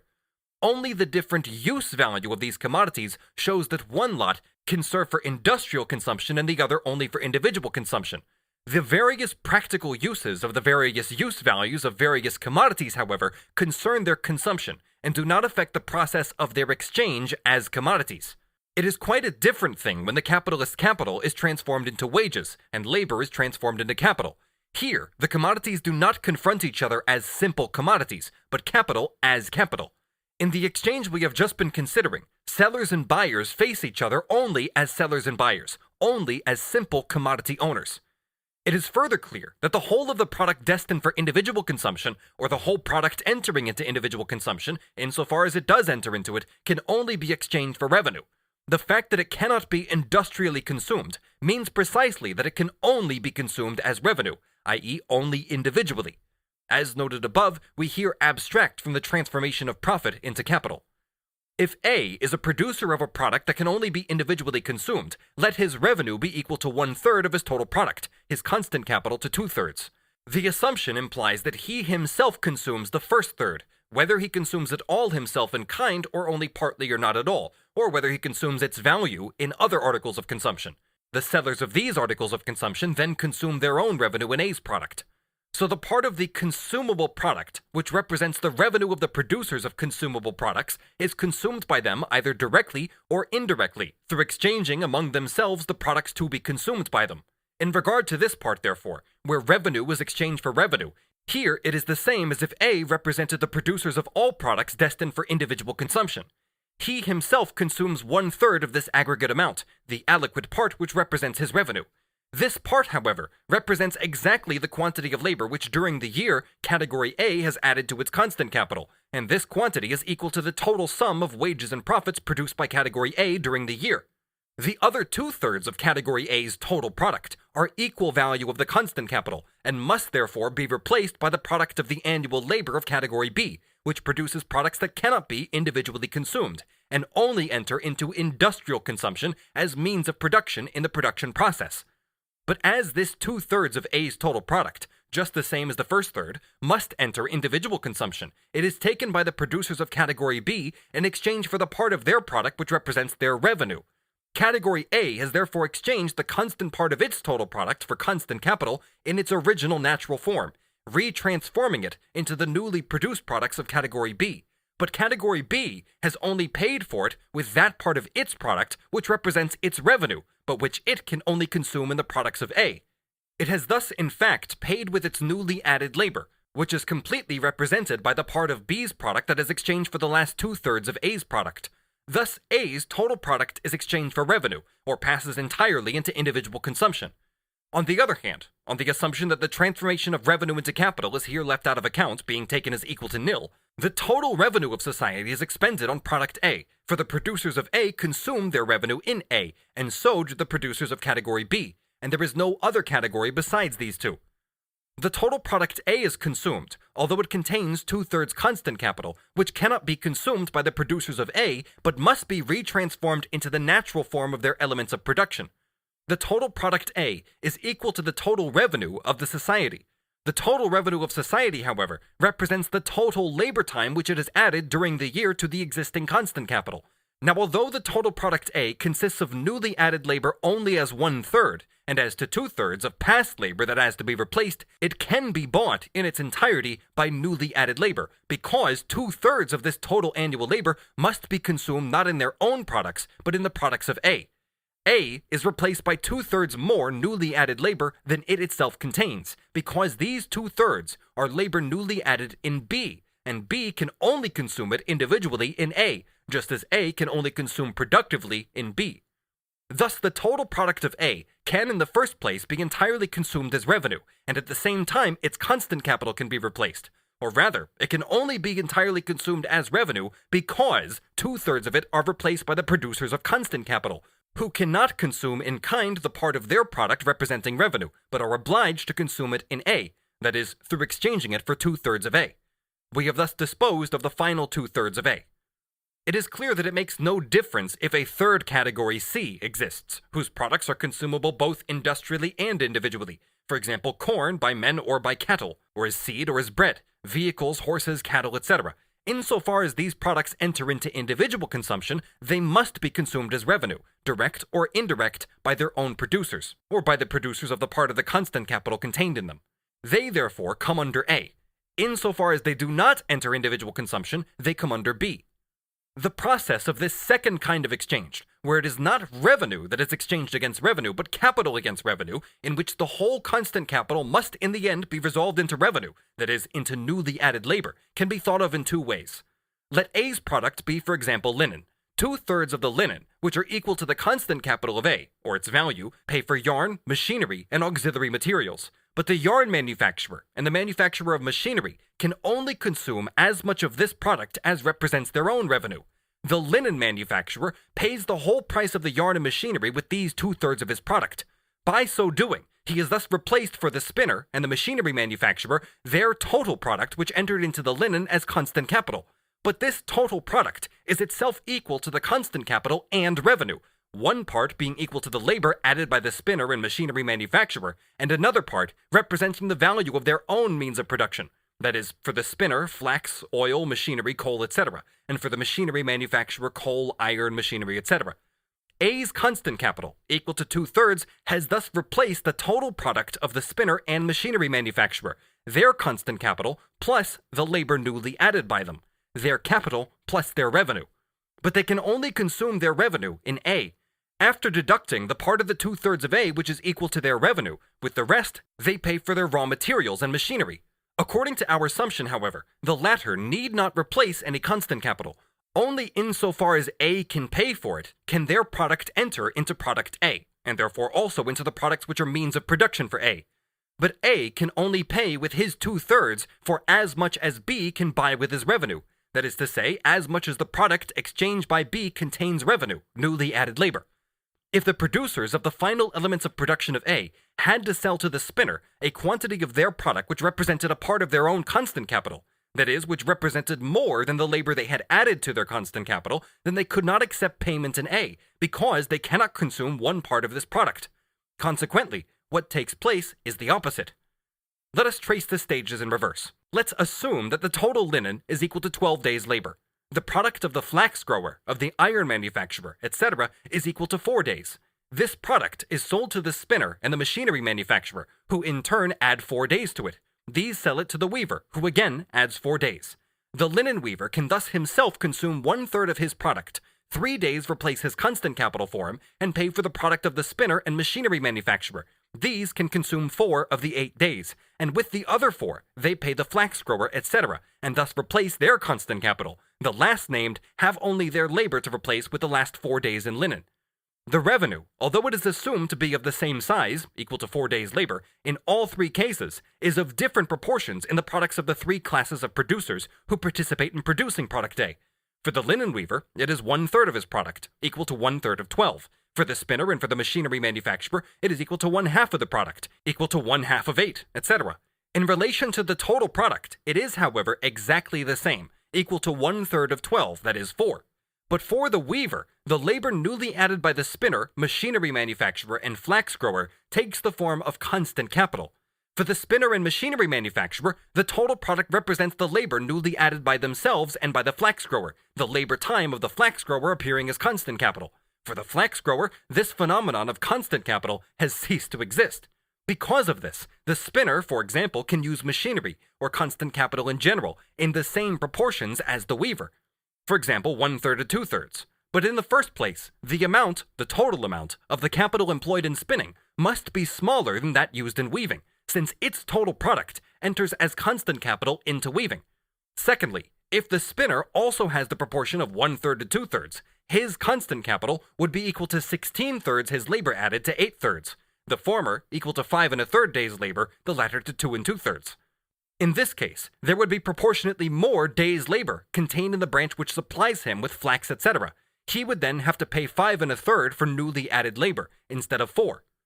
It is self-evident that only that part of Category A's constant capital has to be replaced by new labor, which enters into the process of giving value to A, that is, consumed by A during the labor process. The whole of the raw material and the auxiliary materials enter into it, and the wear and tear of the fixed capital. The other part of the fixed capital does not enter into it, and therefore does not have to be replaced. A large part of the existing constant capital, large as regards the relation of the fixed capital to the total capital, does not therefore require to be replaced annually by new labor. For that reason, the absolute amount of the capital to be annually replaced may be considerable, but nevertheless it is not large in relation to the total product. This entire part of the constant capital, in A and in B, which enters into the determination of the rate of profit with a given surplus value, does not enter as a determining element into the current reproduction of the fixed capital.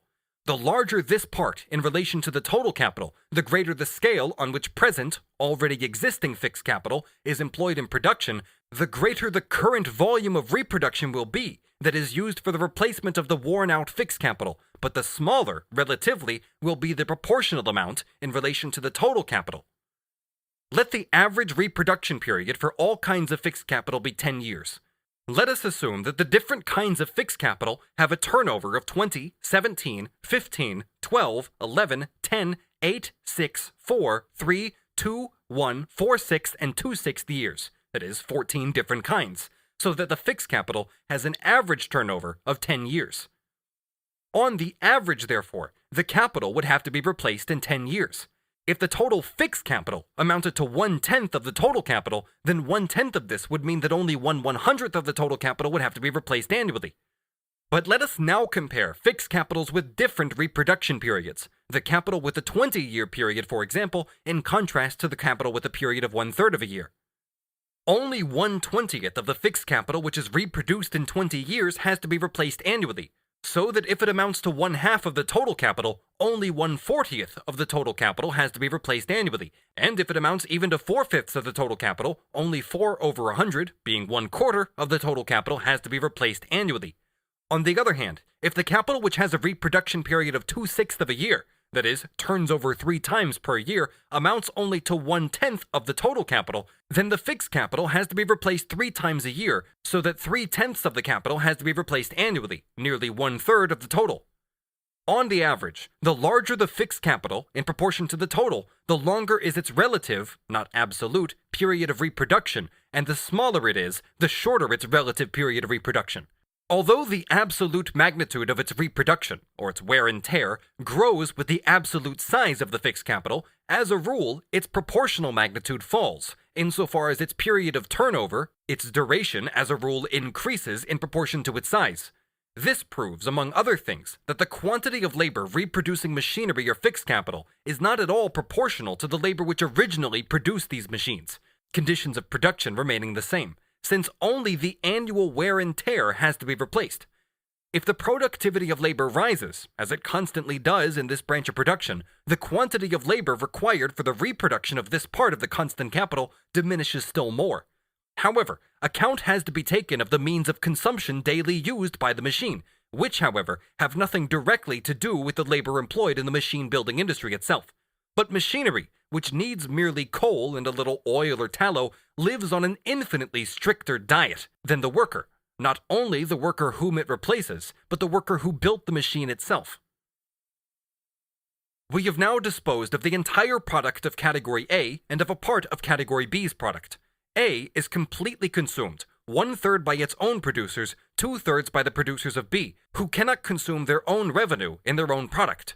The 2/3 of A, in which they consume the part of the value of their product which represents revenue, at the same time replace their constant capital in kind for the producers of A. That is, they provide them with the commodities which they consume industrially.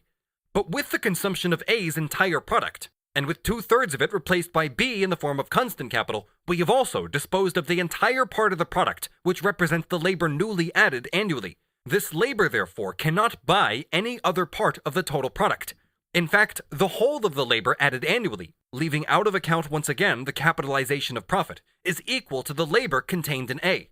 For 1/3 of A, which is consumed by its own producers, represents the labor newly added by them during the year to the 2/3 of A, which represent the constant capital. They have performed no labor apart from this, which they consume in their own product. And the other 2/3 of A, which are replaced by B's product and consumed by the producers of B, represents all the labor time which the producers of B have added to their own constant capital. They have added no more in labor, and there is nothing more for them to consume. In its use value, product A represents the whole part of the annual total product which enters annually into individual consumption. In its exchange value, it represents the total quantity of labor newly added by the producers during the year. Thus, however, we have as residuum a third part of the total product whose constituent parts, when exchanged, can represent neither the exchange of revenue against revenue, nor of capital against revenue, and vice versa. This is the part of the product B, which represents B's constant capital. This part is not included in B's revenue, and therefore cannot be replaced by or exchanged against product A, and therefore also cannot enter as a constituent part into A's constant capital. This part is likewise consumed, that is, industrially consumed, to the extent that it enters not only into B's labor process, but also into the formation of value in B. This part, therefore, like all other parts of the total product, must be replaced in the proportion in which it forms a component part of the total product, and indeed it must be replaced in kind by new products of the same sort. On the other hand, it is not replaced by any new labor, for the total quantity of newly added labor is equal to the labor time contained in A, which is completely replaced only by B consuming his revenue in 2/3 of A and supplying to A in exchange all the means of production which are consumed in A and must be replaced. Let us now examine this residuum. It consists of the constant capital which enters into raw materials, and secondly, of the constant capital which enters into the formation of the capital, and thirdly, of the constant capital which enters into auxiliary materials. First, the raw materials. Their constant capital consists in the first place of fixed capital, machinery, instruments of labor, and buildings, and perhaps auxiliary materials, which are means of consumption for the machinery employed. In regard to the directly consumable part of the raw materials, such as cattle, corn, grapes, and so on, this difficulty does not arise. In this aspect, they belong to Class A. This part of the constant capital contained in them enters into the 2/3 of the constant part of A, which is exchanged as capital against the unconsumable products of B, or in which B consumes his revenue. This holds good, too, in general for such raw materials that cannot be immediately consumed as far as they enter in kind into the consumable product itself, however many intermediate stages they may pass through in the process of production. The part of flax that is transformed into yarn and later into linen enters in its entirety into the product. But a part of these vegetative raw materials, such as timber, flax, hemp, leather, and so on, partly enters directly into the components of the fixed capital itself, and partly into the auxiliary materials for the fixed capital, for example in the form of oil, tallow, etc. Secondly, however, seed belongs to the constant capital expended for the production of raw materials. Vegetative materials and animals reproduce themselves. By seed, we mean both actual seed and, in addition, fodder which reverts to the land. This large part of the annual product, or of the constant part of the annual product, itself serves directly as material for regeneration. It reproduces itself. Non-vegetative raw materials, metals, stones, etc. Their value consists only of two parts, since here there is no seed. Their value consists only of added labor and machinery consumed, including the means of consumption for the machinery. In addition, therefore, to the part of the product which represents newly added labor and is hence included in the exchange of B for 2/3 of A, there is nothing to be replaced but the wear and tear of the fixed capital and its means of consumption, such as coal, oil, etc.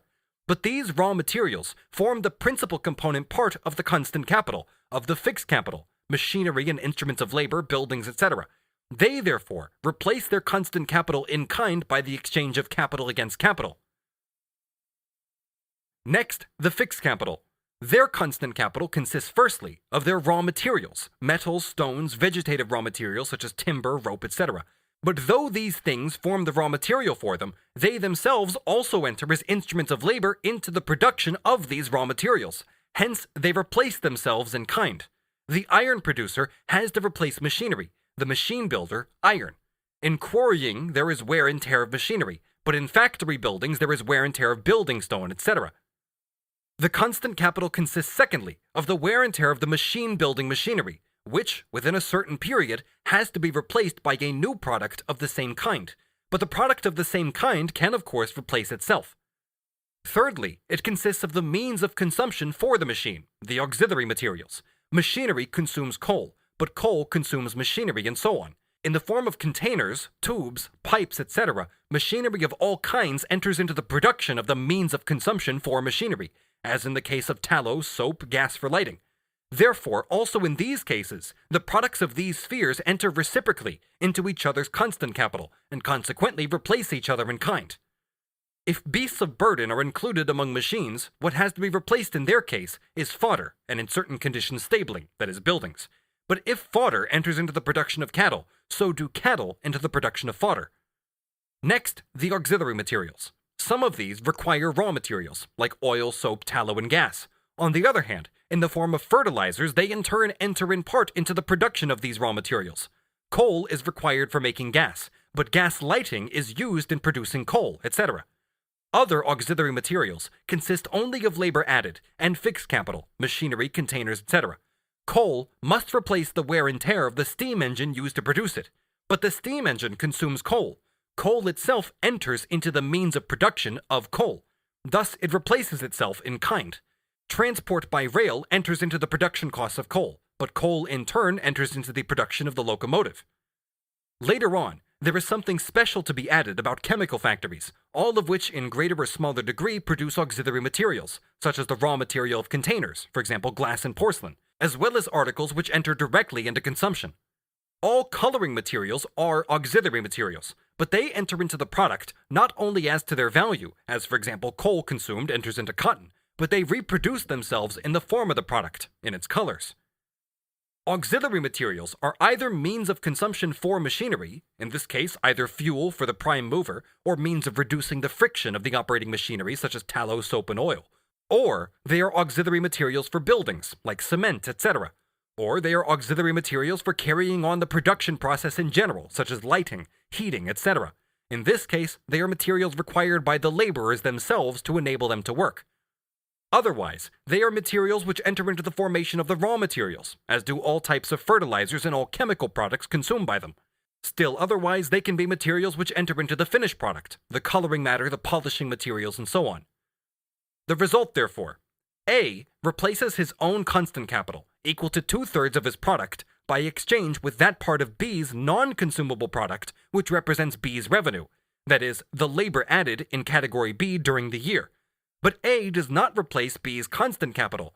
B, for his own part, must replace this constant capital in kind by new products of the same sort. But B has no labor time left over to replace them with, for all the new labor time added by him forms his revenue, and is therefore represented by the part of B's product which enters as constant capital into A. How, then, is B's constant capital replaced? Partly by his own reproduction, whether vegetative or animal, as in all agriculture and stock raising, partly by exchange in kind of parts of one constant capital for parts of another, because the product of one sphere enters as raw material or means of production into the other, and vice versa. That is, because the products of various spheres of production, the various sorts of constant capital, enter reciprocally in kind into each other's spheres as conditions of production. The producers of these unconsumable products are the producers of constant capital for the producers of consumable products, but at the same time, their products serve them reciprocally as elements or factors of their own constant capital. That is to say, they consume each other's products industrially. The whole product A is consumed, therefore also the whole of the constant capital it contains. The producers of A consume 1/3 of A. The producers of the non-consumable products B consume 2/3 of A. A's constant capital is replaced by the products of B which forms B's revenue. This is, in fact, the only part of the constant capital that is replaced by newly added labor, and it is replaced by it because the quantity of products B that are newly added labor in B is not consumed by B, but on the contrary is industrially consumed by A, while B consumes individually the 2/3 of A. Section 11. Fourier.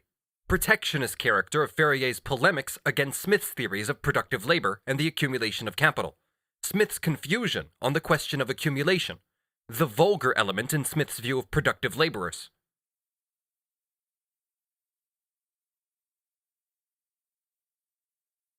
Fourier eulogizes the Bonapartist system of prohibitions. In fact, in his view, the government is important, as a manager directly intervening in production. This customs officer is consequently extremely angry with Adam Smith for calling state officials unproductive. Quote, "The principles which Smith has laid down in regard to the economy of nations have as their basis a distinction in labor, which he calls productive or unproductive, because in fact he wants the largest possible part to be spent as capital, i.e. in exchange for productive labor, and the smallest possible part as revenue in exchange for unproductive labor. This distinction is in essence false. There is no unproductive labor. There is therefore economy and prodigality on the part of nations, but a nation is only prodigal or economic in its relations with other peoples, and it is from this standpoint that the question should be considered. In a moment we shall quote for comparison the context of the passage from Adam Smith, which Fourier regards with such abomination. There is an economy on the part of nations, but it is very different from what Smith recommends. It consists in not buying foreign products except insofar as a nation can pay for them with its own. It consists sometimes in doing without them altogether. In Book 1, Chapter 6, Adam Smith says at the end of this chapter, which deals with the component parts of the prices of commodities, quote, "As in a civilized country, there are but few commodities of which the exchangeable value arises from labor only, rent and profit contributing largely to that of the far greater part of them. So the annual produce of its labor will always be sufficient to purchase or command a much greater quantity of labor than what was employed in raising, preparing, and bringing that produce to market. If the society were annually to employ all the labor which it can annually purchase, as the quantity of labor would increase greatly every year, so the produce of every succeeding year would be of vastly greater value than that of the foregoing. But there is no country in which the whole annual produce is employed in maintaining the industrious. The idle everywhere consume a great part of it, and according to the different proportions in which it is annually divided between those two different orders of people, its ordinary or average value must either annually increase or diminish, or continue the same from one year to another." There is confusion of all kinds in this passage, in which Smith is in fact trying to solve the problem of accumulation. First, once again, there is the wrong assumption that the exchangeable value of the annual product of labor, and so also the annual produce of labor, resolves itself into wages and profits, including rents. We will not deal again with this nonsense. we only observe the amount of the annual product, or of the funds, the stocks of commodities which are the annual product of labor, consists for the most part of commodities in kind which can only enter as elements into constant capital, that is, raw materials, seed, machinery, etc., commodities which can only be consumed industrially. The very use value of these commodities, and they form the larger part of the commodities entering into constant capital, shows that they are not suitable for individual consumption, that therefore revenue cannot be expended on them, whether it is wages, profit, or rent. A part of the raw materials, insofar as it is not required for the reproduction of raw materials themselves, or insofar as it does not enter into the fixed capital as auxiliary material, or directly as a component part, a part of these raw materials will, it is true, later on be given a consumable form, but only through the labor of the current year. As a product of the previous year's labor, these raw materials themselves form no part of the revenue. It is only the consumable part of the product that can be consumed, can enter into individual consumption and thus form revenue. But even a part of the consumable product cannot be consumed without making reproduction impossible. One part, even of the consumable part of commodities, therefore, must be deducted, which must be consumed industrially. That is, it must serve as material of labor, as seed, etc., not as means of subsistence, whether for laborers or for capitalists. This part of the product, therefore, has first to be deducted from Adam Smith's calculation, or rather, has to be added to it. If the productivity of labor remains the same, then this part of the product which does not consist of revenue remains the same from year to year, provided that with the productivity of labor remaining the same quantity of labor time as before is employed. On the assumption, therefore, that a greater quantity of labor than before is used each year, we have to see what happens to the constant capital. In short, in order to employ a greater quantity of labor, it is not enough either that a greater quantity of labor should be available, or that a greater quantity should be paid for, that is, more should be spent in wages, but the means of labor, the raw material and the fixed capital, must also be there in order to absorb a greater quantity of labor. Hence, this point is still to be discussed after the points raised by Adam Smith have been cleared up. So then, once more we take his first sentence. As in a civilized country, there are but few commodities of which the exchangeable value arises from labor only, rent and profit contributing largely to that of the far greater part of them. So the annual produce of its labor will always be sufficient to purchase or command a much greater quantity of labor than what was employed in raising, preparing, and bringing that produce to market. In other words, to produce it. Here, different things are obviously mixed up. Not only living labor, that is, living labor employed during the current year, enters into the exchangeable value of the total annual product, but also past labor, product of the labor of past years. Not only labor in living form, but labor in materialized form.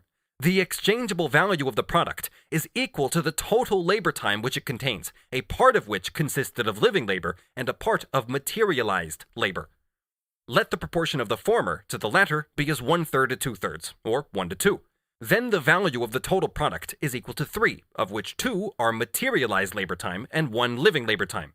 The value of the total product can therefore buy more living labor than is contained in it, on the assumption that materialized labor and living labor exchange for each other as equivalents, that a definite quantity of materialized labor commanded only a quantity of living labor equal to itself. For the product is equal to 3 days' labor, but the living labor time contained in it is only equal to 1 day's labor. 1 day's living labor sufficed to produce the product, in fact, only to give the final form to its elements. But 3 days' labor is contained in it. Therefore, if it was exchanged entirely against living labor time, if it was employed only to purchase or command quantities of living labor, it would be able to command, to purchase 3 days' labor. This, however, is evidently not what Adam Smith has in mind, and would be a quite useless premise for him. What he means is that a large part of the exchangeable value of the product does not resolve itself into wages, but into profit and rents, or, as we will say to simplify things, into profits. In other words, the part of the value of the product which is equal to the quantity of labor added during the last year, thus, in fact, the part of the product which, in the proper meaning of the word, is the product of last year's labor, pays first the laborers, and secondly enters into the capitalist's revenue, his fund for consumption. This whole part of the total product arises from labor, and indeed exclusively from labor, but it consists of paid and unpaid labor. The wages are equal to the total of the paid labor, the profits to the total of the unpaid labor.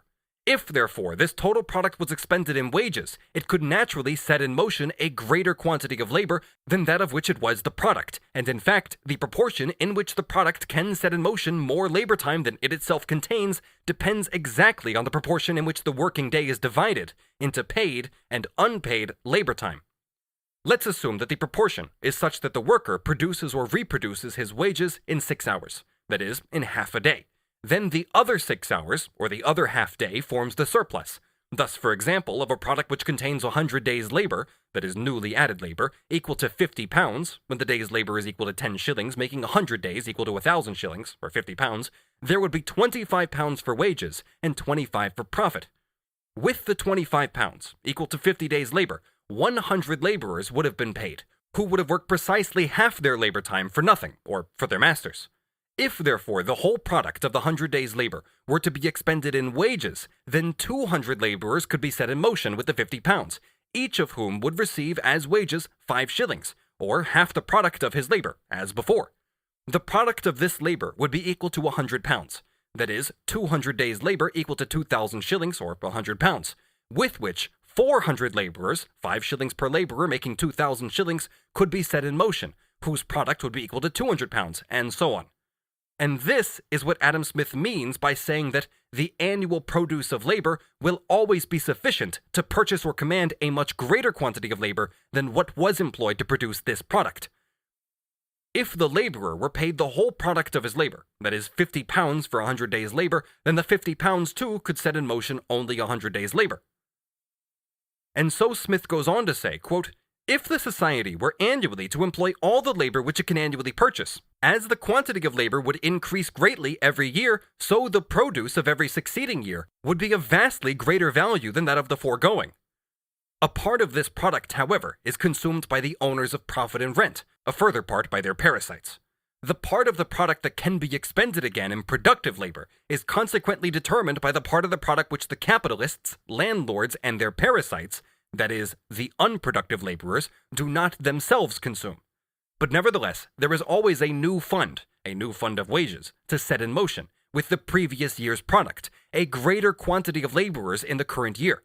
And as the value of the annual product is determined by the quantity of labor time employed, the value of the annual product will grow each year.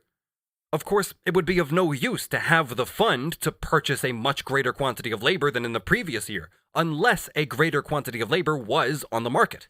It is of no use to me to have more money to buy a commodity unless more of this commodity is on the market. Let us assume that the 50 pounds set in motion, instead of the 100 as before, who received 25 pounds, not 200 but only 150 laborers, while the capitalists themselves consume 12 pounds 10 shillings, instead of the 25 pounds. The 150 laborers receiving 37 pounds and 10 shillings would perform 150 days' labor, equal to 1,500 shillings or 75 pounds. But if the quantity of workers available were, as before, only 100, then instead of 25 pounds as before, they would receive 37 pounds and 10 shillings as wages. Thus, the revenue of the capitalist would have fallen from 25 pounds to 12 pounds and 10 shillings, because wages had risen by 50%. Adam Smith knows, however, that an increasing quantity of labor will be available, partly due to the annual increase of the population, though this is supposed to be provided for in the old wages, partly unemployed paupers, or half-employed laborers, etc. Then, the large numbers of unproductive workers, part of whom can be transformed into productive workers by a different way of using the surplus produce. Finally, the same number of laborers can perform a greater quantity of labor, and whether I pay 125 laborers instead of 100, or whether the 100 work 15 hours a day instead of 12, would be quite the same thing. It is incidentally an error of Adam Smith's, directly connected with his analysis of the total product into revenue, to say that with the increase of the productive capital, or with the growth of the part of the annual product which is destined for reproduction, the labor employed, that is the living labor, must increase in the same proportion. Thus, first Adam Smith has a fund of consumable means of subsistence, which can purchase or command a greater quantity of labor this year than the last year. He has more labor, and at the same time more means of subsistence for this labor. Now we must see how this additional quantity of labor is to be realized. Had Adam Smith adhered with full consciousness to the analysis of surplus value, which in substance is to be found in his work, which is created only in the exchange of capital against wage labor, it would have followed that productive labor is only that which is exchanged against capital, never labor which is exchanged with revenue as such. In order for revenue to be exchanged against productive labor, it must first be transformed into capital. But taking as his starting point one aspect of the traditional view, that productive labor is labor which directly produces material wealth of any kind, and at the same time combining with this his distinction insofar as it is based on the exchange of either capital for labor or of revenue for labor, with Smith the following becomes possible. The kind of labor for which capital is exchanged is always productive. It always creates material wealth. The kind of labor which is exchanged for revenue may be productive or it may not be, but the spender of revenue, as a rule, prefers to set in motion directly unproductive labor rather than productive. One can see how Adam Smith, by this compound of his two distinctions, very much weakens and blunts the principal distinction. The following quotation shows that Adam Smith does not take the fixation of labor in a purely external sense. Among the various component parts of the fixed capital is enumerated, quote, "Fourthly, of the acquired and useful abilities of all the inhabitants and members of the society, the acquisition of such talents by the maintenance of the acquirer during his education, study, or apprenticeship always costs a real expense, which is a capital fixed and realized, as it were, in his person. Those talents, as they make a part of his fortune, so do they likewise that of the society to which he belongs. The improved dexterity of a workman may be considered in the same light as a machine or instrument of trade which facilitates and abridges labor, and which, though it costs a certain expense, repays that expense with a profit." On the strange origin of accumulation and its necessity, quote, "In that rude state of society, in which there is no division of labor, in which exchanges are seldom made, and in which every man provides everything for himself, it is not necessary that any stock should be accumulated or stored up beforehand in order to carry on the business of the society. That is, after assuming that there is no society. Every man endeavors to supply, by his own industry, his own occasional wants, as they occur. When he is hungry, he goes to the forest to hunt, and so on. But when the division of labor has once been thoroughly introduced, the produce of a man's own labor can supply but a very small part of his occasional wants. The far greater part of them are supplied by the produce of other men's labor, which he purchases with his produce, or, what is the same thing, the price of the produce of his own. But this purchase cannot be made till such time as the produce of his own labor has not only been completed, but sold. Even in the first case, he could not eat the rabbit before he had killed it, and he could not kill it before he had produced for himself the classical bow or something similar. The only thing that seems to be added in case 2 is therefore not the necessity of a stock of any sort, but the time to sell the produce of his labor. A stock of goods of different kinds, therefore, must be stored up somewhere, sufficient to maintain him, and to supply him with the materials and tools of his work, till such time at least as both these events can be brought about. A weaver cannot apply himself entirely to his peculiar business unless there is beforehand stored up somewhere, either in his own possession or in that of some other person, a stock sufficient to maintain him, and to supply him with the materials and tools of his work, till he has not only completed but sold his web. This accumulation must evidently be previous to his applying his industry for so long a time to such a particular business. The accumulation of stock must, in the nature of things, be previous to the division of labor.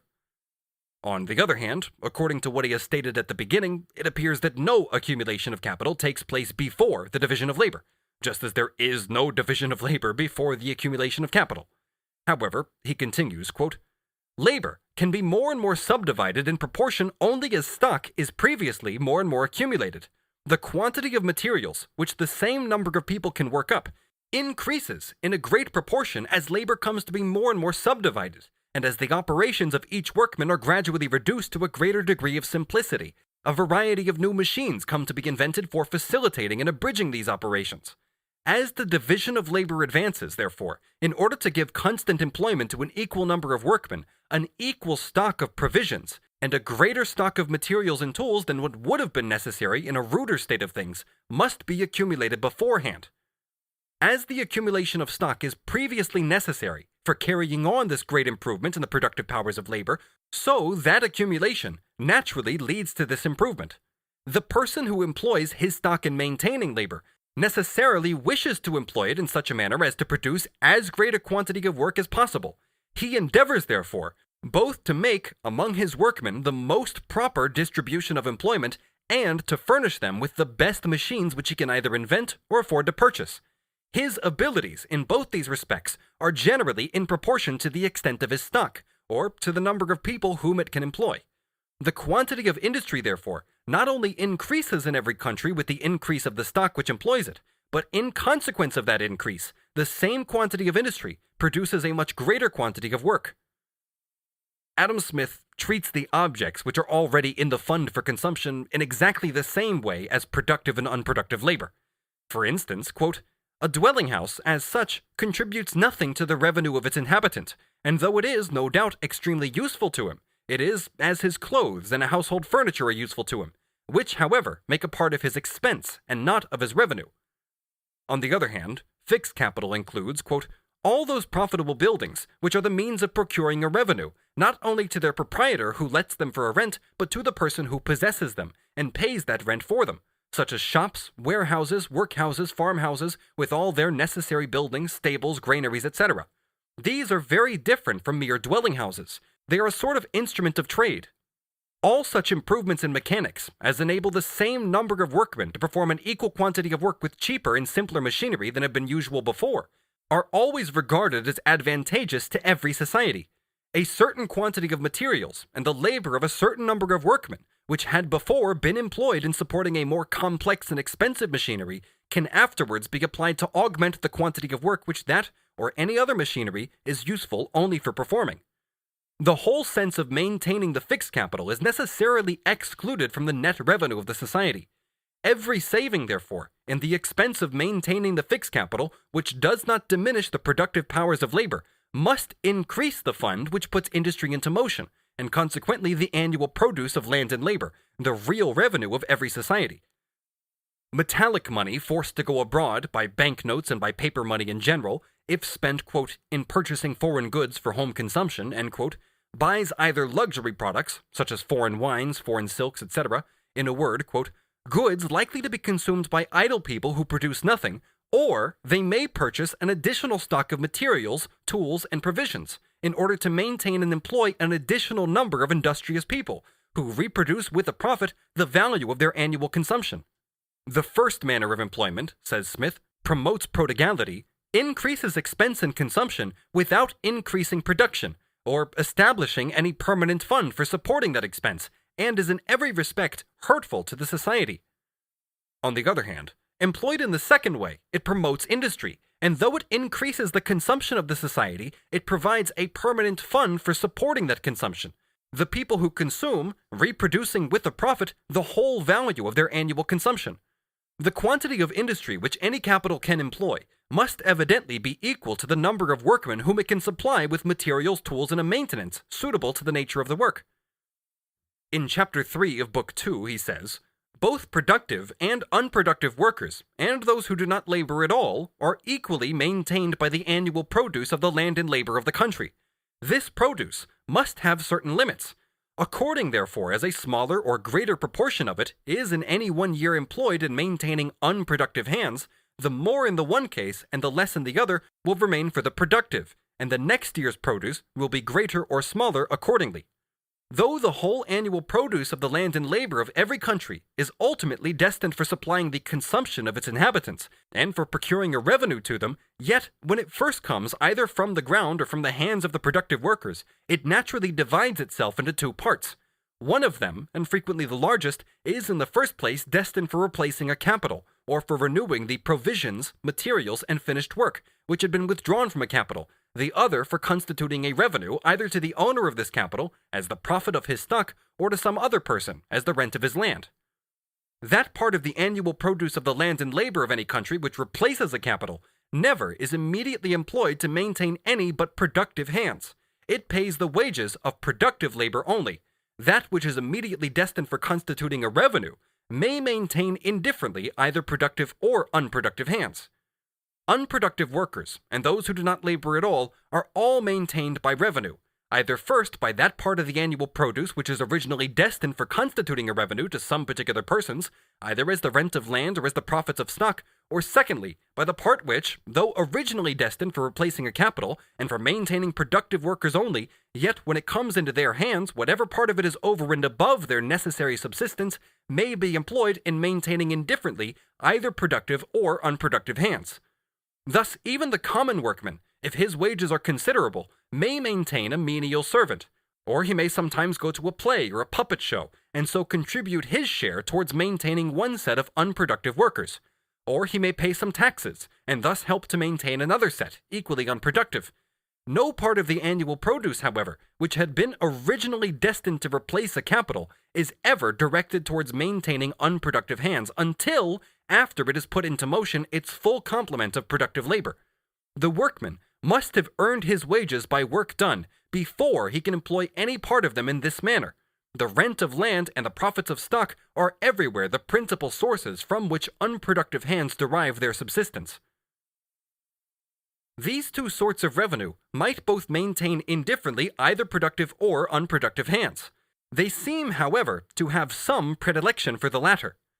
The proportion, therefore, between the productive and the unproductive hands depends very much in every country upon the proportion between that part of the annual produce which, as soon as it comes either from the ground or from the hands of the productive workers, is destined for replacing a capital, and that other part which is destined for constituting a revenue, either as rent or as profit.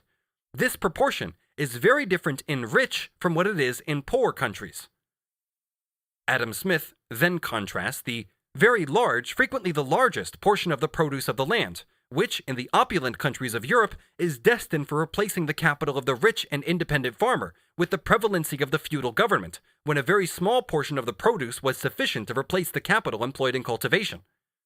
It is the same with commerce and manufactures. Large capitals are now employed in them, formerly very small capitals, but they yielded very large profits. The rate of interest was nowhere less than 10%, and their profits must have been sufficient to afford this great interest. At present, the rate of interest in the improved parts of Europe is nowhere higher than 6%, and in some of the most improved it is so low as 4, 3, or 2%. Though that part of the revenue of the inhabitants which is derived from the profits of stock is always much greater in rich than in poor countries, it is because the stock is much greater. In proportion to the stock, the profits are generally much less. That part of the annual produce, therefore, which is destined for replacing a capital, is not only much greater in rich than in poor countries, but bears a much greater proportion to that which is immediately destined for constituting a revenue, either as rent or as profit.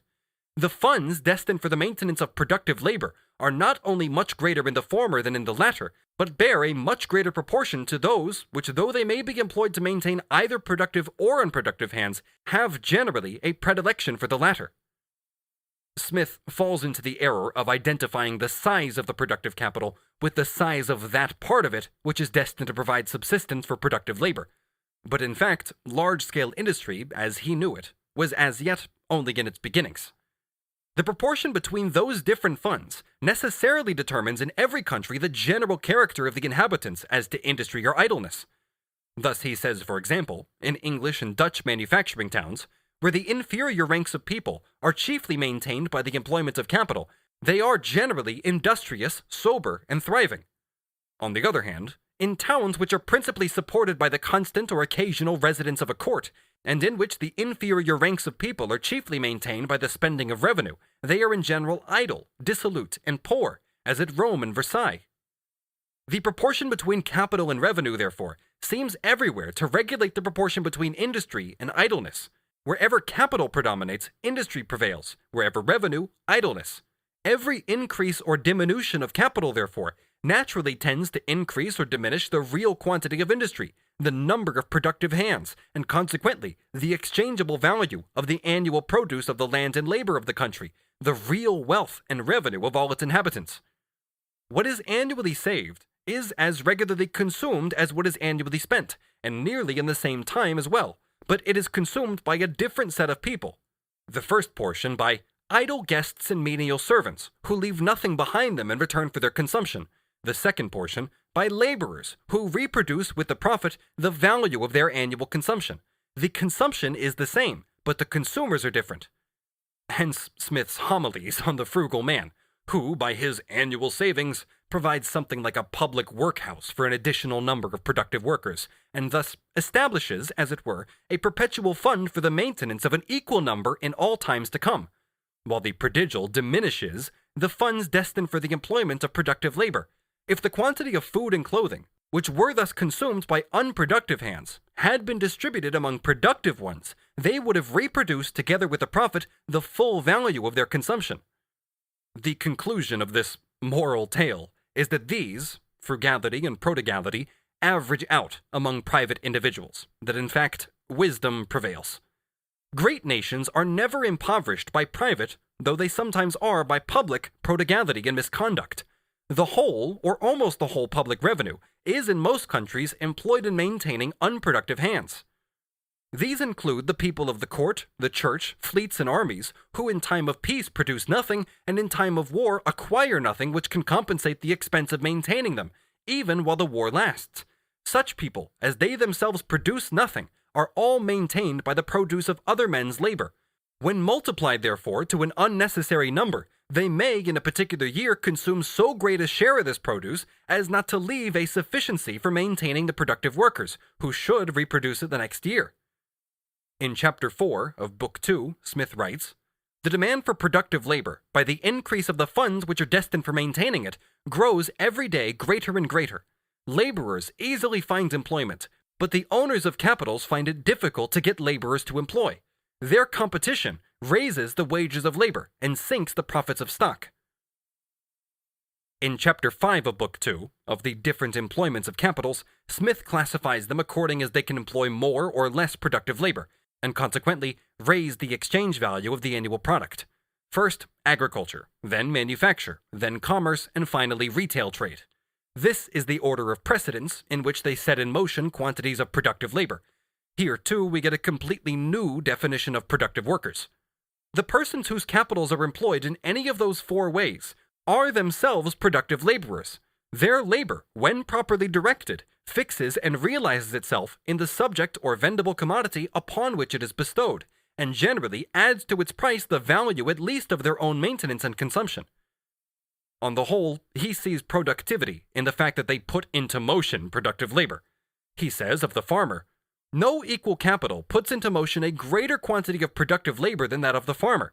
Not only his laboring servants, but his laboring cattle are productive laborers." So in the end, the ox too is a productive laborer.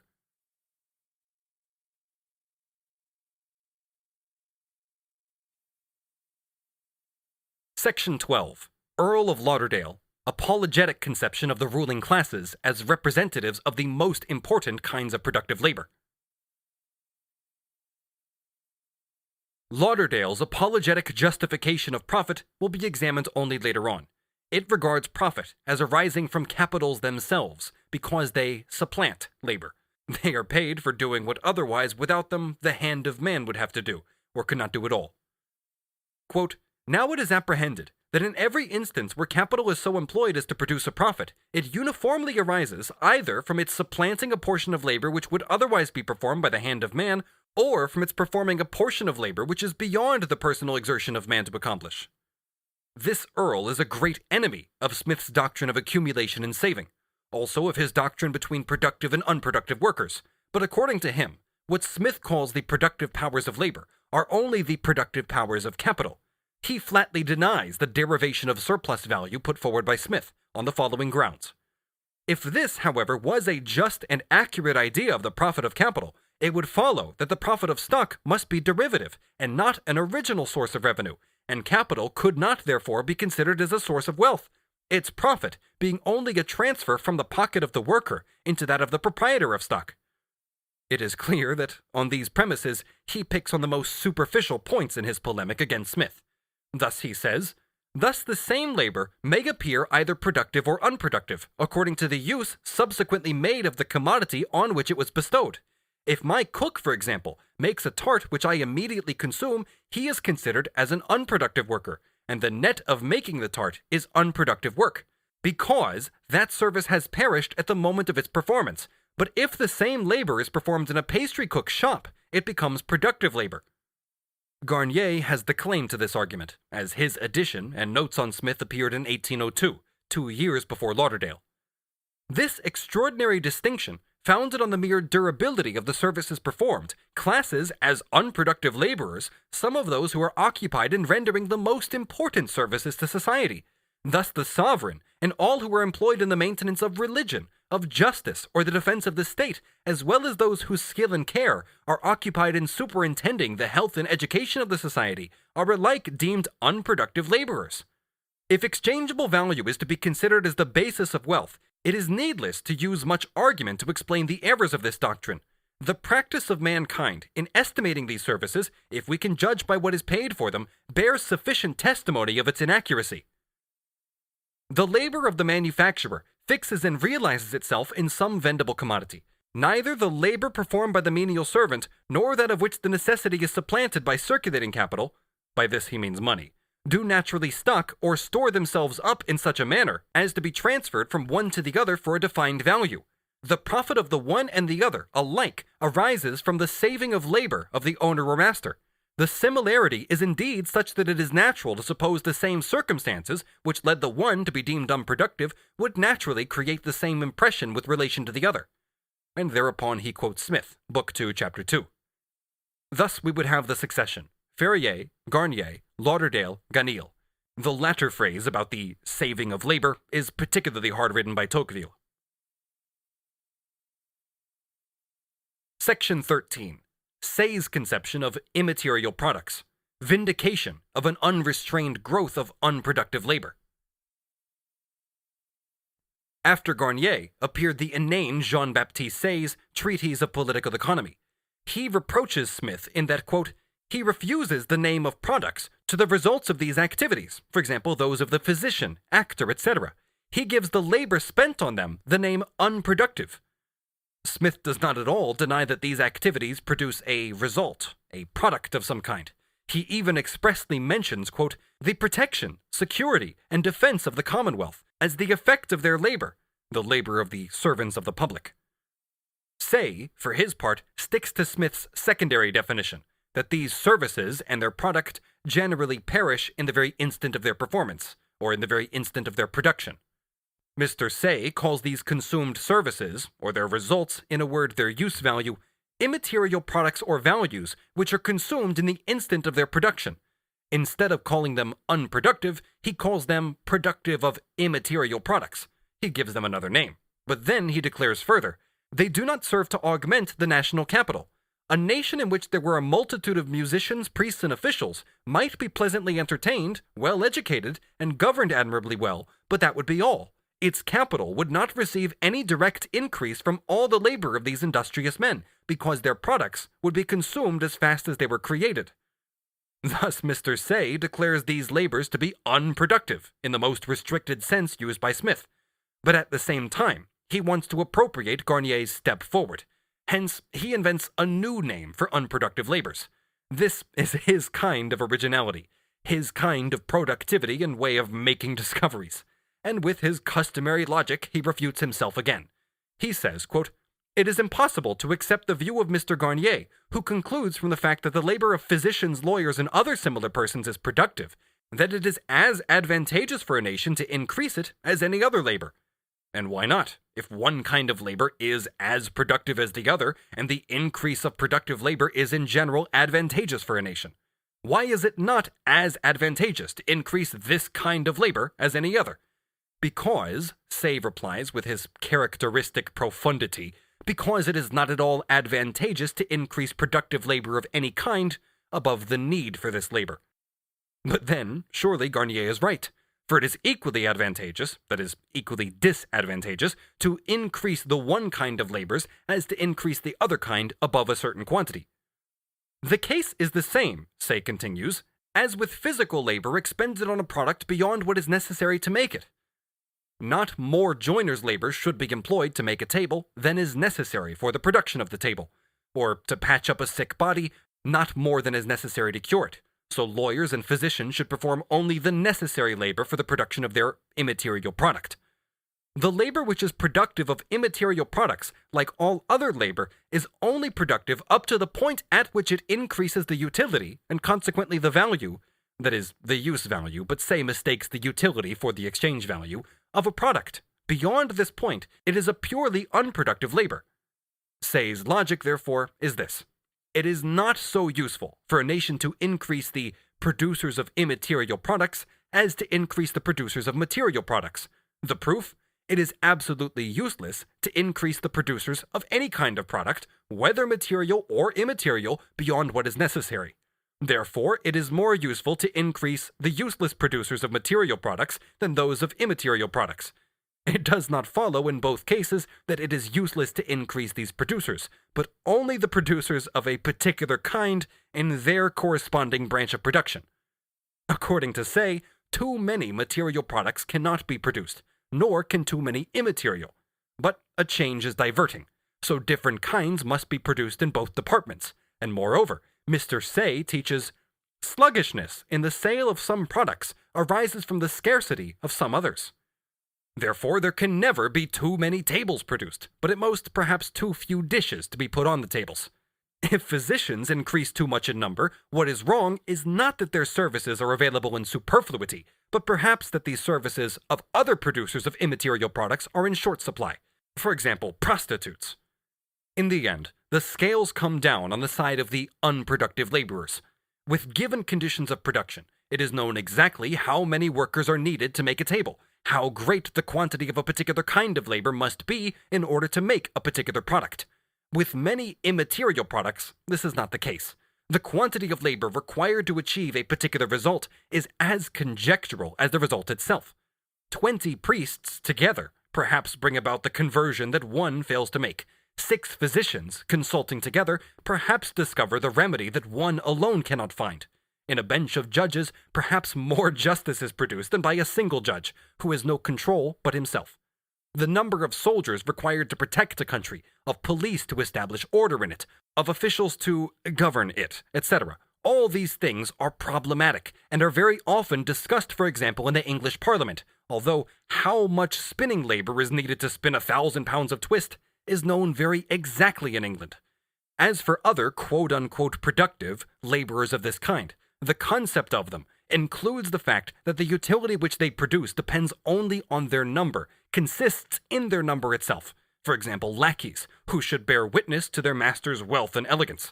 The greater the number of them, the greater the effect they are supposed to produce.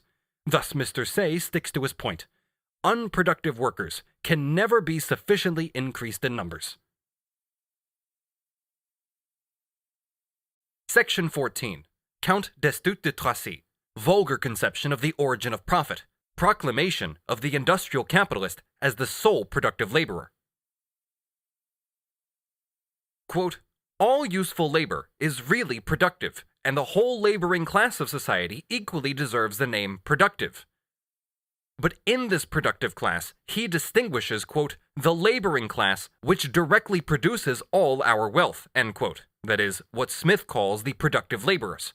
As against these, the sterile class consists of the rich, who consume the rent of land or rent on money. They are the idle class.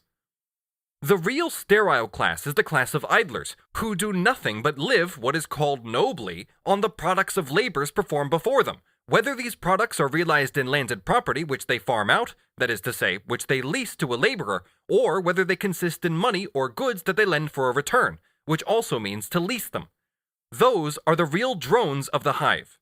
These idlers can expend nothing but their revenue. If they break into their funds, nothing replaces them, and their consumption, increased for the moment, ceases forever. This revenue is only a deduction from the products of activity of the industrious citizens. How then does it stand with the laborers, whom these idlers directly employ? Insofar as they consume commodities, they do not consume actual labor, but the products of the productive laborers. Here, therefore, we are dealing with workers for whose labor the idlers directly exchange their revenue, that is, with workers who draw their wages directly from revenue, not from capital. Since the men to whom the revenue belongs are idle, it is obvious that they do not direct any productive labor. All these laborers whom they pay are intended only to procure some enjoyment for them. No doubt these enjoyments are of different kinds. The expenditure of all this class of men feeds a numerous population, whose existence it makes possible, but one whose labor is completely sterile. Some of it may be more or less fruitful, as for example the construction of a house, the improvement of a landed estate, but these are particular cases, when for the time being they cause productive labor to be performed. Apart from these minor exceptions, the whole consumption of this species of capitalists is absolutely pure loss from the standpoint of reproduction, and an equally great diminution of the wealth that has been acquired. Real political economy, a la Smith, treats the capitalist only as personified capital, M to C to M, agent of production. But who is to consume the products? The workers? But they don't. The capitalist himself? Then he is acting as a big, idle consumer, and not as a capitalist. The owners of land and money rents? They do not reproduce their consumption, and thereby are of disservice to wealth. Nevertheless, there are also two correct aspects in this contradictory view, which regards the capitalist only as a real amasser of wealth, not an illusory one, like the miser proper. One, capital, and hence the capitalist, its personification, is treated only as an agent for the development of the productive forces and of production. Two, it expresses the standpoint of emerging capitalist society, to which what matters is exchange value, not use value, wealth, not enjoyment. The enjoyment of wealth seems to it a superfluous luxury, until it itself learns to combine exploitation and consumption, and to subordinate itself to the enjoyment of wealth. To find how these revenues, on which the idlers live, have been formed, it is always necessary to go back to the industrial capitalists. The industrial capitalists, the second sort of capitalists, include all the entrepreneurs in any industry whatever. That is to say, all the persons who, having capitals, employ their talent and their labor in turning them to account themselves instead of hiring them to others, and who consequently live neither on wages nor on revenues, but on profits. In Steuart it is quite clear, as with Adam Smith before him, that what on the surface is glorification of the productive worker is in fact only glorification of the industrial capitalist, in contrast to landlords and such moneyed capitalists as live on only their revenue. They have in their hands almost all the wealth of society. It is not only the income from this wealth that they spend annually, but even the fund itself, and sometimes many times in the year, when the course of business is rapid enough to make this possible. For since in their capacity as industrialists, they spend only in order that the money shall come back to them with a profit, the more they can do so on this condition, the greater their profits. As for their personal consumption, it is the same as that of the idle capitalists. But it is, in total, moderate, because industrialists are really unassuming. But it is different with their industrial consumption. It is nothing less than final. It returns to them with profits. Their profit must be large enough not only for their personal consumption, but also for the rents of the land and for the money which they hold from the idle capitalists. Steuart is right on this. Rents of land and interests on money are only deductions from industrial profit, portions of the latter given by the industrial capitalist from his gross profit to landlords and moneyed capitalists. The revenues of the rich idlers are only rents taken from industry. It is industry alone that creates them. The industrial capitalists rent the idle capitalists' land, their houses, and their money, and they make use of them in such a way as to draw profits from them higher than this rent. That is, the rent which they pay to the idlers, which therefore is only a part of this profit. This rent that they thus pay to the idlers is the sole revenue of these idlers, and the sole fund for their annual expenditures. Up to here, all right. But how then does it stand with the wage workers, the productive laborers who are employed by the industrial capitalists? These have no other treasure but their everyday labor. This labor obtains wages for them, but whence come these wages? It is clear that they come from the properties of those to whom the wage laborers sell their labor. That is to say, they come from the funds which are in their possession beforehand, and which are nothing but the accumulated products of labors previously performed. It follows from this that the consumption paid for by this wealth is the consumption of the wage laborers, in the sense that it is they whom it maintains, but at bottom it is not they who pay it. Or at least, they only pay for it with the funds existing beforehand in the hands of those who employ them. Their consumption should therefore be regarded as having been made by those who hire them. They only receive with one hand and return with the other. It is therefore necessary to regard not only all that they spend, but even all that they receive as the real expenditure and consumption of those who buy their labor. That is so true that in order to see whether this consumption is more or less destructive of the wealth that has been acquired, or even if it tends to increase it, it is necessary to know what use the capitalists make of the labor that they buy. Very well, and whence come the profits of the entrepreneurs, which enable them to pay revenue to themselves and to the idle capitalists, etc. I will be asked how these industrial entrepreneurs can make such large profits, and whence they can draw them. I reply that it is through their selling everything that they produce at a higher price than it has cost them to produce it. And to whom do they sell everything at a higher price than it cost them? They sell it firstly to themselves, for the whole part of their consumption destined for the satisfaction of their needs, which they pay for with a portion of their profits. Secondly, to the wage laborers, both those whom they pay and those paid by the idle capitalists. In this way, they take back from these laborers the total amount of their wages, apart from any small economies which these may be able to make. Thirdly, to the idle capitalists, who pay them with the part of their revenue which they have not already given to the workers directly employed by them, so that all the rent which they annually pay to the idle capitalists comes back to them in one or other of these ways. Let us now have a look at these three categories of sales. 1. The industrial capitalists themselves consume one part of their profit. They cannot possibly enrich themselves by swindling themselves and selling their products to themselves at a dearer price than they themselves have paid for them. Nor can any one of them swindle the others this way. If A sells his product, which the industrial capitalist B consumes, at too dear a price, then B sells his product, which the industrialist A consumes at too dear a price. It is the same thing as if A and B had sold their products to each other at their real value. Category 1 shows us how the capitalists spend a part of their profit. It does not show us whence they draw the profit. In any case, they make no profit by selling to one another everything that they produce at a higher price than it costs to produce. 2. They can likewise draw no profit from the part of the product which they sell to their workers above the cost of production. It is presupposed that the whole consumption of the workers is in fact the consumption of those who buy their labor. Moreover, Steuart rubs this in by remarking that the capitalists, by selling their products to the wage laborers, their own and those of the idle capitalists, only get back their total wages, and in fact not even the total, but after deducting their economies. It is all the same whether they sell the products to them cheap or dear, since they always only get back what they have given them, and as said above, the wage laborers only receive with one hand and return with the other. First, the capitalist pays money to the laborer as wages. Then he sells him his product too dear, and by so doing draws the money back again. But as the worker cannot pay back to the capitalist more money than he has received from him, so the capitalist can never sell his products to him dearer than he has paid him for his labor. He can always only get back from him as much money for the sale of his products as the money he has given him for his labor, not a farthing more. How then can his money increase through this circulation? In addition to this, there is another absurdity in Steuart. Capitalist C pays laborer L a weekly wage of £1, and then draws back the £1 for himself again by selling him commodities for £1.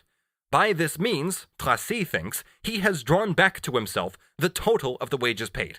But first he gives the laborer £1, and then he gives him commodities for £1. So what in fact he has given him is £2, one in commodities and one in money. Of this £2, he takes back one in the form of money. Therefore, in fact, he has not drawn back a farthing of the £1 wage. And if he intended to enrich himself by this kind of drawing back the wages, instead of by the laborer giving him back in labor what he advanced to him in commodities, he would soon come to his senses. Hence, therefore, the noble Steuart confuses the circulation of money with the real circulation of commodities.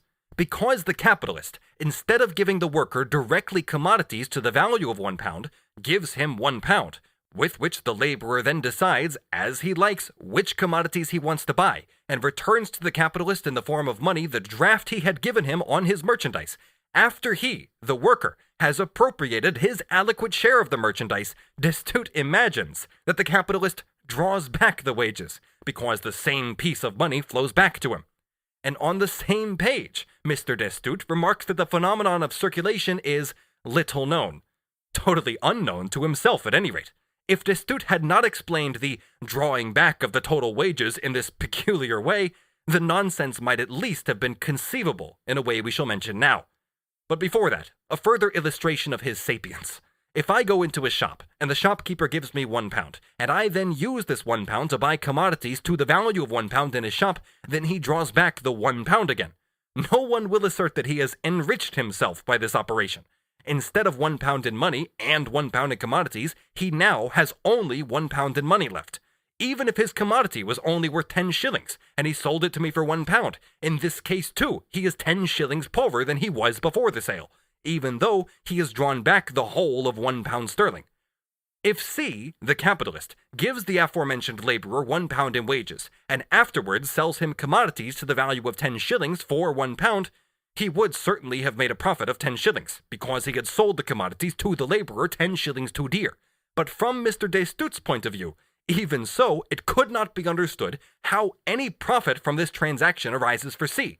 The profit arises from the fact that he has paid him less wages, in fact has given the laborer a smaller aliquot part of the product in exchange for his labor than he gives him nominally. If he gave the laborer 10 shillings and sold his commodity for 10 shillings, he would be just as rich as if he gives him £1 and sells him his 10 shillings commodity for £1. Moreover, de Steuart bases his argument on the assumption of necessary wages. In the best case, any profit here would only be explained by the worker having been cheated over his wages. This case number 2, therefore, shows that de Steuart de Tracy has absolutely forgotten what a productive laborer is, and has not the slightest idea of the source of profit.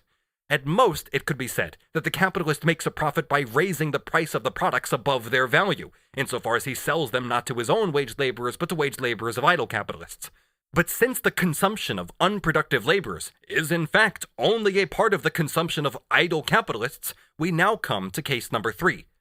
The industrial capitalist sells his products too dear, above their value, to, quote, the idle capitalists, who pay them with the part of their revenue which they have not already given to the laborers directly employed by them, so that all the rent which they annually pay to the idle capitalists comes back to them, that is the industrialists, in one or other of these ways.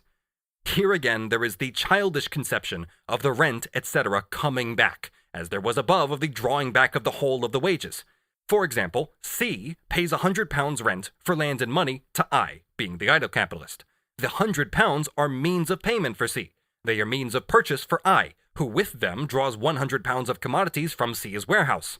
Thus the £100 return to C as the transformed form of his commodity, but he has £100 less in commodities than before. Instead of giving them direct to I, he has given him £100 in money, with which the latter buys £100 of his commodities. But he buys these £100 worth of commodities with C's money, not with his own funds. And Tracy imagines that in this way, the rent which C has paid over to I comes back to C. What imbecility! That is the first absurdity. Secondly, de Steuart himself has told us that the rent of land and interest on money are only deductions from the industrialist profit, and therefore only quotas of profit given away to the idler. On the assumption that C drew back this whole quota to himself by some sort of trick, though not in one or other of the ways described by Tracy, in other words, that capitalist C paid no rent at all, neither to the landlord nor to the moneyed capitalist, he would retain his whole profit. But the question is precisely how to explain whence he derived the profit, how he has made it, how it arose. And this cannot be explained by his having or retaining it without giving a quota of it to the landlord and moneyed capitalist. Just as little can it be explained by the fact that either part or whole of the quota of profit which he has given away to the idler under one category or another is entirely or partially, in one way or another, dragged back by him from the hand of the idler. Let's disregard these absurdities. C has to pay I, the idler, rent to the amount of £100 for the land or the capital that he has rented from him. He pays the £100 out of his profit. Whence the latter arises we do not yet know. Then he sells his products to I, which are consumed either by I directly or through his retainers, the unproductive wage laborers, and he sells them to him too dear, for example 25% above their value. He sells him products worth £80 for £100. In this transaction, C undoubtedly makes a profit of £20. He has given I a draft for £100 worth of commodities. When the latter presents the draft, he gives his commodities only to the value of £80 by fixing the nominal price of his goods 25% above their value. Even if I would be satisfied with consuming commodities worth £80 and paying £100 for them, C's profit could never rise above 25%. The prices and the fraud would be repeated every year, but I wants to consume to the value of £100. If he is a landlord, what is he to do? He mortgages property to C for £25, in exchange for which C gives him commodities worth £20, for he sells his commodities at 25% above their value. If he is a money lender, he hands over to C £25 of his capital, in exchange for which C gives him commodities worth £20. Let us assume that the capital, or value of the land, was lent at 5%. Then it amounted to £2,000. Now it amounts only to £1,975. His rents are now £98.75, and so it would go on, with I constantly consuming commodities to the real value of £100, but his rents constantly falling, because in order to have commodities to the value of £100, he must always consume an ever greater part of his capital himself. Thus, bit by bit, C would get the whole of I's capital into his own hands, and the rents of it together with the capital. That is to say, along with the capital itself, he would appropriate that portion of the profit, which he makes from borrowed capital. Mr. Steuart evidently has this process in view, for he continues, "But I will be told, if that is so, and if industrial entrepreneurs in effect reap each year more than they have sown, in a very short time they must have attracted to themselves the whole public fortune, and soon there would be nothing left in a state but laborers without funds and capitalist entrepreneurs. That is true, and things would in fact be so if the entrepreneurs or their heirs did not take the course of resting as they grow wealthy, and did not thus continually go to recruit the class of idle capitalists. And even in spite of this frequent emigration, it still happens that when industry has been at work in a country for some time without too great disturbances, its capitals are always being augmented, not only because of the growth of the total wealth, but also in a much greater proportion. It might be added that this effect would be felt even more strongly but for the immense levies that all governments impose each year on the industrious class by means of taxes." And Mr. Steuart is quite right up to a certain point, although not at all in what he wants to explain. In the period of the declining Middle Ages and the rising of capitalist production, the rapid enrichment of the industrial capitalists is in part to be explained by the direct fleecing of the landlords. As the value of money fell, as a result of the discoveries in America, the farmers paid them nominally, but not really, the old rent, while the manufacturers sold them commodities above their value, not only on the basis of the higher value of money. Similarly, in all countries, as for example the Asiatic, where the principal revenue of the country is in the hands of landlords, princes, etc., in the form of rent, the manufacturers, few in number and therefore not restricted by competition, sell them their commodities at monopoly prices, and in this way appropriate a part of their revenue. They enrich themselves not only by selling to them unpaid labor, but by selling the commodities at over the quantity of labor contained in them. Only, Mr. Steuart is again wrong if he believes that the moneylenders let themselves be fleeced in this way. On the contrary, they share, through the high interest they draw in those high profits, in that fleecing, directly and indirectly. The following passage shows that this phenomenon was in his mind. One has only to see how weak the industrial capitalists were through all of Europe 3 or 4 centuries ago, in comparison with the immense wealth of all the powerful men of those days, and how today they have increased and grown in number, while the others have diminished. What Mr. Steuart wanted to explain to us was the profits and the high profits of industrial capital. He has explained it in 2 ways. First, because the money which these capitalists pay out in the form of wages and rents flows back to them again, since these wages and rents buy products from them. In fact, what this does explain is only why they do not pay wages and rents twice, first in the form of money, and secondly also in the form of commodities to the same amount of the money. The second explanation is that they sell their commodities above their price, sell them too dear, first to themselves, thus cheating themselves, secondly to the workers, thus again cheating themselves, as Mr. Steuart tells us that the consumption of the wage workers must be regarded as the consumption of those who pay them, finally in the third place to the gentlemen living on rents, whom they fleece, and this would in fact explain why the industrial capitalists always keep for themselves a larger part of their profit, instead of giving it away to the idlers. It would show why the distribution of total profit between the industrial and non-industrial capitalists is increasingly to the advantage of the former at the cost of the latter. It would not help one iota to an understanding of whence this total profit comes. Let us assume that the industrial capitalists had got the whole of it for themselves. The question remains, where does it come from? Therefore, Steuart de Tracy has not only given no answer, but he has only revealed that he thinks the reflux of money is a reflux of the commodity itself. This reflux of money means only that the capitalist first pays wages and rents in money instead of paying them in commodities, that their commodities are bought with this money, and hence they get paid in commodities in this roundabout way. This money, therefore, constantly flows back to them, but only to the extent that commodities to the same money value are definitively taken from them and fall to the share of the consumption of the wage workers and drawers of rent. Mr. Steuart de Tracy, in a really French way, similar exclamations of astonishment about himself are to be found in Proudhon, is altogether astonished at the clarity which this way of looking at the consumption of our wealth sheds on the whole progress of society. Whence comes this consistency and this lucidity? From the fact that we have lighted upon the truth. This recalls the effect of those mirrors, in which objects are outlined clearly and in their right proportions when one is in the right spot from which to view them, and in which everything appears confused and disjointed when one is too near or too far. Later, quite incidentally, Mr. Steuart recalls from Adam Smith the real course of things, which, however, in essence, he only repeats as a phrase which he has not understood, as otherwise this member of the Institute of France would have been unable to shed the streams of light referred to above. He writes, "Whence come their revenues to these idle men?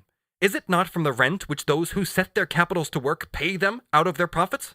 That is to say, those who use their funds to pay labor which produces more than it costs? In a word, the men of industry? Aha! So the rents, and also their own profits, which the industrial capitalists pay to the idle capitalists for the funds borrowed from the latter, come from their using these funds to pay wages to labor which produces more than it costs. That is to say, therefore, whose product has more value than is paid to the workers. In other words, profit comes from what the wage laborers produce over and above what they themselves cost, a surplus product which the industrial capitalist appropriates for himself, and of which he gives away only one part to those receiving rent from land and money. Mr. Steuart concludes from this, not that we must go back to these productive workers, but that we must go back to the capitalists who set them in motion. It is these who really maintain even the laborers employed by the others. To be sure, inasmuch as they directly exploit labor, and the idle capitalists only do it through their agency. And in this sense, it is correct to regard industrial capital as a source of wealth. We must, therefore, always go back to the industrialists in order to find the source of all wealth. In the course of time, wealth has accumulated in greater or less quantity because the result of previous labors has not been entirely consumed as soon as it was produced. Some of the possessors of this wealth are content to draw rent from it and consume it. These are those whom we have called idle. The other, more active ones set to work both their own funds and those which they borrow. They employ them to pay labor, which reproduces them with the profit. Hence, therefore, not only the reproduction of this fund, but the production of the surplus which forms profit. With this profit, they pay for their own consumption and defray that of the others. By these consumptions themselves, their own and that of the idlers, here again is the same absurdity. Their funds come back to them somewhat increased, and they start again. This is what constitutes circulation. The inquiry into the productive laborer, and the result that only one whose buyer is an industrial capitalist is a productive laborer, one whose labor produces profit for its immediate buyer, led Mr. Steuart to the conclusion that in fact the industrial capitalists are the sole productive workers, in the higher meaning of the word. They who live on profits maintain all the others, and alone augment the public fortune, and create all our means of enjoyment. That must be so, because labor is the source of all wealth, and because they alone give a useful direction to current labor, by making a useful application of accumulated labor. That they give a useful direction to current labor, in fact means only that they employ useful labor, labor which results in use values.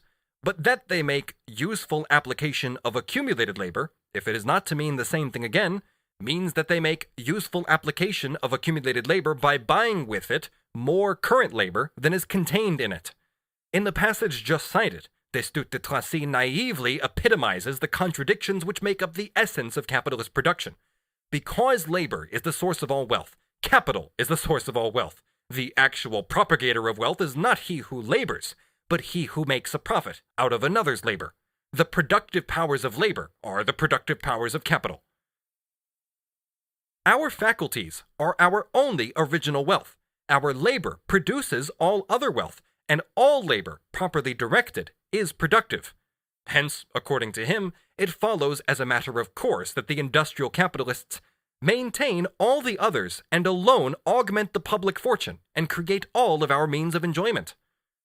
Our faculties are our only original wealth. Therefore, the faculty of labor is not wealth.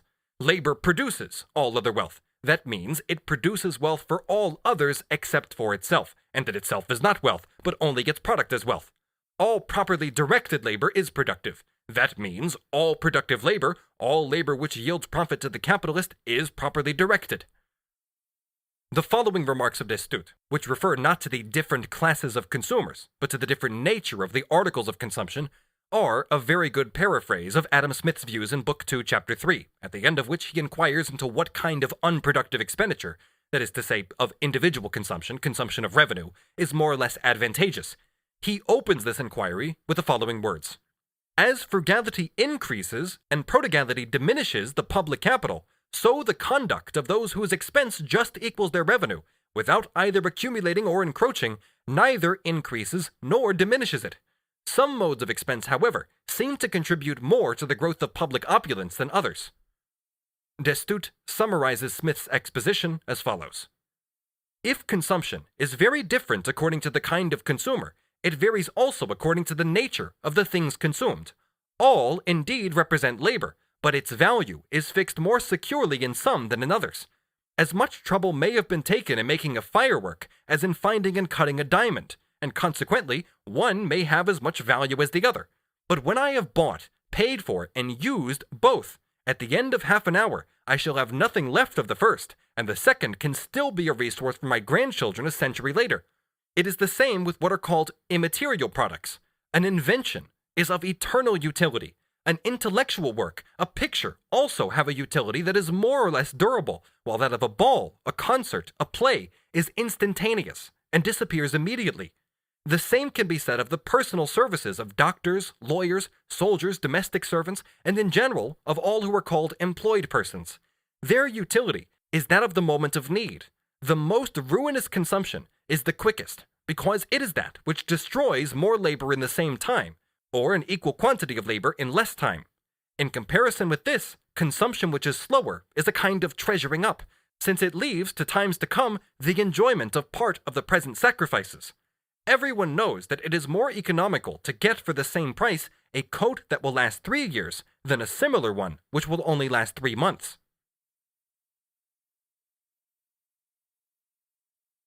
Section 15. General nature of the polemics against Smith's distinction between productive and unproductive labor. Apologetic conception of unproductive consumption as a necessary spur to production.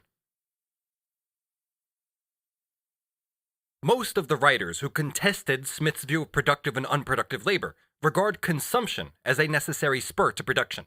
For this reason, they regard the wage laborers who live on revenue, the unproductive workers whose hire does not produce wealth, but is itself a new consumption of wealth, as equally productive, even of material wealth, as the productive workers, since they widen the field of material consumption, and therewith the field of production.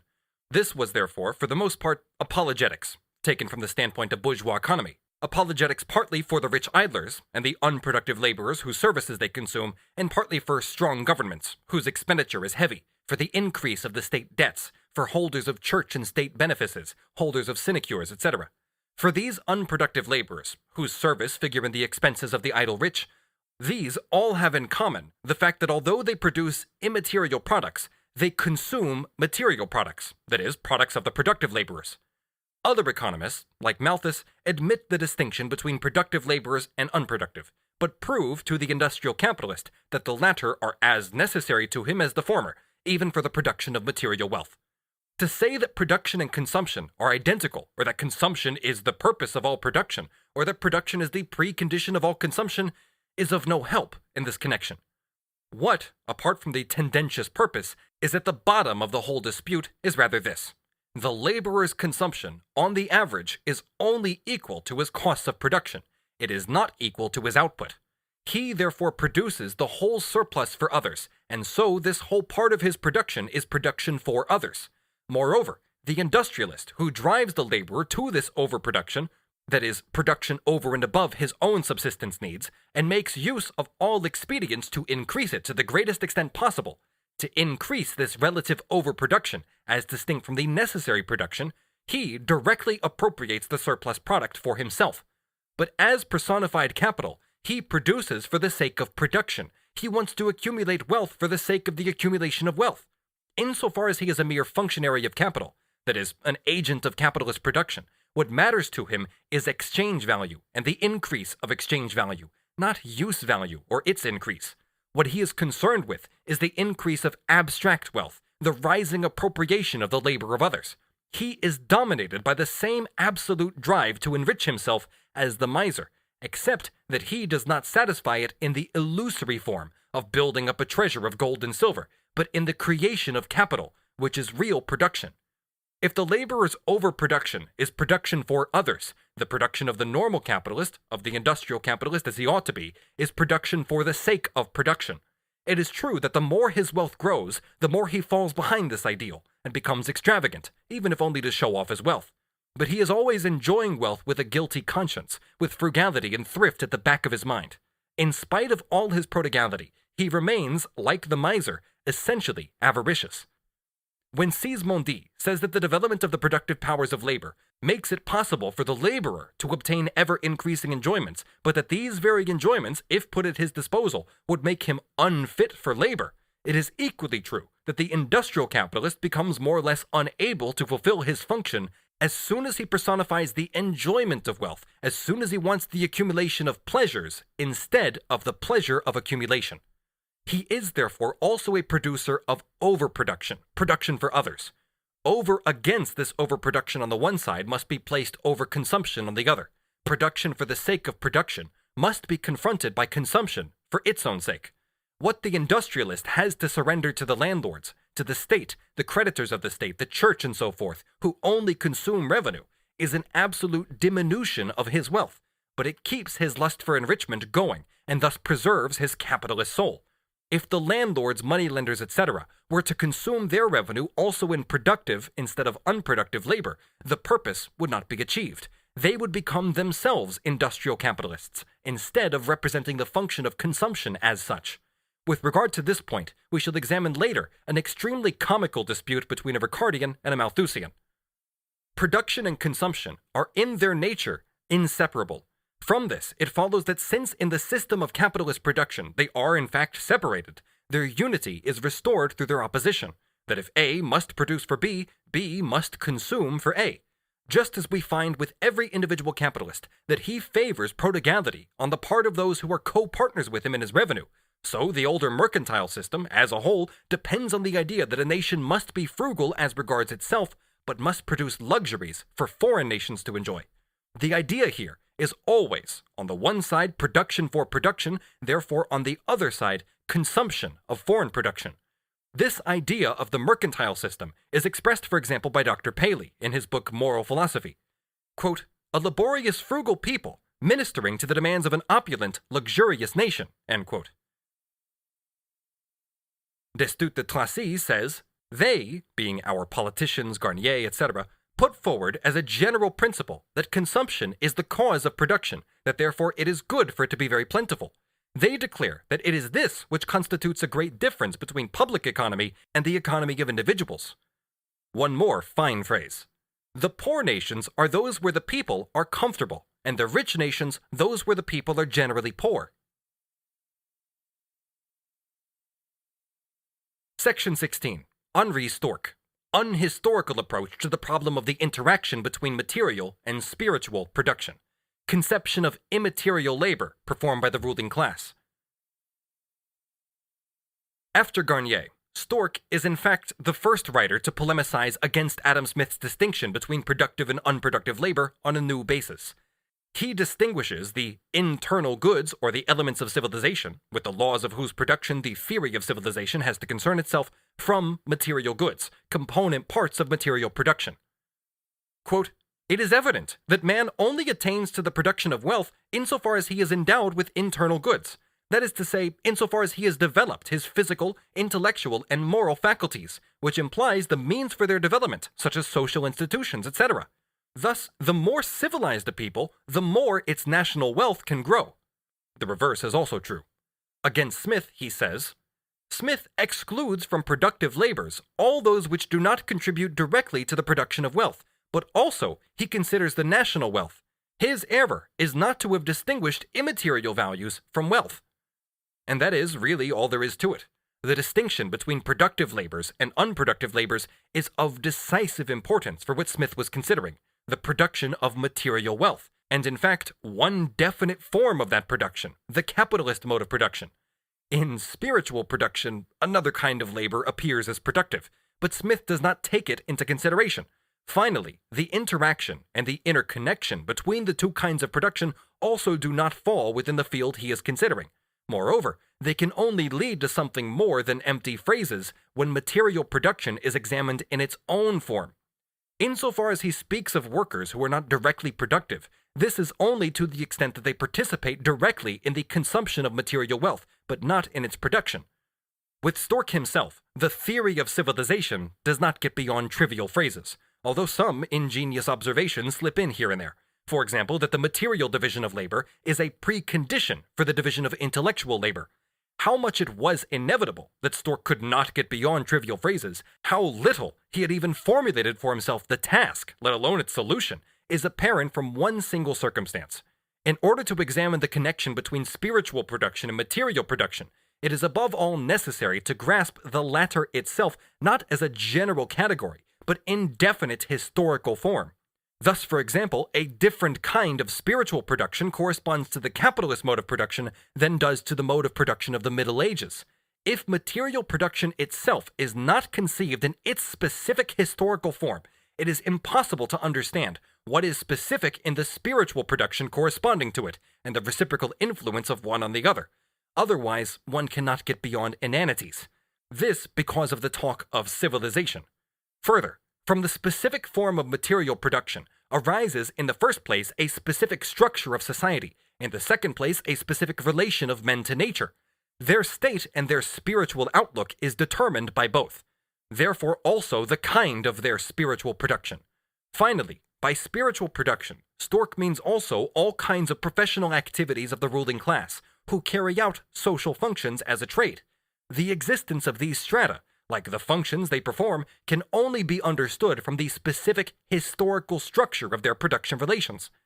Because Steuart does not conceive material production itself historically, because he conceives it as production of material goods in general, not as a definite, historically developed and specific form of this production, he deprives himself of the basis on which alone can be understood partly the ideological component parts of the ruling class and partly the free spiritual production of this particular social formation. He cannot get beyond meaningless general phrases. Consequently, the relation is not so simple as he presupposes. For instance, capitalist production is hostile to certain branches of spiritual production, for example, art and poetry. If this is left out of account, it opens the way to the illusion of the French in the 18th century, which has been so beautifully satirized by Lessing. But because we are further ahead in mechanics, etc., why shouldn't we be able to make an epic too? And the Henriade in place of the Iliad. Steuart, however, rightly stresses, with special reference to Garnier, who is actually the father of this attack on Smith, that Smith's opponents had set about it the wrong way. What do his critics do? Far from establishing this distinction between immaterial values and wealth, they succeed in confusing two kinds of value that are so evidently different. That is, they assert that the production of spiritual products, or the production of services, is material production. In regarding immaterial labor as productive, they assume it is productive of wealth, that is, directly. That is to say, of material and exchangeable values, while it produces only immaterial and immediate values. They assume that the products of immaterial labor are subject to the same laws as those of material labor, and yet the former are governed by other principles than the latter. The following passages from Steuart are to be noted as having been copied from him by later authors. From the fact that internal goods are in part the product of services, the conclusion has been drawn that they are no more lasting than the services themselves, and that they were necessarily consumed as they were produced. The original internal goods, far from being destroyed by the use made of them, expand and grow with use, so that even the consumption of them augments their value. Internal goods are susceptible of being accumulated like wealth, and of forming capitals that can be used in reproduction. Material labor must be divided up, and its products must be accumulated before the dividing up of immaterial labor can be thought of.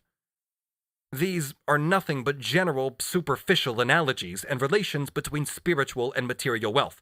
So, for example, is his observation that undeveloped nations borrow their spiritual capitals from abroad, just as materially undeveloped nations borrow their material capitals, and that the division of immaterial labor depends on the demand for it, in a word, on the market, etc. Here are the passages which have actually been copied. The production of internal goods, far from diminishing the national wealth by the consumption of material products it requires, is on the contrary a powerful means of increasing it, as the production of wealth in its turn is an equally powerful means of increasing civilization. It is the equilibrium of the two kinds of production that causes the advance of national prosperity. According to Steuart, the physician produces health, but also illness. Professors and writers produce enlightenment, but also obscurantism. Poets, painters, etc. produce good taste, but also bad taste. Moralists, etc. produce morals, preachers religion, the sovereign's labor security, and so on. It can just as well be said that illness produces physicians, stupidity produces professors and writers, lack of taste produces poets and painters, immorality produces moralists, etc.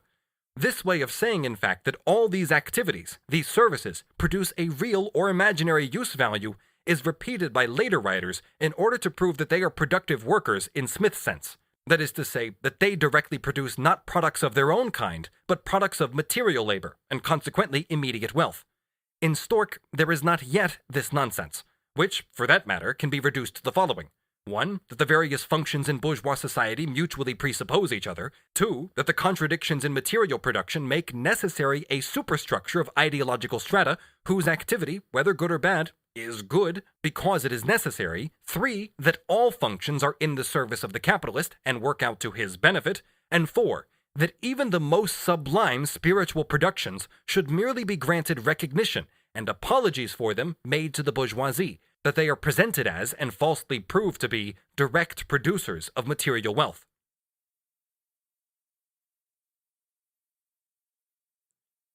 Section 17. Nassau Senior. Proclamation of all functions useful to the bourgeoisie as productive. Toadyism to the bourgeoisie and the bourgeois state. Nassau Senior mounts his high horse. According to Smith, the lawgiver of the Hebrews was an unproductive laborer. Was it Moses of Egypt or Moses Mendelssohn? Moses would have been very grateful to Mr. Senior for calling him a productive laborer in the Smithian sense. These people are so dominated by their fixed bourgeois ideas that they would think they were insulting Aristotle or Julius Caesar if they called them unproductive laborers. Aristotle and Caesar would have regarded even the title laborers as an insult. Does not the doctor, who by a prescription heals a sick child and thus assures him many years of life, produce a durable result? Trash! If the child dies, the result is no less durable. And if the child is no better after treatment, the doctor's service has to be paid for just the same. According to Nassau, doctors should only be paid insofar as they cure, and lawyers insofar as they win lawsuits, and soldiers insofar as they are victorious. But now he gets really lofty. Did the Dutch produce temporary results by fighting against the tyranny of the Spaniards, or the English by revolting against a tyranny that threatened to be even more terrible? Belletristic trash! Dutch and English revolted at their own cost. No one paid them for laboring in revolution. But with either productive or unproductive laborers, there is always a buyer and seller of labor. Hence, what trash! These insipid literary flourishes used by these people when they polemicize against Smith show only that they are representatives of the educated capitalist, while Smith was the interpreter of the frankly brutal bourgeois upstart. The educated bourgeois and his mouthpiece are both so stupid that they measure the effect of every activity by its effect on the purse. On the other hand, they are so educated that they grant recognition even to functions and activities that have nothing to do with the production of wealth, and indeed, they grant them recognition because they too indirectly increase, etc., their wealth. In a word, fulfill a useful function for wealth. Man himself is the basis of his material production, as of any other production that he carries on. All circumstances, therefore, which affect man, the subject of production, more or less modify all his functions and activities, and therefore, too, his functions and activities as the creator of material wealth, of commodities. In this respect, it can in fact be shown that all human relations and functions, however and in whatever form they may appear, influence material production and have a more or less decisive influence on it. There are countries where it is quite impossible for people to work the land unless there are soldiers to protect them. Well, according to Smith's classification, the harvest is not produced by the joint labor of the man who guides the plow and of the man at his side with arms in hand. According to him, the plowman alone is a productive worker, and the soldier's activity is unproductive. First, that is not true. Smith would say that the soldier's protective care is productive of defense, but not of the corn. If order was restored in the country, the plowman would produce the corn just as before, without being compelled to produce the maintenance and therefore the life of the soldiers into the bargain. The soldier belongs to the incidental expenses of production, in the same way as a large part of the unproductive laborers who produce nothing themselves, either spiritual or material, but who are useful and necessary only because of the faulty social relations. They owe their existence to social evils. However, Nassau might say, if a machine is invented that makes 19 out of 20 labors superfluous, then these 19 too are incidental expenses of production. But the soldier can drop out, although the material conditions of production, the conditions of agriculture as such, remain unchanged. The 19 laborers can only drop out if the labor of the one remaining laborer becomes 20 times more productive. That is to say, only through a revolution in the actual material conditions of production.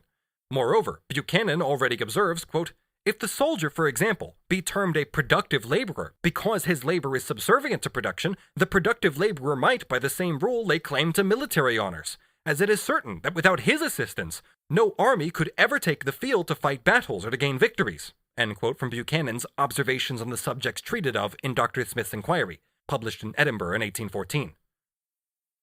Quote from Nassau W. Sr., the wealth of a nation does not depend on a numerical proportion between those who produce services and those who produce values, but on the proportion between them that is most fitted to render the labor of each more efficacious.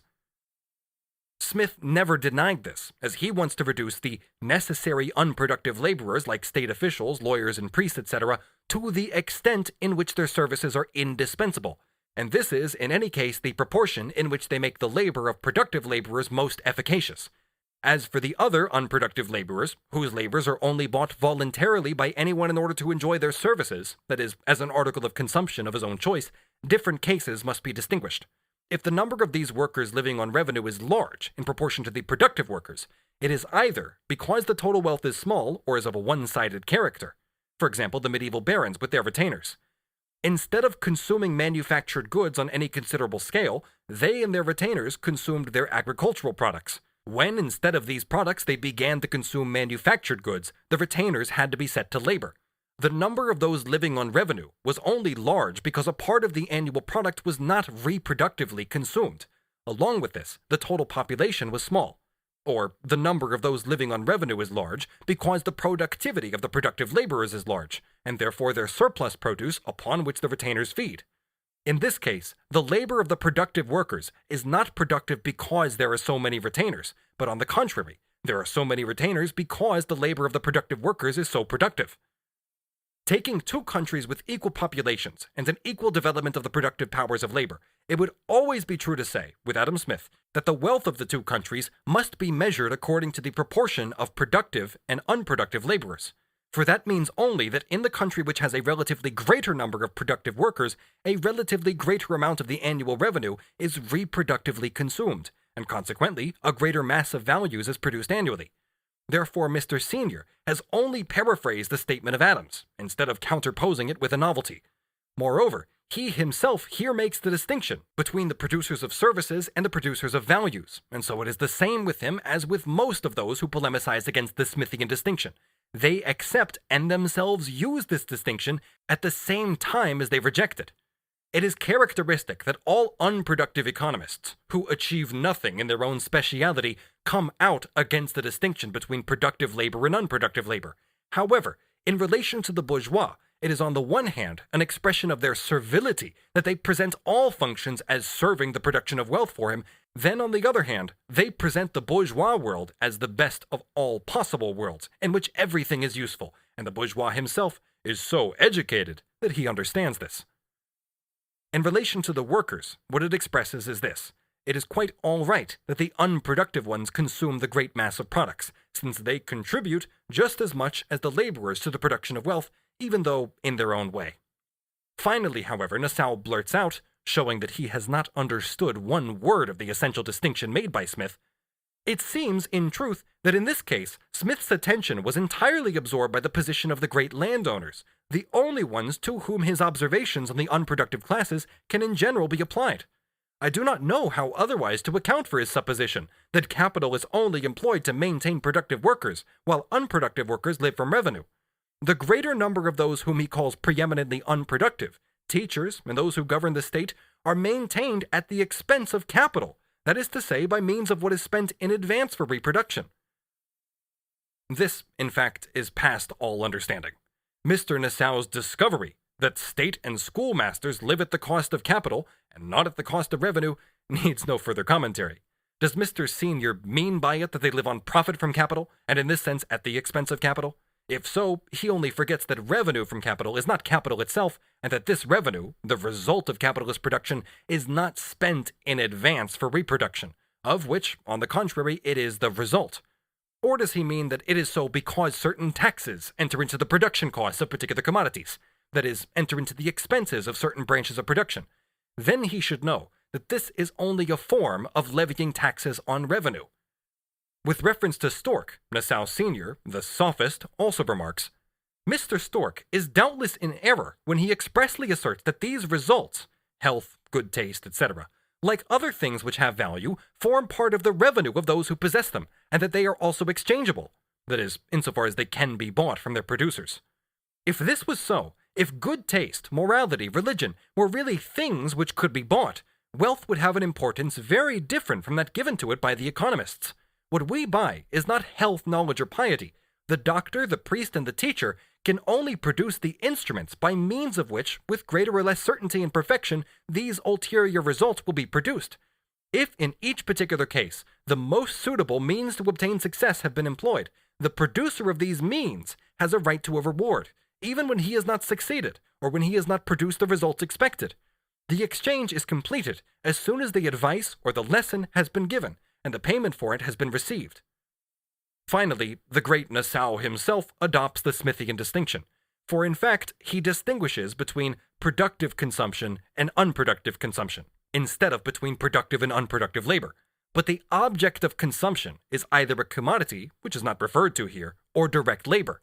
Consumption would be productive if it employed labor that either produced labor power itself, which for example the schoolmaster's or the physician's labor might do, or reproduced the value of the commodities with which it was bought. The consumption of labor, which accomplished neither the one nor the other of these, would be unproductive. And indeed, Smith says, the labor which can only be consumed productively, i.e. industrially, I call productive labor, and that which can be consumed unproductively, whose consumption is by its nature not industrial consumption, I call unproductive labor. Mr. Senior has therefore proved his genius by giving things new names. In general, Nassau copies from Stork. Section 18. Rossi. Disregard of the social form of economic phenomena. Vulgar conception of labor saving by unproductive laborers. The indirect means of production include everything that furthers production, everything which tends to remove an obstacle, to make production more active, speedier, easier. Earlier, he says, there are direct and indirect means of production. That is to say, there are means which are a cause sine qua non of the effect in question, forces which make this production. There are others which contribute to production but do not make it. The former can act even by themselves, the latter can only help the former to produce. The whole labor of government is an indirect means of production. The man who has made a hat must surely recognize that the gendarme who goes by in the street, the judge who sits in his court, the gaoler who takes over a criminal and keeps him in prison, the army which defends the frontier against enemy invasions, these people contribute to production. What a pleasure it must be for the latter, that everyone gets moving so that he can produce and sell his hat. Inasmuch as he makes these gaolers, etc., contribute indirectly, not directly, to material production, Rossi, in fact, makes the same distinction as Adam. In the following lecture number 13, Rossi takes the field particularly against Smith, indeed rather the same as his predecessors. The erroneous distinction between productive and unproductive laborers, he says, arises for three reasons. Reason number one, Among the buyers, some buy products or labor for their own direct consumption. Others only buy them in order to sell the new products that they obtain by means of the products and the labor they have acquired. The determining factor for the former is the use value, for the latter the exchange value. But in paying attention only to exchange value, one falls into Smith's error. My servant's labor is unproductive for me. Let us admit that for a moment. Is it unproductive for him? As all capitalist production rests on the direct purchase of labor in order to appropriate a part of it without purchase in the process of production, which part is, however, sold in the product, since this is the basis of existence of capital, its very essence, is not the distinction between labor which produces capital and that which does not produce it the basis for an understanding of the process of capitalist production? Smith does not deny that the servant's labor is productive for him. Every service is productive for its seller. To swear false oaths is productive for the person who does it for cash. Forging documents is productive for anyone paid to do it. A murder is productive for a man who gets paid for doing it. The trade of sycophant, informer, toady, parasite, lickspittle is productive for people who do not perform these services gratis. Hence, they are productive laborers, producers not only of wealth, but of capital. The thief, too, who pays himself, just as the law courts and the state do, employs his energy, uses it in a particular way, produces a result which satisfies a human need, i.e. the need of the thief, and perhaps also that of his wife and children. Consequently, he is a productive laborer if it is merely a question of producing a result which satisfies a need, whereas in the cases mentioned above, if selling his services is enough to make them productive. Number 2. A second error has been not to distinguish between direct production and indirect production. That is why Adam Smith thinks that a magistrate is not productive. But if production is almost impossible without the magistrate's labor, is it not clear that this labor contributes to it, if not by direct and material operation, at least by an indirect action which cannot be left out of account? It is precisely this labor which participates indirectly in production, and this only forms a part of the unproductive labor, that we call unproductive labor. Otherwise, we would have to say that since the magistrate is absolutely unable to live without the peasant, therefore the peasant is an indirect producer of justice, and so on. Number 3. The three principal facts of the phenomenon of production have not been carefully distinguished: the force or productive means, the application of this force, and the result. We buy a clock at a clockmaker's. We are only interested in the result of the labor. The same applies when we buy a coat at the tailor's. But there are still people, men of the old school, who do not understand things in this way. They make a workman come to their home and get him to make such and such a piece of clothing, giving him the material and everything he needs for this labor. What is it that these people buy? They buy a force, but also an application of this force, a means to produce results of some kind at their peril and risk. The object of the contract is the purchase of a force. The point here is only that these men of the old school make use of a mode of production that has nothing in common with the capitalist mode, and in which all development of labor's productive powers, such as capitalist production brings with it, is impossible. It is characteristic that for Rossi and all the rest of them, such a specific distinction is inessential. In the case of a servant, you buy a force, capable of doing, quote, 1,000 different things. The results it produces depend on the use that you make of the force. All this has nothing to do with the matter. To buy or to hire a definite application of this force, you do not buy a product. You do not buy the result that you have in view. Will the lawyer's pleading win your case? Who knows? What is certain, what passes between you and your lawyer, is that for a certain value, he will go on a certain day to a certain place to speak on your behalf, to apply his intellectual powers in your interests. One further point on this. In Lecture 12, page 273, Rossi says, quote, I am far from seeing producers only in those who pass their lives in making cotton cloth or shoes. I honor labor, whatever it may be, but this respect should not be the exclusive privilege of the manual laborer. Adam Smith does not do this. For him, a person who produces a book, a painting, a musical composition, or a statue is a productive laborer in the second sense, although the person who improvises, recites, plays a musical instrument, etc., is not. and Adam Smith treats services, insofar as they directly enter into production, as materialized in the product, both the labor of the manual labor and that of the manager, clerk, engineer, and even of the scientist, insofar as he is an inventor, an indoor or outdoor laborer for the workshop. In dealing with the division of labor, Smith explains how these operations are distributed among different persons, and that the product, the commodity, is the result of their cooperative labor, not of the labor of any individual among them. But the spiritual laborers à la Rossi are anxious to justify the large share which they draw out of the material production. After this discourse, Rossi continues. Thus, in exchange transactions, attention is fixed on one or other of the three principal facts of production. But can these different forms of exchange deprive certain products of the character of wealth, and deprive the exertions of a class of producers of the quality of being productive labors? Clearly, there is no link between these ideas such as would justify a deduction of this kind. Because instead of buying the result, I buy the force necessary to produce it, why should the action of the force not be productive, and the product not be wealth? Take again the example of the tailor. Whether one buys ready-made clothes from a tailor, or whether one gets them from a jobbing tailor who has been given the material and a wage, as far as the results are concerned, the two actions are perfectly similar. No one will say that the former is a productive labor and the latter an unproductive labor. Only in the second case, the man who wants a coat has been his own entrepreneur. Well, from the standpoint of productive forces, what difference is there between the jobbing tailor you have brought to your home and your domestic servant? None. Here we have the quintessence of the whole superwise and would-be profound windbag.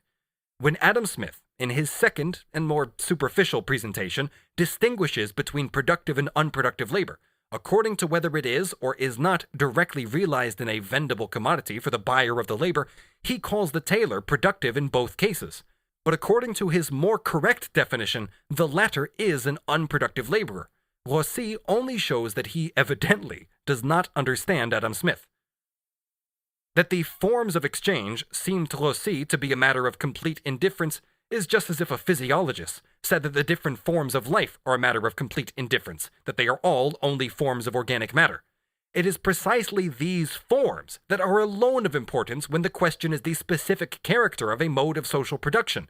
A coat is a coat. But have it made in the first form of exchange, and you have a capitalist production and modern bourgeois society. Have it made in the second form, and you have a form of handicraft, which is compatible even with Asiatic relations or those of the Middle Ages, etc.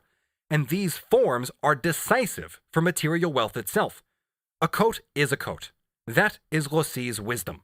But in the first case, the jobbing tailor produces not only a coat, he produces capital, therefore also profit. He produces his master as a capitalist and himself as a wage laborer. When I have a coat made for me at home by a jobbing tailor for me to wear, that no more makes me my own entrepreneur in the sense of an economic category than it makes the entrepreneur tailor an entrepreneur when he himself wears and consumes a coat made by his workmen. In one case, the purchaser of tailoring labor and the jobbing tailor confront each other as mere buyers and sellers. One pays money, and the other supplies the commodity into whose use value my money is transformed. In this transaction, there is no difference at all from my buying the coat in the shop. Buyer and seller confront each other simply as such. In the other case, on the contrary, they confront each other as capital and wage labor. As for the domestic servant, he has the same determinate form as the jobbing tailor number 2, whom I buy for the sake of the use value of his labor. Both are simply buyers and sellers. But the way in which the use value is enjoyed in this case in addition bears a patriarchal form of relation, a relation of master and servant, which modifies the relation in its content, though not in its economic form, and makes it distasteful. For that matter, Rossi only repeats in other phrases what Garnier said. When Smith wrote that nothing remained of the servant's labor, he was mistaken to a greater extent, we must say, than an Adam Smith should be mistaken. A manufacturer manages himself a large manufactory, which requires very active and very assiduous supervision. This man, not wanting to have unproductive laborers around him, has no servants. He is then compelled to serve himself. What becomes of his productive labor during the time he has to devote to this so-called unproductive labor? Is it not evident that your servants perform a labor which enables you to apply yourself to a labor more appropriate to your abilities? Then how can it be said that no trace remains of their services? There remains everything that you do, and that you could not have done if they had not replaced you in the service of your person and your home. This is once more the labor-saving idea of Garnier, Lauderdale, and Ganil. According to this, unproductive labors would only be productive insofar as they save labor and leave more time for a person's own labor, whether he is an industrial capitalist or a productive worker, who can perform a more valuable labor through this replacement by a less valuable labor. A large part of the unproductive workers who would be excluded by this are menial servants, insofar as they provide only luxury articles, and all unproductive laborers who produce merely enjoyment, and whose labor I can only enjoy insofar as I use just as much time to enjoy it as its seller uses to produce it, to provide it for me. In both cases, there can be no talk of saving labor. Finally, even really labor-saving personal services would only be productive insofar as their consumer is a producer. If he is an idle capitalist, they only save him the labor of doing anything at all, like a woman having her hair curled or her nails cut instead of doing it herself, or a fox hunter employing a stable boy instead of being his own stable boy, or someone who is just a glutton keeping a cook instead of cooking for himself. Then these laborers would include too those who, according to Steuart, produce leisure, through which a man gets free time for pleasure, spiritual labor, and so on. The policeman saves me the time of being my own gendarme, the soldier of defending myself, the government official of governing myself, the shoe cleaner of cleaning my shoes myself, the priest the time which would be required for thinking, and so on. What is correct in this matter is the division of labor. Everyone, apart from his productive labor or the exploitation of productive labor, would have a number of functions to fulfill which would not be productive and would in part enter into the cost of consumption. The real productive workers have to bear these consumption costs themselves and to perform their unproductive labors themselves. If these services are pleasant, then sometimes the master performs them for the servant, as the jus primae noctis shows, the right of the feudal lords to have sex with their servant women, or as is shown by the labor of ruling, etc., which the masters have always taken on themselves. This in no way obliterates the distinction between productive and unproductive labor, but this distinction itself appears as a result of the division of labor, and thus furthers the general productivity of the laborers by making unproductive labor the exclusive function of one section of them, and productive labor the exclusive function of the other section. But even the labor of a number of menial servants for mere show, to satisfy vanity, quote, is not unproductive, end quote. Why? Because it produces something, the satisfaction of vanity, ostentation, the exhibition of wealth. Here, once again, we meet the nonsense that every kind of services produces something. The courtesan's sensual pleasure, the murderer homicide, etc. Moreover, Smith said that every form of this trash has its value. All that is missing is that these services are rendered gratis. That is not the point in question. But even if they are rendered for free, they will not increase material wealth by a single farthing. Then the belletristic piffle. The singer, they claim, when he has finished singing, leaves us nothing. He leaves us a memory. When you have drunk champagne, what remains? Whether the consumption does or does not follow closely on the act of production, whether it takes place more or less rapidly, will bring about different economic results, but the fact of consumption, of whatever kind it may be, cannot deprive the product of its character as wealth. There are immaterial products which are of greater durability than certain material products. A palace lasts for a long time, but the Iliad is a source of even more durable pleasures. What trash! In the sense in which he is here speaking of wealth, as use value, it is precisely consumption, whether slow or rapid, its length depends on its own nature and on the nature of the object, and only consumption that makes the product wealth at all. Use value has only value for use, and its existence for use is only existence as an object for consumption. Its existence is in consumption. Drinking champagne, although this may produce a hangover, is as little productive consumption as listening to music, although this may leave behind a memory.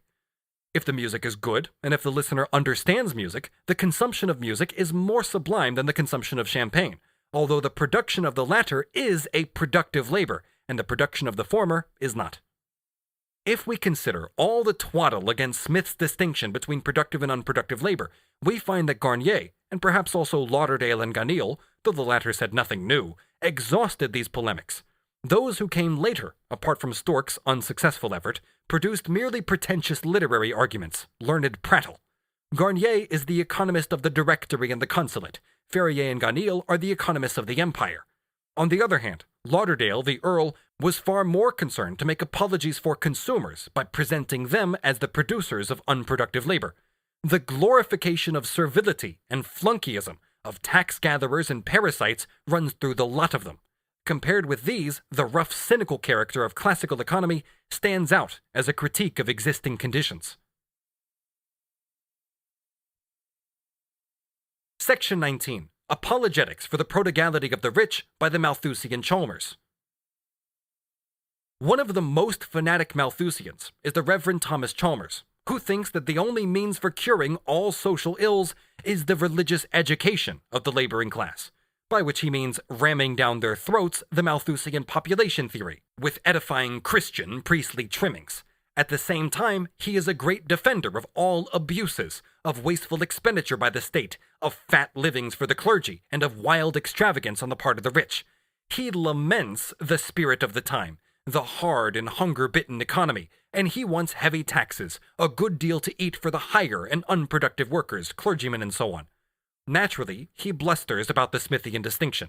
He devoted a whole chapter to it, which contains nothing new except that parsimony, etc., only harms the productive laborers, but whose tendency is exemplified in the following summing up. This distinction seems to be negatory, and withal mischievous in application. And in what does this mischief consist? We have entered so much at length into this argument because we think the political economy of our days bears a hard and hostile aspect towards an ecclesiastical establishment, and we have no doubt that to this the hurtful definition of Smith has largely contributed. By the ecclesiastical establishment, the cleric means his own church, the Church of England, as by law established. Moreover, he was one of the people who had forced this establishment upon Ireland. The parson is at least plain-spoken.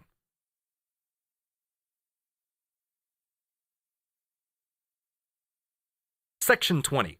Concluding observations on Adam Smith and his views on productive and unproductive labor.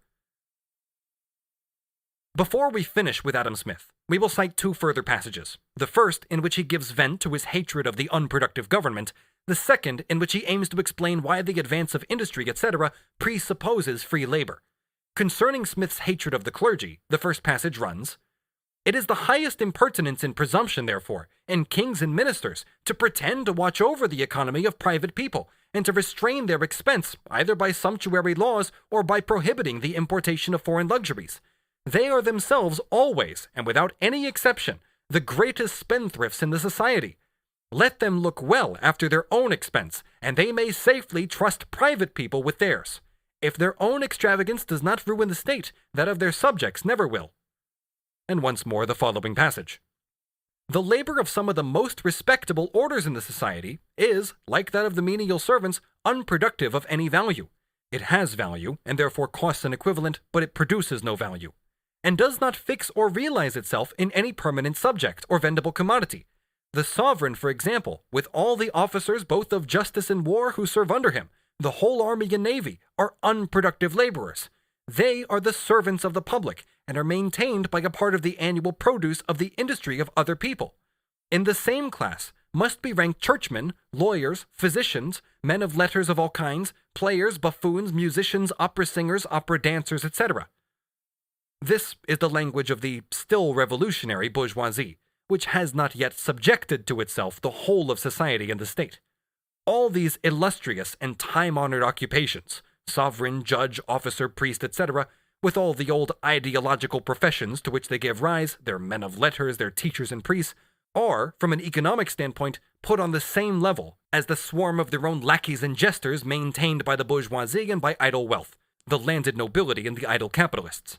They are mere servants of the public, just as the others are their servants.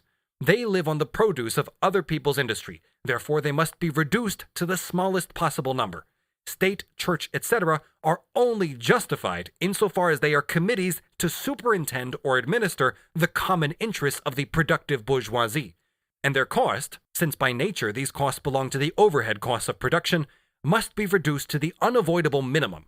This view is of historical interest in sharp contrast partly to the standpoint of antiquity, when material productive labor bore the stigma of slavery and was regarded merely as a pedestal for the idle citizen, and partly to the standpoint of the absolute or aristocratic constitutional monarchy, which arose from the disintegration of the Middle Ages.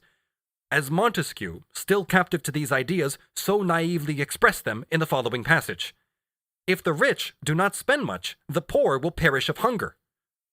When, on the other hand, the bourgeoisie has won the battle, and has partly itself taken over the state, partly made a compromise with its former possessors, and has likewise given recognition to the ideological professions as flesh of its flesh, and everywhere transformed them into its functionaries, of like nature to itself, when it itself no longer confronts these as the representative of productive labor, but when the real productive laborers rise against it, and moreover tell it that it lives on other people's industry, when it is enlightened enough not to be entirely absorbed in production, but to want also to consume in an enlightened way, when the spiritual labors themselves are more and more performed in its service and enter into the service of capitalist production, then things take a new turn, and the bourgeoisie tries to justify economically, from its own standpoint, what at an earlier stage it had criticized and fought against.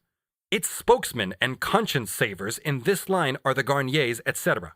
In addition to this, these economists, who themselves are priests, professors, etc., are eager to prove their productive usefulness, to justify their wages economically. The second passage, referring to slavery, runs as this: "Such occupations as artificer and manufacturer were considered in several of the ancient states as fit only for slaves, and the free citizens of the state were prohibited from exercising them. Even in those states where no such prohibition took place, as in Rome and Athens, the great body of the people were in effect excluded from all the trades which are now commonly exercised by the lower sort of the inhabitants of towns. Such trades were, at Athens and Rome, all occupied by the slaves of the rich, who exercised them for the benefit of their masters, whose wealth, power, and protection made it almost impossible for a poor freeman to find a market for his work, when it came into competition with that of the slaves of the rich. Slaves, however, are very seldom inventive, and all the most important improvements, either in machinery or in the arrangement and distribution of work, which facilitate and abridge labor, have been the discoveries of free men. Should a slave propose any improvement of this kind, his master would be very apt to consider the proposal as a suggestion of laziness and of a desire to save his own labor at the master's expense. The poor slave, instead of reward, would probably meet with much abuse, perhaps with some punishment. In the manufactures carried on by slaves, therefore, more labor must generally have been employed to execute the same quantity of work than in those carried on by freemen. The work of the former must, upon that account, generally have been dearer than that of the latter. The Hungarian mines, it is remarked by Mr. Montesquieu, though not richer, have always been wrought with less expense, and therefore with more profit than the Turkish mines in their neighborhood. The Turkish mines are wrought by slaves, and the arms of those slaves are the only machines which the Turks have ever thought of employing. The Hungarian mines are wrought by freemen, who employ a great deal of machinery, by which they facilitate and abridge their own labor. From the very little that is known about the price of manufactures in the times of Greeks and Romans, it would appear that those of the finer sort were excessively dear." Adam Smith himself says, "Mr. Locke remarks a distinction between money and other movable goods. All other movable goods, he says, are of so consumable a nature that the wealth which consists in them cannot be much depended on. Money, on the contrary, is a steady friend. Consumable commodities, it is said, are soon destroyed, whereas gold and silver are of a more durable nature, and were it not for this continual exportation, might be accumulated for ages together, to the incredible augmentation of the real wealth of the country. The man of the monetary system raves about gold and silver because they are money, the independent, tangible form of existence of exchange value, and a form of its existence that is indestructible, everlasting, that is, insofar as they are not allowed to become means of circulation, the merely transient form of the exchange value of commodities. The accumulation of gold and silver, piling it up and hoarding it, is therefore his way of growing rich. And as I showed in the quotation from Petty, other commodities are themselves valued according to the degree in which they are more or less durable, that is, remain exchange value.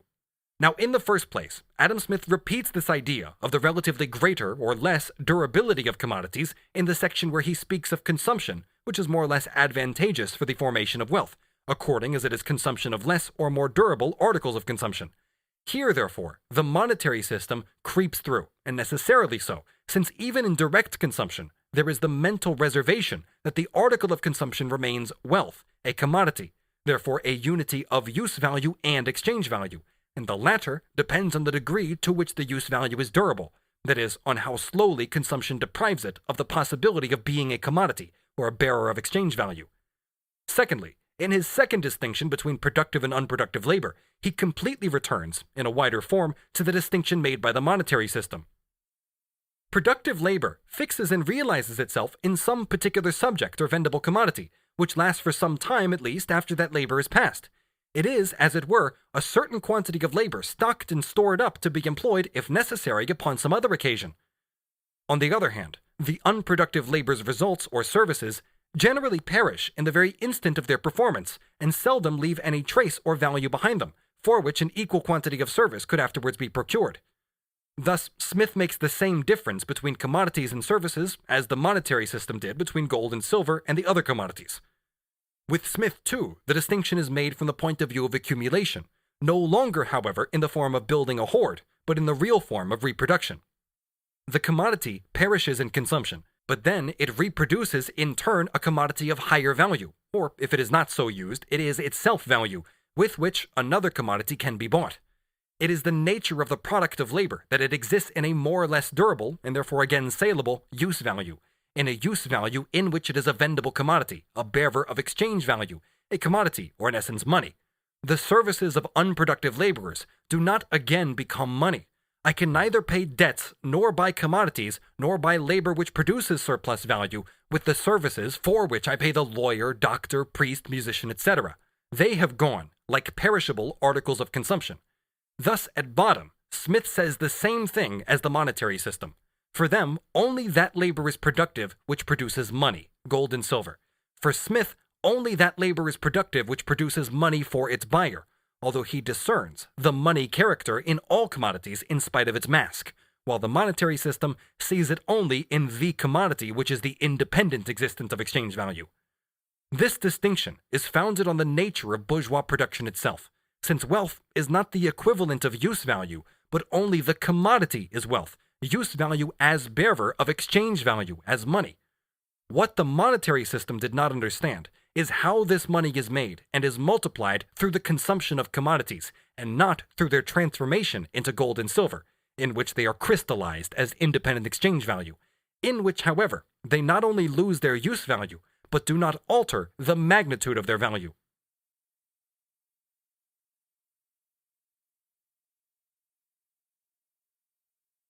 Chapter 5. Necker. The attempt to present the antagonism of classes in capitalism as the antithesis between poverty and wealth. Some quotations from Linguet above have already shown that the nature of capitalist production was clear to him. Nevertheless, Linguet can be brought in here after Necker. In his two works, On the Legislation and Commerce of Grains, first published in 1775, and On the Financial Administration of France, published in 1784, Necker shows how the development of the productive powers of labor merely results in the worker requiring less time for the reproduction of his own wage, and therefore working more time for his employer unpaid. In dealing with this, he rightly starts from the basis of the average wage, the minimum of wages. What he is mainly concerned with, however, is not the transformation of labor itself into capital, and the accumulation of capital through this process, but rather the general development of the antithesis between poverty and wealth, between poverty and luxury, because to the extent that a smaller quantity of labor suffices to produce the necessary means of subsistence, part of the labor becomes more and more superfluous, and can therefore be used in the production of luxury articles, in a different sphere of production. Some of these luxury articles are durable, and so they accumulate from century to century in the possession of those who have surplus labor at their disposal, making the contrast ever deeper. The important thing is that Necker traces the origin of the wealth of the non-laboring classes, this wealth being profit and rent, entirely to surplus labor. In his treatment of surplus value, however, what he has in mind is relative surplus value, resulting not from the lengthening of the total working day, but from the shortening of the necessary labor time.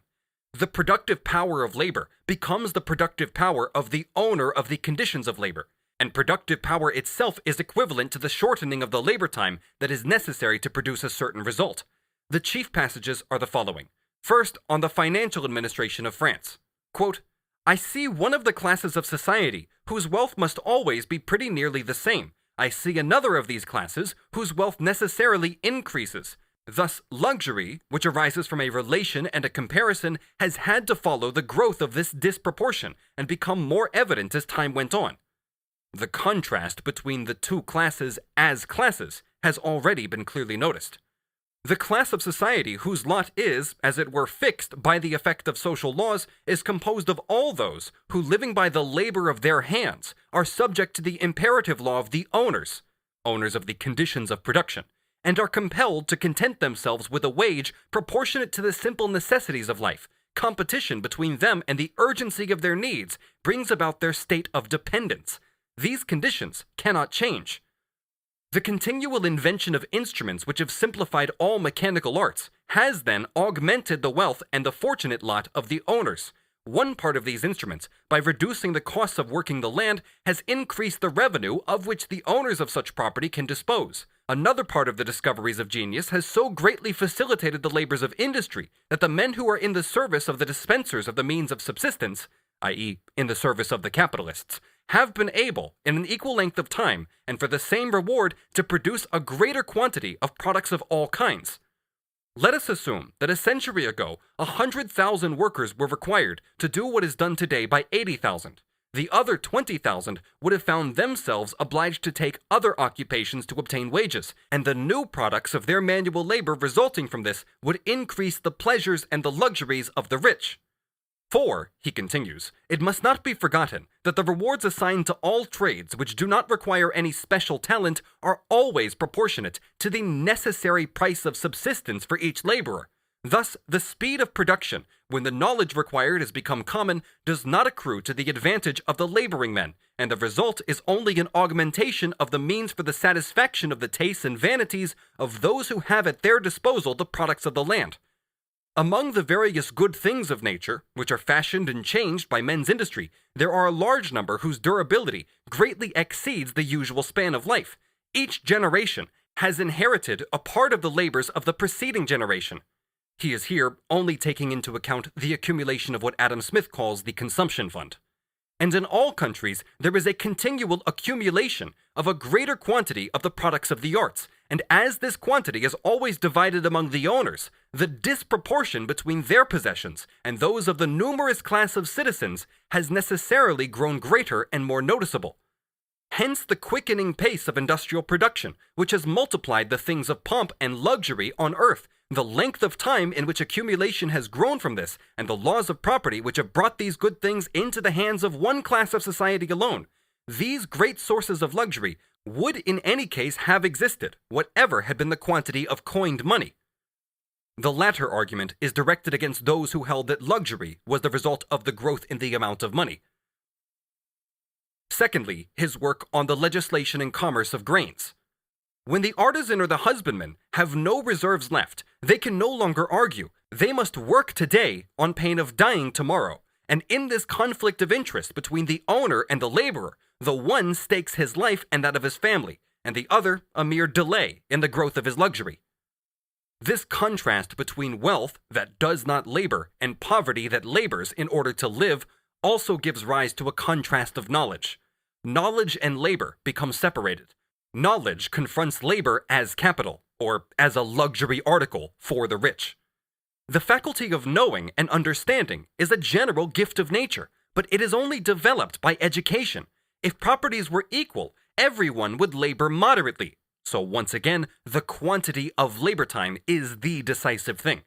And everyone would know a little, because everyone would have a portion of time, that is spare time, left to give to study and reflection. But with the inequality of fortunes resulting from the social order, education is prohibited for all who are born without property, because all sustenance being in the hands of that part of the nation which possesses money or land, and no one giving anything for nothing, the man born without any other resources but his strength is obliged to devote it to the service of the owners from the first moment when his strength develops, and to continue thus all his life, from the moment when the sun rises to the moment when this strength has been worn down and needs to be renewed by sleep. Lastly, is it not certain that this inequality of knowledge has become necessary for the maintenance of all the social inequalities which gave rise to it?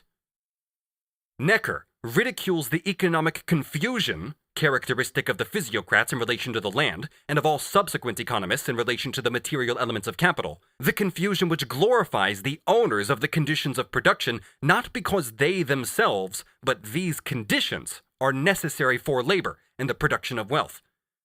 They begin by confusing the importance of the owner, a function so easy to perform, with the importance of the land.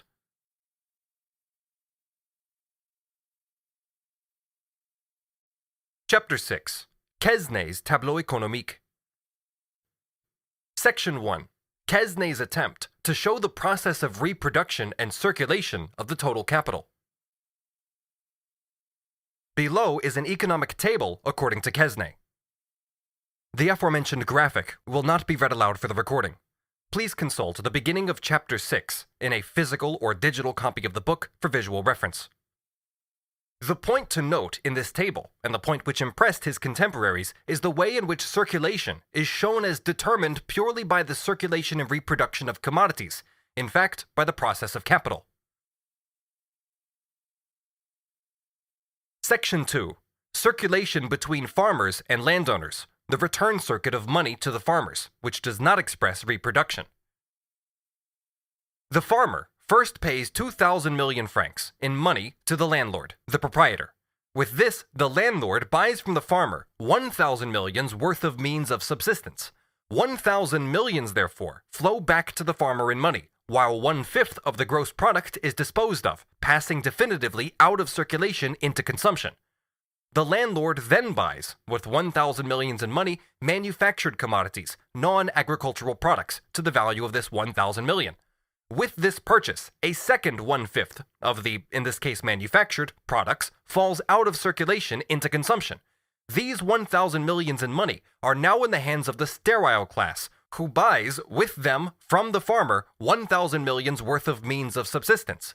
Thus, the second 1,000 million, which the farmer has paid to the landlord in the form of rent, flow back to the farmer. On the other hand, a further 1/5 of the farmer's product has gone to the sterile class, out of circulation and into consumption. At the end of this first movement, therefore, we have the 2,000 millions in money back in the hands of the farmer.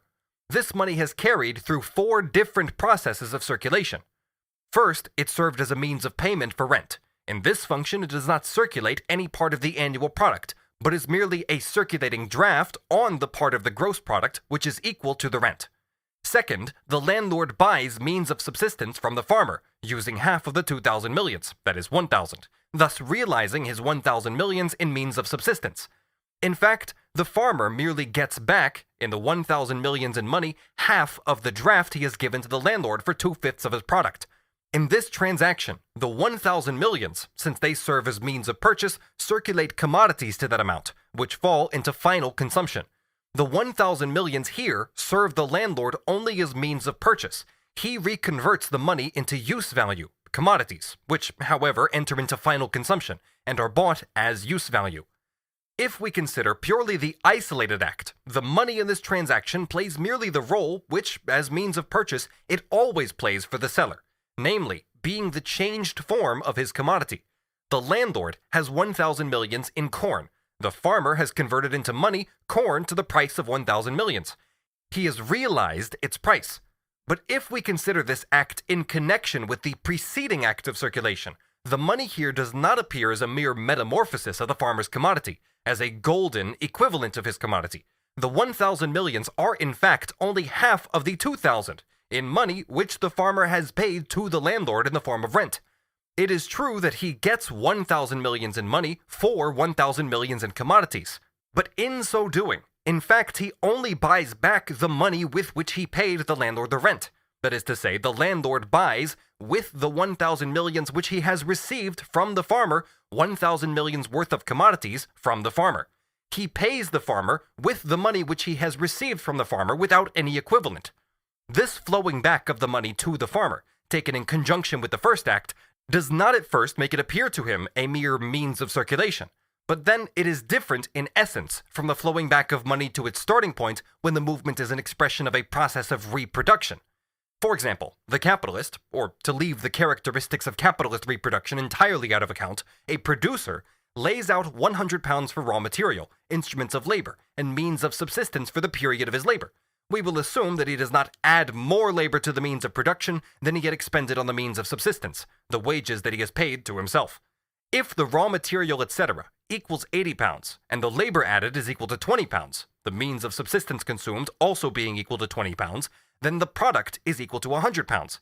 If he now sells it, this 100 pounds flows back to him in money, and so on. This flowing back of the money to its starting point here expresses nothing but continuous reproduction. The simple metamorphosis in this case is M to C to M, the transformation of money into commodity and the retransformation of that commodity into money. This mere change of form of money and commodity here representing at the same time the process of reproduction. Money is transformed into commodities, that is, means of production and means of subsistence. Then, these commodities enter as elements into the labor process and emerge from it as a product. Thus, a commodity appears again as a result of the process, that is, when the finished product re-enters the process of circulation, and by so doing again confronts money as a commodity, and finally, it is reconverted into money, since the finished commodity can only be exchanged again for its production elements after it has first been transformed into money. The constant flowing back of the money to its starting point expresses here not only the formal conversion of money into commodity and commodity into money, as in the simple process of circulation or the mere exchange of goods, but at the same time, the continuous reproduction of the commodity by the same producer. Exchange value, that is money, is converted into commodities, which enter into consumption, and are consumed as use values. They pass, however, into reproductive or industrial consumption. Therefore, they reproduce the original value and consequently reappear in the same amount of money. In the above example, in which the producer labors only for his own maintenance.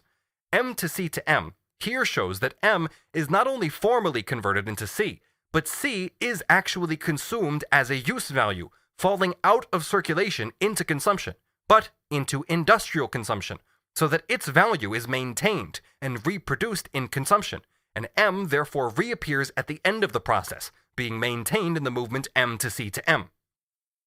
In contrast with this, in the case given above, no reproduction process takes place when the money flows back from the landlord to the farmer.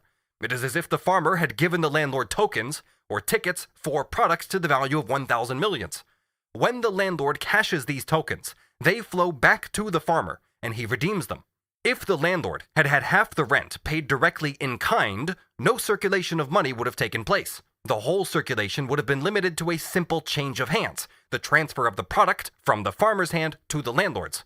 First, the farmer gives the landlord the money instead of the commodity, and then the landlord returns the money to the farmer in order to take the commodity itself. The money serves the farmer as means of payment to the landlord. It serves the landlord, however, as means of purchase in relation to the farmer. In the first function, it moves away from the farmer. In the second, it comes back to him. This type of return flow of the money to the producer must always take place whenever he pays his creditors, instead of a part of his product, its value in money. And everyone who is a co-proprietor of his surplus is, in this respect, a creditor. For example, all taxes are paid by the producers in money. In this transaction, the money is for them means of payment to the state. With this money, the state buys commodities from the producers. In the hands of the state, it is a means of purchase, and thus returns to the producers in the same measure as they part with their commodities. This type of return flow, this peculiar flowing back of money that is not determined by reproduction, must take place in all cases where there is exchange of revenue for capital. What makes the money flow back in such cases is not reproduction, but consumption. The revenue is paid in money, but it can only be consumed in commodities. The money which is received from the producers as revenue must therefore be paid back to them in order to obtain the same amount of value in commodities, that is, in order to consume the revenue. The money in which revenue is paid, rent for example, or interest or taxes, has the general form of means of payment. The industrial capitalist pays his revenue to himself in the product, or from the sale of the product, that part of it which forms his revenue. The person who pays the revenue is supposed to have received from his creditor a part of his own product. For example, in the case of the farmer, the 2/5 of the product which according to Quesnay constitute the rent. He is only its nominal or de facto owner. The part of the farmer's product, therefore, which constitutes his rent, requires for its circulation between farmer and landlord only an amount of money equal to the value of the product, although this value circulates twice. First, the farmer pays the rent in money, then, with the same money, the landlord buys the product. The first is a simple transfer of money, since the money functions only as means of payment. The assumption is therefore that the commodity for which it is paid is already in the hands of the payer, and does not serve him as a means of purchase, that he receives no equivalent for the money, but on the contrary, has this equivalent in advance. In the second transaction, on the other hand, the money functions as a means of purchase, means of circulation for commodities. It is as if, with the money in which he pays his rent, the farmer had bought the landlord's share in the product. The landlord, with the same money that he has thus received from the farmer, who however in fact has given it away without any equivalent, buys the product back again from the farmer. The same sum of money, therefore, which is handed over by the producers to the owners of revenue in the form of means of payment, serves the owners of revenue as means of purchase for the producer's commodities. This twofold change of place of the money, from the hands of the producer into the hands of the owner of revenue, and from the latter's hands back into the hands of the former, thus expresses only a single change of place on the part of the commodity, that is, from the hands of the producer into the hands of the owner of revenue. Since the producer is supposed to owe a part of his product to the owner of revenue, the money rent that he pays him is in fact only a retrospective payment for the value of the commodity, which has already passed into his possession. The commodity is in his hands, but it does not belong to him. With the money that he pays in the form of revenue, he therefore redeems it, making it his property. Therefore, the commodity does not change hands. When the money changes hands, this represents only a change in the title of ownership of the commodity, which remains in the hands of the producer as before. Hence, this twofold change of place of the money with only a single change of hands for the commodity. The money circulates twice in order to make the commodity circulate once, but it too circulates only once as a means of circulation, that is, means of purchase, while the other time it circulates as means of payment. In which type of circulation, as I have shown above, no simultaneous change of place between commodity and money takes place. In fact, if the farmer has no money in addition to his product, he can only pay for his product after he has first sold his commodity, and it has therefore already passed through its first metamorphosis before he can pay it out as money to the landlord. Even taking this into account, there are more changes of place on the part of the money than on the part of the commodity. First, C to M is carried through. 2/5 of the commodity is sold and transformed into money. Here, there is the simultaneous exchange of commodity and money. Then, however, this same money, without being exchanged for a commodity, passes from the hands of the farmer into those of the landlord. Here, there is a change of place of the money, but no change of place of commodity. It is the same as if the farmer had a co-partner. He has received the money, but he must share it with his co-partner. Or rather, for the 2/5, it is more as if a servant of the farmer had received the money. This servant must give it to the farmer. He cannot retain it in his own pocket. In this instance, the movement of the money from one hand to the other does not express any kind of metamorphosis of a commodity, but is a mere transfer of the money from the hand of its immediate possessor into the hand of its real owner. This can therefore be the case when the man who first receives the money is merely an agent for his employer. Then, the money is also not a means of payment. There is a simple transfer of it from the hand of the receiver, to whom it does not belong, into the hands of the owner. This kind of change of place of money has absolutely nothing to do with the metamorphosis of the commodity, any more than has the change of place arising from the mere conversion of one kind of money into another kind. With the means of payment, however, it is always implied that the payer has received a commodity for which he subsequently pays. In the case of the farmer, etc., he has not received this commodity. It is in his hands before it's in the landlord's hands, and it is a part of his product. But in law, he becomes its owner only by handing over to the landlord the money received for it.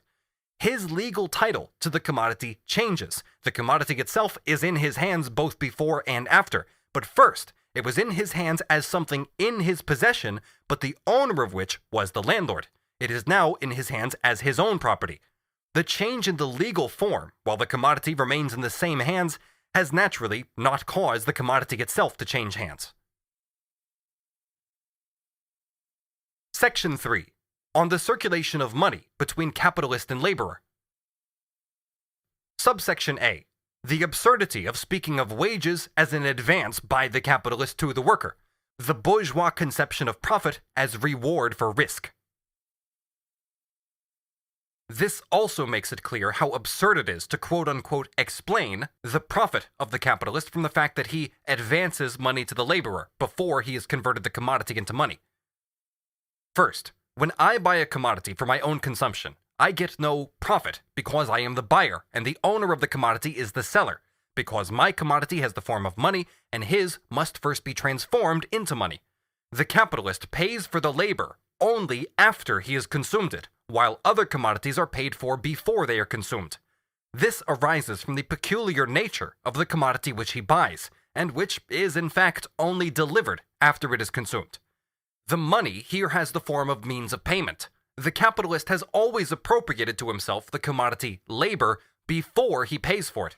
The fact, however, that he only buys it in order to make a profit out of the resale of its product is no reason for his making this profit. It is a motive, and it would mean nothing, but he makes a profit by buying wage labor because he wants to make a profit out of selling it again. Secondly, he does nevertheless advance to the worker in the form of money the part of the product which is his share as wages, and thus saves the latter himself the trouble, risk, and time involved in converting into money the part of the commodity which is due to him as wages. Is the laborer not to pay him for this trouble, the risk, and this time, and on this account to accept less of the product than he would otherwise get? This would upset the whole relationship between wage labor and capital, and destroy the economic justification of surplus value.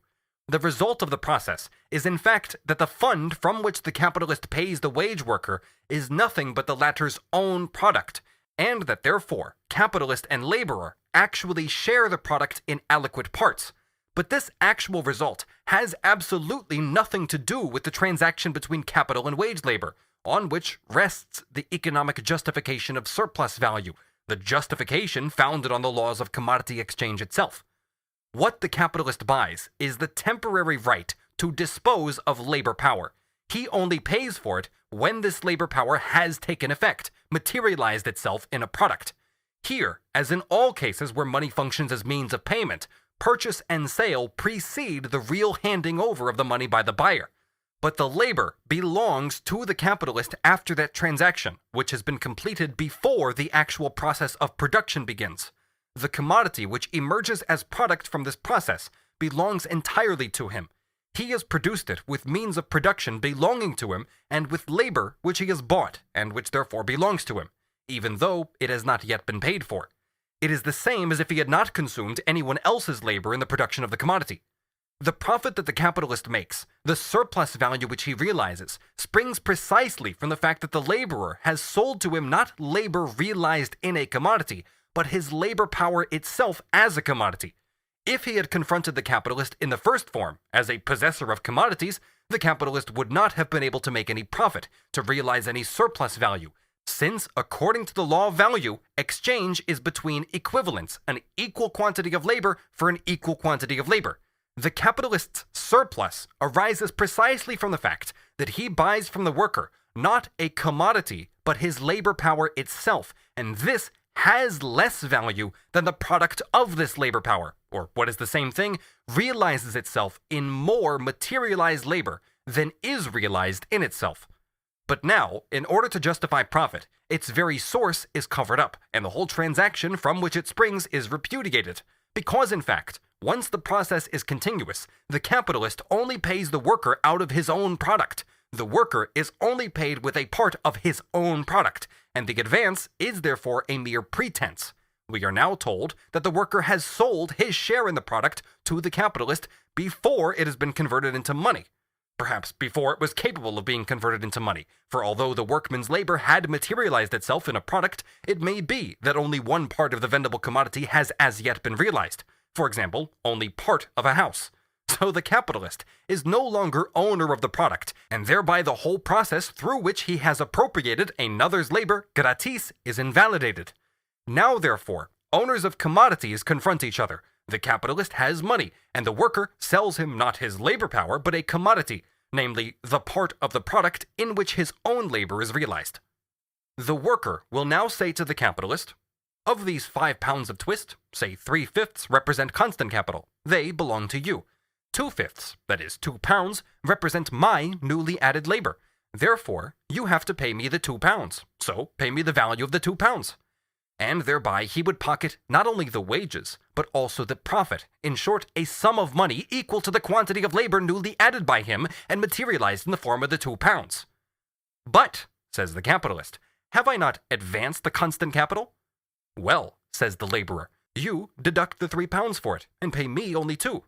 But, insists the capitalist, you couldn't materialize your labor, you couldn't spin without my cotton and my spindles. You must pay extra for that. Well, says the laborer, the cotton would have rotted and the spindles rusted if I hadn't used them for spinning. The 3 pounds of yarn which you are deducting do represent, it is true, only the value of your cotton and your spindles which were used up, and are therefore contained in the 5 pounds of yarn. But it is only my labor that has maintained the value of cotton and spindles unchanged by using these means of production as means of production. I'm not charging you anything for this value-maintaining power of my labor, because it didn't cost me any extra labor time beyond the spinning itself, for which I get the 2 pounds. It's a natural faculty of my labor which costs me nothing, though it maintains the value of the constant capital. As I don't charge you anything for it, you can't charge me for not being able to spin without spindles and cotton. For without spinning, your spindles and cotton wouldn't be worth a brass farthing. Driven into a corner, the capitalist says, the 2 pounds of yarn are in fact worth 2 shillings. They represent that much labor time of yours. But am I to pay you for them before I have sold them? Perhaps I may not sell them at all. That is risk number 1. Secondly, perhaps I may sell them at less than their price. That is risk number 2. And thirdly, in any case, it takes time to sell them. Am I to take on both risks on your behalf without recompense and lose my time into the bargain? You can't expect something for nothing. Wait a bit, replies the worker. What's the relation between us? We face each other as owners of commodities. You as buyer, we as sellers. For you want to buy our share in the product, the 2 pounds, and it in fact contains nothing but our own materialized labor time. Now you assert that we must sell you our commodity below its value, so that as a result, you would be getting more value in commodity than you now have in money. The value of our commodity is equal to 2 shillings. You want to give only 1 shilling for it, so that, since 1 shilling contains as much labor time as 1 pound of yarn, you would get from the exchange twice as much value as you give in return.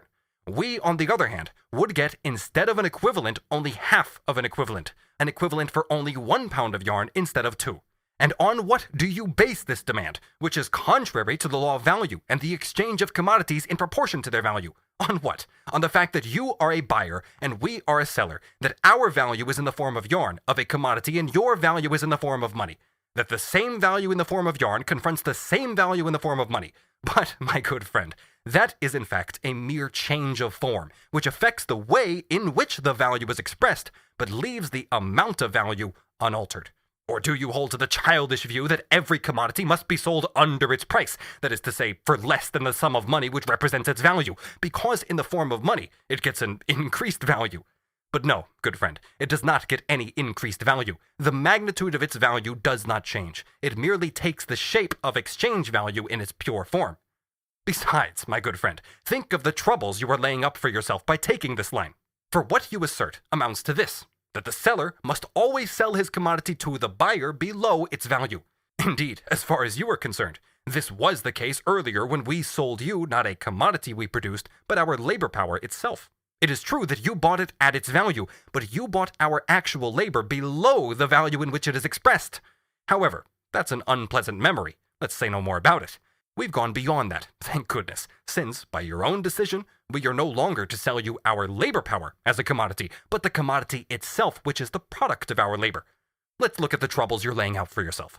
The new law you have set up, that the seller pays for the conversion of his commodity into money not with his commodity, through the exchange of his commodity for money, but that he pays for it by selling the commodity below its price. This law, which the buyer always fleeces and defrauds the seller, must hold good in like measure for every buyer and seller. Let's suppose that we accept your offer, but on the condition that you yourself submit to the law just created by you, namely the law that the seller must surrender to the buyer a part of his commodity for nothing, in return for the buyer changing it into money for him. Then you buy our 2 pounds, which are worth 2 shillings, for 1 shilling, and thus make a profit of 1 shilling, or 100%. But now you have 5 pounds of yarn of a value of 5 shillings, after you have bought the 2 pounds belonging to us. Now, you think you're going to do a good stroke of business. The £5 cost you only 4 shillings, and you're going to sell them for 5 shillings. Wait a minute, says the man who buys from you. Your £5 of yarn is a commodity, and you are a seller. I have the same value in money, and I am a buyer. Consequently, by the law which you recognize, I must make 100% profit out of you. You must therefore sell me the £5 of yarn at 50% below its value for 2 shillings 6pence. I'll give you then 2 shillings and 6pence, and get in exchange a commodity to the value of 5 shillings, and thus make 100% profit out of you. For what's sauce for the goose is sauce for the gander. So you see, my good friend, continues the worker, where you get with your new law. You would simply have diddled yourself, since although at one moment you are a buyer, the next you're in turn a seller. In this particular case, you would lose more as a seller than you gained as a buyer. And don't forget this too. Before the £2 of yarn you want now to buy from us ever existed, didn't you make other purchases in advance, but for which the £5 of yarn would never have been there at all? Didn't you buy cotton and spindles in advance, which are now represented by £3 of yarn? At that time, the cotton jobber in Liverpool and the spindle maker in Oldham faced you as sellers, and you faced them as a buyer. They represented commodity, you money. Exactly the same relationship as we have the honor or misfortune to stand in to each other at this moment.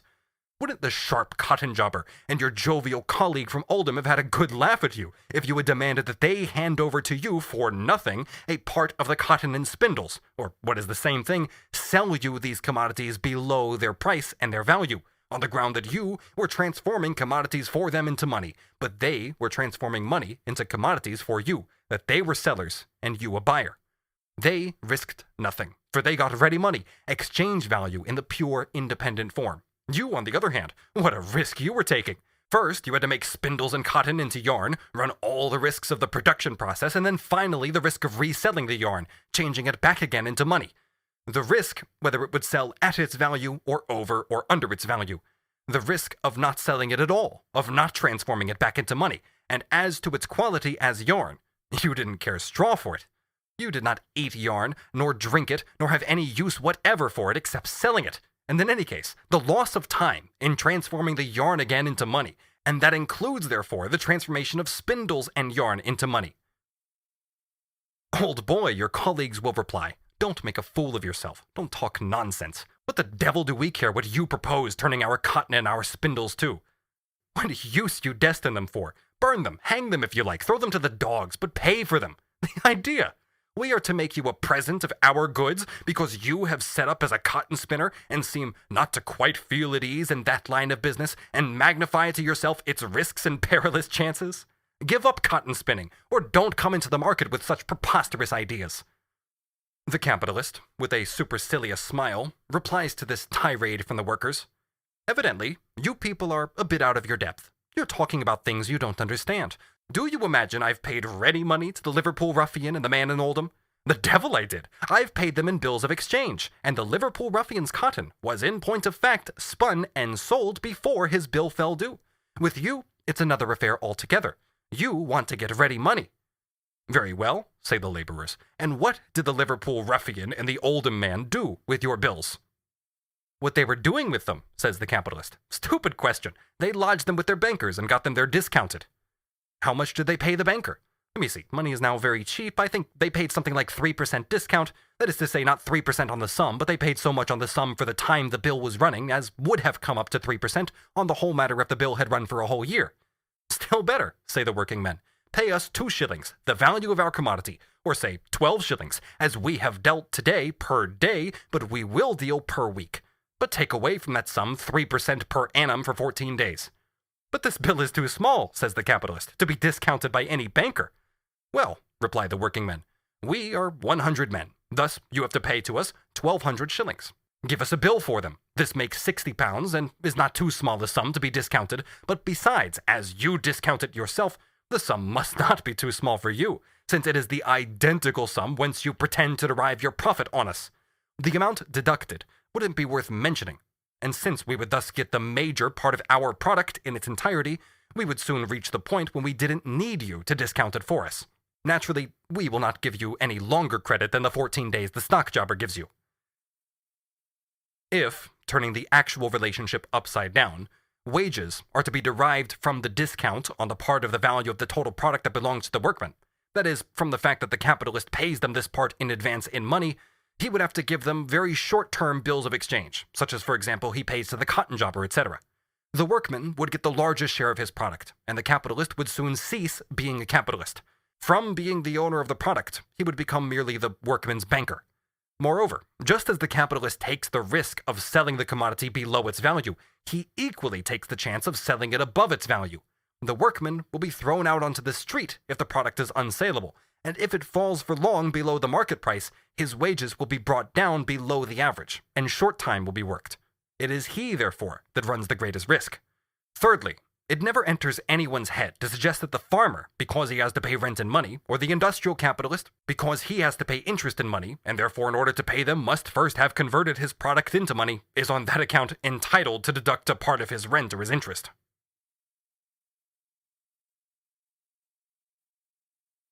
Subsection B.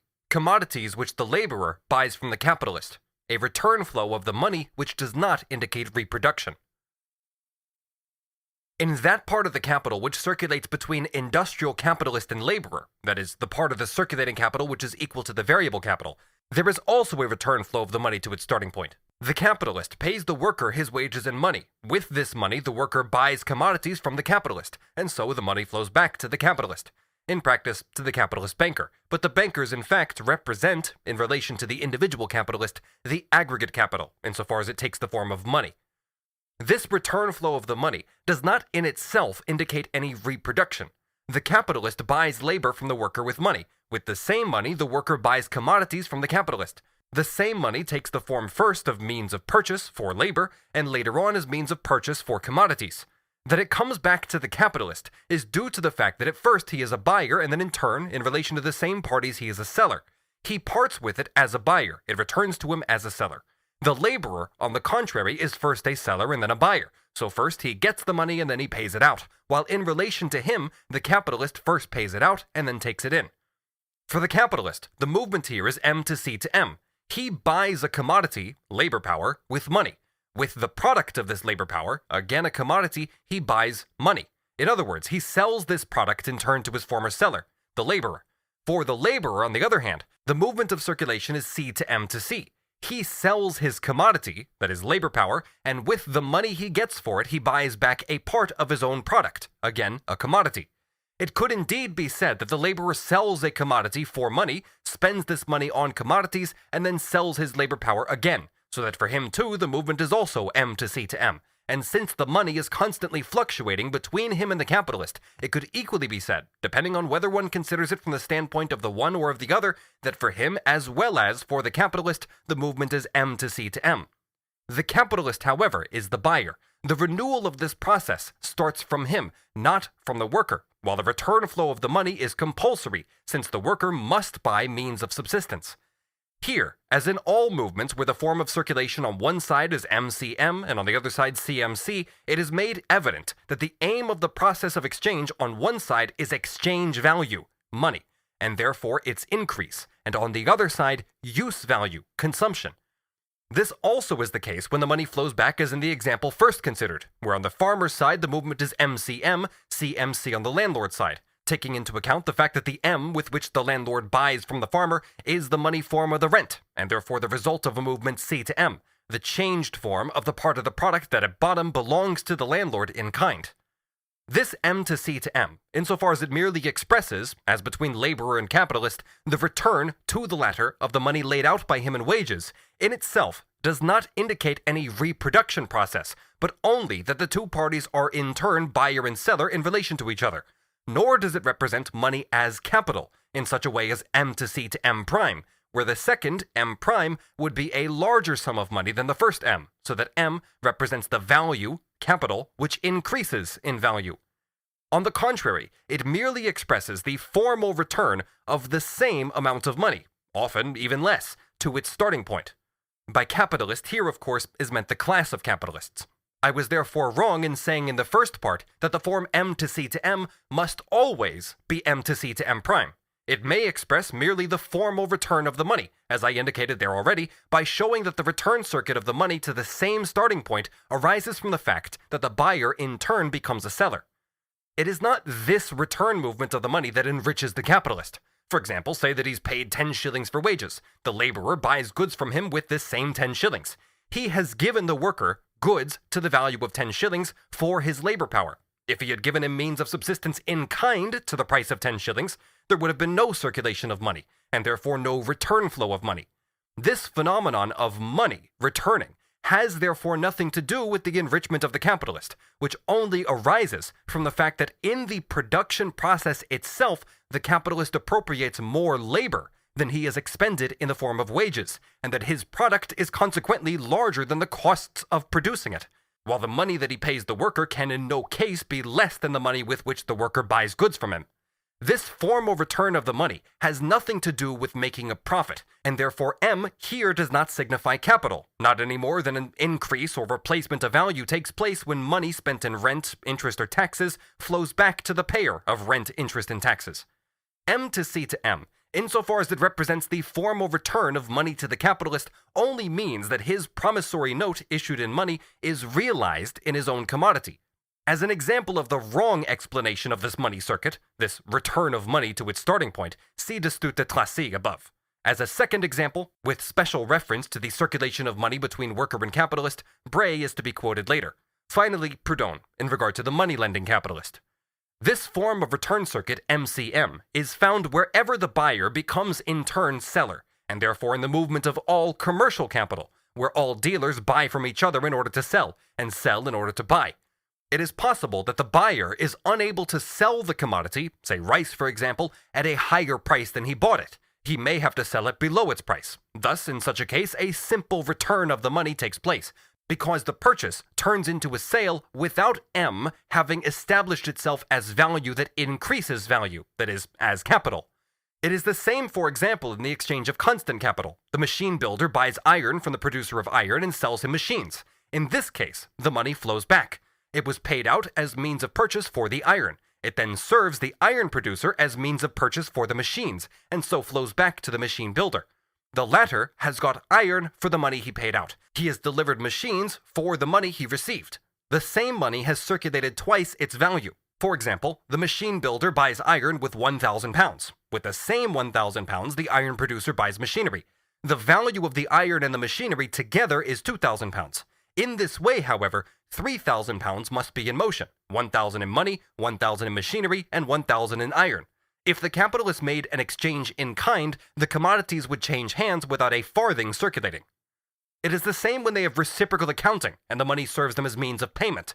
If paper money or credit money, that is banknotes, circulate, then there is one difference in the transaction. £1,000 still exist in banknotes, but they have no intrinsic value.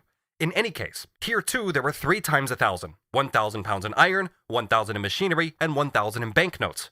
But as in the first case, these 3 only exist because the machine builder has had £1,000 twice, machinery in 1,000, and money, in gold and silver or banknotes. In both cases, the iron producer returns to him only number 2, the money, because the only reason why he received it at all was that the machine builder, as buyer, did not immediately become seller. He did not pay for the first commodity, the iron, in commodities, and so he paid for it in money. When he pays for it in commodities, that is, when he sells the commodities to the iron maker, the latter returns the money to him because payment has not to be made twice, once in money and the second time in commodities. In both cases, the gold or banknote represents the changed form of a commodity previously bought by the machine builder or some other person, or perhaps of a commodity that has been converted into money even though it has not yet been bought, as in the case of revenue, such as the landlord or his forebears, etc. Here, the flowing back of the money only indicates that the person who has paid out the money for commodities, the person who has thrown the money into circulation, pulls back the money out of circulation by the sale of another commodity that he then throws into circulation. The very same £1,000 we are thinking of could in one day pass through 40 or 50 hands, from capitalist to capitalist, and it would only transfer capital from one to the other. Machinery goes to the iron producer, iron to the peasant, grain to the maker of starch or spirits, and so on. In the end, it might again come into the hands of the machine builder, and pass from him to the iron producer and so on, and thus it might circulate a capital of £40,000 or more, and might continually flow back to whoever first paid it out. Mr. Proudhon concludes from this that part of the profit made on this £40,000 which consists of interest on money, and is therefore paid out by the different capitalists, for example by the machine builder to the man who lent him £1,000, by the iron producer to the man who lent him £1,000, which he spent long ago for coal, etc., or in wages, etc., that these £1,000 yield the total interest that the £40,000 brings in, so that if the interest was 5%, £2,000 in interest, from which he makes the correct calculation that the £1,000 have brought in 200%. But although M to C to M, representing the money circulation between capitalist and worker, in itself does not imply any act of reproduction, nevertheless this is implied by the continuous repetition of this act, the continuity of the return circuit. There cannot be a buyer continually becoming a seller without the reproduction of the commodity which he sells. In fact, this holds good for everyone except those who live on rent or interest or taxes. But in some case, the return movement MCM always takes place if the transaction is to be completed, as in the case of the capitalist in relation to the worker, or the landlord or moneylender. With these latter, there is a simple return of the money. In other cases, the act is completed when commodities are bought, when the movement C to M to C has been concluded, as in the case of the worker. It is this act which he continually renews. His initiative is always as seller, not as buyer. The same holds good for all money circulation, which is merely expenditure of revenue. The capitalist himself, for example, consumes a certain amount each year. He has converted his commodity into money in order to pay out this money for commodities which he wants for his final consumption. Here there is C to M to C, and there is no return of the money to him, but the return is to the seller, the shopkeeper for example, whose capital is replaced by the expenditure of revenue. Now we have seen that an exchange takes place, a circulation of revenue against revenue. The butcher buys bread from the baker meat from the butcher. Both consume their revenue. Each of them does not pay for the meat that the butcher himself eats, or the bread that the baker himself eats. Each of them consumes this part of his revenue in kind. It is, however, possible that the meat bought by the baker from the butcher replaces not the butcher's capital but his revenue. That part of the meat sold by him which not only represents his profit, but the part of his profit which he wants to consume himself as revenue. The bread that the butcher buys from the baker is also an expenditure of his revenue. If the two run accounts with each other, one or the other of them has only to pay the balance. There is no money circulated in respect to the part of their reciprocal purchases and sales which balances out. Let us, however, assume that the baker has to pay the balance and that this balance represents revenue for the butcher.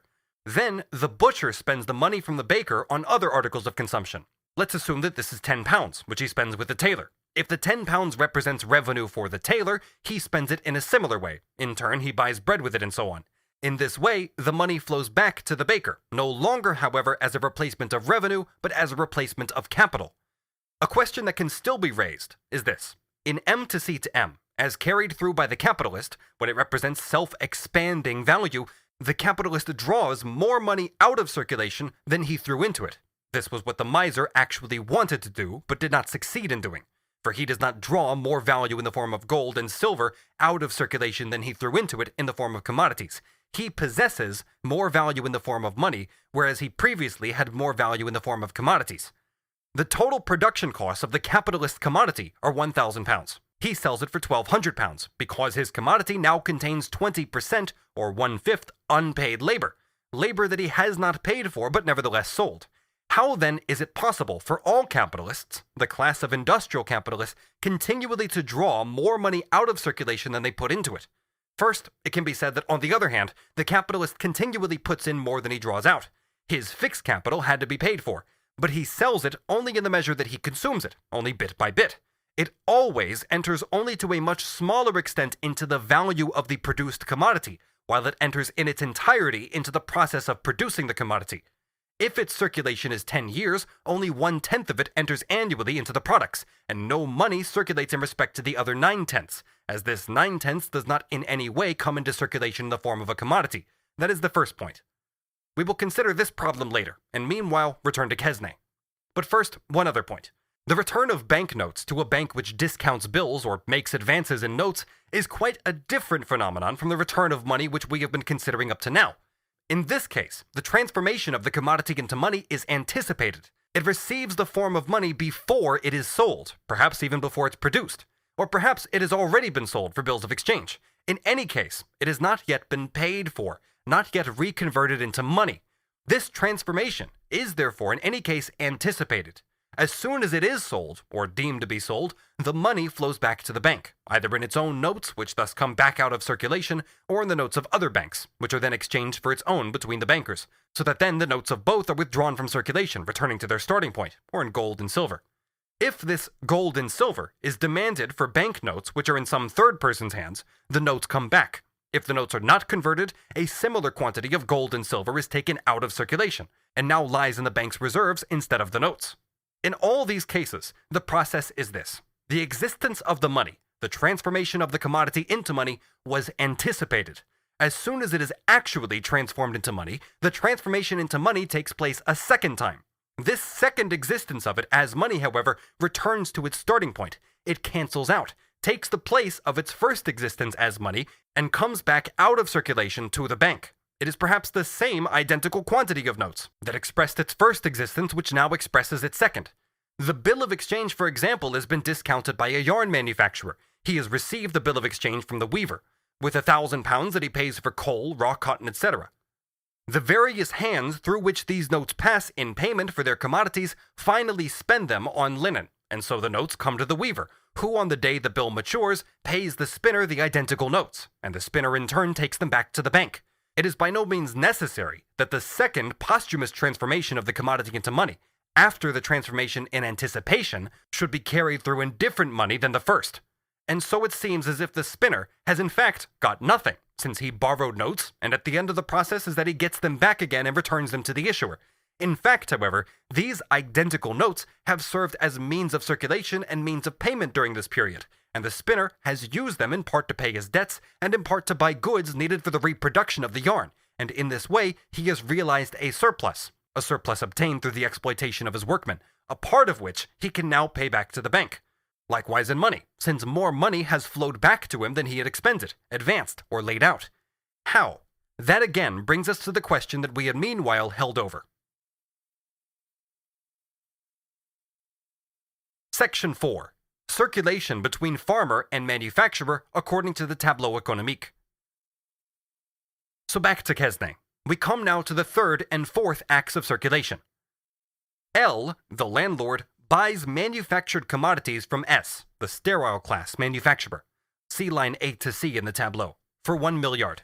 Here, 1 milliard in money and commodities to the same amount circulate, because what takes place is a single act of exchange. If L bought from S in installments and similarly received as rent from F, the farmer, in installments, the 1 milliard of manufactured commodities could be bought, say, with 100 millions. For L buys manufactured commodities from S for 100 millions. S buys means of subsistence from F for 100 millions. F then pays 100 millions of rent to L, and when this had occurred 10 times 100 millions of commodities would have passed from S to L, and from F to S, and 10 times 100 millions from F to L. The whole circulation would then have been carried out with 100 millions. If F, however, pays the rent in a single payment, a part of the 1 milliard which is now in the possession of S, and of the 1 milliard which is again in F's possession, might lie in their money boxes, and the other part might be in circulation. Commodities to the value of 1 milliard have now been passed from S to L. On the other hand, money to the value of 1 milliard is passed from L to S. This is simple circulation.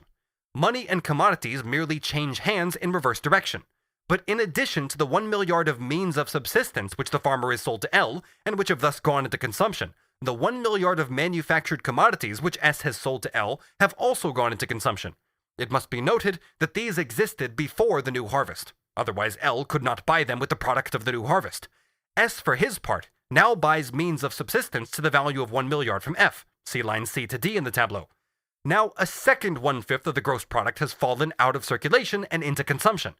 As between S and F, the 1 milliard functions as means of circulation, but at the same time, two things take place in this transaction which do not take place in the process between S and L. In that process, S reconverted into money one part of his product, manufactured goods to the amount of 1 milliard, but in the exchange with F, he transforms the money again into means of subsistence, which, for Quesnay, are equivalent to wages, and in this way replaces the capital which he had expended in wages and consumed. This retransformation of the 1 milliard into means of subsistence expresses, in the case of L, mere consumption, but in the case of S, it expresses industrial consumption, reproduction, for he retransforms a part of his commodity into one of the elements in its production, means of subsistence. The one metamorphosis of the commodity, its retransformation from money into commodity, thus in this case expresses at the same time the beginning of its real, not merely formal, metamorphosis, the beginning of its reproduction, the beginning of its retransformation into its own productive elements. In this transaction, there is at the same time metamorphosis of the capital. But for L, revenue is merely converted from the form of money into the form of commodity. This implies only consumption. In the second place, however, since S buys means of subsistence from F for 1 milliard, the second 1 milliard, which F paid as money rent to L, returns to F. But it only returns to him because he draws it back out of circulation, buys it back with an equivalent, 1 milliard in commodities. It is the same as if the landlord had bought from him 1 milliard of means of subsistence, in addition to the first milliard. That is to say, as if the landlord had had the second part of his money rent delivered by the farmer in commodities, and had then exchanged these commodities for commodities from S. S only lifts for L the second part of the 2 milliards in commodities which F has paid to L in money. If payment had been in kind, F would have given L 2 milliards in means of subsistence. L would have consumed 1 milliard of these himself and exchanged the other in means of subsistence with S, for the latter's manufactured goods. In this case, there would only have been 1. A transfer of the 2 milliards in means of subsistence from F to L, and 2. A barter transaction between L and S, in which the farmer exchanges 1 milliard in means of subsistence against 1 milliard in manufactured goods, and vice versa. But instead of this, 4 acts have taken place. Firstly, the transfer of 2 milliards in money from F to L. Secondly, L buys means of subsistence for 1 milliard from F. The money flows back to F, serving as means of circulation. Thirdly, L buys manufactured goods from S for 1 milliard in money. This money functions as means of circulation, changing hands in the reverse direction to the goods. And fourthly, with the 1 milliard in money, S buys means of subsistence from F. The money functions again as means of circulation. For S, it at the same time circulates as capital. It flows back to F because now the second 1 milliard in means of subsistence is lifted, for which the landlord held a note of assignment from him. The money, however, does not come back to him directly from the landlord, but only after it is served as means of circulation between L and S, and in between, before it lifts the 1 milliard of provisions, has on its passage lifted 1 milliard in manufactures, and transferred them from the manufacturer to the landlord. The conversion of his commodity into money, in the exchange with the landlord, as well as the following conversion of money into food, and the exchange with the farmer, are on the part of S the metamorphosis of his capital, first into the form of money, and secondly into the form of the constitutive elements necessary for the reproduction of the capital. The result of the 4 acts of circulation up to this point is, therefore, the landlord has spent his revenue, half on means of subsistence, half on manufactured goods. By these transactions, the 2 milliards he received as rent in the form of money have been spent. Half of it flows back to the farmer from him directly, and half indirectly via S. S, however, has parted with one part of his finished goods, and has replaced this part with means of subsistence, that is, with an element needed for reproduction. With these processes completed, the circulation is at an end as far as the landlord comes into it. But the following have passed out of circulation into consumption, partly unproductive consumption and partly industrial. Firstly, 1 milliard of means of subsistence, the product of the new harvest. Secondly, 1 milliard of manufactured goods, the product of the previous year's harvest. And thirdly, 1 milliard of means of subsistence which enter into reproduction, that is, into the production of the goods which S next year will have to exchange against half the landlord's rent. The 2 milliards in money are now again in the hands of the farmer. He then buys goods for 1 milliard from S to replace his annual and original advances, insofar as these consist partly of tools, etc., and partly of manufactured goods which he consumes during the process of production. This is a simple process of circulation. It puts 1 milliard into the hands of S, while the second part of his product, existing in the form of a commodity, is converted into money. On both sides, there is a metamorphosis of capital. The farmer's 1 milliard is reconverted into the elements of production needed for reproduction. The finished goods of S are reconverted into money. They pass through the formal metamorphosis from commodity into money, without which the capital cannot be reconverted into its production elements, and therefore also cannot be reproduced. This is the fifth circulation process. 1 milliard of manufactured goods, the product of the previous year's harvest, see A' to B' in the tableau, fall out of circulation into reproductive consumption. Finally, S reconverts the 1 milliard in money, in which form half of his commodities now exist, into the other half of his conditions of production, the raw materials, etc. See A' to B'. This is simple circulation.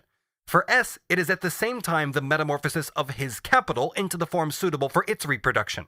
For F, it is the reconversion of his product into money. Now the last 1/5 of the gross product falls out of circulation and into consumption. That is to say, 1/5 goes into reproduction for the farmer and does not come into circulation. The landlord consumes 1/5, that makes 2/5 so far. S gets 2/5, in all 4/5. Here, there is an obvious gap in the explanation. Quesnay seems to reckon like this.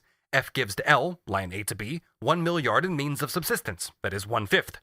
With 1 milliard of his raw materials, he replaces S's fund, see A' to B', and 1 milliard in means of subsistence form wages for S, which he adds as value to the commodities and consumes in food while he's doing it, see C to D, and 1 milliard remains in reproduction, see A', not entering into circulation.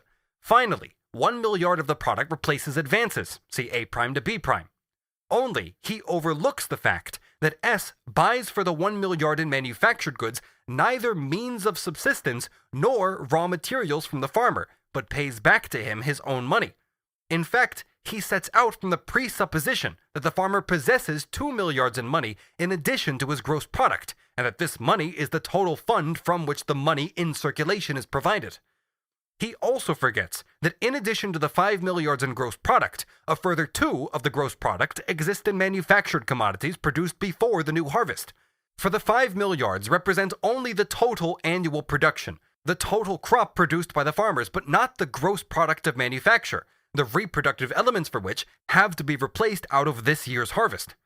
We thus have, firstly, 2 milliards in money in the farmer's hands, secondly, 5 milliards in gross product of the land, and thirdly, 2 milliards in manufactured goods. That is, 2 in money and 7 in product, agricultural and industrial.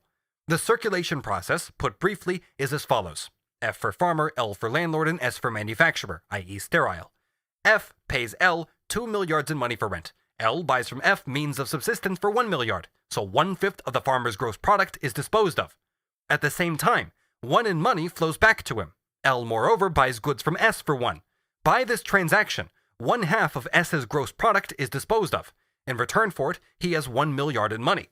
With this money, he buys 1 milliard of means of subsistence from F. By this transaction, he replaces 1/2 of the reproductive element of his capital. This disposes of another 1/5 of the farmer's gross product. At the same time, the farmer finds himself again in possession of the 2 milliards in money, the price of the 2 milliards in means of subsistence which he has sold to L and S. F now buys goods from S for 1 milliard, which replace for him half of his advances. So the other half of the manufacturer's gross product is disposed of. Finally, S buys raw materials from the farmer for the last 1 milliard in money. Thereby a third 1/5 of the farmer's gross product is disposed of, and the second half of the reproductive element of the capital of S is replaced, but also 1 milliard flows back to the farmer. The latter finds himself again, therefore, in possession of the 2 milliards, which is in order, since Quesnay thinks of him as a capitalist, in relation to whom L is merely a receiver of revenue and S merely a wage worker. If he paid L and S directly in his product, he would not part with any money. If he pays out in money, they buy his product with it, and the money flows back to him. This is the formal return circuit of money to the industrial capitalist, who, as buyer, opens the whole business and brings it to an end. Moreover, 1/5 of the advances belongs to reproduction. 1/5 of the means of subsistence, however, which has not entered into circulation at all, remains to be disposed of. Section 5. Circulation of commodities and circulation of money in the Tableu Economique. Different cases in which the money flows back to its starting point. S buys from the farmer means of subsistence for 1 milliard and raw materials for 1 milliard. And on the other hand, F buys from him only 1 milliard of commodities to replace his advances. So S has to pay a balance of 1 milliard, which, in the final instance, he pays with the 1 milliard he has received from L. Quesnay seems to confuse this payment of 1 milliard to F with the purchase of F's product to the amount of 1 milliard. Reference must be made to Nicolas Baudot's explanations on this point.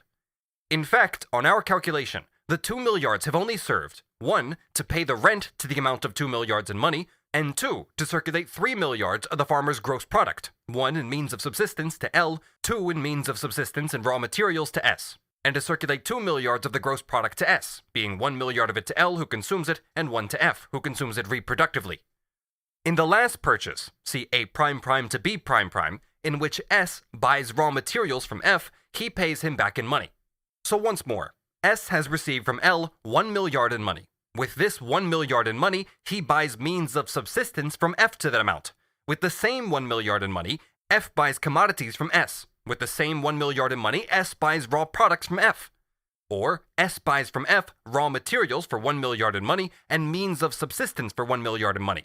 F buys goods from S for 1 milliard in money. In this case, 1 milliard flows back to S, but only because it was assumed that in addition to the 1 milliard in money he receives from the landlord and the 1 milliard in goods that he still has to sell, he had over and above this another 1 milliard in money which he himself had thrown into circulation. Instead of 1 milliard circulating the goods between him and the farmer, on this assumption 2 milliards would have been used for it. Then 1 milliard returns to S, for he makes purchases from the farmer for 2 milliards in money. The latter buys 1 milliard from him, for which he pays him back half the money he had received from him. In the first case, S buys in 2 stages. First, he pays out 1 milliard, this flows back to him from F, and then he pays it out once more definitively to F, and so nothing comes back.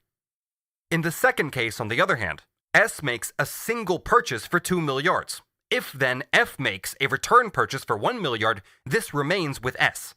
The circulation would have used 2 milliards instead of 1, because in the first case, the 1, by rotating twice, realized 2 in commodities. In the second case, 2 in 1 rotation also realized the same amount in commodities.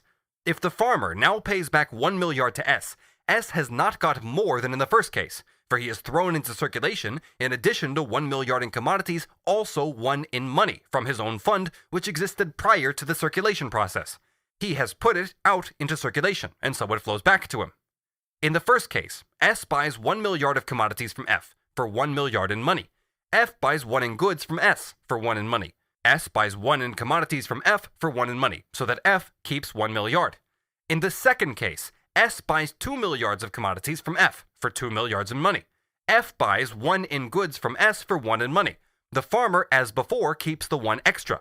S, however, gets back the 1 milliard of capital advanced by him to circulation. It is thrown back to him by circulation.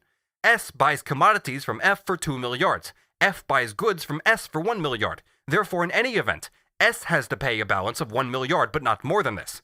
Since, by way of paying this balance, he had paid F 2 milliards as a result of the particular form of circulation, F pays him back this 1 milliard, while in the first case, he does not return any money to him.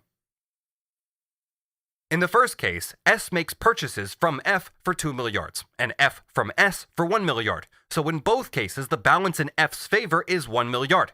But this balance is paid to him in such a way that his own money flows back to him, because S first buys 1 from F, then F 1 from S, and finally S 1 from F. In these transactions, 1 milliard has circulated 3, but in the aggregate, the value in circulation, if the money is real money, has been 4 milliards, 3 in commodities and 1 in money.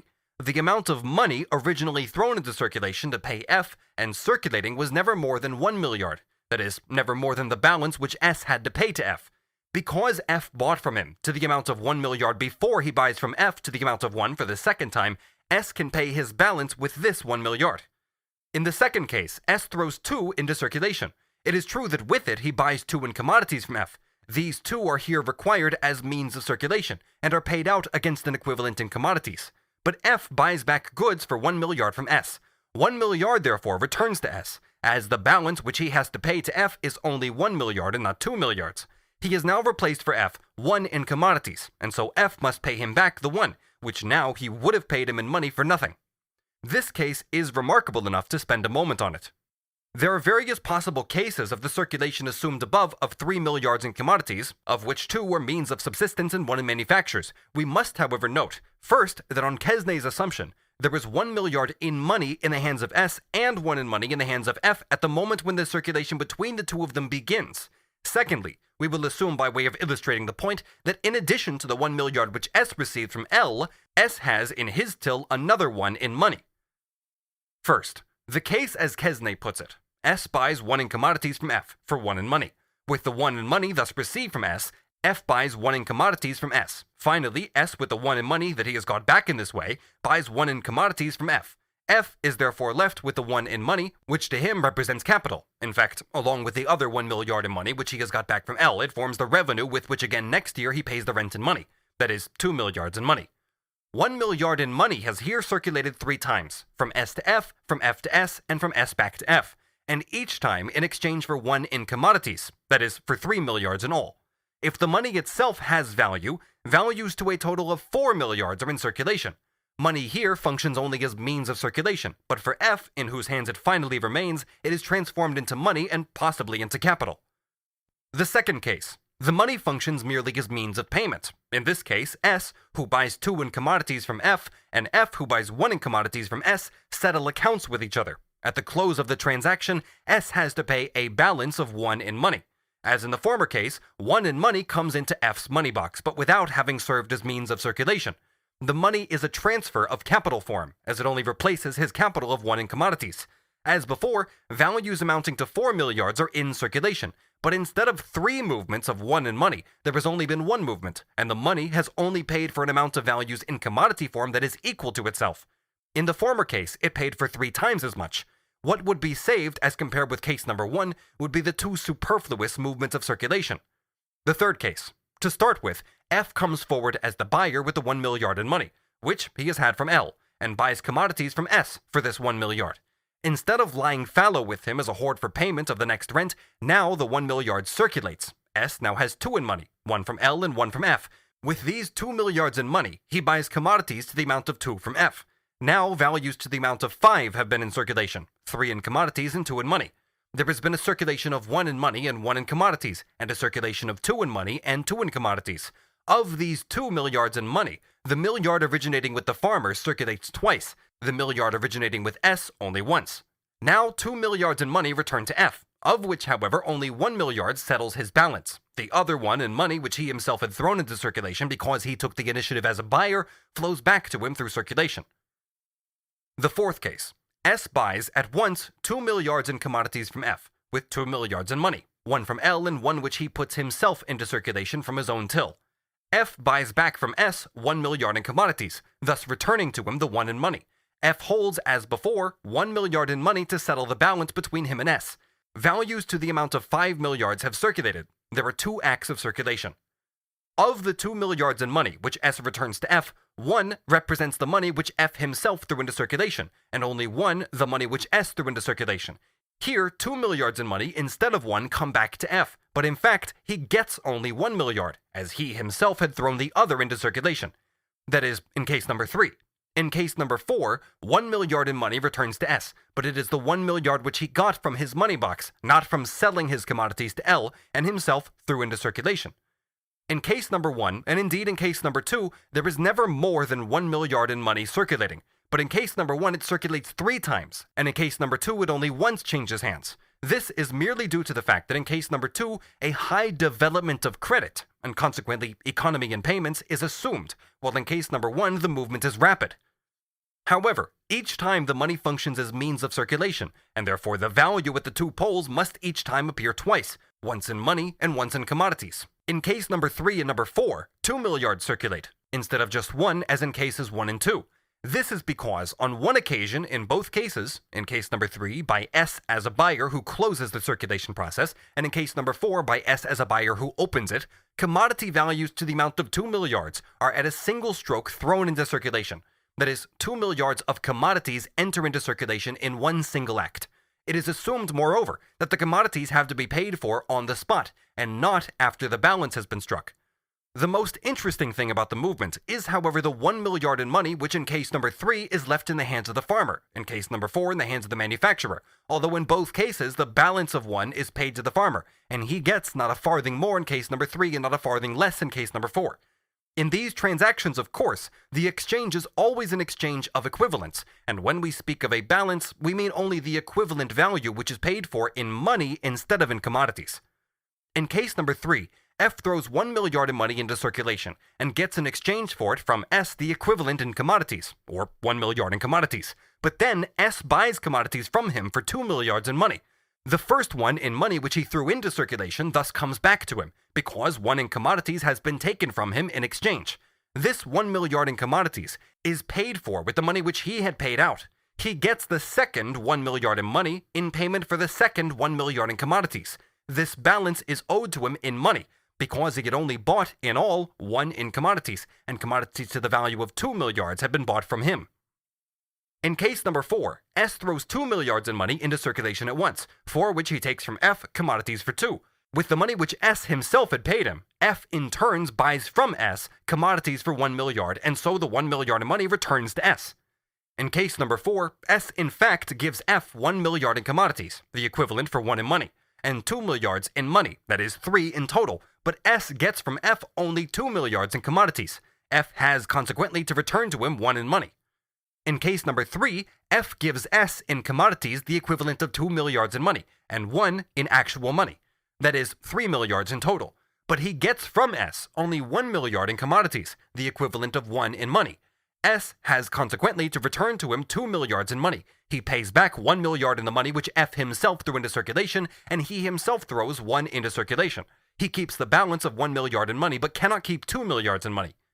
In both cases, S receives 2 in commodities, and F 1 in commodities plus 1 in money, that is to say, the balance in money.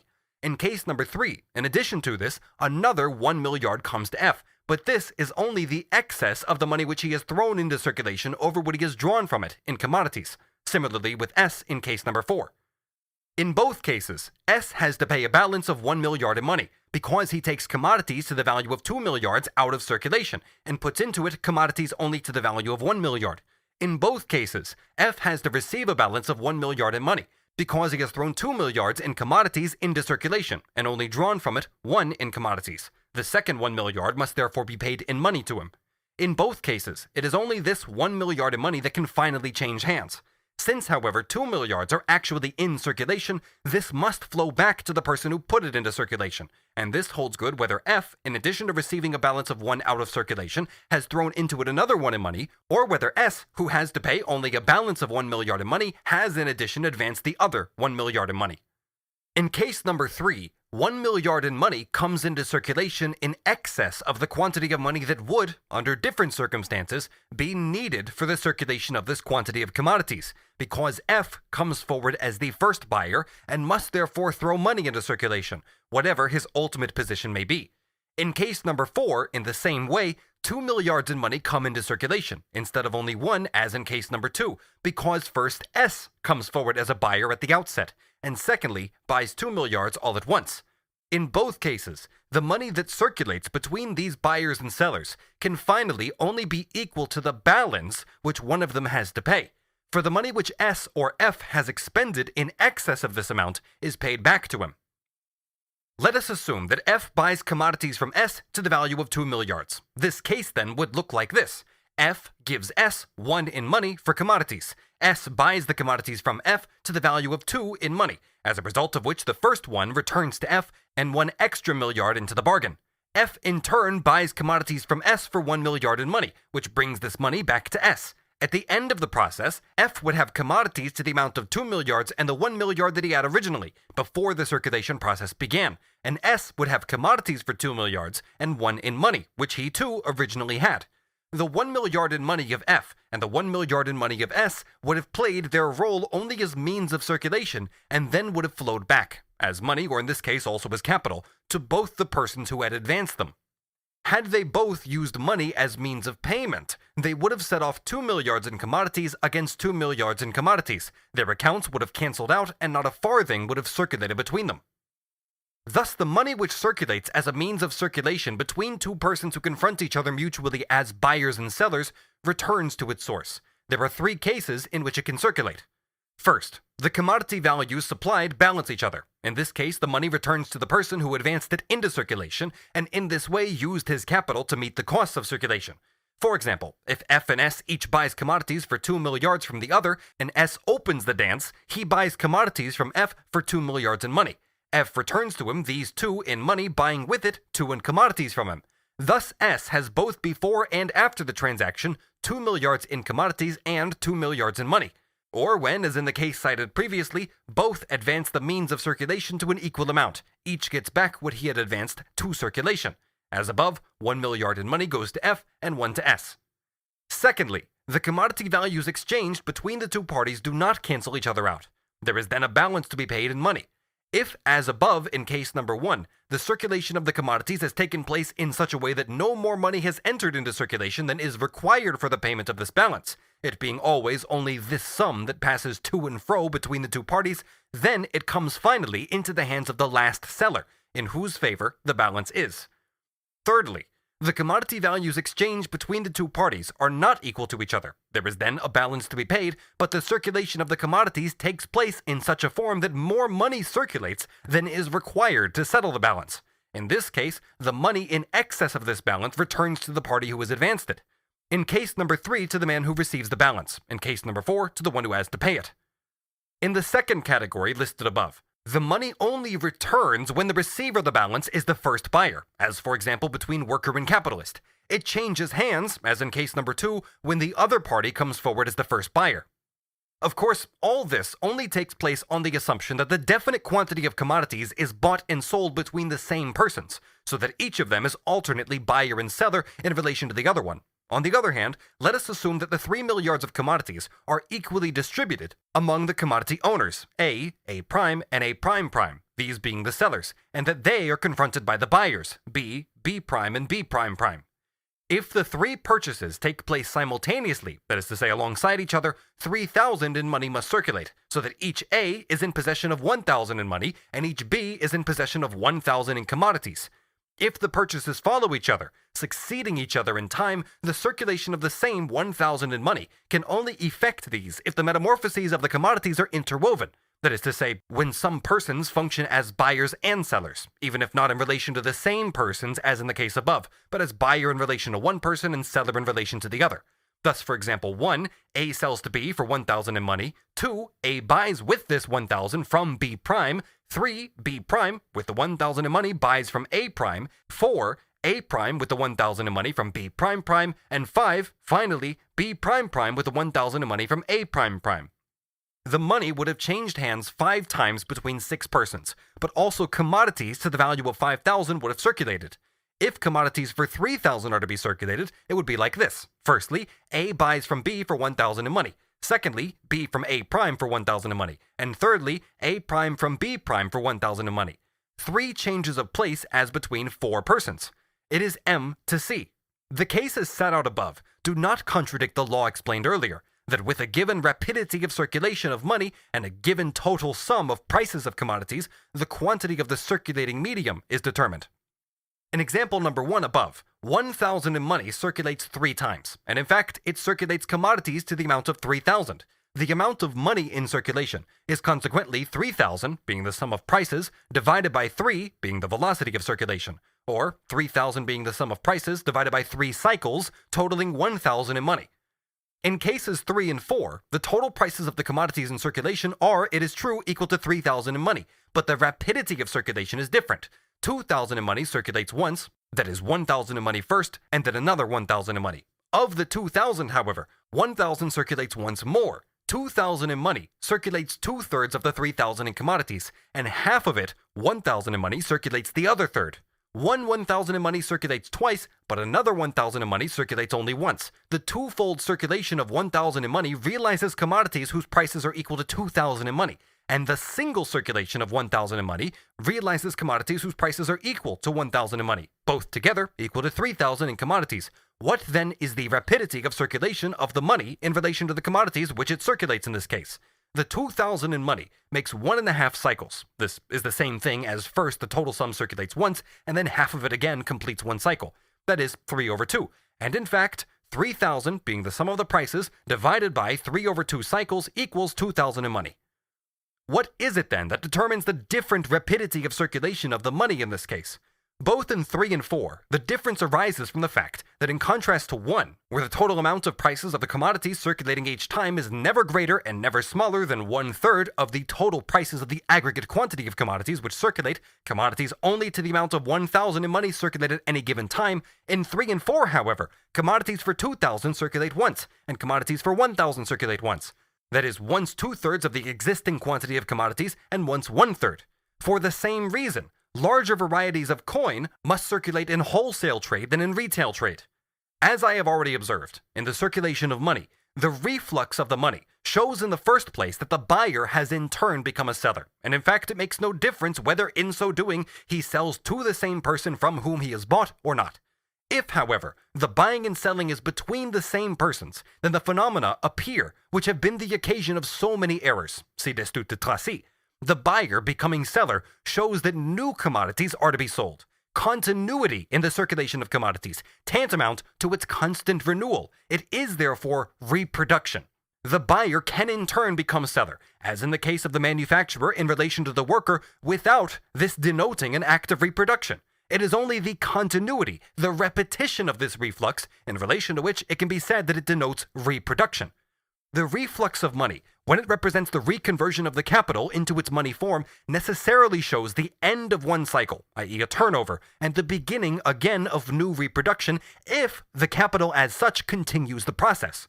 In this case too, the capitalist, as in all other cases, was the seller, C to M, and then became buyer, M to C. But it is only in M that his capital again possesses the form in which it can be exchanged for its reproductive elements, and here the C represents these reproductive elements. M to C here represents the transformation of the money capital into productive or industrial capital. Furthermore, as we have seen, the reflux of the money to its starting point may show that the money balance in a series of purchases and sales is in favor of the buyer with whom the series of these processes opened. F buys from S for 1,000 in money. S buys from F for 2,000 in money. Here, the 1,000 flows back to F. As for the other 1,000, there is merely a change of place of the money between S and F. Finally, however, a reflux of the money to its starting point may take place without indicating payment of a balance, both firstly, when the reciprocal payments cancel each other out, and consequently there is no balance to be paid in money, and secondly, when the transactions do not cancel out and therefore a balance does have to be paid. See the cases analyzed above. In all these cases, it makes no difference whether, for example, the same S confronts F, S representing here, in relation to F, and F to S, the total number of those selling to him and buying from him, exactly as in the example where payment of a balance is indicated by the reflux of the money.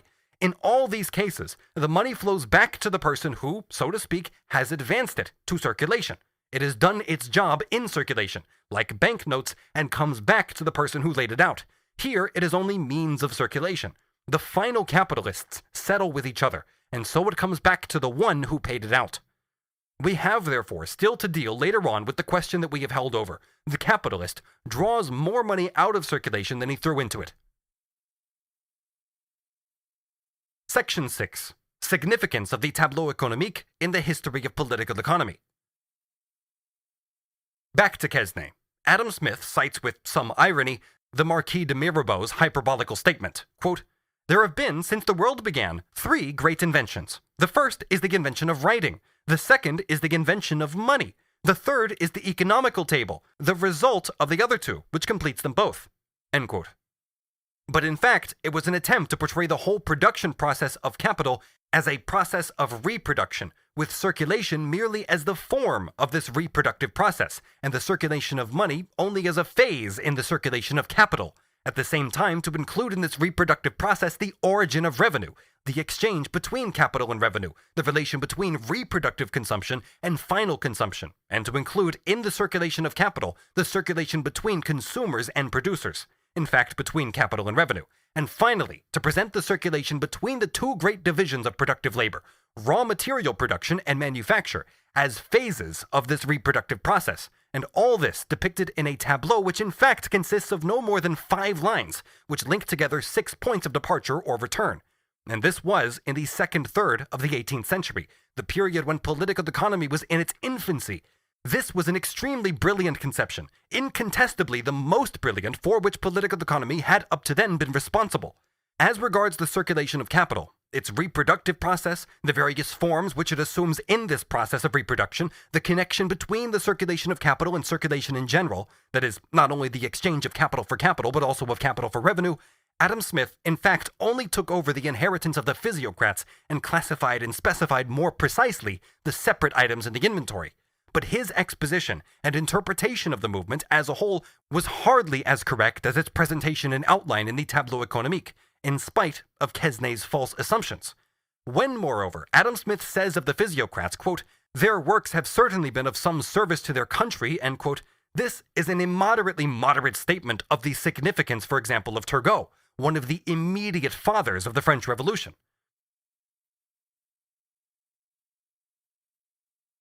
Chapter 7. Linguet. Early critique of the bourgeois-liberal view of the freedom of the laborer. In accordance with the plan of this work, socialist and communist writers are entirely excluded from the historical reviews. These reviews are only intended to show, on the one hand, in what form the political economists criticized each other, and on the other hand, the historically determining forms in which the laws of political economy were first stated and further developed. In dealing with surplus value, I therefore exclude such 18th century writers as Brissot, Godwin, and the like, and likewise the 19th century socialists and communists. The few socialist writers, whom I shall come to speak of in this survey, either themselves adopt the standpoint of bourgeois economy, or contest it from its own standpoint. Linguet, however, is not a socialist. His polemics against the bourgeois-liberal ideals of the Enlighteners, his contemporaries, against the dominion of the bourgeoisie that was then beginning, are given, half seriously, half ironically, a reactionary appearance. He defends Asiatic despotism against the civilized European forms of despotism. Thus, he defends slavery against wage labor. Quote, "In our civilized countries, all the elements of nature are slaves. In order to get a hold of some of this wealth appropriated by the rich, it must be purchased with heavy labor, which increases the wealth of these rich persons. Thus it is that all captive nature has ceased to offer to these children resources of easy access for the maintenance of their life. Its favors must be paid for by assiduous toil, and its gifts by stubborn labors." Here, in the gifts of nature, the physiocratic view is echoed. The rich man, who has appropriated to himself the exclusive possession of it, only at this price consents to restore even the smallest part of it to the community. In order to be allowed to share in its treasures, it is necessary to labor to increase them. One must then renounce this chimera of liberty. Laws exist in order to sanctify a primary usurpation of private property and to prevent new usurpations. They are, as it were, a conspiracy against the greater part of the human race. That is, against those who own no property. It is society which has produced these laws, and not the laws which have produced society. Property existed before the laws. Society itself, the fact that man lives in society and not as an independent, self-supporting animal, is the root of property, of the laws based on it, and of the inevitable slavery. On the one hand, there were peaceful and isolated husbandmen and shepherds. On the other hand, quote, "Hunters accustomed to live by blood, to gather together in bands the more easily to entrap and fell the beasts on which they fed, and to concert together on the division of the spoils. It is among the hunters that the first signs of society must have appeared. Real society came into being at the expense of the shepherds or husbandmen, and was founded on their subjection, by a band of hunters who had joined hands. All duties of society were resolved into commanding and obeying. This degradation of a part of the human race, after it had produced society, gave birth to laws. Stripped of the conditions of production, the laborers are compelled by need to labor to increase the wealth of others, in order themselves to live. It is the impossibility of living by any other means that compels our farm laborers to till the soil whose fruits they will not eat, and our masons to construct buildings in which they will not live. It is want that drags them to those markets where they await masters who will do them the kindness of buying them. It is want that compels them to go down on their knees to the rich man in order to get from him permission to enrich him. Violence, then, has been the first cause of society, and force the first bond that held it together. Men's first care was doubtless to provide themselves with food. The second must have been to seek to provide themselves with it without labor. They could only achieve this by appropriating to themselves the fruit of other men's labor. The first conquerors only made themselves despots so that they could be idle with impunity, and kings in order to have something to live on, and this greatly narrows and simplifies the idea of domination. Society is born of violence, and property of usurpation. As soon as there were masters and slaves, society was formed. From the beginning, the two pillars of the civil union were on the one hand the slavery of the greater part of the men, and on the other the slavery of all the women. It was at the cost of 3/4 of its members that society assured the happiness, the opulence, the ease of the small number of property owners whom alone it had in view. The question, therefore, is not to examine whether slavery is contrary to nature in itself, but whether it is contrary to the nature of society. It is inseparable from it. Society and civil servitude were born together. Permanent slavery, the indestructible foundation of societies. Men have only been reduced to depend for their subsistence on the liberality of another man when the latter, by despoiling them, has become rich enough to be able to return a small portion to them. His feigned generosity could be no more than a restitution of some part of the fruits of their labors which he had appropriated. Does not servitude consist in this obligation to sow without reaping for oneself, to sacrifice one's well-being to that of another, to labor without hope? And did not its real epoch begin from the moment when there were men whom the whip and a few measures of oats when they were brought to the stable could compel to labor? It is only in a fully developed society that food seems to the poor starveling a sufficient equivalent for his liberty. But in society in its early stages, free men would be struck with horror at this unequal exchange. It could only be proposed for captives. Only after they have been deprived of the enjoyment of all their faculties can the exchange become a necessity for them. The essence of society consists in freeing the rich man from labor, giving him new organs, untiring members which take upon themselves all the laborious operations, the fruits of which he is to appropriate. That is the plan which slavery allows him to carry out without embarrassment. He buys men who are to serve him. In suppressing slavery, no claim was made that either wealth or its advantages were suppressed. It was therefore necessary that things should remain the same except in name. It has always been necessary for the majority of men to continue to live in the pay of and in dependence on the minority, which has appropriated to itself all wealth. Slavery has therefore been perpetuated on the earth, but under a sweeter name. Among us now, it is adorned with the title of service. By these servants, Linguet says, he does not mean lackeys and the like. The towns in the countryside are peopled by another kind of servant, more widely spread, more useful, more laborious, and known by the name of journeymen, handicraftsmen, etc. They are not dishonored by the brilliant colors of luxury. They sigh beneath the loathsome rags which are the uniform of penury. They never share in the abundance of which their labor is the source. Wealth seems to grant them a favor when it kindly accepts the presents that they make to it. It is for them to be grateful for the services which they render to it. It pours on them the most outrageous contempt, while they are clasping its knees, imploring permission to be useful to it. It has to be pleaded with to grant this, and in this particular exchange of real generosity for an imaginary favor, arrogance and disdain are on the side of the receiver, and servility, anxiety, and eagerness on the side of the giver. These are the servants who have truly replaced the serfs among us. The point that has to be examined is this: what effective gain the suppression of slavery has brought to them? I say with as much sorrow as frankness, all that they have gained is to be every moment tormented by the fear of death from hunger, a calamity that at least never visited their predecessors in this lowest rank of mankind. He is free, you say.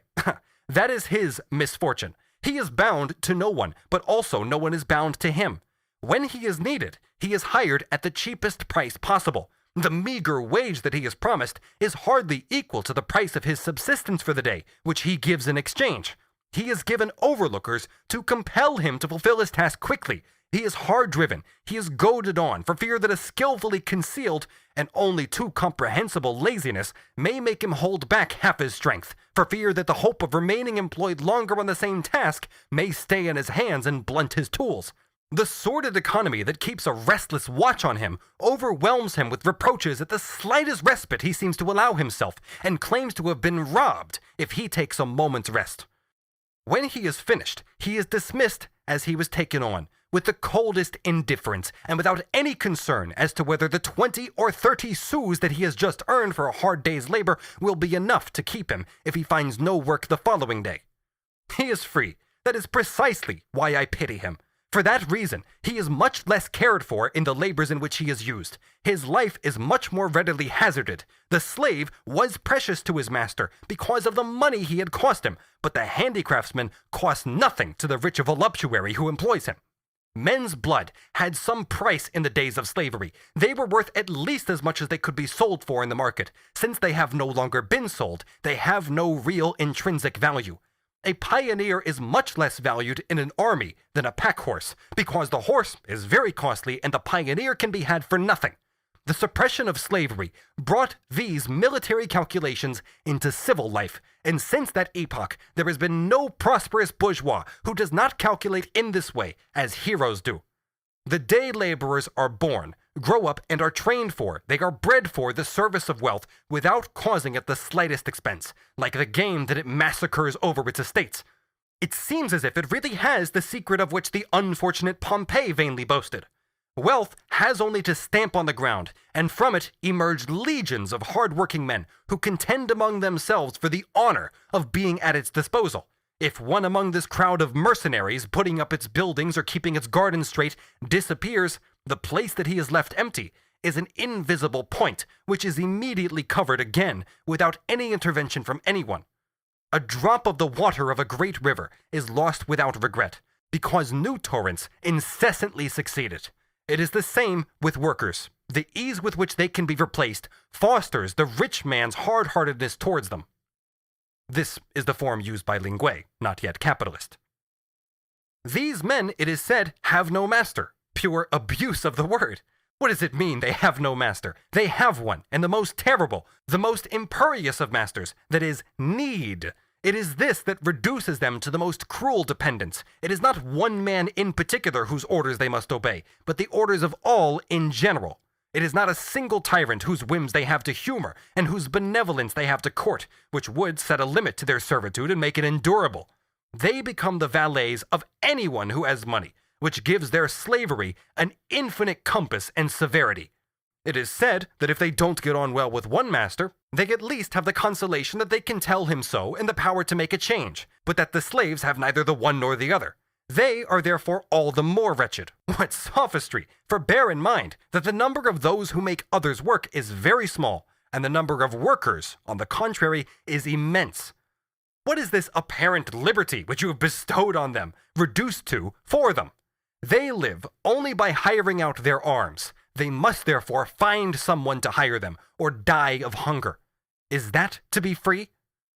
What is most terrible is that the very smallness of this pay is another reason for producing it. The more the day laborer is driven by want, the cheaper he sells himself. The greater the urgency of his need, the less profitable is his labor. The despots, for the moment, whom he beseeches with tears to accept his services, feel no shame in, as it were, feeling his pulse, to assure themselves that he has enough strength left. They fix the reward that they offer him by the degree of his weakness. The nearer they think he is to death from starvation, the more they deduct from what could keep him from it. And what scraps that they do give him is less to prolong his life than to delay his death. The independence of the day laborer is one of the most baneful scourges that the refinement of modern times has produced. It augments the wealth of the rich and the poverty of the poor. The one saves everything that the other spends. What the latter is forced to economize is not from his superfluity, but from what is indispensable to him. If today it is so easy to maintain these prodigious armies which join with luxury in order to bring about the extinction of the human race, it is only due to the suppression of slavery. It is only since there have no longer been slaves that debauchery and beggary make heroes at 5 sous a day. I find this, that is, Asiatic slavery, 100 times more preferable than any other way of existing, for men reduced to having to win their livelihood by daily labor. The slaves and the laborers' chains are made of the same material and only differently colored. Here they are black and seem heavy. There they look less gloomy and seem hollower, but weigh them impartially and you will find no difference between them. Both are equally forged by necessity. They have precisely the same weight. Or rather, if they are a few grains more in one case, it is in the one whose external appearance proclaims that it is lighter. Linguet here calls to the men of the French Enlightenment in regard to the laborers. Do you not see that the subjection, the annihilation, since it must be said, of this large part of the flock creates the wealth of the shepherds? Believe me, in his interest, in yours, and even in theirs, leave them with the conviction that they have that this cur who yelps at them is stronger by himself than they all are together. Let them flee with stupid fright at the mere sight of his shadow. Everyone benefits from it. It'll make it easier for you to gather them in to fleece them for yourself. They are more easily guarded from being devoured by wolves. It is true, only to be eaten by men. But anyway, that is their fate from the moment they have entered a stable. Before talking of releasing them from there, start by overthrowing the stable. That is to say, society. End of part 1.